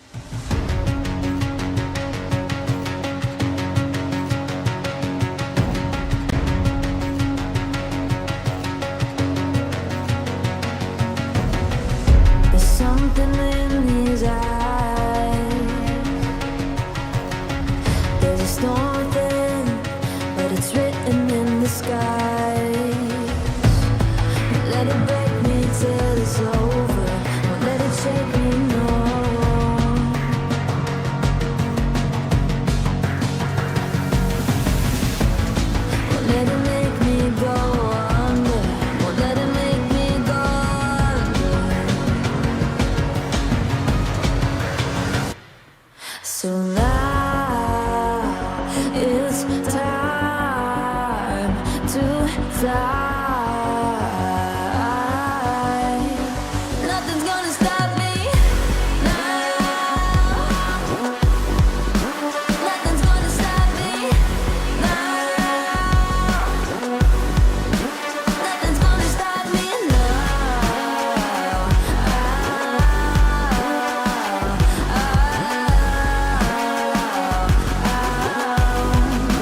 Nothing's gonna stop me.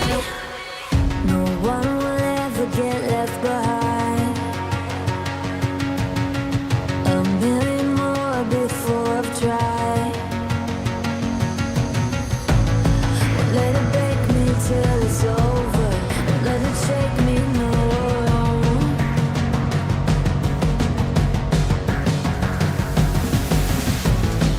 Let it make me go under. Let it make me go under.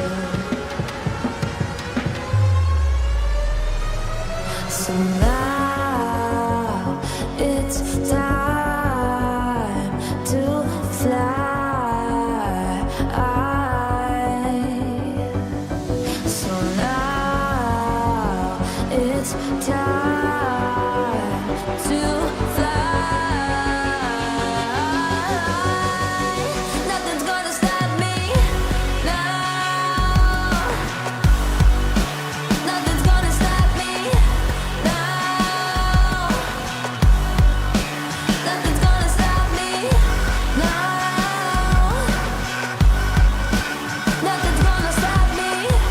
now. Nothing's gonna stop me now. Nothing's gonna stop me Nothing's gonna stop me now.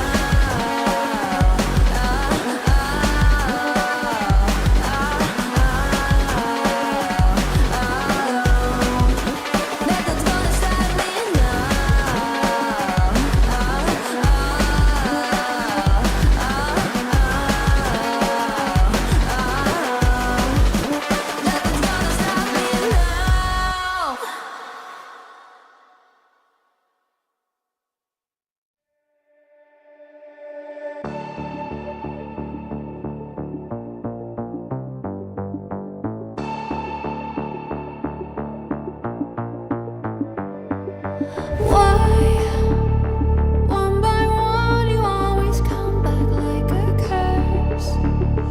Lurking in the dark, your soul is blind. You lie, time and time again, and I am not your fool. Not this time, 'cause I'm the wiser of us two. I'm the one of light, the antithesis of you.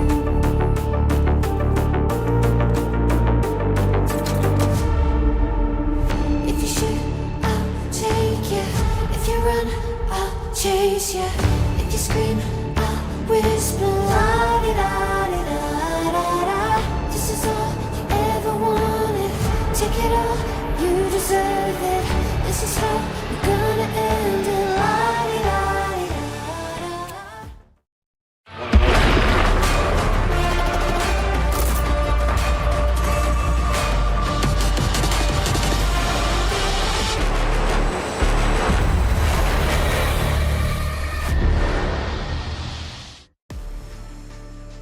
It is the round of 8. We're going to be casting 2 best of 5s to the beginning of the playoffs. And just a reminder, whoever wins these best of 5s actually qualifies for EWC. So 2 people will know today, and another 2 people will know tomorrow. And then, of course, we're going to be crowning our champion on Sunday as well. Still me and Pig.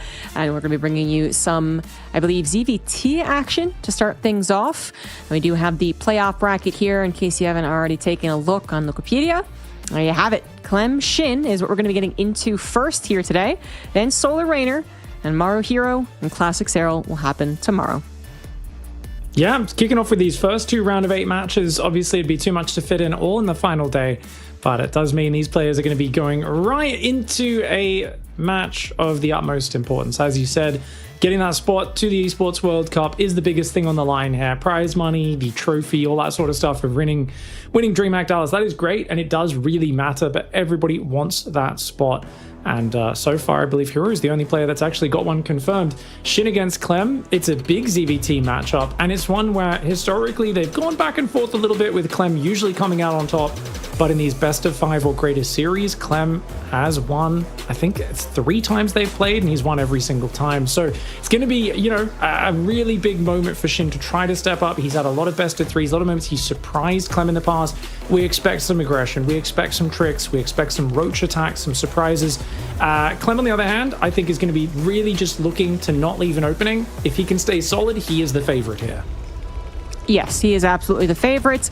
TVZ still probably his best matchup, actually. TVP is also pretty good, as demonstrated earlier today. And obviously, he's not playing much TVT nowadays. But we are finally into the game, ladies and gentlemen. We have in the bottom left our Korean Zerg. He is Shin. An innovator of build orders, a very creative player. But his opponent in the top right, the reigning world champion, of course, the biggest victory ever. Winning the Esports World Cup last year was absolutely massive for him. It is Team Liquid's Clem. Bradley representing the Mlem. I mean, what a great success it was. So historic last year as well. Clem going 8-0 over Serral across 2 series in that series. But also beating Hero 4-1. That World Championship was historic. Since then, it's been all gas, no brakes for Clem. He has not taken his foot off the pedal. I used to talk a bit about how burnout and managing the amount of time you spend playing StarCraft is something you've really got to watch as a pro player. You've got to manage your condition. You've got to coach yourself mentally, physically.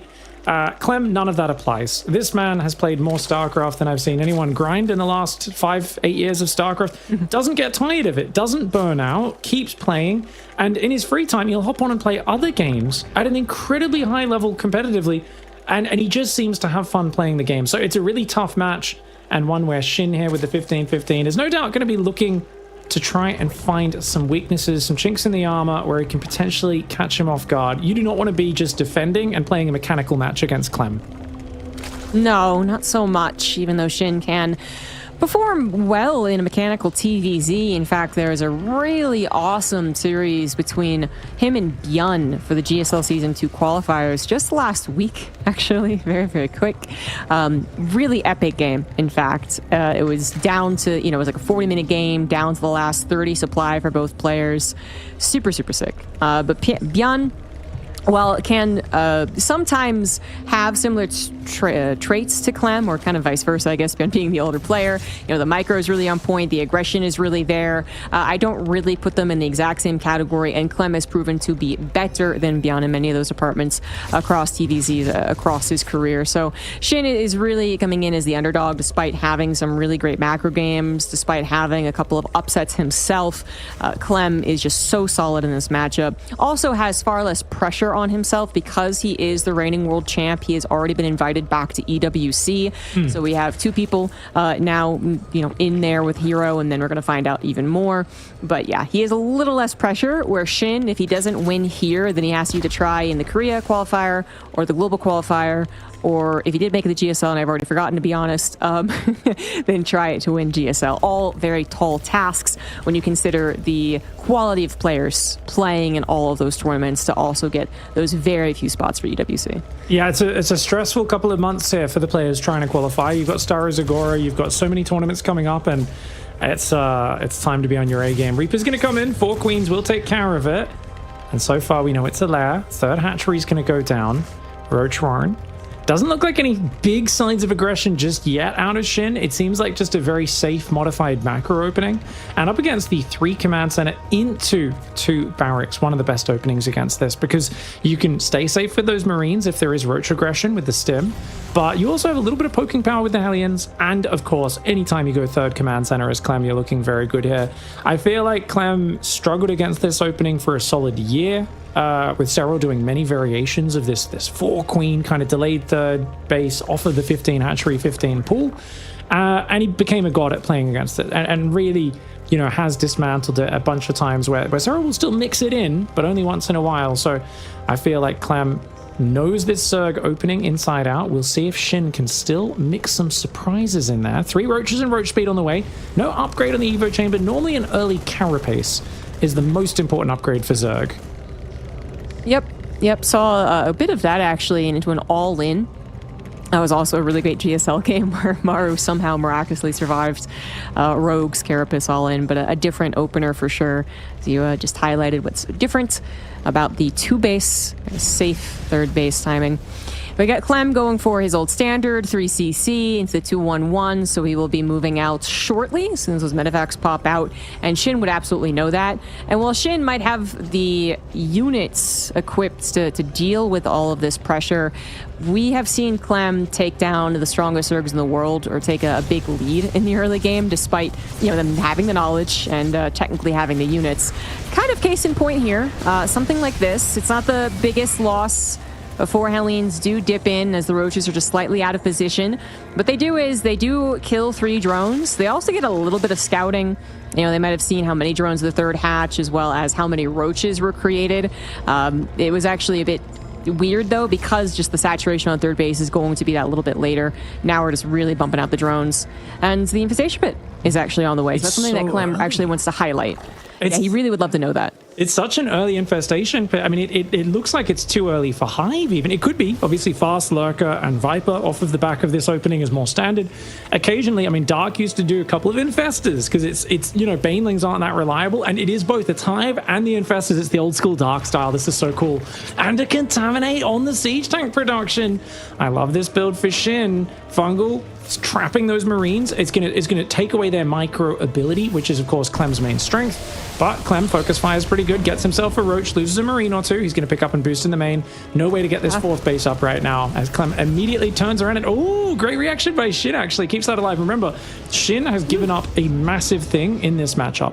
Like, his build looks great. How is he in such a good position? 4 queens. Only 4 queens. He has almost no anti-air. If Clem starts bouncing around the back with drops, being annoying, you can see every time that happens, Shin has to pull every single queen to deal with it, and he's not building any extra. So Shin has cut a very serious corner, but because he's kind of scared Clem back, it feels like he's gotten away with it. And I love this opening for Shin. Looks like that scan on the 3rd didn't give Clem an actually appropriate amount of scouting, to be honest. Like, the Hellenes were a little too soon kind of in that suicide, so the scout wasn't that great there.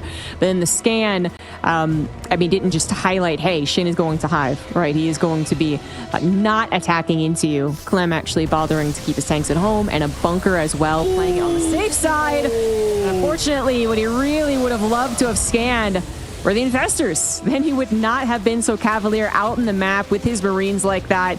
That was just totally unexpected, and Clem gets slapped back hard. Now has a better idea of what exactly is going down, but can he actually punish Shin before Shin gets to these Ultras? Ultras Cavern about halfway done. Clearly going to need the chitinous plating to really affect this game, but it certainly feels like a game where they are going to be out and in play. Clem grabbing his 4th command center. Not going to be without his own macro. Shin has seemingly skipped so many steps to have Ultras almost ready to go by 8 minutes.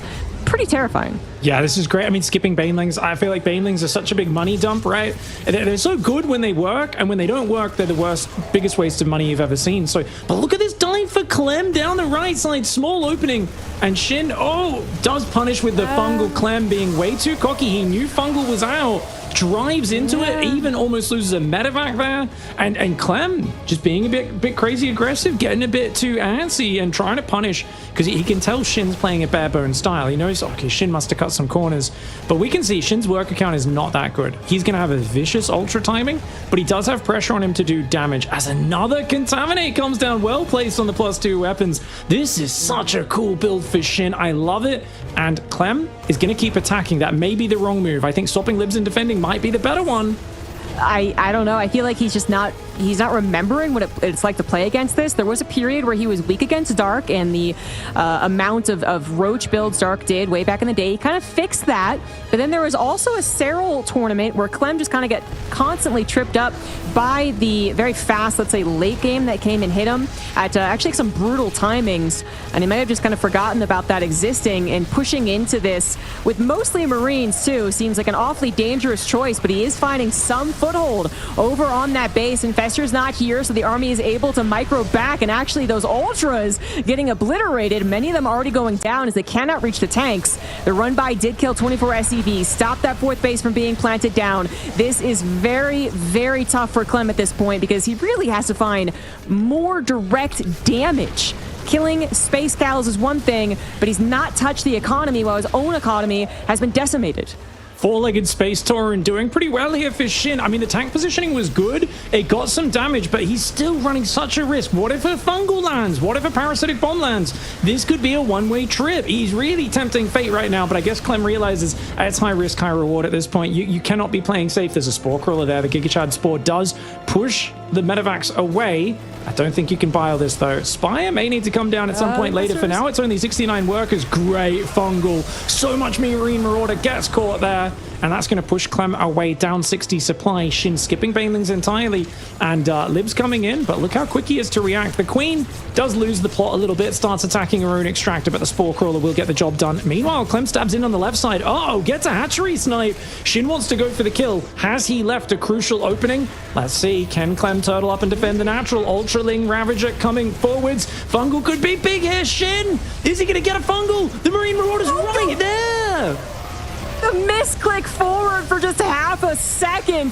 The supply depot's out to be lowered, but we do have this choke to work with. All of the Ultras except one are already down, and this one could get focus fire. Tanks on the high ground, Liberator as well. More damage being done on the other side of the map as Shin doesn't have a 4-base economy, but 3 might still do the trick. Clem only accidentally almost mining from his 4th base. I guess that's the word to use. This really shouldn't be happening as the Roach Ravager now heads that direction. It is already a planetary. Big splash damage on top of the army that is already being chased down by the bio. Shin does recover the placement of his 4th base, but this has been a very wacky game. Clem, realizing that that attack was going to come, had about as good of a defense setup as possible, now kills all of the Ravagers, really getting some serious revenge, but opening up an opportunity. Shin pounces on the planetary once he realizes how out of position the bio is, using those Ultras to great effect, but the supplies are weirdly similar. Clem significantly down in the worker counts, but his army supply still matching that of Shin. If he can control it correctly and avoid the fungals, he doesn't avoid the fungals. Those are absolutely huge, game-ending fungals right there.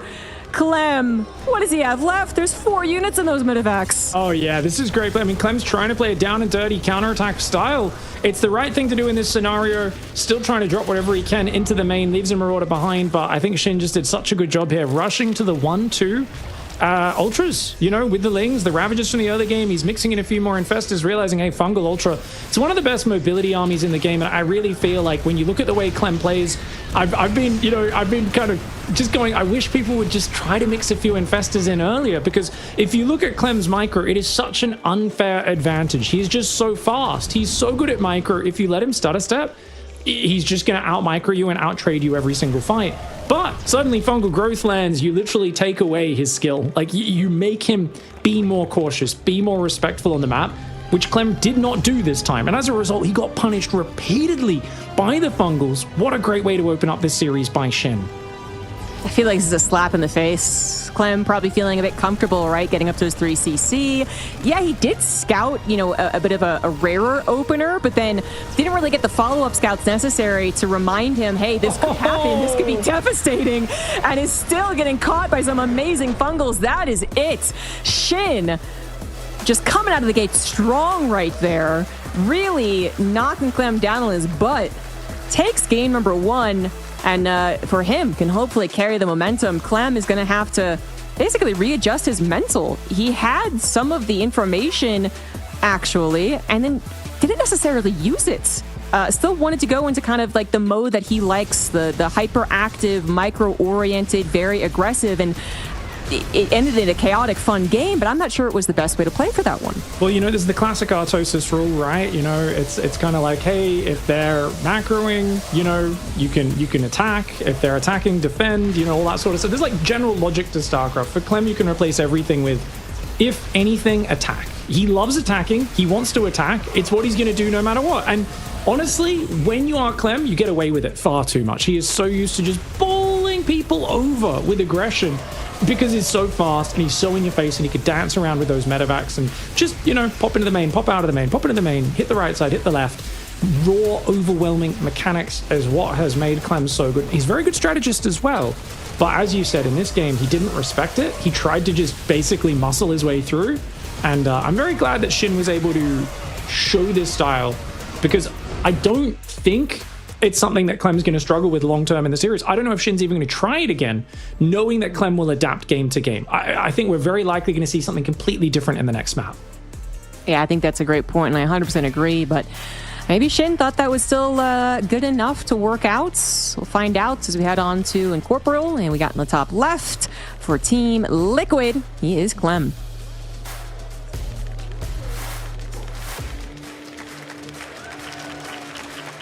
And in the bottom right side of the map, the blue Zerg player.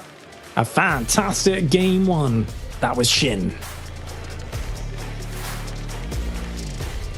I feel like that game was actually very winnable by Clem, and he was adjusted to even prepare to go for like the Super Saiyan. So the colors are swapped here, guys, just in case you're a little like weirded out. But so the point I was trying to make here is that there was times where it felt like Clem, he had the warnings. Yeah. Right? Like he was like, oh, shoot, okay, the fungal got me. But he didn't seem to respect that warning, which was really the oddest thing about that. I feel like up until the fungal on the majority of his army, right? We got into that base trade territory. We had Clem. He was basically preparing, okay, I gotta go Super Saiyan. I'm gonna be dropping left, right, and I'm gonna focus these ultras and tear you down piece by piece.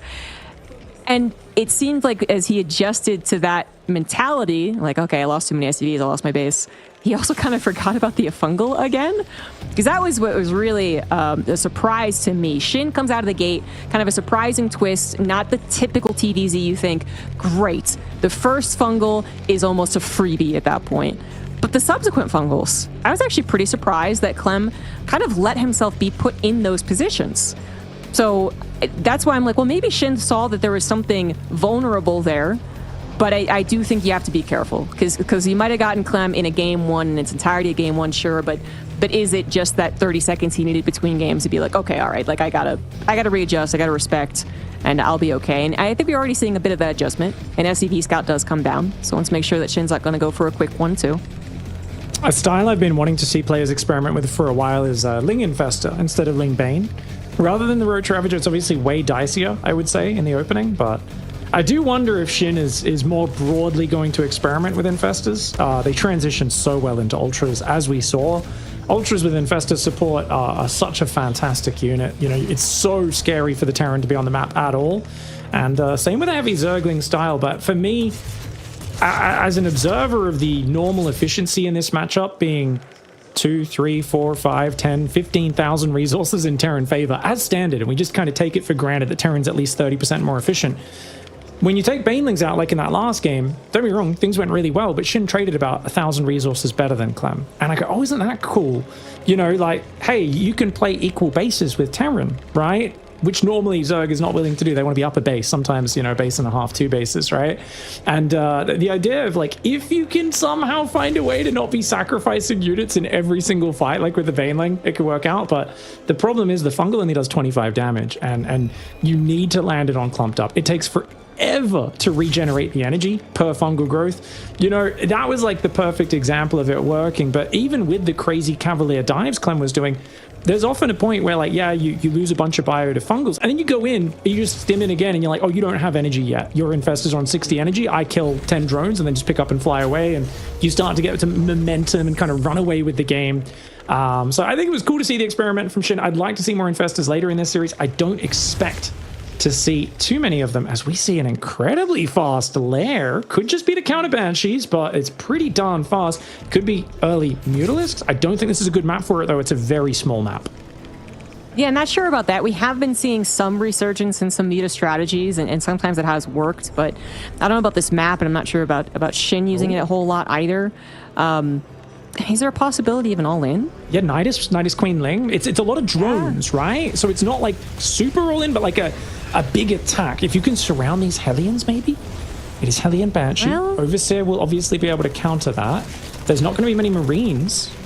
He's got 5 Overlords on the way. But that's kind of funny, though, just because Ling Queen doesn't actually need that many Overlords. There's so many Overlords on the way. That Overlord on the left of the main is poised to spot for a Nidus Worm, but Why is Clem's he building 7 Overlords? He's already looking for it, so it's not going to be a huge surprise. If you trap the Hellions, though, it can absolutely be lights out. It is indeed Queenling Nidus. It's not a super early one. He's really done a great job of making this look like a macro game. He's building 7 Queens, built 40 drones. It looks so normal to start with, and that's what could absolutely make this work, because if those Hellions get caught, oh my lord, you're in trouble as Clem. Yeah. There also is a possibility, however. Oh no. Okay, hold up. Hold that thought. Clem gonna run in here. He's gonna see the Nidus Worm, and that's not enough Lings to actually stop this many Hellions. I think okay, well, the Lings are gonna be on the other side. Supply depots are lifted, but the natural is still vulnerable. The main vulnerable for Shin. How many drones will be going down here? But it's such actually a very awkward time, because the Nidus Worm's still gonna get up and running, but Clem has given away all of his Hellions. Are not gonna be back at home. Position for the Nidus Worm, but the Banshee was there to get the DPS. Otherwise, there would have been no surround by the SCVs. Still, SCVs going down to the natural. Second Nidus Worm in the main base, totally unscouted. Clem needs to get back in there. I think he knows the very possibility. Yes, 100%. Sends everything there, but it's going to get up and running. Transfuse will be available. Overseer not prepared, however. So 2 Banshees going to get some damage, but this is a lot of Zerg to be coming out here, and Clem has given away most of his army. Indeed, Overseer's going to finish. Those Banshees are going to go down if they don't get out of there. The Overseer finishes. 1 Banshee falls. The second one does escape. Clem did not see it coming. Shin sold a story. And a tap of the forward there. Just going, look at me. I'm using my big brain to win some StarCraft matches. Shin is such a specialist. And he is catching the world champion completely off guard. Dude, that was crazy. So right before the action, I was going to say, I wonder if Shin was hoping that it was 4 Hellions again. The way that you can be extremely greedy with the 3CC is, going to 2-1-1 like you did in the first game and only go for 4 Hellions. With Hellion Banshee, it's not common to only go 4 Hellions. It's 6 and then maybe 8, which is actually what he did. And I think that would have set him up a little bit better to defend, but instead of seeing the Nidus Worm and going, okay, I need army back at home, he went for the dive. And hindsight 2020, of course. But that ended up being a really big problem. The Hellions don't do the damage that fast. Even if the Lings aren't there, I feel like still spreading the drones, letting the Queens handle it. I mean, it's how much damage can you do in a very short amount of time? And the Nidus Worm is going to do, I think, way more, which is why Shin was like, yeah, I need to deal with the Hellions, but I got to prioritize also getting this Nidus Worm across the map. Is he already too committed, though, at that point with those Hellions? It's kind of like the fact that he dived in the first place. I feel like he was already in the woods. I think you're totally right, by the way, Zombie Grub, right? Like, pulling out is going to give him a better chance than diving for a few worker kills. Shin does not care about his economy at all in that situation. I think he saw the Queens and Lings coming from behind, and maybe Clem panicked a little bit and thought, well, path of least resistance is in front. Maybe I can kill a lot of Lings in the main or something, But it was a bit too late. It was a good selling of the story for Shin. Just keeping the Queens up. That map, I never thought about it until I saw that game. This is often how we learn about these strategies is you go, wait, there's high ground outside the natural and outside the third. It's really hard for the Hellions to actually see exactly what the Zerg's doing. So it actually felt like just really good map to actually do that build on. I guess so, yeah. And I really do love that Nidus Worm positioning. That the fact that it would stop any surrounds from happening, I thought was so cool. Obviously, it also would have stopped the factory from going back on the reactor or a barracks, but I think the Hellions, 2 Marines wasn't going to impact that game very much. 2 Hellions might have, but that wasn't something that Clem was doing either. And that is another mistake. That is maybe hindsight 2020. Maybe as soon as he sees a Nidus Worm, maybe, this is never going to happen again in this best of. Pretty sure. Let's say he plays a ladder game tomorrow and the exact same build happens. Pretty sure he doesn't go in with the Hellions, and then maybe he keeps the factory on the reactor if it's still on there, or maybe he does swap it back, thinking I need basically as powerful of units as I can get this early on in the game, which are going to be Hellions. Marines, if they get critical mass, obviously they're good, but that early on, it's going to be Hellions and Banshees and trying to avoid the Queens, right? But in the heat of the moment, especially after you've already kind of been gobsmacked by the first game, which is a little more macro, it's like a dedicated attack on macro, but it was still only those like 60-ish drones, right? I feel like your brain is addled, you know? Like, you're just like swirling around in the misery that Shin is imposing on you. And now is literally, it's got to be the stopping point right here, right now, where Clem is out of DreamHack Dallas. Isn't that crazy? I mean, Shin's done this so many times in the past, but he's got to get 3 wins, not just 2. He has never beat Clem in a best of 5 series. We're going to see if today is the day. It's going to be an uphill battle. Clem did take a small pause there to get his kind of head on straight. Maybe he had to go to the bathroom. He's back now, ready to get into the game. Players have given the go-go, so it will be starting momentarily. And I got to say, it's fascinating because now we're going Maganath at a big map. Small maps, Shin's showed he's dangerous on in that last one, but also he's shown a really cool modified macro game in game 1 on Ultra Love on a rather large map. Maganatha is huge. It is a map where Mutalisks are an option. It is a map where Ling run bys, when your Hellions are really far distant on the wrong side of the map, can also find big angles.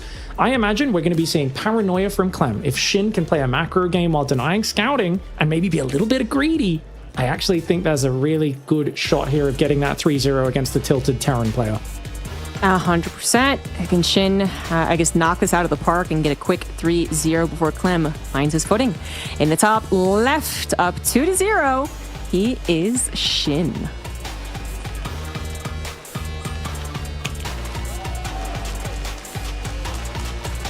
And his opponent in the bottom right side, a player that when he is on point and not surprised by anything, looks unstoppable in this matchup. Can he get back in control? It is Team Liquid's Clem.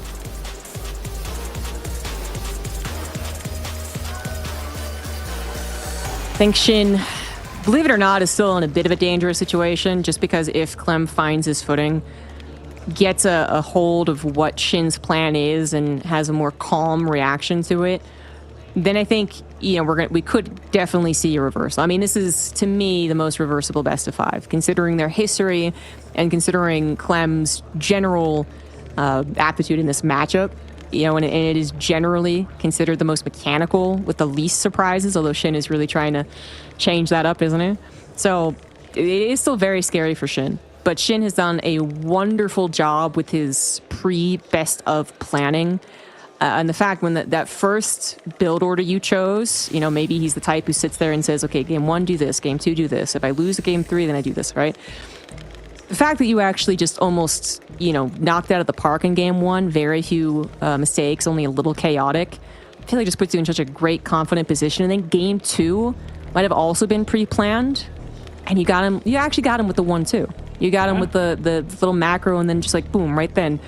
Like, this is such a solid setup for a guy who is coming in as an underdog. He's just got to carry that momentum. He's got to keep doing it. And how many times can he really fool Clem?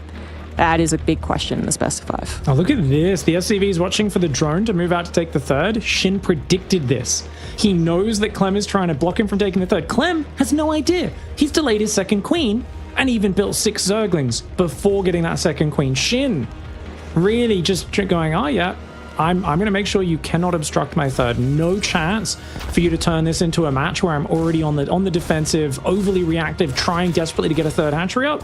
Just going to make this early defense as simple as possible for myself. Instantly inject. 2nd queen's coming up in the main. He's got the Ling speed now started at 2 minutes 40, so it's still well timed. I love this opening for Shin. And I feel like I gotta correct my statement. It's not even how many times can he fool Clem, it's how many times he can make Clem look foolish. Ooh. In TVZ. I think that is like, because like fooling him would be like, you know, like, oh, I thought it was a Roach Max and it was a Hive, or vice versa, right? But that's not really what's happening. Clem has gotten scouts. The last one was very close to the all-in timing, of course, so it's, you know, it's not much notice, but he still, you know, was hindsight 2020 made to feel foolish, like, okay, I should have brought back those 10 lanes and I should have been able to defend that a bit better. So that's the question, really. Creep Timber does go down. Finally, something going a little better for Clem. But yeah, Shin even getting that third hatch down without having to worry about the tit for tat. Already nice to carry on this momentum. Clem goes for the 3cc 1-1-1. Typically, one of the safest things you can do, while also giving you that map control, as well as the actual harassment, which I don't know. I don't know if he's going to be too eager to send those Hellions out. He actually suicided them in both games. Let's not forget. Yeah. Like, one was less important, but that has been his plan. Is he going to be more hesitant on that, to your earlier point? You know, Clem's the one that's got to be very careful here. Yeah, I wouldn't be surprised to see him adopt more of a Cure stance. Cure famous for basically sending 2 Hellions out and everything else just sits on the ramp at home. And then there is, often no point doing a Ling run by against Cure because he just never wants to get caught off guard. And I think Clem very well may adopt a bit more of a defensive stance. Like, his next 2 Hellions moved out, but only when the 5th and 6th are about to pop. Marines will take care of the Overlord. He is going Cloaked Banshee. Roach Warren's on the way pretty quickly for Shin. So it's Ling Speed into Roaches, but it seems like macro Roach. So he could turn this into a Roach Max, but I think the Roach Warren will be scouted. He's not really hiding it, so yeah, it's not like one of those sneaky Rogue Maxes where you'll Nidus in the corner of your main at the same time. Just Ling Speed, Roaches, double Evo probably goes down about 5.5 minutes for Shin, and I don't think that'll be too far behind because Hellion Banshee is a big gas commitment on the Banshees, does delay your own engineering bays as a Terran player. You have to go 3rd and 4th gas, and only now are those engineering bays starting for the Terran. Yeah. Ideally, the Hellions are a little bit of pressure, and the Banshees, I would say, in Clem's case, I feel like they often get 4 drones, plus maybe a canceled 4th. To me, it used to be, for a while, it was settled. Banshees hardly did anything, but they were kind of protection, and they were a bit of scouting, and, you did force them to build the spores, right? But then Clem, just continued pushing it, and it was like, okay, well, I guess you do still get some damage with this. For Shin, it's just about minimizing it. Yes, he does want to swap that barracks over. Not quite getting around to it. Hopefully he does remember. That's a bad sign. Yeah, small mistake there for Clem. His upgrade started on time. I feel like he's gotten so much better over the years at correcting these mistakes, but when you're down 0-2 in a surprise, it takes a few more seconds. He does correct it now, by the way. But I remember back in Gamers 8 2 years ago, he'd make these mistakes and not fix them for minutes. These days, 20 seconds max, often 5 seconds, 10 seconds. Clem's so, I feel like his view isn't as close. It's like his eyes aren't as close to the screen of the game, to each little engagement. He's got more of a top-down view, more of a general's view. Rarely uses select all army these days. Very good at splitting his units up. You'll rarely see him do a panic, select all army, grab all my army, and just throw them into a situation, which is usually a sign of a Terran that's getting, a little bit scatterbrained. Things set up for the run by quick infestation. Again, it really looks like Shin is going to try and maybe once again do a few infestors, but because he's going ranged upgrades real early, I would not be surprised to see Lurker Viper as the sort of late game transition and start looking for some siege ups. Those Lings waiting for their opportunity. Shin hasn't found it just yet. Clem is on a 3rd command center. I don't think he'll risk anything like an 8 racks here when he's on elimination point. I think Clem 2nd factory into 4th CC is going to be the safer option, and it looks like that's what he's going for. Yeah, exactly. He has seen the Roaches after all, and there is that possibility of it being a Roach Max. He hasn't really been able to determine quite yet that it's not, although the more the Roaches do not move across the map and the more that they do not have a huge swell, the more I'll pick up on it. Ling's catching, very nice time. The Marines moving out, gets just a few of the reinforcements. If they escape, then I'd call it good, and they will basically escape. Hive is already on the way, so about 7 minutes there. Still pretty fast, not the 6 minutes like in the first game. And the 1-1 he's already done for Clem as he does do this move out. So, I mean, he still has to be a little careful, even if he knows that it's not going to be, the big Roach swell at this point. This is still enough army to, yes, pounce on him. Does pounce on these Hellions, only 2 left over right there, as Clem grabs his 4th and redirects his attention elsewhere. Shin does not have a lot of creep spread, I must say, but then it doesn't seem like he's in a position where he has to worry about that quite yet. Clem is not ready to do a big ol' push. And Shin, I think, is really wanting to fight off creep, at least with his initial ambushes as well. 3 infestors on the way yet again. He is transitioning Ling Bane, but when you're going Roaches back into Ling Bane, there is always this moment around, 9 minutes. Terran's getting close to max, you're close to max, your Hive tech hasn't quite kicked in yet, even though your Hive's finished. This is always the weak point where we see Terran just start to take really dangerous trades. But with those infestors out, it's once again going to say, hey, Clem, if you want to keep just stimming in with this cavalier attitude that you're so famous for, I will have punishment ready. And a good army split for Shin. The pokes are getting annoying. You know, he finds a Ravager or a Queen here or there, gets a few Lings in the south. Clem's micro has been good. But of course, 1 or 2 good fungals could punish him and make him be a bit more cautious in the future. Yes, yeah, which he's avoided thus far. A little miss micro actually on his medevac to the bottom left, but boost saved the day. So now we have a bigger push out. It's been a little bit of like a 2-2 on either side for harassment. Now one of these sides is going to get the actual push and should probably expect that. And this is where the lack of creep spread now becomes a little more concerning. It was denied often with those Hellions earlier on and not maybe focused on as much as it should be. This is going to be very close to Shin's 4th base with the tank sieged up. That's not good, and all these chokes are looking pretty brutal for Shin to defend with. If he gets sieged before a single fungal lands, that's amazing for Clem. Clem's army going so far forward! Oh! The first one is always the most surprising. The tanks get wiped as well, Clem. It's a painful smile on the young world champion's face. You can see he's grinning at his own demise, realizing just how badly that went for him. His combat shields are still not done at 10 minutes either. He's running home, tail between his legs. He's got to defend this counterattack. Shin senses victory is within his grasp, and he's going to go for it. He's not going to waste any time. He's got Ultra Tech coming in behind. The Roach Bane is there. That tank on the north actually getting some juicy shots off. Clem trying to survive an impossible situation. Yeah, almost impossible. Clem realizes he's got an army on the side of the map. He's going to try and use that to send some units home, but reinforcements will take care of it. Clem dipping down in supply, losing SCVs, losing mining. He's going to try and collect his forces together and go for one last hurrah. Maybe get us around, maybe clear this out, but the Banelings are sharking around for more SCVs. They're going to go to the main, actually. Here come the Fungals on the SCVs, but behind this, Clem's army is there. Going to try and take this out. What will Clem be left with afterward is the question. He is down 30 workers, but he does have 4 bases. His 4th is saturated. He's going to get back on that SCV production. Shin did not have the super comfortable bank behind this, and a lot of it's going into Ultras, which, I mean, maybe aren't going to be able to finalize the game, but Ling run by is going to continue. Clem not going to be able to be aggressive and defend against this. Looks to be giving up on the defense. He wants to get an attack before Shin is ready to go. This is the moment for Clem. The micro's got to be amazing. So far, so good. Nothing to actually stop the bio from microing at this point. The scan ahead, almost certainly for an investor, sees nothing and will continue to micro to try and bring this game back. This is a dangerous game Clem is playing. Those infestors are popping. He will not be able to constantly scan ahead. He loses 4 more SCVs to another Ling run by, and if he unloads and that fungal lands, it is lights out for Clem. You can see him blowing out his cheeks before. You can see just frustrated exhalations of air there, you know, just looking so annoyed at the situation he's found himself in. But Shin is just playing perfect StarCraft, and Clem has to find a way to anchor himself in this moment and get back on track, because he is capable of making comebacks from here, but he cannot be getting his army fungled. And I think for him, when he's down, when he's behind, his answer to that is always to just go crazy drops to counterattack, to stim in. And if these infestors catch him again, I mean, he's kind of playing into Shin's hand if Shin sets this up correctly.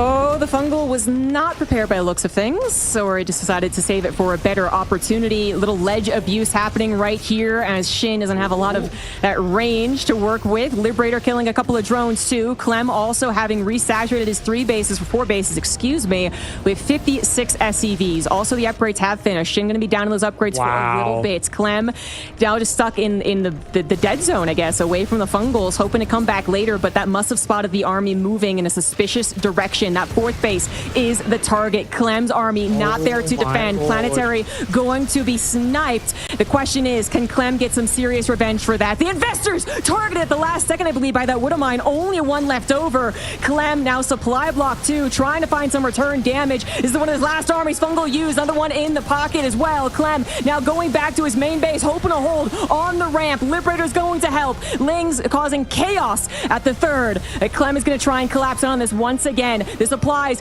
dead even. Clem without an economy. Shin losing a hatchery, losing some of his reinforcements in the main base. Clem might just be making this comeback happen. It is such a good comeback. He had libs on every single base. Yes, most of them have died now, but they did 34 drones of mining. There's Marauder drop on the ledge because there was no Ravagers left to deal with it. He just couldn't deal with this drop. This little section of units has done amazing damage, as has this in the middle as well. That middle base always so vulnerable to the libs and the siege. The income back up now for Shin, though. He's on 62 workers mining. Clem has a 50 army supply lead. He needs to keep pushing. He needs to get the damage done. He needs to get it done now. Shin has no gas and his spawning pool's dead, which means he cannot build Zerglings right now, which he needs to. That's the only mineral in the unit that he can build. Double Bile does take him out. Fungal landing somewhat on the edge of the bio. Is it enough, though? We are going to see the lib coming in. Nice triple biles. Oh my gosh, he's so damaged. The bio. If Clem loses this bio, remember, Shin is mining thousands more minerals a minute right now. He's still on 57 workers, way up in income. Clem needs to find more damage, but the Spore Crawler gets that one as well. And that is tragic. Clem, we thought he was making the impossible comeback, but the world champion is still in jeopardy. Yes, he's up in army supply, but he desperately needs more damage because he's on 3 bases behind this. He desperately needs more healing. His army, I think that was an over-aggressive maneuver. The Infestor's going to be found out. He realizes, Shin also realizes, pullbacks in the nick of time. But this is an army without medevacts. This is an army without an escape. Clem just going to try and dive in, kill the base before the reaction happens, and he does. He'll be able to escape. Shin on 60 workers, but not a lot of minerals to mine from. Is he paying attention? Yes, he is. Clem, so poor, getting only 1 medevac at this point, but knowing that is something he absolutely needs. Liberator sieges up, not much help defend against that. That's 2 Corrosive Biles that missed as he does move it away. Spore Crawler repositions, couple of drones will go down. This Liberator is still pretty critical. He just canceled that alive. He canceled the hatchery and then rebuilt it, and he got sniped again before he could cancel it the second time. Shin losing some big minerals. Right now, Shin's lost 23,000, 20,000 for Clem. This match is so incredibly close. There are still Infestor Ultra, though. And Infestor Ultra, you can actually fall down in army supply, down in overall supply, and one good fungal with the Ultras on top completely will change the outcome of this match. Those 3 Infestors are a problem, but oh my lord, this ledge! Clem right now is playing like a proper Terran player. Everybody in the ladder has experienced it when that medevac just will not leave your base. Oh, the fungal on about half of the army. Clem was able to scan ahead fast enough. A couple of Widowmine's going to pop off. They do damage the Ultras, but obviously don't kill them. Need more of that micro, more Infestors waiting for the big fungals. Clem needs to be so careful. He needs to run away. He needs to run away. He wants to get these very weak Ultras. He will find 2 of them, but he's got to avoid the Infestors. Oh my god, he's coming after him. Shin desperately wants Clem to misclick, but it's not happening, and now Clem will have some advantage in the Sim City. The fungals could still be huge, but Clem has the Sim City, some SC2 might even help. He even sends the Marauders to the front. He snipes the Infestors, all but 1 go down. And now it's just 1 Infestor, a handful of Ultras, and a couple of Roaches. Clem's supply ahead of his opponent in the army. Focus firing once again, trying to get the last Infestor. Won't find it. Fungal does come down, but the damage isn't there. The Banelings try, but Clem is unlocked. He spreads, he micros, and Clem might just still be doing this. It is so damn close. Clem needs to pick up and maybe reorganize, but he still has the army. There's the pickup. There's the consolidation. Shin probably will not believe this game if he loses this, and I think he just might. Shin is gonna have nightmares about that ledge, Zombie Grub. Nightmares. Every Zerg player watching is looking at that ledge in disgust right now, but it's just, he just couldn't get his Ravagers and Roaches there. He needed to just divert Roaches and Ravagers, but instead it felt like Shin just went into a rage. You know, he got baited into an absolute furor. He was just overwhelmed by it. Bloodlust. Blocking his ability to think, and he just chased that army across the map, and all the Ultras and the Infestors got kind of down without really landing any hits, and Clem was able to micro so much value. Remember, Clem has no 4th. He is mining a single base with 20 workers. Shin, if he gets up an Ultra Infestor force, there is still always a chance for a comeback, but he's got no Infestors left now, and the Infestors were always what he needed to deal with this. The Ravagers obviously could help from the low ground here as well with Biles, but that base, triangle being abused by Clem has been so effective. Yeah. Oh, almost gets this around. Wouldn't mind also, please don't kill the medevacs, but fortunately they are healthy. Quick snipe on that extra base is not going to happen. That's what Clem was looking for, but there was a response. Corrosive Biles somewhat available for this ledge, but yes, absolutely, this ledge has been killed. That ledge especially. Even the dead zone, though, on the 5th base that Shin had, still being abused by a Liberator, which I don't think Clem has recognized. He could be sending that to harass the 4th base as well. Grabs the main hatchery, sees an Ultra pop that's a little disconcerting, just because that they afford an Ultra, but honestly, an Ultra is damn expensive, and I'd rather see a couple of Infestors alongside that if possible. One is on the way. Shin, he needs a surround. He needs to keep the bio in place if the Ultras are going to work. That's why seeing an Ultra pop out is, on one hand, kind of scary. Oh my god, they can afford it. On the other, well, that's the thing I can micro against. It's Infestors that I'm having trouble against. And finally, 3 Infestors are now on the way. Spore Crawler barely doesn't kill that one medevac, allowing more micro to happen as Clem continues to send armies across the map. He can feel it. He knows that Shin is almost out of money. There's one more fungal. Not a lot of follow-up to it, though, with the Lings not quite being able to get us around. Still worthy of respect, as they do have Adrenal. Speaking of just terrorizing the 3rd CC, obviously that's going to be a weak point. No planetaries in the near future in this game. Widowmine will save the day potentially, forces him back temporarily. I still think with an Infestor at 3 Infestors out, Shin can absolutely re-expand and potentially win this game. Clem's economy is dregs, but whenever he focuses the Infestors, he gets one. Only gets one, loses a lot of Marauders. That's very expensive. The supply is still in Shin's favor. Yes, he has 15 more workers. Army supply is still very similar despite that. If Shin gets one more base up and can secure it, Clem is not building workers. He's only got 3 orbitals, no other commands in his building. Clem is inside his own head, completely all in. And you can see on his face, he's kind of like, he's almost given up a little bit. And I think if Shin can just doggedly commit to this situation, he can dig his way out. He can absolutely dig his way out of this position because Clem, he knows Shin's in a compromised position, but he knows how. I mean, he's got 2 medevacs. He's got no healing for his bio. His position is so compromised as well, and that fungal stops him from doing what he wants to do. Nice redirect on the Widow Mines. Getting rid of the Lings takes another option of that surround out of the equation. Shin has left his Infestors at home. I don't know if that's on purpose, though.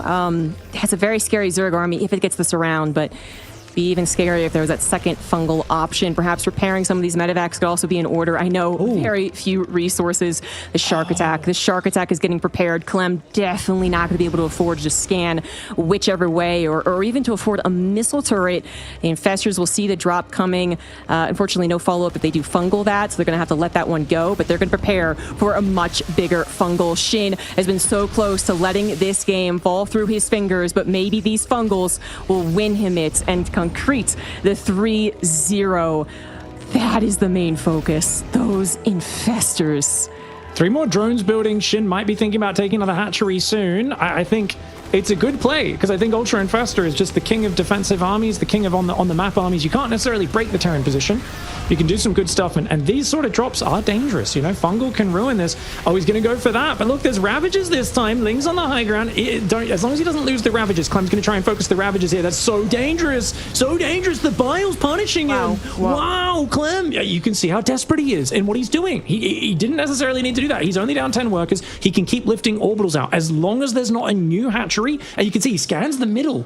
Like, it almost feels like there's moments where he's going, oh gosh, I need to win right now. And then he kind of double checks and he goes, wait, you only have 2 mining bases. Oh, I have 2 mining bases. I guess okay, yeah, I can maybe still do this.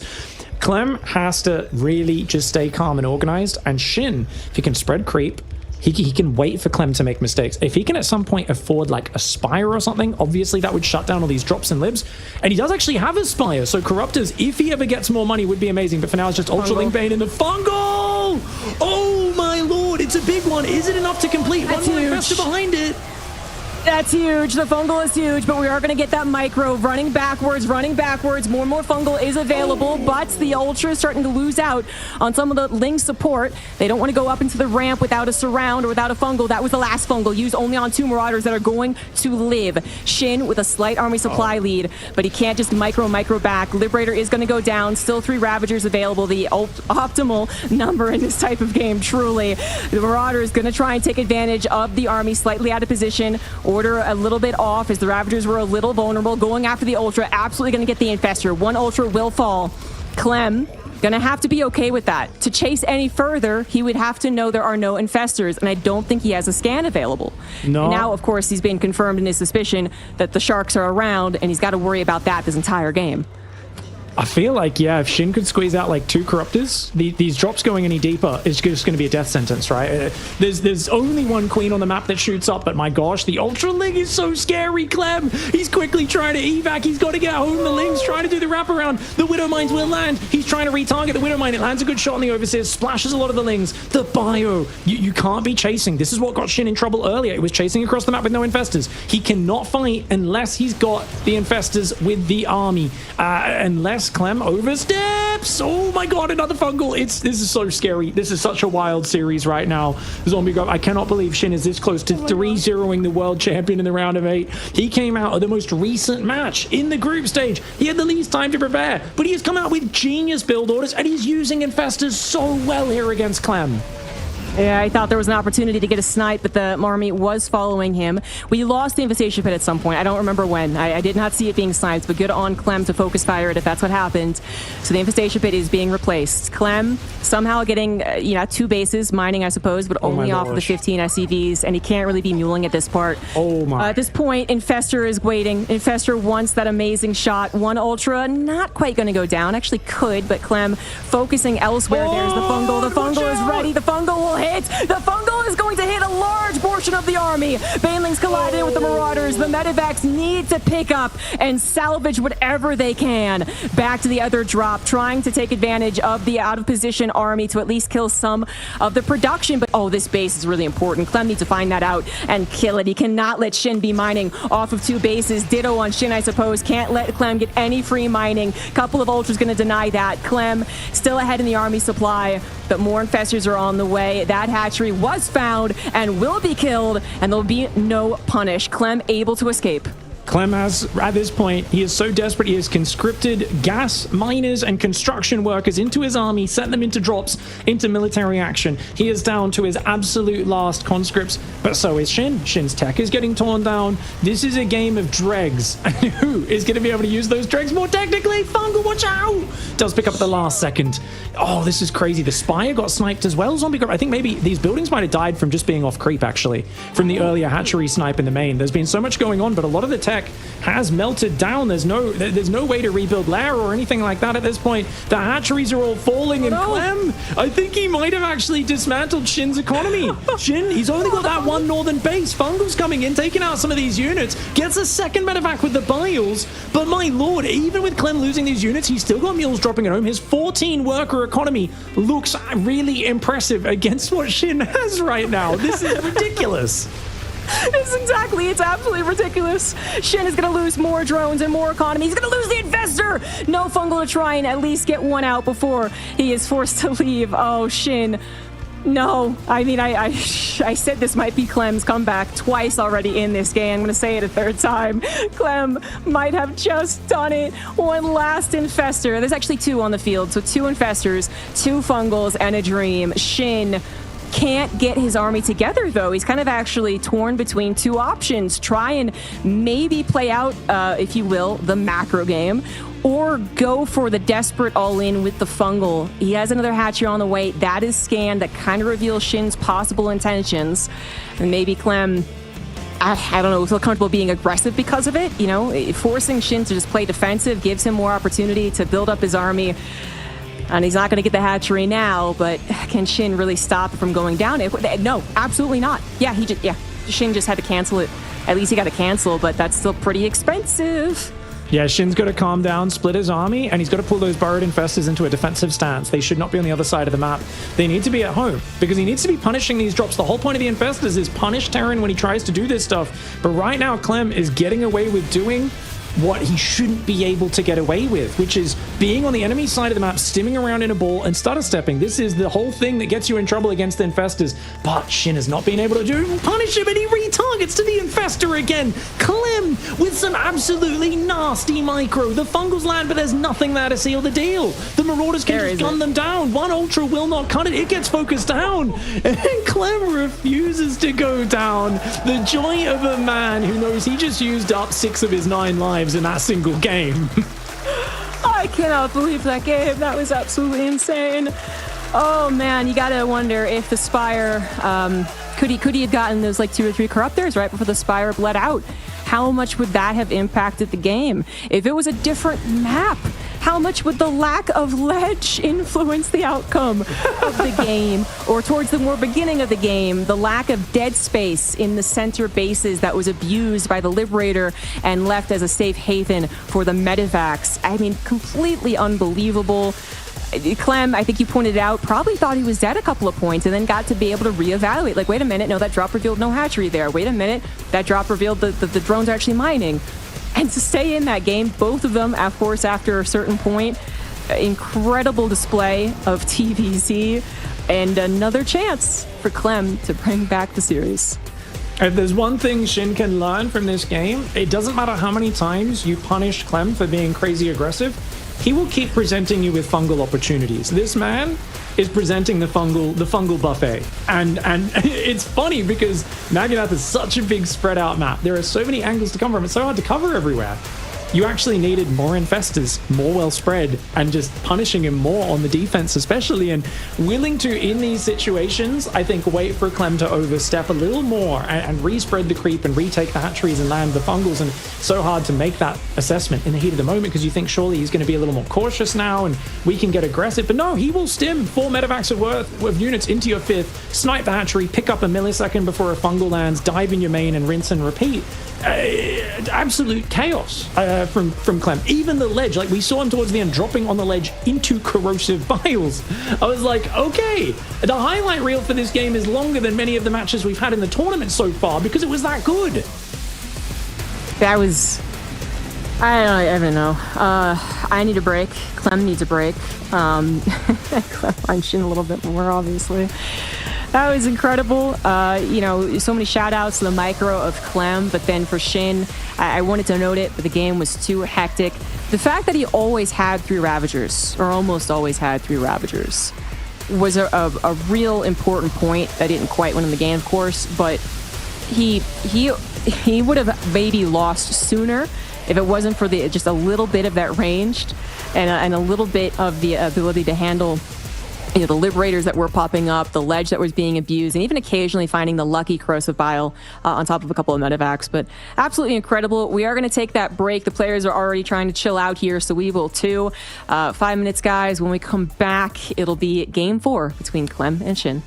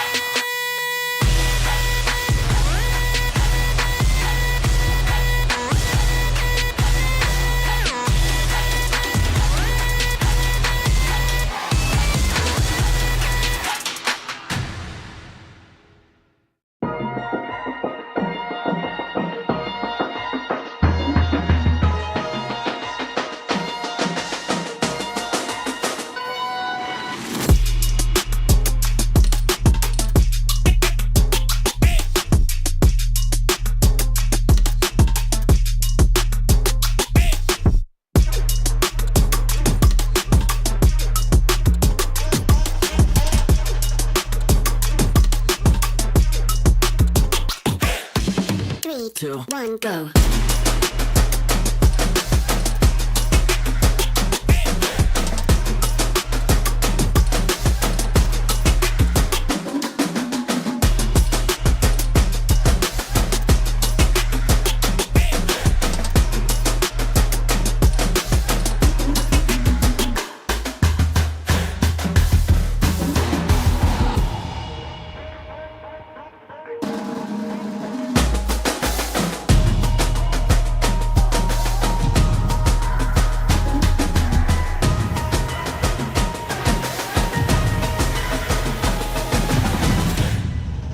Three, two, one, go.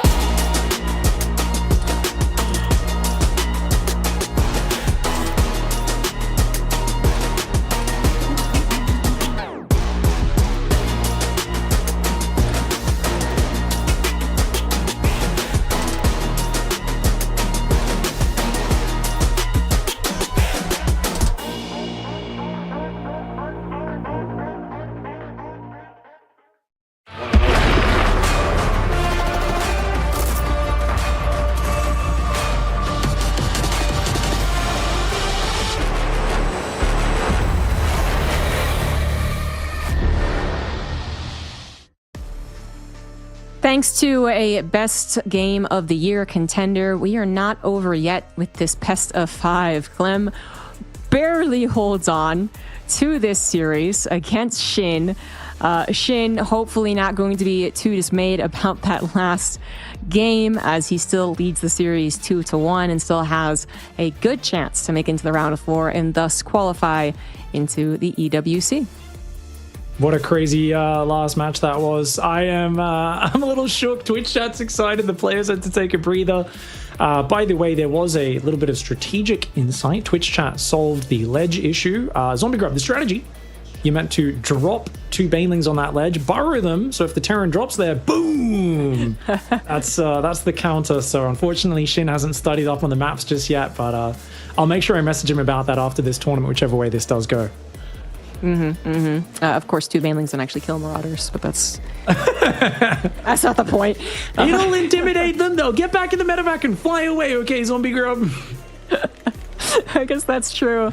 Oh, what a fantastic game. I think I had more points, maybe, but I mentally need a reset as well as we get into game 4. Hopefully both players are reset too, as that was a lot of exertion for sure. Not quite the correct settings, perhaps, as we're not quite heading into it.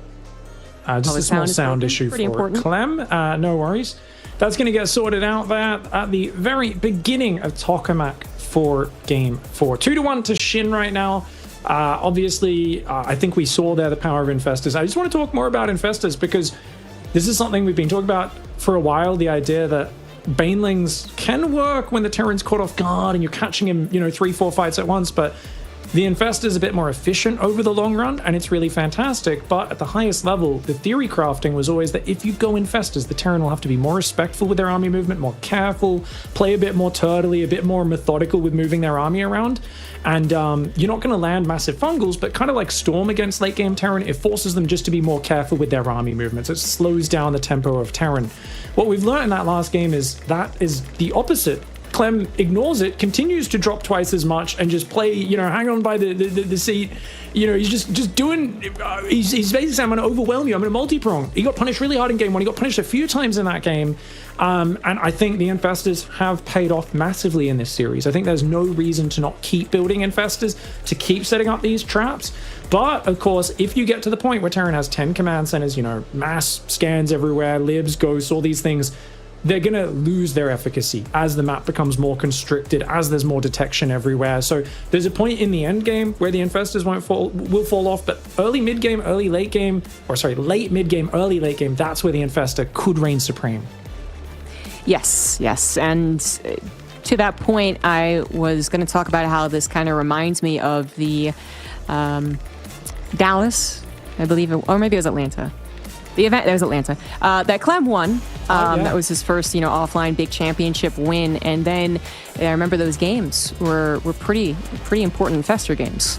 just barely eked out a win from Clem against Cyril at that time, and Infestors were absolutely huge, but that was more of that late game like you're talking about when I think after that Clem showed that he had kind of mastered the approach in that super late game against Infestors. But the mid game, the mid to late game, that's what is tripping him up here for sure.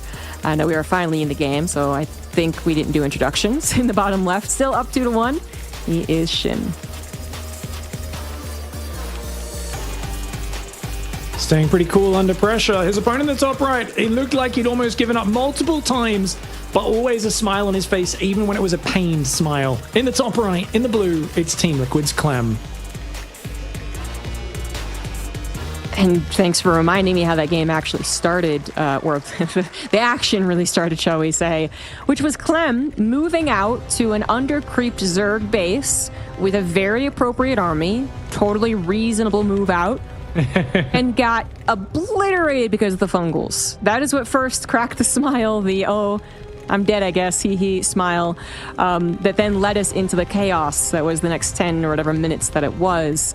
But Clem, up until that point, was actually having a game that looked like he was going to be in control, looked like he was going to get some answers there if his tanks were sieged and his bio was spread. That is already very different. There is not that same panic of him running back home that led to Shin gaining the momentum, that led to Clem really having to make tough decisions and go, super hard into the micro and the drops. So it's like as crazy as the game was, and as crazy as it is that Clem won it, although, yeah, both of them could have won at any time. It started off strong, I would actually say. It started off totally fine. Yeah. And Clem needs to, I guess, kind of remember that. And again, both of them needed to probably calm down a little bit after all the excitement. Well, Zombie Grub, we just cannot understate how much of a favorite Clem is in a standard game, in an even mid game, right? He really is a massive favorite. And we say that not just because he's a favorite against Shin, but he's a favorite against every Zerg in an even mid game. Once the multitasking starts and he's attacking you in a few places and setting up his pushes and macroing behind it, no one really can keep pace with him, right? Cyril usually needs a very good start to keep pace with Clem, otherwise he gets overran. Raynor struggles to keep up with him, needs some borrowed banelings to pop off or something. You need that big surprise. So there is still a very scary moment here, and the moment Clem stops doing this, I don't know, it kind of makes me think of like a 19th century cavalry commander thinking charging machine guns is still a good idea on cavalry, like it's, it's like the way he's been walking into fungals in this series is giving Shin opportunities. And if he can clean that up, I still think Clem, comes in as a player who is overwhelmingly favored if he's not eating big fungals. But wow, what is that? And the production tab, Zombie Grub. That's a lot of links. I mean, okay, all right. What is Shin scouting right now? 0, no scouting whatsoever. But whether he knows it or guessing it or what, or just hoping the Hellions are out of position, which is probably what he's hoping, it is going to be a 2-on-1 follow-up to the 3CC, and that might mean only 4 Hellions. Which actually that many Lings, if they surprise them especially, could absolutely take down. The Hellions are out of position. The next 2 are going to pop into the face of Lings. Are they going to be microed correctly? He is paying attention. The Marine but the second Hellion was late. The Marine blocked the depot as well, so he couldn't get it up there. The SCVs will retreat. Hellion gets to that lovely choke point in the main. How many SCVs go down? So many damage to the north. Already 9, 10, 11, 12 SCVs going down. So much damage. 14 workers. And that is well worth 20 Zerglings early on. A massive start for Shin. And Clem, he's gonna, what happens now. Clem is immediately gonna try and dive into that base and burn drones. He just got punched in the face. He's gonna try and punch you right back. If Shin can block the Hellions from doing damage, he is in an amazing position right now. I think Clem might have learned his lesson a little bit. I think it would have been a bad idea to go with the Hellions. There's a chance that Shin is being too greedy and hopes that, Queens are going to defend everything and they're just slightly out of the place. But I think Clem better off keeping those at home because there's okay, they might not do damage. And then if Shin made defensive Lings, now they're going to counterattack anyway, so it's kind of like, lose-lose. Or Shin did make Lings and is already setting up another run-by, to which your Hellions are then again awkwardly like, well, do we attack into the Queens that are waiting? Do we try and win this one? I think if you're thinking you are going to be the winner if everything is according to plan, shall we say, keep those Hellions safe. Keep them at home. Minor amount of scouting, of course. You do want to get the intel, but don't let these run-bys continue ruining what could be a perfectly good game plan of a 2-1-1. Marines with stim are available, so these Lings will run in, but I think you want to get these out of there. Yeah, good defense there for Clem. Doesn't even stim, doesn't lose anything, just mining time. And you can definitely get back in with the 3cc, as you said. You know, people just look at the work account of that last game, like, well, how is Terran so overpowered with mules and stuff? But it's like, it's all about securing bases to mine from, and mules help make up for that difference, but still behind is Clem. He's still going to need to find efficiency, and going for an armory is kind of crazy here. Oh no, he really wants to do a Marine Hellbat timing into roaches. That's a disaster. Exactly. Clem thinking, you know, also another reason to keep those Hellings at home. I'll do a little Hellbat. I'll surprise him if he's only going to try and get away with Lings and maybe be even greedier because of the start. No, there are roaches out. The Hellbats will have to be sacrificed ultimately, but the Marines will be able to escape. Actually, the roach number isn't that high, but with the Queens also there, I'm not sure this is, well, he's going to go for it, so it doesn't matter what I think. Clem thinks he's got the chance here. Combat Shield's just seconds away from finishing, which would have been a big help for that dive. But yes, the fact that the Queens were also there with some transfuses, some target firing on the medivacs, and whatever DPS they do add, made sure that the roach number was, let's say, adequate. Clem, I don't know if he really did want to go for that trade. He killed 5 roaches for, I guess, what was only 9 Marines. I guess that's okay. Now, I would be very concerned about the 1-1. It is not that, but this is what Clem needs to be concerned about, and so he needs to get some scouting done. I think most Zergs would be so tempted. They say, I'm ahead, go 1-1, roach all in. I much prefer Shin just playing a macro game. He's so far ahead. He's done well with the infestors. I think, you know, I know your 4th is a bit late, but if you can just get some creep out, you know, you've got a good queen count this time compared to the previous games, at least 6 queens, way better than the 4 in game 1 and that sort of thing.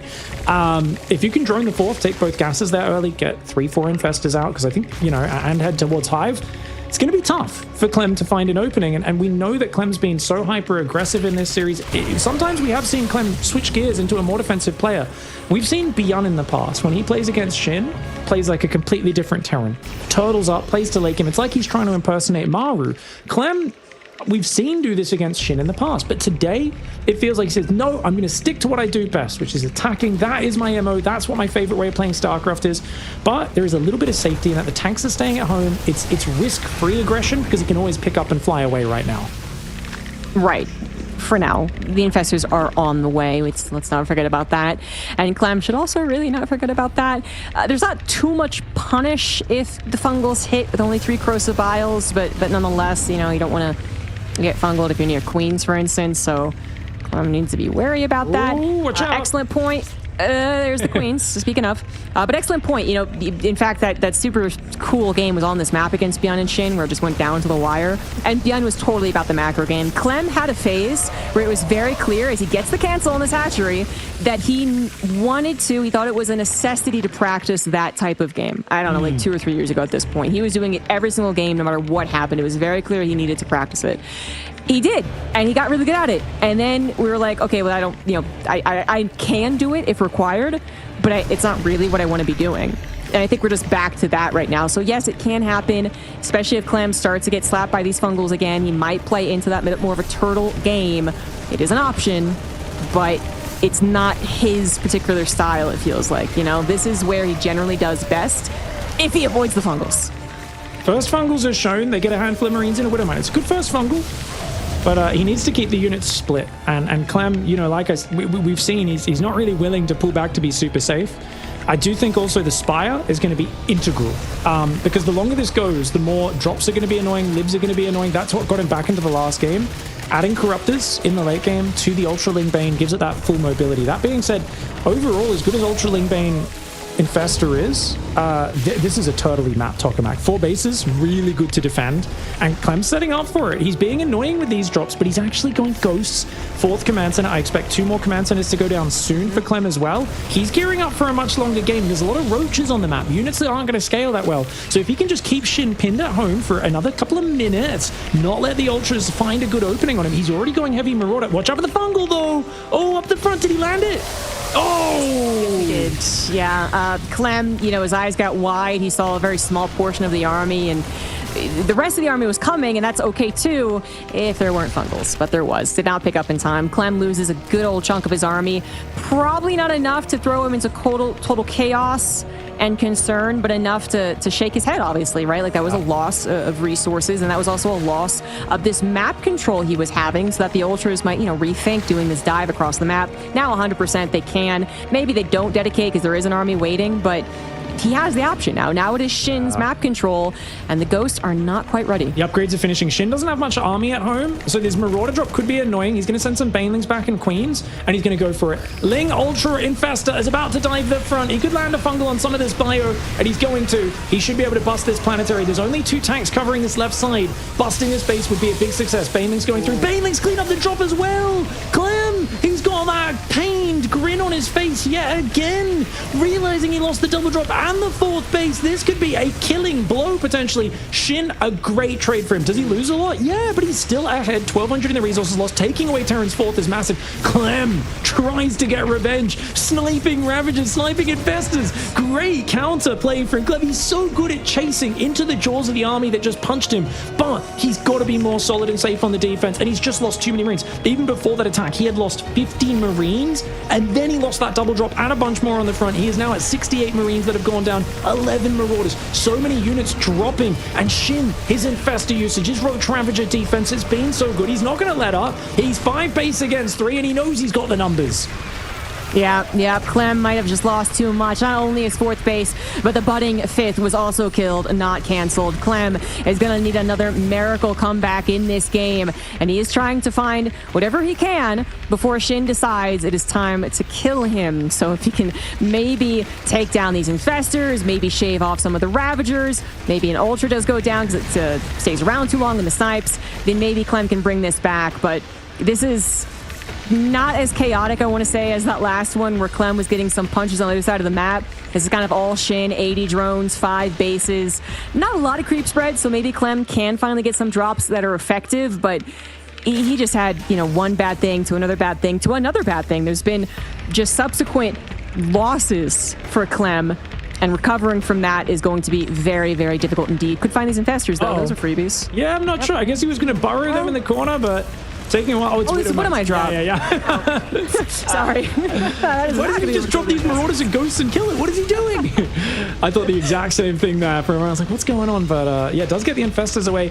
Spire still hasn't gone down. I think that's the one big oversight for Shin, because Libs, for the defense, the Metamax, as well the drops. It's the only thing missing. Shin's max, though. He's got 5 bases. I'd love to see base number 6. It looks like he's going to take that down the bottom. His +3 Carapaces coming in. Burrow. He's got Spores and Spines on the left, which is going to shut down these Widow Mines mostly. Yeah, he loses a few drones. Not a big deal at all. Does a pretty good split, and as long as he moves the Spore down, that's going to clean that up. Really well done here by Shin. He's still got a good army, but Clem's army is massive. If he can get some good Widow Mines, some snipes on the Ultras, he could do it. Clem tries to burrow the Widow Mines on the front. Banelings are on top. None of the Widow Mines get the big boom just yet. He does land a decent one in the Banes. And the Ultra Bane Ravager trying to roll forward. Depots, SCVs getting cleansed, but the Banelings will wash up, eventually running out. Oh, they get even more SCVs in the worker line. Yeah, Clem was not quite prepared for that push. He should have... The Widow Mines weren't burrowed. The Concave wasn't there, and the Infestors. Oh no, the Infestors are there. A little pre-split, actually. I think he anticipated it, but that might do the trick. Yeah, Lings are coming in. Clem thought he had a second chance in this game. He got maxed out again, but Shin was aggressive when Clem maybe thought he wouldn't be. He did have a 20 army supply lead, but his army was just not set up, and Shin loses one heck of a game, but ultimately collects this best of 5. Wonderful planning from Shin and fantastic execution to end the series in his favor. You cannot disrespect Shin's Infestors anymore. I mean, he showed just such a good ability to play a mix of styles. We saw Roach Ravager openings. We saw Ling openings back into Roach Ravager. We saw big Nidus Ling Queen attacks. We saw Ling Floods.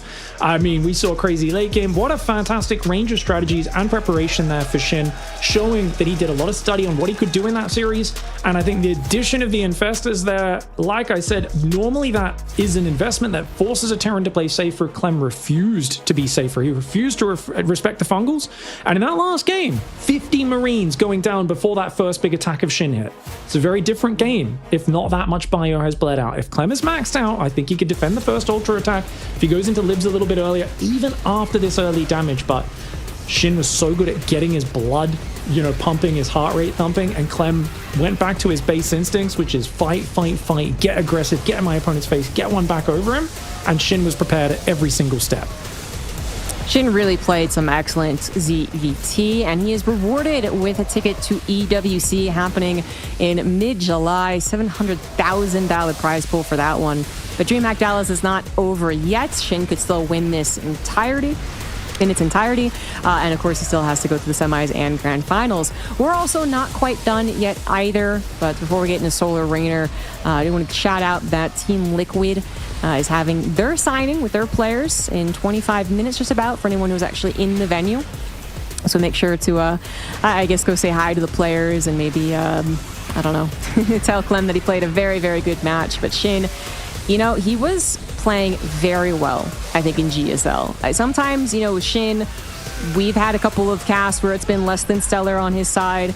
You go in, you're like, I don't know. I say he's going to play well, he doesn't play well. I say he's not going to play well, he plays super well. But he's been, I think, more consistent than ever these last couple of weeks. He didn't win GSL, but I remember casting his qualifiers, casting his series, and being like, Shin is just playing really solid. And to bring in the strategy, too, feels like a new form of Shin. And guaranteed, his next series is a ZVZ, which, I think he could go all the way to the finals. But I don't know quite yet who he will be facing. Solar versus Reina is going to be coming up next, Big. Yeah, what a crazy... I love the range, because these aren't easy strategies. It's easy to prepare Queen Nidus Sling all in. I'm like, it's a good choice of strategy. It's not that hard to execute, right? But when you're suddenly doing these, razor-thin, defensive Queen Ling, Roach Ravager, defending multi-drops, trying to sneak infestors in over not just a 5-minute game, but a 20 or 30-minute game, and stacking that up over a best of 5, such an impressive performance. And that's a ZVZ semifinals guaranteed on that top side. So we'll see who is the king of Zerg versus Zerg out of Solar Rainer, and then of course tomorrow in the semis, the winner of that against Shin. So that's crazy. Guaranteed one Zerg in the finals, and on the other side of the bracket, who knows, maybe Sarah will make it all the way there. It's a patch where everyone's been complaining, all the Zerg players saying it's so hard right now. But in this tournament, they've brought out amazing strategies. They've brought out really good preparation, and it feels like all the cleverness and the preparation is paying off. It does, yes, for sure. And you know what? I think a lot of these other players are going to be thanking Shin, maybe buy him dinner, because I know some of the Zergs, at the very least, are not looking forward to Clem in a more typical TVZ, I guess. Shin showed a way to beat him, obviously, but the likes of Solar Rainer and Cyril, probably considering him one of the hardest people to beat right now in StarCraft II. One less, I guess, Titan to worry about, and now they just got to adapt to Shin and whatever he can throw in the rest of his matches. Our next match is actually ready, so I think we're going to be hopping into that without a break at all. So again, that's a ZVZ best of 5 winner.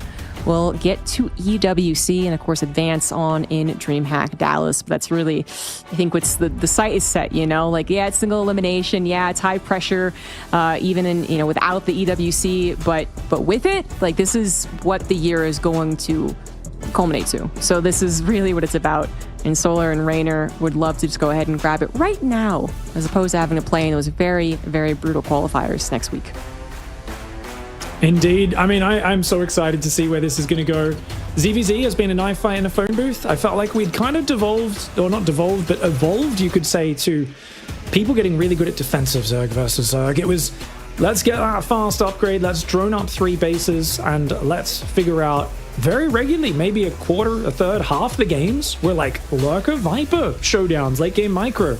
And then 2 years ago, Solar came along and said, have you heard about my friend, the Roach Baneling attack? And I feel like Solar completely changed the meta 2 years ago, beat Serral multiple times, brought in vicious one-base Ling Bane attacks as well, mixed in those all-ins, reminded people they were good, mixed in the Roach Bane attacks. Since then, every Zerg in this matchup builds a Roach Warren, usually no later than 3.5 minutes. If you're not doing a Roach Bane attack, you're building defensive Roaches, or you're making some Roaches and feigning an attack. And there's this extended early game in this matchup right now, which getting out of that on top, the Ling Bane skirmishes, the Roaches going back and forth is going to be a big deciding factor in this match. I think Solar will come out with really well-prepared strategies and super optimized. Reynor likely will play a little more reactive, but I think that's very dangerous because Solar is so pinpoint perfect with these attacks. Yes, this is also a rematch. So we did very recently see what their ZVZ would look like, and certainly on the topic of that kind of elongated early to mid game, like that's a lot of what we saw in those 6 games. You do need to join the lobby, by the way, so I think oh, apologies. Once you're in the lobby, we will go in as well. So yes, everyone blame Pig. But no, this rematch I think is actually pretty cool. And it's obviously in StarCraft II, we get a lot of rematches as far as, the online tournaments and whatnot. But this is a rematch of a very recent GSL group in which initially Reynor 2-1 Solar, but then got the elimination match curse that some people believe in, and actually lost 1-2 to Solar then. So Raynor's going to hope to improve on that score, but ZVZ is so difficult. Solar has actually been quite a good kind of sniper in that as well, just as far as the amount of times that we've been like, oh, this other Zerg player has a really good chance. Oh, but Solar's there to go ahead and just put that hand up and say, no, thank you. You're not advancing any further. Is that going to be the case again here today? Solar very close to being eliminated too, leading up to this moment where Reynor had a bit of an easier time, surprisingly, and maybe that will impact their confidence coming in to this best of 5. We are in the match now. It's going to be on Ultra Love in the bottom left, representing Falcon. He is Solar. Falcons, plural, excuse me. The master of timing attacks. And his opponent in the top right, the master of multitasking, speed, loves gambling a little bit, but hasn't found as much room for it in this matchup recently. In the top right side, it is Basilisk's Reynor.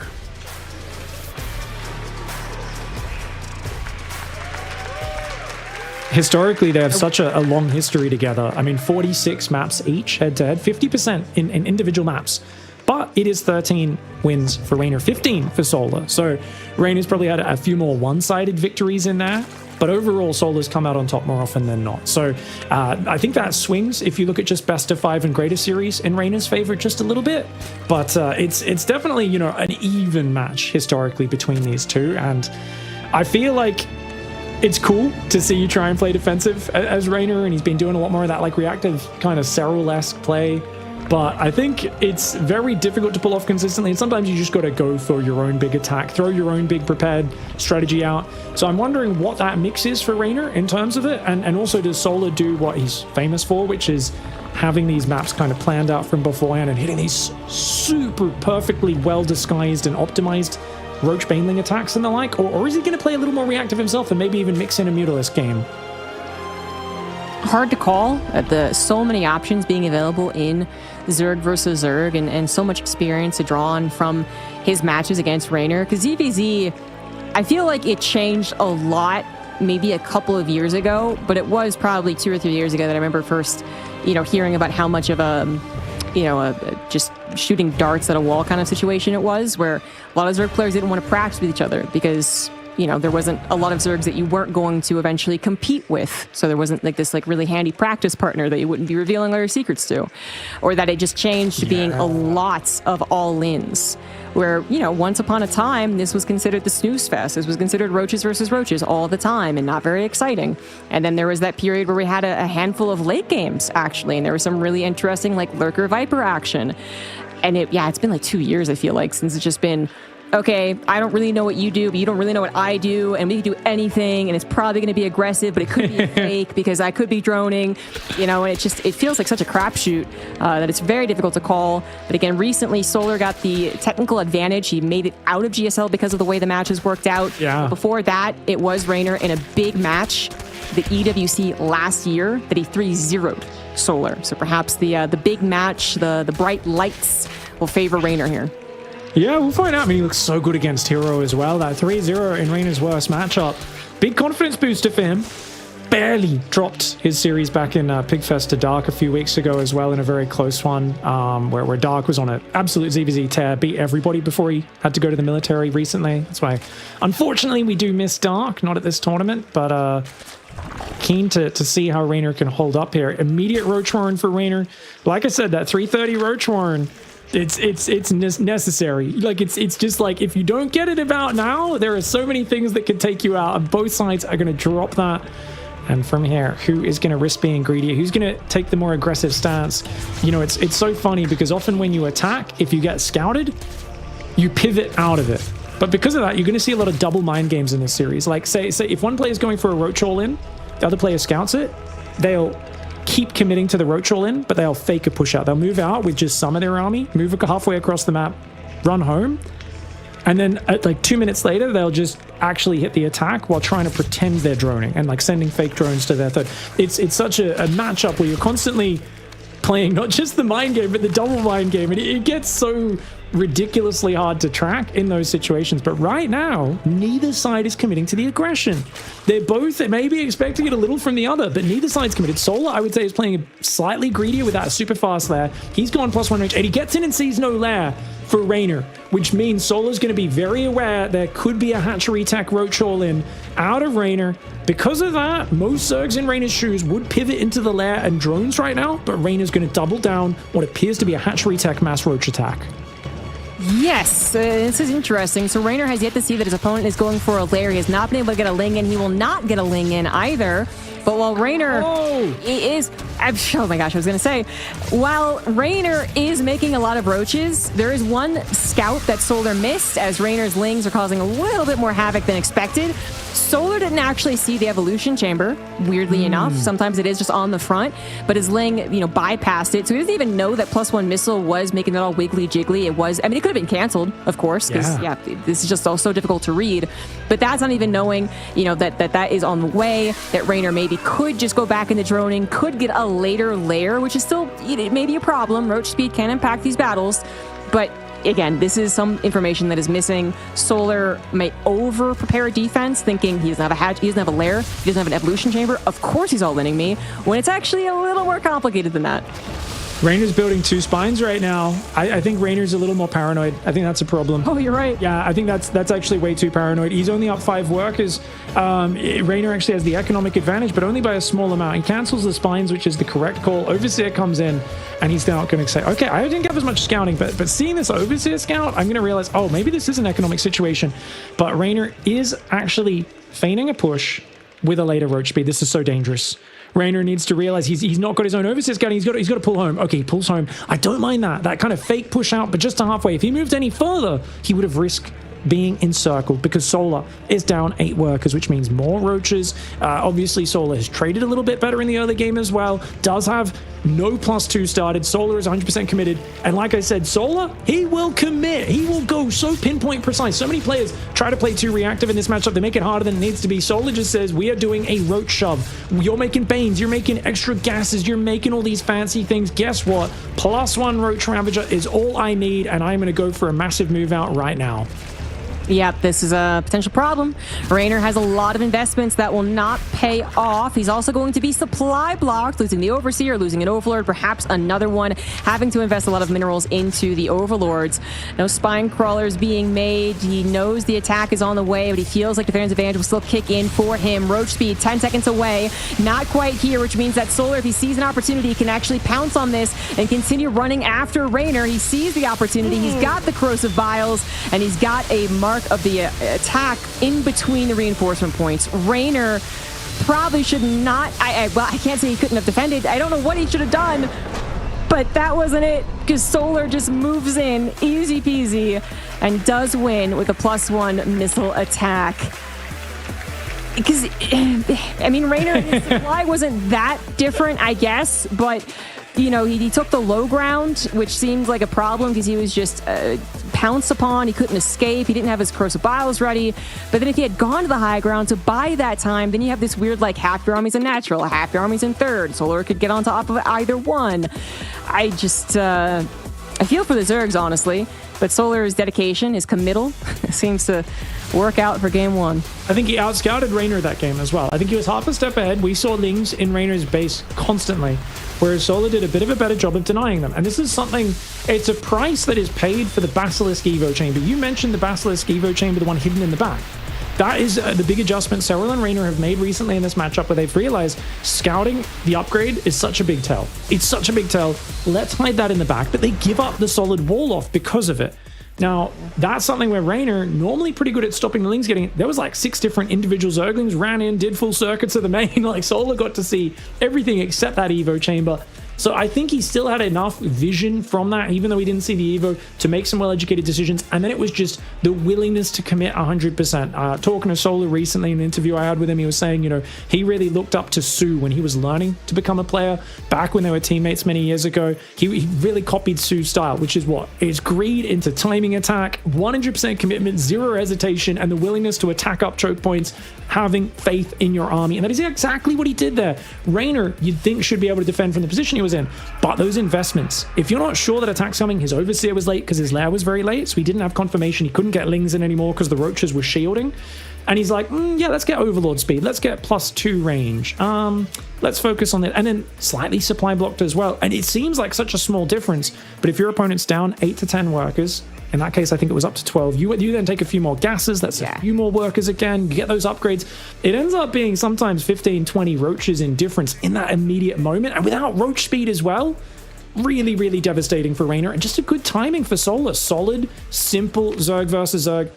Once again, this is what Solar always does so well. He doesn't overcomplicate it. He does the basics just so well. And that was quite a big difference in the drones. I actually didn't realize how much at the moment of the attack, but there was about a 30 army supply difference.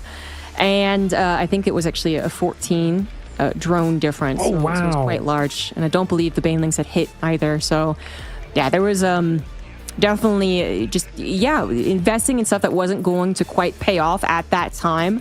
So, yeah, maybe Raynor could have gotten some slightly faster scouting, and maybe he could have canceled those investments on the upgrades, you know, but the drones would have still been a problem. But I think you're right, as to say that it really was just the consistent scouting at all times to get a little more ahead of that potential attack that was missing. So too many drones, too many upgrades, much later Roach speed, and then also, you know, no time to get the Ravagers prepared, or I don't know, maybe didn't have resources either because he was investing in the upgrades. You know, everything combines together. At the very end, you're like, oh yeah, no, totally makes sense. Solar, yeah, supposed to win that fight, no problem. And maybe Raynor even kind of figured that too, because he saw the attack coming, but there's only so many things he could do to defend it. I think maybe even 30 seconds before the actual, or maybe even 60 seconds for the actual GG. Raynor was like, oh god, yeah, I am in trouble. If we want to get super technical, I think you spread your Roaches on the ramp as well to your natural in more of a concave, because you know you don't have Roach speed, so you kind of need to have the best possible concave, right? Whereas he kind of fully went on the left. Maybe pull some drones. It's such a bad position though. It's like maybe pull Queens to the front as well. Do a little bit of tanking with Queens. You're willing to lose up to 15 drones there, and then you'd still be fine if you can defend. Cancel Overlord speed would be another one. But I think getting caught so close to his supply cap, and then obviously losing Overlords to the Biles on the way across the map. Yeah. Solar just did it well, and there's an advantage to aggression. Sometimes people get stuck in the defensive mentality. Especially Zerg players have this as a problem where we kind of go, oh, if I don't build drones, I'll be down 10 workers. And then, you know, he's going to be ahead and beat me in the late game. Thing is, if your opponent's doing an all-in and you cut workers and you build more army, you just shut down any attack from Raynor that's also coming on a similar worker count because you've got so much army. So it keeps you 100% safe when you're gearing up for one of these all-ins. It has the potential to wipe out your opponent, and it just allows you to streamline everything you're doing. And it's these little optimizations that when you're just macroing and thinking 3, 4, 5 minutes into the future, you don't think about, oh, you know, I can squeeze in Overlord speed. What's that going to cost me? I could build 2 more gases. That doesn't really matter. matter. Whereas Sola's like, no, +1, can't even afford to start +2 attack. Everything's into roaches and ravages. I'm gonna like just hit my supply cap as my attack's launching across the map. Everything is optimized about it. So beautifully done. The headsets have been fixed, guys. That's why we're waiting on the second game of the series. As I was saying, I feel like Reynor, even maybe in his posture and you know, maybe he, again, had admitted defeat a little earlier, and that's why he didn't have the optimal defensive position. Just kind of saw that maybe coming to a certain degree. Now gets a little bit of a reset. Hopefully the headset has been fixed. And then also he asked the lights to be reduced. He said it felt like Jesus was here. So I imagine that means they're bright. And he gets into a bit more of his zone as he is now down 1 against this guy in the top right. We do have Falcon's Solar. His strategies have been known to give Zerg players religious visions. In the bottom left, the Italian Stallion. Such a good player to make comebacks in series. No stranger to being down 0-1. It is, of course, Basilisk's Reynor. And in fact, I think before Clem got the nickname, kind of cemented the nickname, I would have called Reynor the comeback kid. Oh, for sure. We all called him that. I'm pretty sure it was Reynor doing a campaign specifically because he didn't like people calling him a kid. and he basically just constantly for years would be like, oh, what about this kid? What do you guys think about this Terran kid, Clem, this kid? He basically spammed calling him kid until he kind of managed to push off his kid-focused nicknames onto Clem. Because the comeback man just doesn't, I don't know. Sounds a little weird. It doesn't work. Yeah. But no, I mean, so many of them are also CVZs, right? I mean, I'm thinking of his very first, well, not his very first, but the return of his offline matches once he reached the age again for DreamHack in Montreal. Brought it back versus Serral. Almost got his way to BlizzCon based off that entire tournament. And then there was the IEM finals that they played, the first Foreigner versus Foreigner finals, where there was a potential comeback opportunity for Reynor, and he brought it once again to Game 7 against Serral. That was so many others, and I'm sure that was Reynor's third World Championship in a row finals as well. Like how that too, yes. It was a crazy run. Three finals in a row, 2 runner-ups. It was a runner-up sandwich, you know, with the championship in the middle and the online one. But he was so close to getting the back-to-back. Right, he was 1 map away from beating Serral in that series. So he's had some of the best CVZ, and I think when he's at his best, Reynor's fast-paced, attacking, and really confidently like feigning things, right? Like when he gets his opponent overreacting to him, I think he's very, very scary to play against. So I do want to see Reynor mix some timing attacks in and not try to play purely reactive, because I think Solar would love to be the guy just, you know, picking and choosing the timings. Dictating the pace of this game. Yeah, which I think you also just have to throw in a best of 5. Maybe in most matchups, but I think certainly in ZVZ. A little bit of a normal start here. You know, the last time I've seen like a 2-base Roach Warren at the front, you know, hiding potential secret tech or just going for a 2-base attack. It's been a very long time since I've seen that. So I don't think we'll be seeing it in this best of 5. But yes, changing it up, going for the dedication might be better. I really liked your note about the Evolution Chamber too. I want to specifically highlight that in your breakdown analysis if anyone missed it during the kind of break we had, waiting for the headsets. The Evolution Chamber in the back is nice to give that cloudiness to your opponent, but it's not nice for letting any other scout get in, you know? So it's a bit of a half-seas, like there's some good, some bad. But, you know, if Reynor is going to plan for his own aggression, then perhaps going for that wall at the front might work out better to deny the scout on the aggression. Solar, though, with a bit of a faster Roachborn. Third hatch, the Roachborn is in the back, which does make it seem a little more nefarious, as Reynor plants his in the more typical position on the front lines. Lots of Overlords building for Solar. This looks like a 34 drone single gas Roachling Bane attack for Solar. It's not completely all in. He has a third queen coming behind it, but I think we're going to see about 10 roaches coming out, 9 or 10. Massling Bane behind it. He could drone behind it, and I think he's very likely to probably just build 1 wave of Zerglings behind the initial roaches, but it definitely is quite committed, because Reynor, you can see, already up 5 workers, getting that Basilisk Evo chamber in the back, the second gas. Can he find out what's happening? And that is the big question, because right now there's no active Zerglings on the map for Reynor. He has a Baneling on the other side. Oh, he wants to do a pressure, which should at least give him warning of what's happening. Well, yeah, I was like... I think that Bane link could have connected with Solar's lings running around, right? Then boom, those lings are gone, your lings arrive. But I was going to say, it also means it didn't go for a scout. Didn't actually see those roaches a little bit sooner, but they are seen on Solar's side of the map. Raynor knows that an attack is on the way. He's already got the drones already in production, so 45 is how he's going to make this hold with 11 extra drones. Not much he can do about that. Can he muster up the defense in time? Only down 6 army supply, but now it's a question of having his units in position. Baneling's not going to connect with the lings like they wanted to, but still one available is pretty important. Lings on the backside for Raynor too, but they Solar's Banelings. That's not what you wanted. Solar with the Omega Baneling. He's going to focus down the last Baneling of Raynor as well. It felt like Raynor was so perfectly prepared with the numbers, but running the Lings into the Bane may actually lose in this game. This is such a big turnaround. Solar just being aggressive, being dedicated. That Baneling gets focused down. It is still close. Raynor's still up 12 workers. He can pull drones into this fight and be fine. He can lose 10, 15 workers and be fine, but he's got to keep the damage alive. And I love that the drones have pulled, so they're nearby on the third. He can pull them to defend the next wave if need be. Solar's all in. Solar did not drone behind this at all. He's still building roaches. I think for Solar, you got to bank up everything you're building and hide it. If you show that you're continuing to attack and commit to units, you're screwed. Raynor, he's got to pivot on. no. If these Lings can get in and see what's happening, then he's going to be able to prepare. Yeah, that's the problem. Solar actually pulled back his roaches, but left the lings on the offensive. So the roaches are like, yeah, we're totally going home. I was totally running behind this. Raynor kind of falling for it so far, added more drones. That's not what he needs. He adds a lair as well. He's waiting too long to get any amount of harassment. That would also be a form of scouting. Now the lings come in. They see more reinforcements on the way, but it's already been revealed thanks to the overlords. Raynor knows he's in trouble. A spine crawler is coming down, but that should not finish. Solar's going to be on top of the third in just a second here. The second spine got blocked by the Zergling as well, so it never started. Only one spine on the way.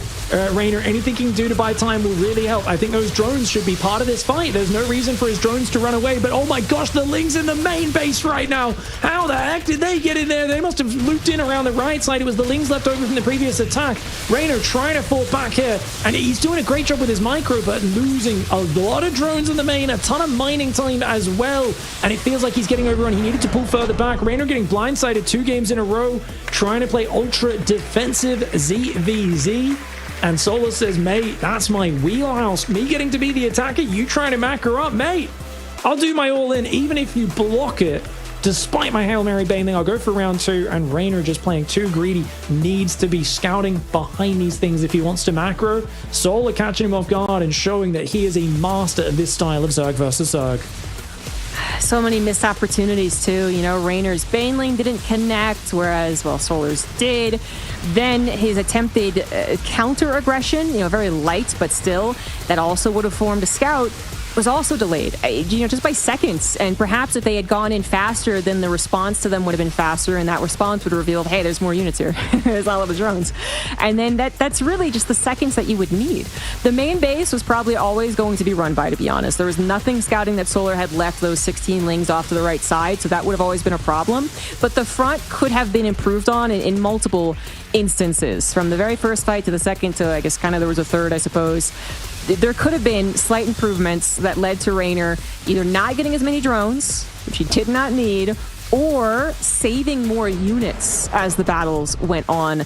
Then would have led to a drone pool, and maybe the spine could have been involved if that was the case. And yeah, I mean, it was a very, very tight game, but very well hidden by Solar. And now Raynor is on his last life in a very cutthroat matchup. Yeah, this is not where you want to be.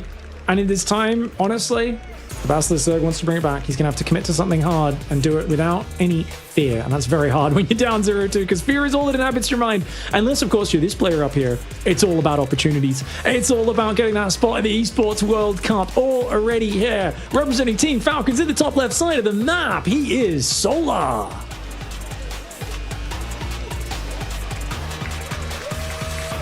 And in the bottom right, representing Basilisk, he is Raynor. Raynor plays his best StarCraft when he plays loose, aggressive, and he doesn't mind taking aggressive gambles. The moment he's taking very defensive stances, and that only works if you are an obsessive scouter, right? Obsessive. Like, you need to just be so careful. Gives you much less room for error. I think Raynor was doing great in that game, but those Lings running into the Baneling, as well as his own Banelings running into the Roaches at the start, they should have pulled a bit further back. At least one more of those Banelings could have survived a bit longer. Would have been a different situation. And definitely his initial setup was like so perfect against what Solar was doing. It's a big map, Tokamak. Now we're on Incorporeal. This is a small map. This is a short rush distance map. You can, if you can't hold on Tokamak, you know, like in that last game, you got to play aggressive yourself here. You have to go first as Raynor. Get Solar reacting to you a little bit. Get him on his toes. Maybe you can bring this back. On the other hand, as Solar, just keep doing what you're doing. Pick a different attack that's a little different to the ones you've already showed. Commit to it once again. I feel like you're doing so well as Solar, and I think it's the confidence of knowing what he wants to do usually before the game starts. It's that having the build defined before the game starts. Guys like Hero, they never play like that. They kind of flow through the series. They have an idea, but it's very, you know, interpretive as they play. Guys like Solar, I feel like, are just, bam, you just pedal to the metal. You hit that perfect timing that you figured out was really good for this map before the series started. And if you do that just right, it is so hard to stop. And Raynor, I think, in his GSL matches versus Solar, I feel like, you know, eventually did kind of somewhat throw his hands into the air. He's like, fine, like I'll commit to an all-in. Fine, I'll do it. And hopefully I do it before you do.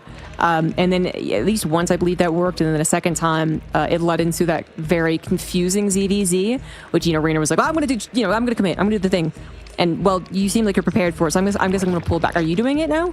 Am I like, are you? That was such a crazy game, wasn't it? Yeah, there was a really crazy game, at least one. So this is, I think, you know, just providing more reasons is why this matchup can cause a lot of hesitation. So usually a very confident player in Raynor, and why sometimes I guess just, you know, stubbornly refusing to adapt and then actually, yeah, just choose an all in and do it can work out. Of course, if you are also denying scouting, or in Raynor's case, maybe just being, you know, not as on point on scouting, well then yeah, that dedication to the all in you had pre-planned is going to work. And that's what's really the best two things combining together for Solar. It's really making this look like potential 3-0, but not quite done yet.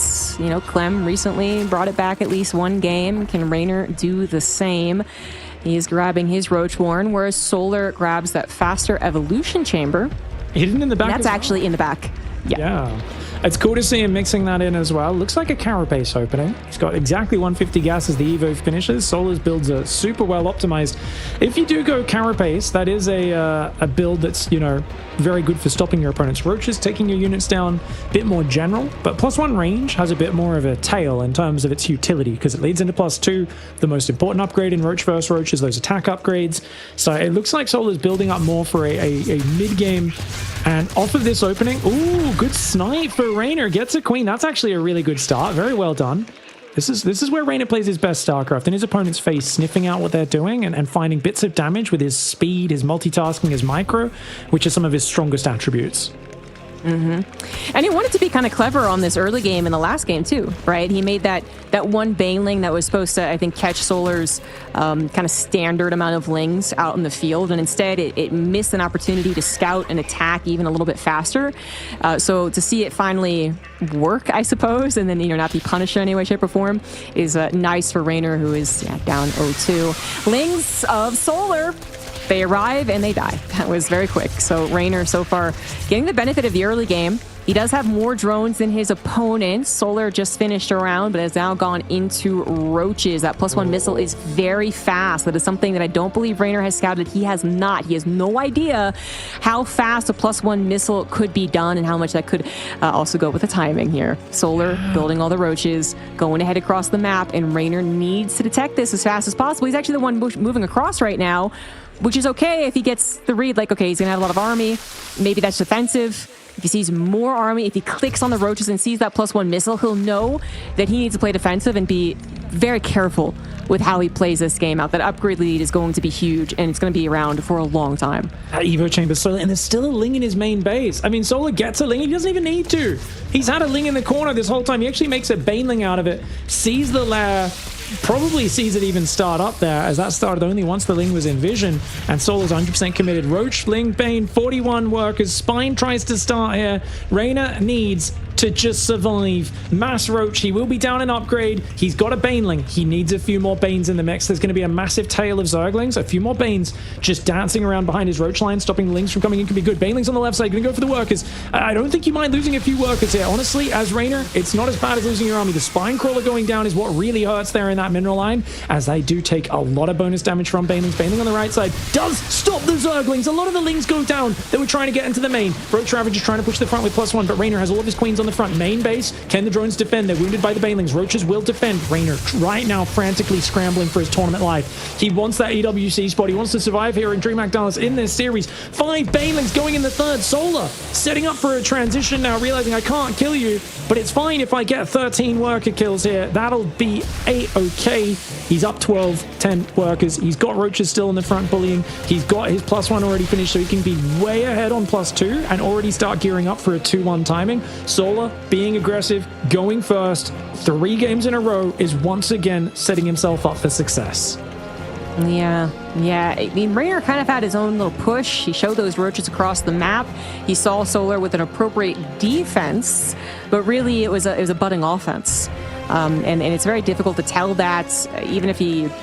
I guess if he had seen the evolution chamber, he might have been able to, predict that potential +1 timing better, but yeah, he did not see it, so wasn't able to see that swell of army before it actually showed itself. And because Solar was able to get those drone kills, he not only equalized the economy, he then of course beat Reyna on the economy, and now Solar is going to add on that Spire. Reyna is going to maybe scout it. No, if he had suicided the Overseer, I think he would have, but he wouldn't know that.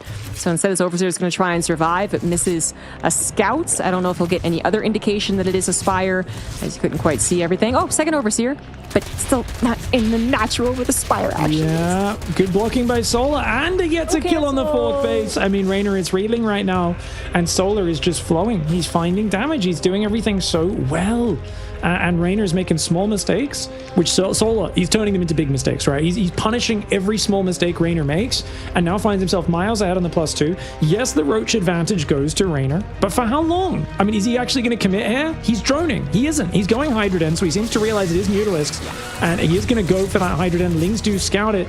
Reyna can bring this back. There is a chance, but he is behind. So he needs to do things really exceptionally well from here. Like, he can't afford any more mistakes. Overseer is going to come in, confirm the Mutalisk tech. If he can defend his 4th base, Reyna can try to crawl his way to +2. The +2 was delayed for Solar. It's going to be a while until that's there. He's moving out with his Roaches, but the Mutas are already here. That's not the timing. That is not it. And Solar isn't that far behind as far as the army on the ground. So the Muta is just providing all that extra damage. Reyna, I mean, I don't know if he's really going to commit to this. I don't think so, as he is forced to pull back. A couple more drones on the way too. Reyna still not that 4th hatch, but at least neither is Solar, both finishing on the same time. He just lost his earlier on. Holding on to an army supply. Ooh, that's nice. Adding in those Hydras, some DPS, nice contaminate as well in that +2. He does need to catch up on this, and Solar is going to be moving into Defender's Advantage, where Reyna might take a decent fight. He split up his army, however, he thought that Solar did as well. It seems like he saw one Roach and split too much army off to the right side. He needs everything he can get on the front. The Hydra's providing some extra DPS, but will it be enough? Muta's actually kind of distracted by a Queen by the looks of things, and yes, Reyna will make the hold, and he's slowly catching up on that upgrade as well. Reyna not out yet. Oh, goes for the second contaminate. He's actually maybe going to get even or potentially ahead on that. Now, you know what's crazy? Bane Speed's on the way, Zombie Grub. We're going to see Solar go for the old school strategy. This is a Heart of the Swarm strategy, and all in the Roach Bane max, specifically to counter Roach Hydra. If those Speed Banes connect to the Hydras, they're big. They're even good against Roaches because they're so supply efficient, but it is a one-punch knockout. You are looking at Overwhelm, and you know what? Reyna's not even going to give him time to get to Bane Speed, which is a real big problem because his investment in Banelings before Bane Speed is really, really bad. And it's still 30 seconds away. If you could force a fight right now as Reyna, it is excellent. +2 will kick in for Solar soon, but it's not ready just yet. No, it's not. Here come the slow banelings. Raynor does need to split at least a little bit, and there you go. Colliding into maybe maximum 6 roaches right there, trying at the tail end to hit the Hydras. Does spread the army a little bit, so not all of it was fighting on the front lines, but Raynor has salvaged the army, stopped the banelings from making those great connections, and is moving in here. Seconds away from his +2 as well, so Solar even had an upgrade advantage, but that might not be enough, or maybe it will, as the last few remnants of the roaches start to fall. The mutas come in, go for the limited number of Hydras, but the Hydras kind of almost winning that fight. But Solar had Varen's advantage. A couple roaches come in, crucial timing right there. Drones out being targeted as Raynor realizes this will not be the game-winning move. But game equalizing, or now even ahead, that it was. Raynor on 4 bases, now up 5 workers, has Tunneling Claws and Burrow on the way, will start up some of this harassment, and Solar certainly won't be able to afford a big swell of Baneling Roach Ravager at this point. That might be some of the last Banelings we see aside from harassing ones. Yeah, the Baneling tech is a big surprise knockout punch that looks to crush the army and then get on top of the production before they can remax. It's not a continual play. Once your opponent's aware of that surprise, they're easily going to duck and weave and rope-a-dope your Banelings and avoid getting hit while you exhaust yourself. Roach is really doing well with Tunneling Claws there. 5 drones running circles around Raynor. Really nice play from behind. I mean, this is such a Raynor series. Just come into a series a little bit slow off the blocks, get absolutely ravaged at the start, be on the verge of getting eliminated from the tournament, and then make a heroic comeback from behind. We have seen him do this so many times in the past. Even when he won his world championship, it was like 3-2 in the quarterfinals, 3-2 in the semis, and only finally in the grand finals did he actually get a dominant win. Raynor, just for whatever reason, he very rarely starts a series in command. It's almost like he needs to get behind before he really gets motivated. He needs that Rocky music to power up in his head, you know? He needs to hear the Survivor song there. And he finally does start to get himself in a good position here. Up 20 workers. Good hold for him. But I do wonder what his initial plan was with the opening, with just how late his Evo was. I mean, it worked out. He had a big drone advantage for a while and managed to just barely hold all of Solar's attacks. So it worked out. But what a fragile situation he put himself in. And I wonder if he's going to try and simplify things later in the series. For now, Solar's last-ditch effort going to push in. Oh, he made Banelings again. He did, yes, but his army wasn't exactly huge, coming in about 40 supply less, still at 40 supply less as the Banelings are all gone. And yeah, that's just nothing much beyond that. So Raynor will hold, get a point on the board, but it's still a ZVZ in which Solar has looked so strong and confident. You know, getting that one surprise push doesn't seem out of reach for Solar still. Ooh, stressful. I mean, you can see the stress on Raynor's face as well. Going to the days of young Raynor just laughing off every near miss. Even he had to feel the heat and the pressure in that one. Solar so close to getting him there. So close. I love the way Solar took what looked like a really big all-in early on 41 drones and transitioned it into a more normal game. You know, he split Banes in the third, Gotlings in the main, started picking off drones and said, you know what, I can just take a layer behind this and continue forward. I do think Mutalisks was a slight mistake. I think if Solar went straight second Evo 2-1 timing, it would have been much harder for Raynor to stop. But hindsight's 2020, and I got to say, either position was going to be hard to defend for Raynor. I think it was very, very much by a fingernail that he held on against those attacks, and then he sprang into action and got complete control of the game from there. But a near brush with death. He's now got a point on the board, needs to win 2 more maps in a row. Next map's going to be Ley Lines, a pretty small map.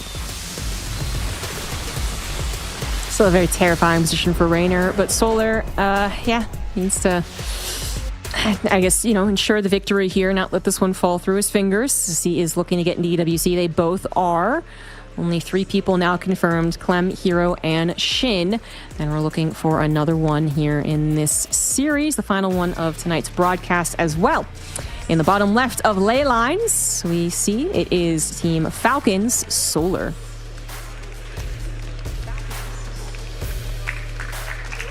And right now, trying to stay focused in a high-pressure moment. In the top right side of the map, can he keep the comeback train going? It is Basilisk's Raynor. It's all about the mental game at this point. Solar, momentum has not really shifted. The pressure's still on Raynor. You got to not doubt yourself. You got to keep playing good StarCraft right now, like you've been doing. And as Raynor, you've got to find a way to not clutch too tightly at the result and go, I've got to make sure he doesn't surprise me with anything. You kind of have to embrace the chaos and lean into it here as Raynor and accept this game's not going to be perfect. Solar never lets his opponents play perfect ZVZs. He's always hitting you with a shockingly well-timed attack. He's always going to find a way to do it. And you just got to flow with it and adjust and adapt as you go. And I think Raynor did a really good job in that last game. We'll see if he can keep it going on ley lines. The last game's start was a little better for Raynor too, actually, worth noting. Solar might not really play a nice game, but he was actually getting in Raynor's face a little more. In the first two games, second or third game, we had that Queen fall, and we had Lings be a little more annoying. And, Solar still had a very, very scary push, and the Baneling actually was a really nice touch in the main base because it injured the drones, which then when Ling wasn't going to do anything, but the Lings he planned on running by were going to find a lot of damage. It was a very nice setup, but it actually kind of started off a little nicer, I think, for Raynor, who also just needs to, again, keep on the scouting, right? Try and get the information as fast as possible. Seems to be improved, and maybe will continue to improve as the series goes on, if it goes on.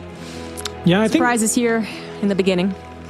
I almost think just theory crafting, like when I look at like Raynor and Dark, rather than defensive scouting, I like aggressive scouting. Or you're not all inning, but you're just doing attacks. And they can be harassments, they can be small, but like just always having something active that you're probing and looking for damage and forcing interactions and reactions, whether it be, I'm going to move out with 6 roaches and 20 Zerg. It's not like a serious push, but it still demands a reaction, gets in your opponent's face, distract him with the roaches, the Lings running the main.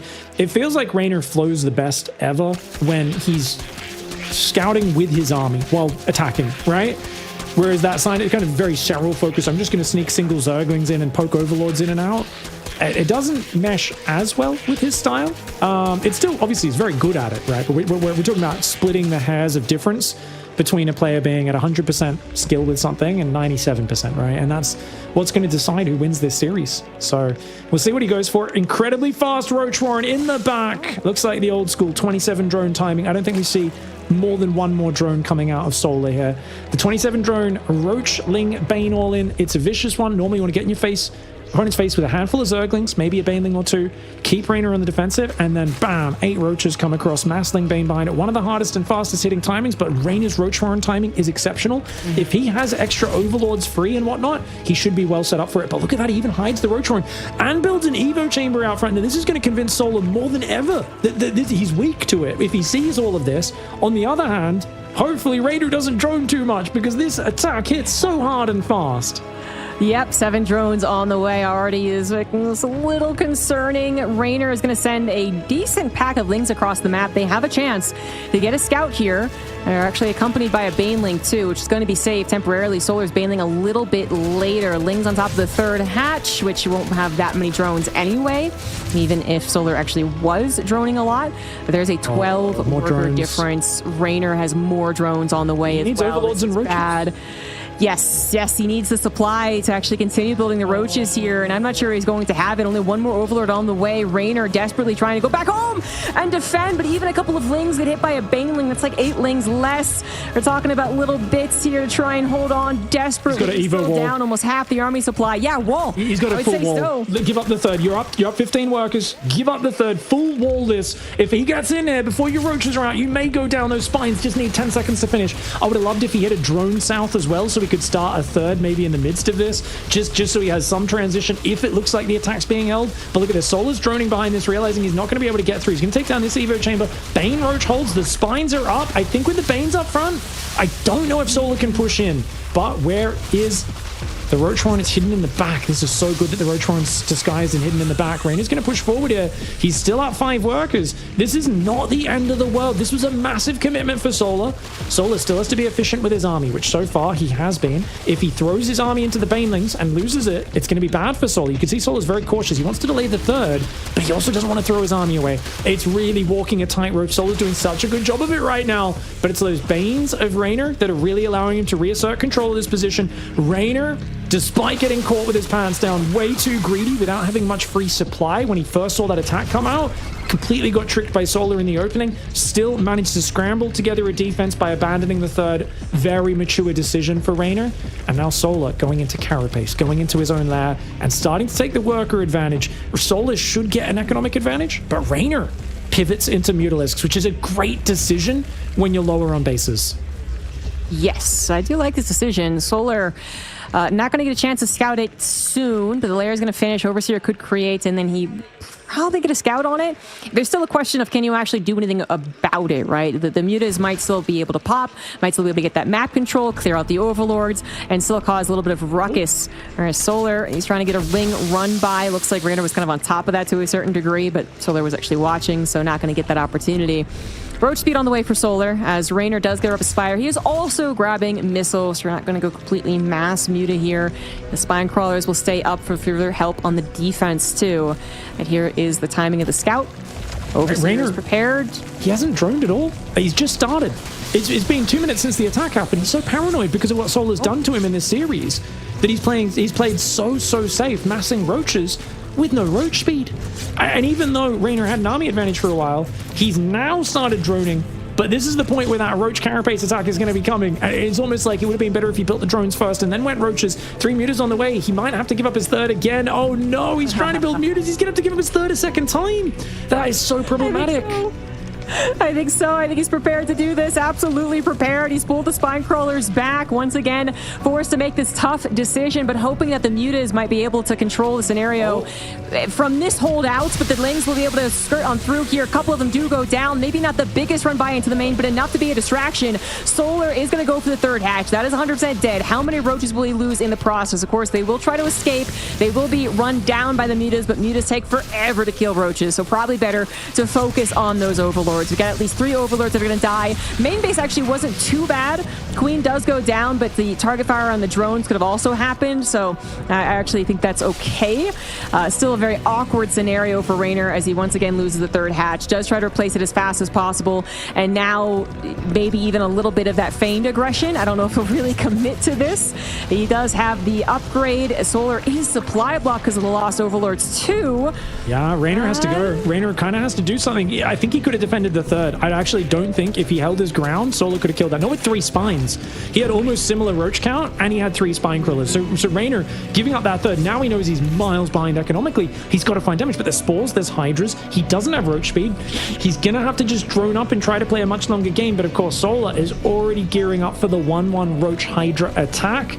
Puts Reynor in a very difficult position of just slowly trying to recover in this game. Reynor has to grit his teeth. He is going to have to try and get blood from a stone in this game. He's really going to have to work so hard because for the vast majority of it, he's going to be mining 2 bases against 3 bases.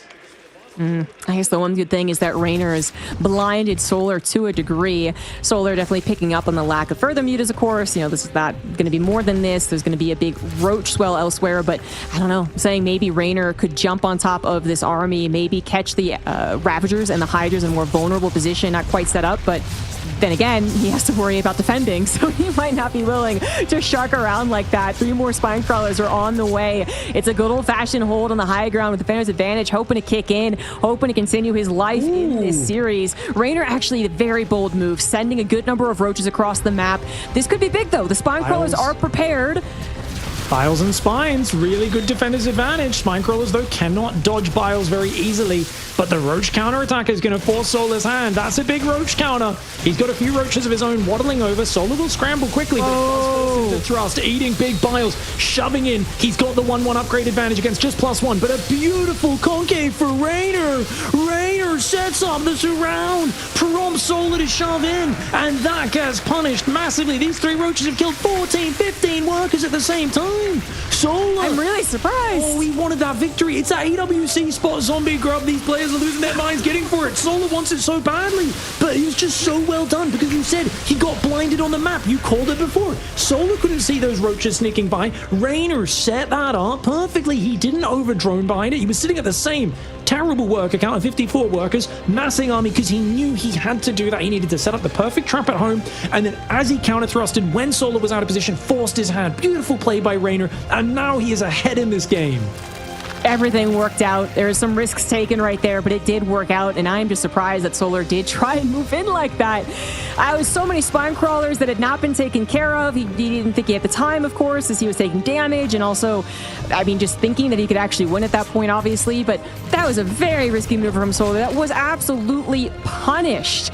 I mean, providing the space for the spine crawlers to actually attack you, providing the concave opportunity for Raynor, and then also making your Hydras a little more vulnerable by putting them in range of all of the above, really made this a bad game for Solar. He's on 40 supply. Now, some of that reason is that he's investing into technology that he thinks is going to pay off in the future. Lurker's great at buying time, so this might be absolutely the right call, but he is going to struggle to retake the map. This is where Raynor can hopefully catch up on the economy, if that's what his choice is. He's actually staying at 56 drones, getting that maxed out, getting a much bigger army, and going for the attack. Not going to get Solar set up with Lurkers and Sim City and all that good stuff. But the Lurkers are here to at least defend the core 3 bases. Raynor has a 2-pronged attack, but the Lurkers were set up for that. Nicely done by Solar.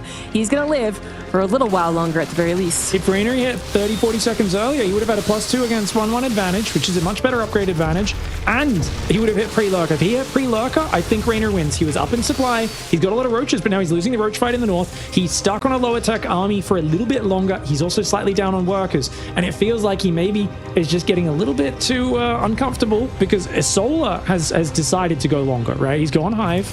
Yes, he lost the 4th, but he's securing a new one. And I think if Solar just sinks his heels into Lurker Viper play, he's going to have a good head start on it. And the first Lurker timing could be very hard for Raynor to deal with. Raynor now starts droning, but he's got so many roaches on the map, and he's got to try and find some more trades. I want to see more Overseers, more Ravagers looking for Biles. I want to see him trying to pick off Lurkers. Just high activity rate for Raynor, I think, is the secret. If he can deny this 4th, he could even maybe just click that, ignore the Roach Ravager. Maybe the Lurkers are a little far back, but no, the army comes over. The rest of the Roach Ravager force kind of running around willy-nilly a little bit for Raynor. He's looking for a flank on this, I guess. The Overseer does see the Lurkers on the high ground, though. Pushing up a ramp into Lurkers, not a good idea. Raynor's going to think better of it. Goes for Hydroden, +2 carapace. No Hive started just yet for Raynor. Of course, you got to get rid of those mutas, which he did, but, you know, these Overlords tagging his other army is actually quite annoying. He could have maybe set up a better flank. He maybe could have caught him by surprise. Instead, these Overlords are just apparently going to be able to chill right over that army.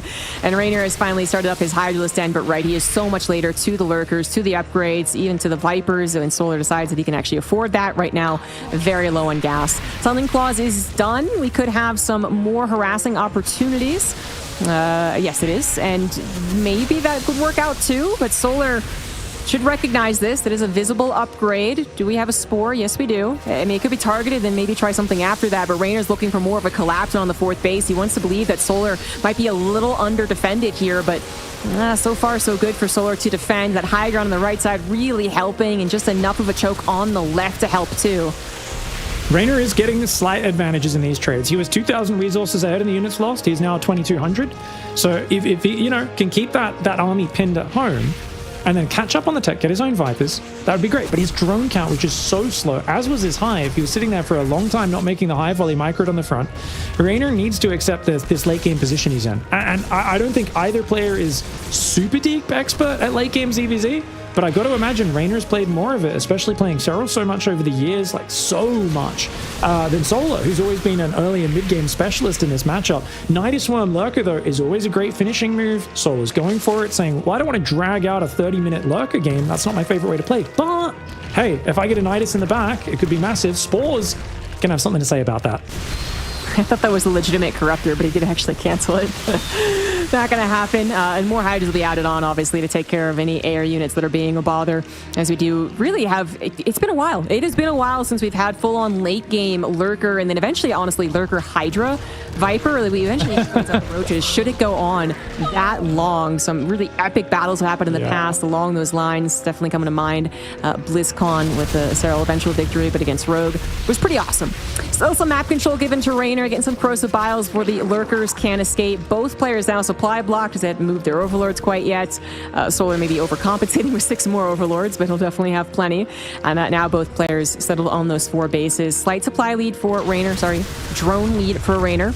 Obviously going to be a little lower in the army supply, but it's a lot about positioning at this point. Raynor's still trying to buy time for those upgrades, which are certainly missing. That is the sore point right now. I'm talking about the lurker upgrade specifically. As far as the overall upgrades, Raynor managed to sneak in that +2 carapace, so slight lead for him. But a lot of it's going to be the control. Raynor's going to want to phase out some of these roaches as the game goes on. And he's going to accumulate a bigger bank thanks to the way that this game got to this position. But a big bank is fantastic. If Solar takes a really efficient fight, maybe a double whammy with a Nidus Worm, things could still look very bad for Raynor. And Solar is actually going for a bit of a gut punch, going up the middle, sees a bunch of lurkers, spine crawlers, and spores. Not going to be so easy. He's being a little obvious, has Solar, with his intention to Nidus earlier. He finally gets it up with a Changeling, though. Has snuck in the base. While there's a double-pronged fight going, the Roaches are in the wrong position in the main base. Oh, Raynor, he's too busy multitasking. He's got Roaches in the natural. He's doing good damage. He is doing really good damage, though. So it might not matter, but Lurkers on top of the main ramp, one of the scariest things in ZVZ. There are Vipers and Lurkers out. It's not like it's unbreakable, but losing that tech could be a real problem. Solar in the main base. Meanwhile, Solar's bases have been breached. Drones dropping like flies. Roaches in 3 of his bases simultaneously. But look at that. Abducts, like we said, Viper's so good at dealing with enemy Lurkers, but the Roach Hydra's there to support. He's going to have to move his own Lurkers forward. No Overseer. There's no Overseer. Oh, Solar's units, they've been left here. He needs to potentially get out. Otherwise, he needs to get an Overseer, but you cannot put an Overseer inside a Nidus Worm. He's committing even more. Solar did not look comfortable going to this late game. We saw him throw 5 Overlords and Overseers through the spores, trying to get in the main. He eventually got a Changeling in, but now he's basically saying, this is my one plan for late game, is I will unload in your main and that will win me the game. But he wasn't prepared for it. Raynor out-positioned him with the Roaches. It made him even more desperate because he lost so much economy behind it. And Raynor cleaning up the main, loses a Hive, does not care. He can rebuild that. He cleared up the entire army and economy. And Solar, his last army, shoving across the map. It's a desperate last-ditch effort. Very desperate. He is down 30 army supply, which is 40 actually, and that is bad, but even more so. Really, the army type. Solar has 1 lurker. That's not going to be enough. The rest of these going to make are canceled as Raynor is already on this side of the map. Solar was hoping to buy some time with a little run by of his own. That is a very easily targetable layer. That will probably go down. But like you said, I think overall, the key thing here, Raynor going to hold on to the drone count. He's going to hold on to the army count. He's going to hold on to the tech advantage that he has despite not having a hive. And he will ultimately win this game. Solar looked like a beast in the first 2 games. So confident, so dedicated to his original choice. Really worked out, but Raynor is absolutely fighting back, and now Solar, I think, is just in a little bit of disbelief. Finally taps out. We got a race match. 2 games in a row, Raynor has kill-billed himself. He has punched his way out of a 6-foot grave, punched his way through a coffin. I mean, these were not, oh cool, he's coming back in the series with dominant, pre-planned, just better strategies. It is, oh my lord, he managed to survive. Oh my lord, he managed to survive again. And finally, somehow he is forcing a game 5, but this is about as stressful as it gets. None of these were freebies. And I think Solar, you know, he had chances in both of the previous 2 games. This game was fascinating because I do think Raynor was a little greedy early on, but despite that, he reacted so well to this first attack. But by golly, I mean, it was all about the setup, right? With the Roach counter, forcing the push-in for Solar into what was like a perfect semicircle of Spine Roach. This was a picture-perfect engagement for Raynor. It was so beautiful. Yeah. Just a really, it's still split second, even though it was prepped about 20 seconds in advance to the actual push-in by Solar, but it's still honestly split second with how much goes on in a StarCraft II game. To decide, I'm going to send 20 supply of roaches across the map, or more actually. Like, I'm going to send that many roaches across the map because I think the Defender's advantage, the concave, the spine crawlers, hell, maybe even a drone pool, you know, but I hope they do more damage to him, didn't end up being necessary. But that decision to make when you are barely hanging on, you are constantly having to give up your 3rd hatch, is honestly a crazy one to make in the midst of it. But I think when Raynor gets into that flow, you're pointing it out earlier, you know, it's such a good flow state that it can feel even that suddenly your touch is making everything gold. And that ended up being a brilliant maneuver in so many ways. He was going to hold back at home. He not only held at home, he made Solar feel absolutely desperate to not just lose the drones back at home, but then to really throw away the army in that desperate attempt to break what looked quite unbreakable. Now Solar, he's lost the 2 games now. He's the one that has lost the momentum. And now we're in game 5, the winner going to head in EWC, the loser out of DreamHack Dallas and having to go through a grueling online qualifier. or win GSL, which is quite difficult. In the top left, we do have the man from Korea. He is Team Falcon's Solar.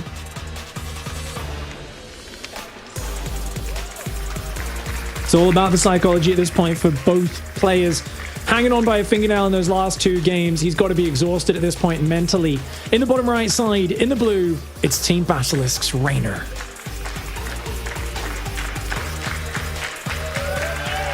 Those mutas truly paying out, honestly. Like the 5 or 6 that he made, probably as far as the direct damage, kind of useless. You know, they didn't necessarily help on the defense, so they get the hatchery. Although I think you're right. I think if he, no way he could have known this, but the army supplies were actually very similar with spines and a high ground. He probably could have held it, but yeah, they didn't really help save that. Had to be given up. Then they didn't really do anything on the counterattack. Hydras were prepared, queens were there, spores were there. But the fact that they got rid of all the overlords, that then deciding, hey, I've blinded this guy, I'm going to go for this big run by. That was not something that was guaranteed, you know? Like, there's so many things that could have gone differently in that game. Now, Solar pushed to the brink. Can he make a stop right here, right now?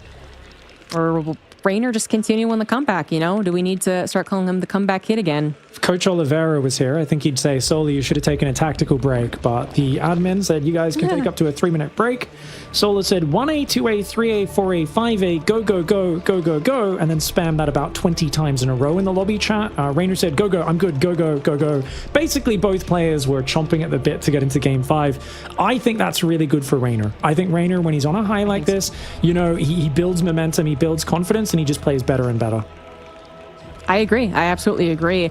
I mean, there's definitely something to individual players just being better as the games roll on forward, whether they're losing or winning. But then I also am very familiar with the, I just lost 10 games in a row, but God, I'm going to keep hitting that match find button. Rage, you know, play till I win.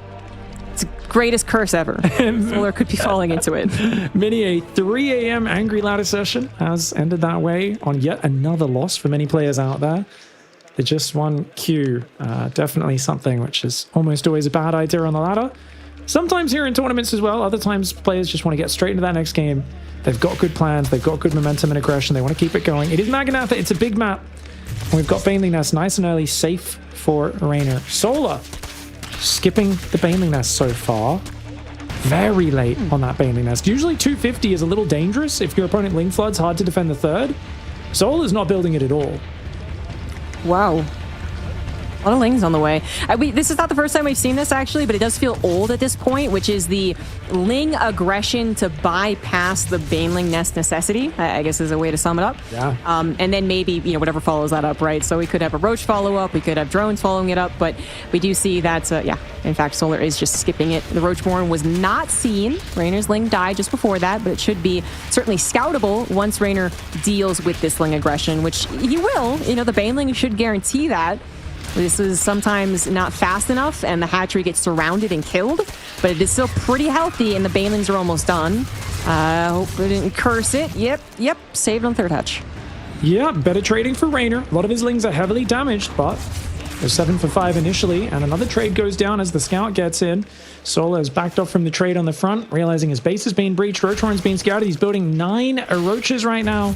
And of course, Raynor immediately builds a Roachhorn of his own. He does build 8 more Zerglings as well. Could allow him to potentially try and counterattack. His own Roachhorn not going to be ready in time. Solar. It's just so many other Zergs, when they get scouted, they back out. They pivot, they change, they doubt themselves. Solar never does. He's still 100% committed off 28 drones. He says, I've all in 5 games in a row, different timings between 4 and 7 minutes. I'm not going to stop now. Decisiveness is what got me the advantage. I'm going to keep going.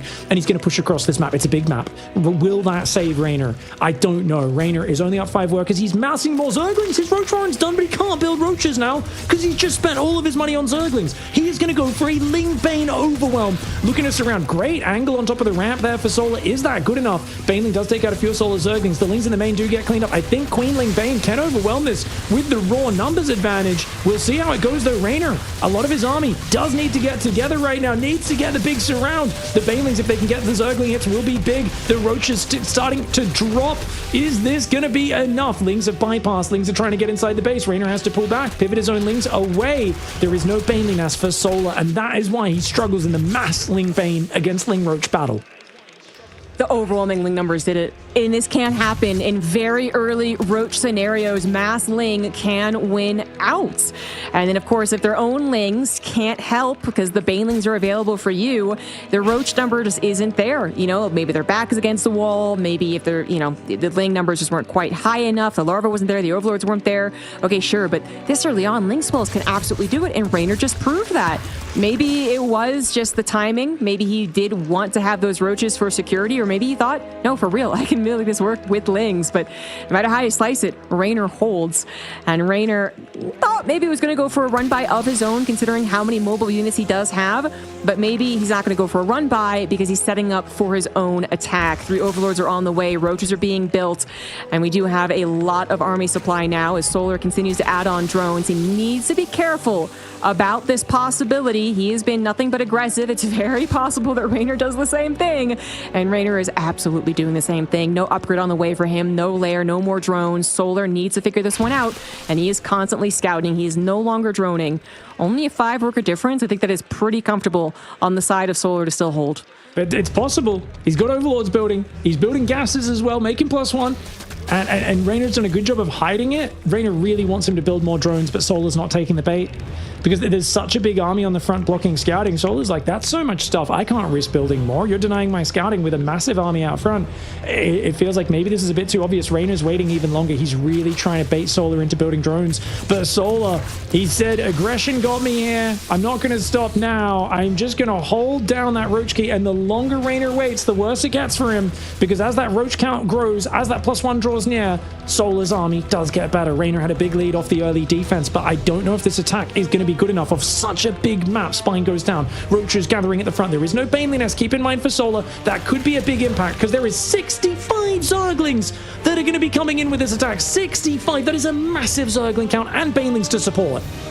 Yeah, exactly. If they get a surround, I mean, the Banelings can actually find efficient trades or damage done, and the Corrosive Biles could be massive. There's the attempted surround going down right now. Some Roaches caught a little bit by it. Raynor is just throwing everything in the kitchen sink across the map, desperately hoping that this will work. Solar has that run-by set up. He is going to find some damage back at home, but the question is, can he hold? The left side of the army for Solar is starting to break a little bit, but it's starting to consolidate a lot of Roaches.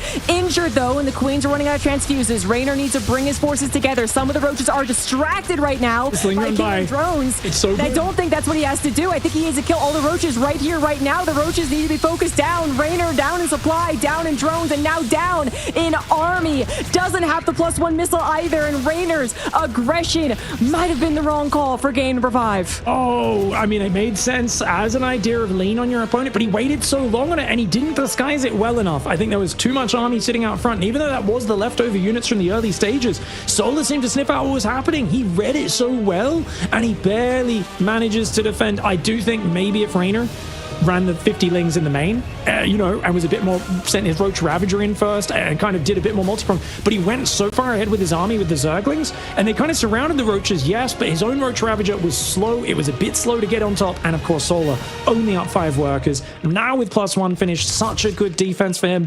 Units lost had now 300 in his favor. Raynor is going to try and crawl his way out of this with a wave 2 of all in, but Solar, unlike Raynor at the start of this series, is not droning up. He is continuing to mass Roachling, planning for his own counterattack, and it turns out aggression of your own keeps you safe against the opponent's aggression. You're making your own army for your attack. Oh, guess what? He's attacking even better. Let him come to me and gift wrap this game. Solar, we thought this series was slipping away. We thought Raynor was going to make one of those trademark comebacks, but Solar has held steadfast in game 5. The Lings are going to try to bypass this time on the left. Still an army versus army, mostly battle. Roach Ravager on the right side trying to engage for Raynor.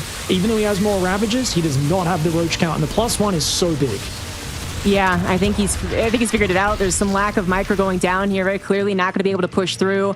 I guess he had some confidence because he found the opponent's Ravagers a little off, and then his Ravagers were okay, but that was not going to work out. That was excellent defense from Solar, from the amount of units, obviously, but then also to the positioning, not letting Raynor get some chaos into the natural and main base with a big Ling run by. Only now is Raynor going to try and get something in the macro sense. He's got drones on the way. He's got an evolution chamber, so nowhere near +1 missile. And maybe if Solar I don't know, zigs instead of zags or takes a really atrocious fight, then Raynor can bring this back. And maybe those Lings that are still looking for the run by could buy some crucial extra seconds. Raynor knows an attack could be on the way. I think he's definitely predicting it. Spine's on the way. More Roaches and Ravagers for him. He managed to grab a 6-worker lead. But he's still down 20 army supply. And he's still down that +1 missile. He's behind, but with defender's advantage, it is a chance, right? There is a chance. He's doing the right things. I'm impressed that he's giving himself a chance. A lot of players would have given up by now, but he's doing what he needs to maybe, just maybe hold. But I think he might need Banes as well. There's so many Lings. He's going to go for the counter, but his counter could get surrounded. Look at the whole army come back for Solar. That is so many Lings. And if he can trap those, which he's going to do, this is such a good move. He gets the full surround. Devastating. Raynor. That is an absolutely brutal move. Solar blocks him from getting in, blocks him from getting out, and says, now my attack is even stronger. That's brutal. That's absolutely brutal. Couldn't get in and then could not escape either. And no longer any threat, by the way. Solar knows that he can now full send it across the map. Nothing is going to distract him, and nothing is going to stop him from making it to EWC. He is getting into the round of 4 for DreamHack Dallas, acquiring that spot without further ado. And Raynor was just units away, just seconds away. A faster attack on his side, the decision to pivot and go into drones, or if he had been more convincing for Solar to get more drones himself, this could have been so different. But when the dust clears, it's Solar all the way, man. GG's. 3-2, and hey, he's dang excited. Solar, knowing that was very, very risky, that was very, very tense, but now he gets his chance at EWC in July. Amazing stuff. He is so relieved. Oh, as he should be. Tosses his glasses off, throws everything out. The headset's gone. Crazy. What a tense series. And I gotta say, it's the most tragic feeling in the world when you think you've got it in the bag, and then, bam, 2-0 to 2-1 to 2-2. And even that final game, your attack doesn't actually work out. You're on the back foot, but he read it well and he committed really hard, gets ready for that next bit, and just really well done. I think at the very end of that game, we did miss his giant Ling run by, and Raynor killed about 40 Zerglings with 3 Banelings, by the way. But even with that, Solar just built such a lead for himself. It didn't matter. He played so aggressive the whole time. And this is what I think, like I said, Solar's had such a big influence on the meta in this matchup. You got to fear the hatchery attack timings, and it's a real art form. He did a different attack every game, always between that same kind of 4 to 6, 4 to 7 minute window. And they were all so hard for Raynor to stop. What a beautiful, beautiful series for Solar. Really well played. Showed deep understanding of Zerg versus Zerg. Yeah, this is such a crucial fight to take multiple looks at, honestly, because yes, it was already late. This was already less than ideal. That Spinecrawler even got a chance to get a couple of attacks, and then just the extra seconds allowed Solar to actually equalize the armor supply overall. But when you look at the actual maneuvering of the units, so many things could have gone differently. If Raynor had managed to find Solar's army more disjointed, it was like just the right amount of disjointed, that there weren't really like full surrounds that got kills. There wasn't really like 100% of my army versus 50% of your army. It was all over the place for both players, and something could have happened even there. If Solar had been clumped up, obviously the surround goes down, Corrosive Bile is hit, it actually might be game over despite being in an even army supply. If the Lings had even more efficient surrounds on that left side rather than just enough of a clump on the left for Solar's army, that could have also led to some success. There was the tail end of that fight even where we had the Roaches attacking drones, perhaps on purpose, perhaps because Raynor realized I'm not going to win with this, but even that felt like maybe that could have been something different. That could have been focusing the Roaches, trying to complete the snowball effect on the reinforcing line of a Zerg opponent. But when it comes down to it, Solar did give himself the best chance to defend against that by not playing greedy, by realizing his opponent was going for the attack. So Solar able to squeeze out the win here, just barely, and he is so excited about getting to EWC. Yeah, I love seeing that reaction. You could see how much was on the line for the players. I think you could see it in all of their play.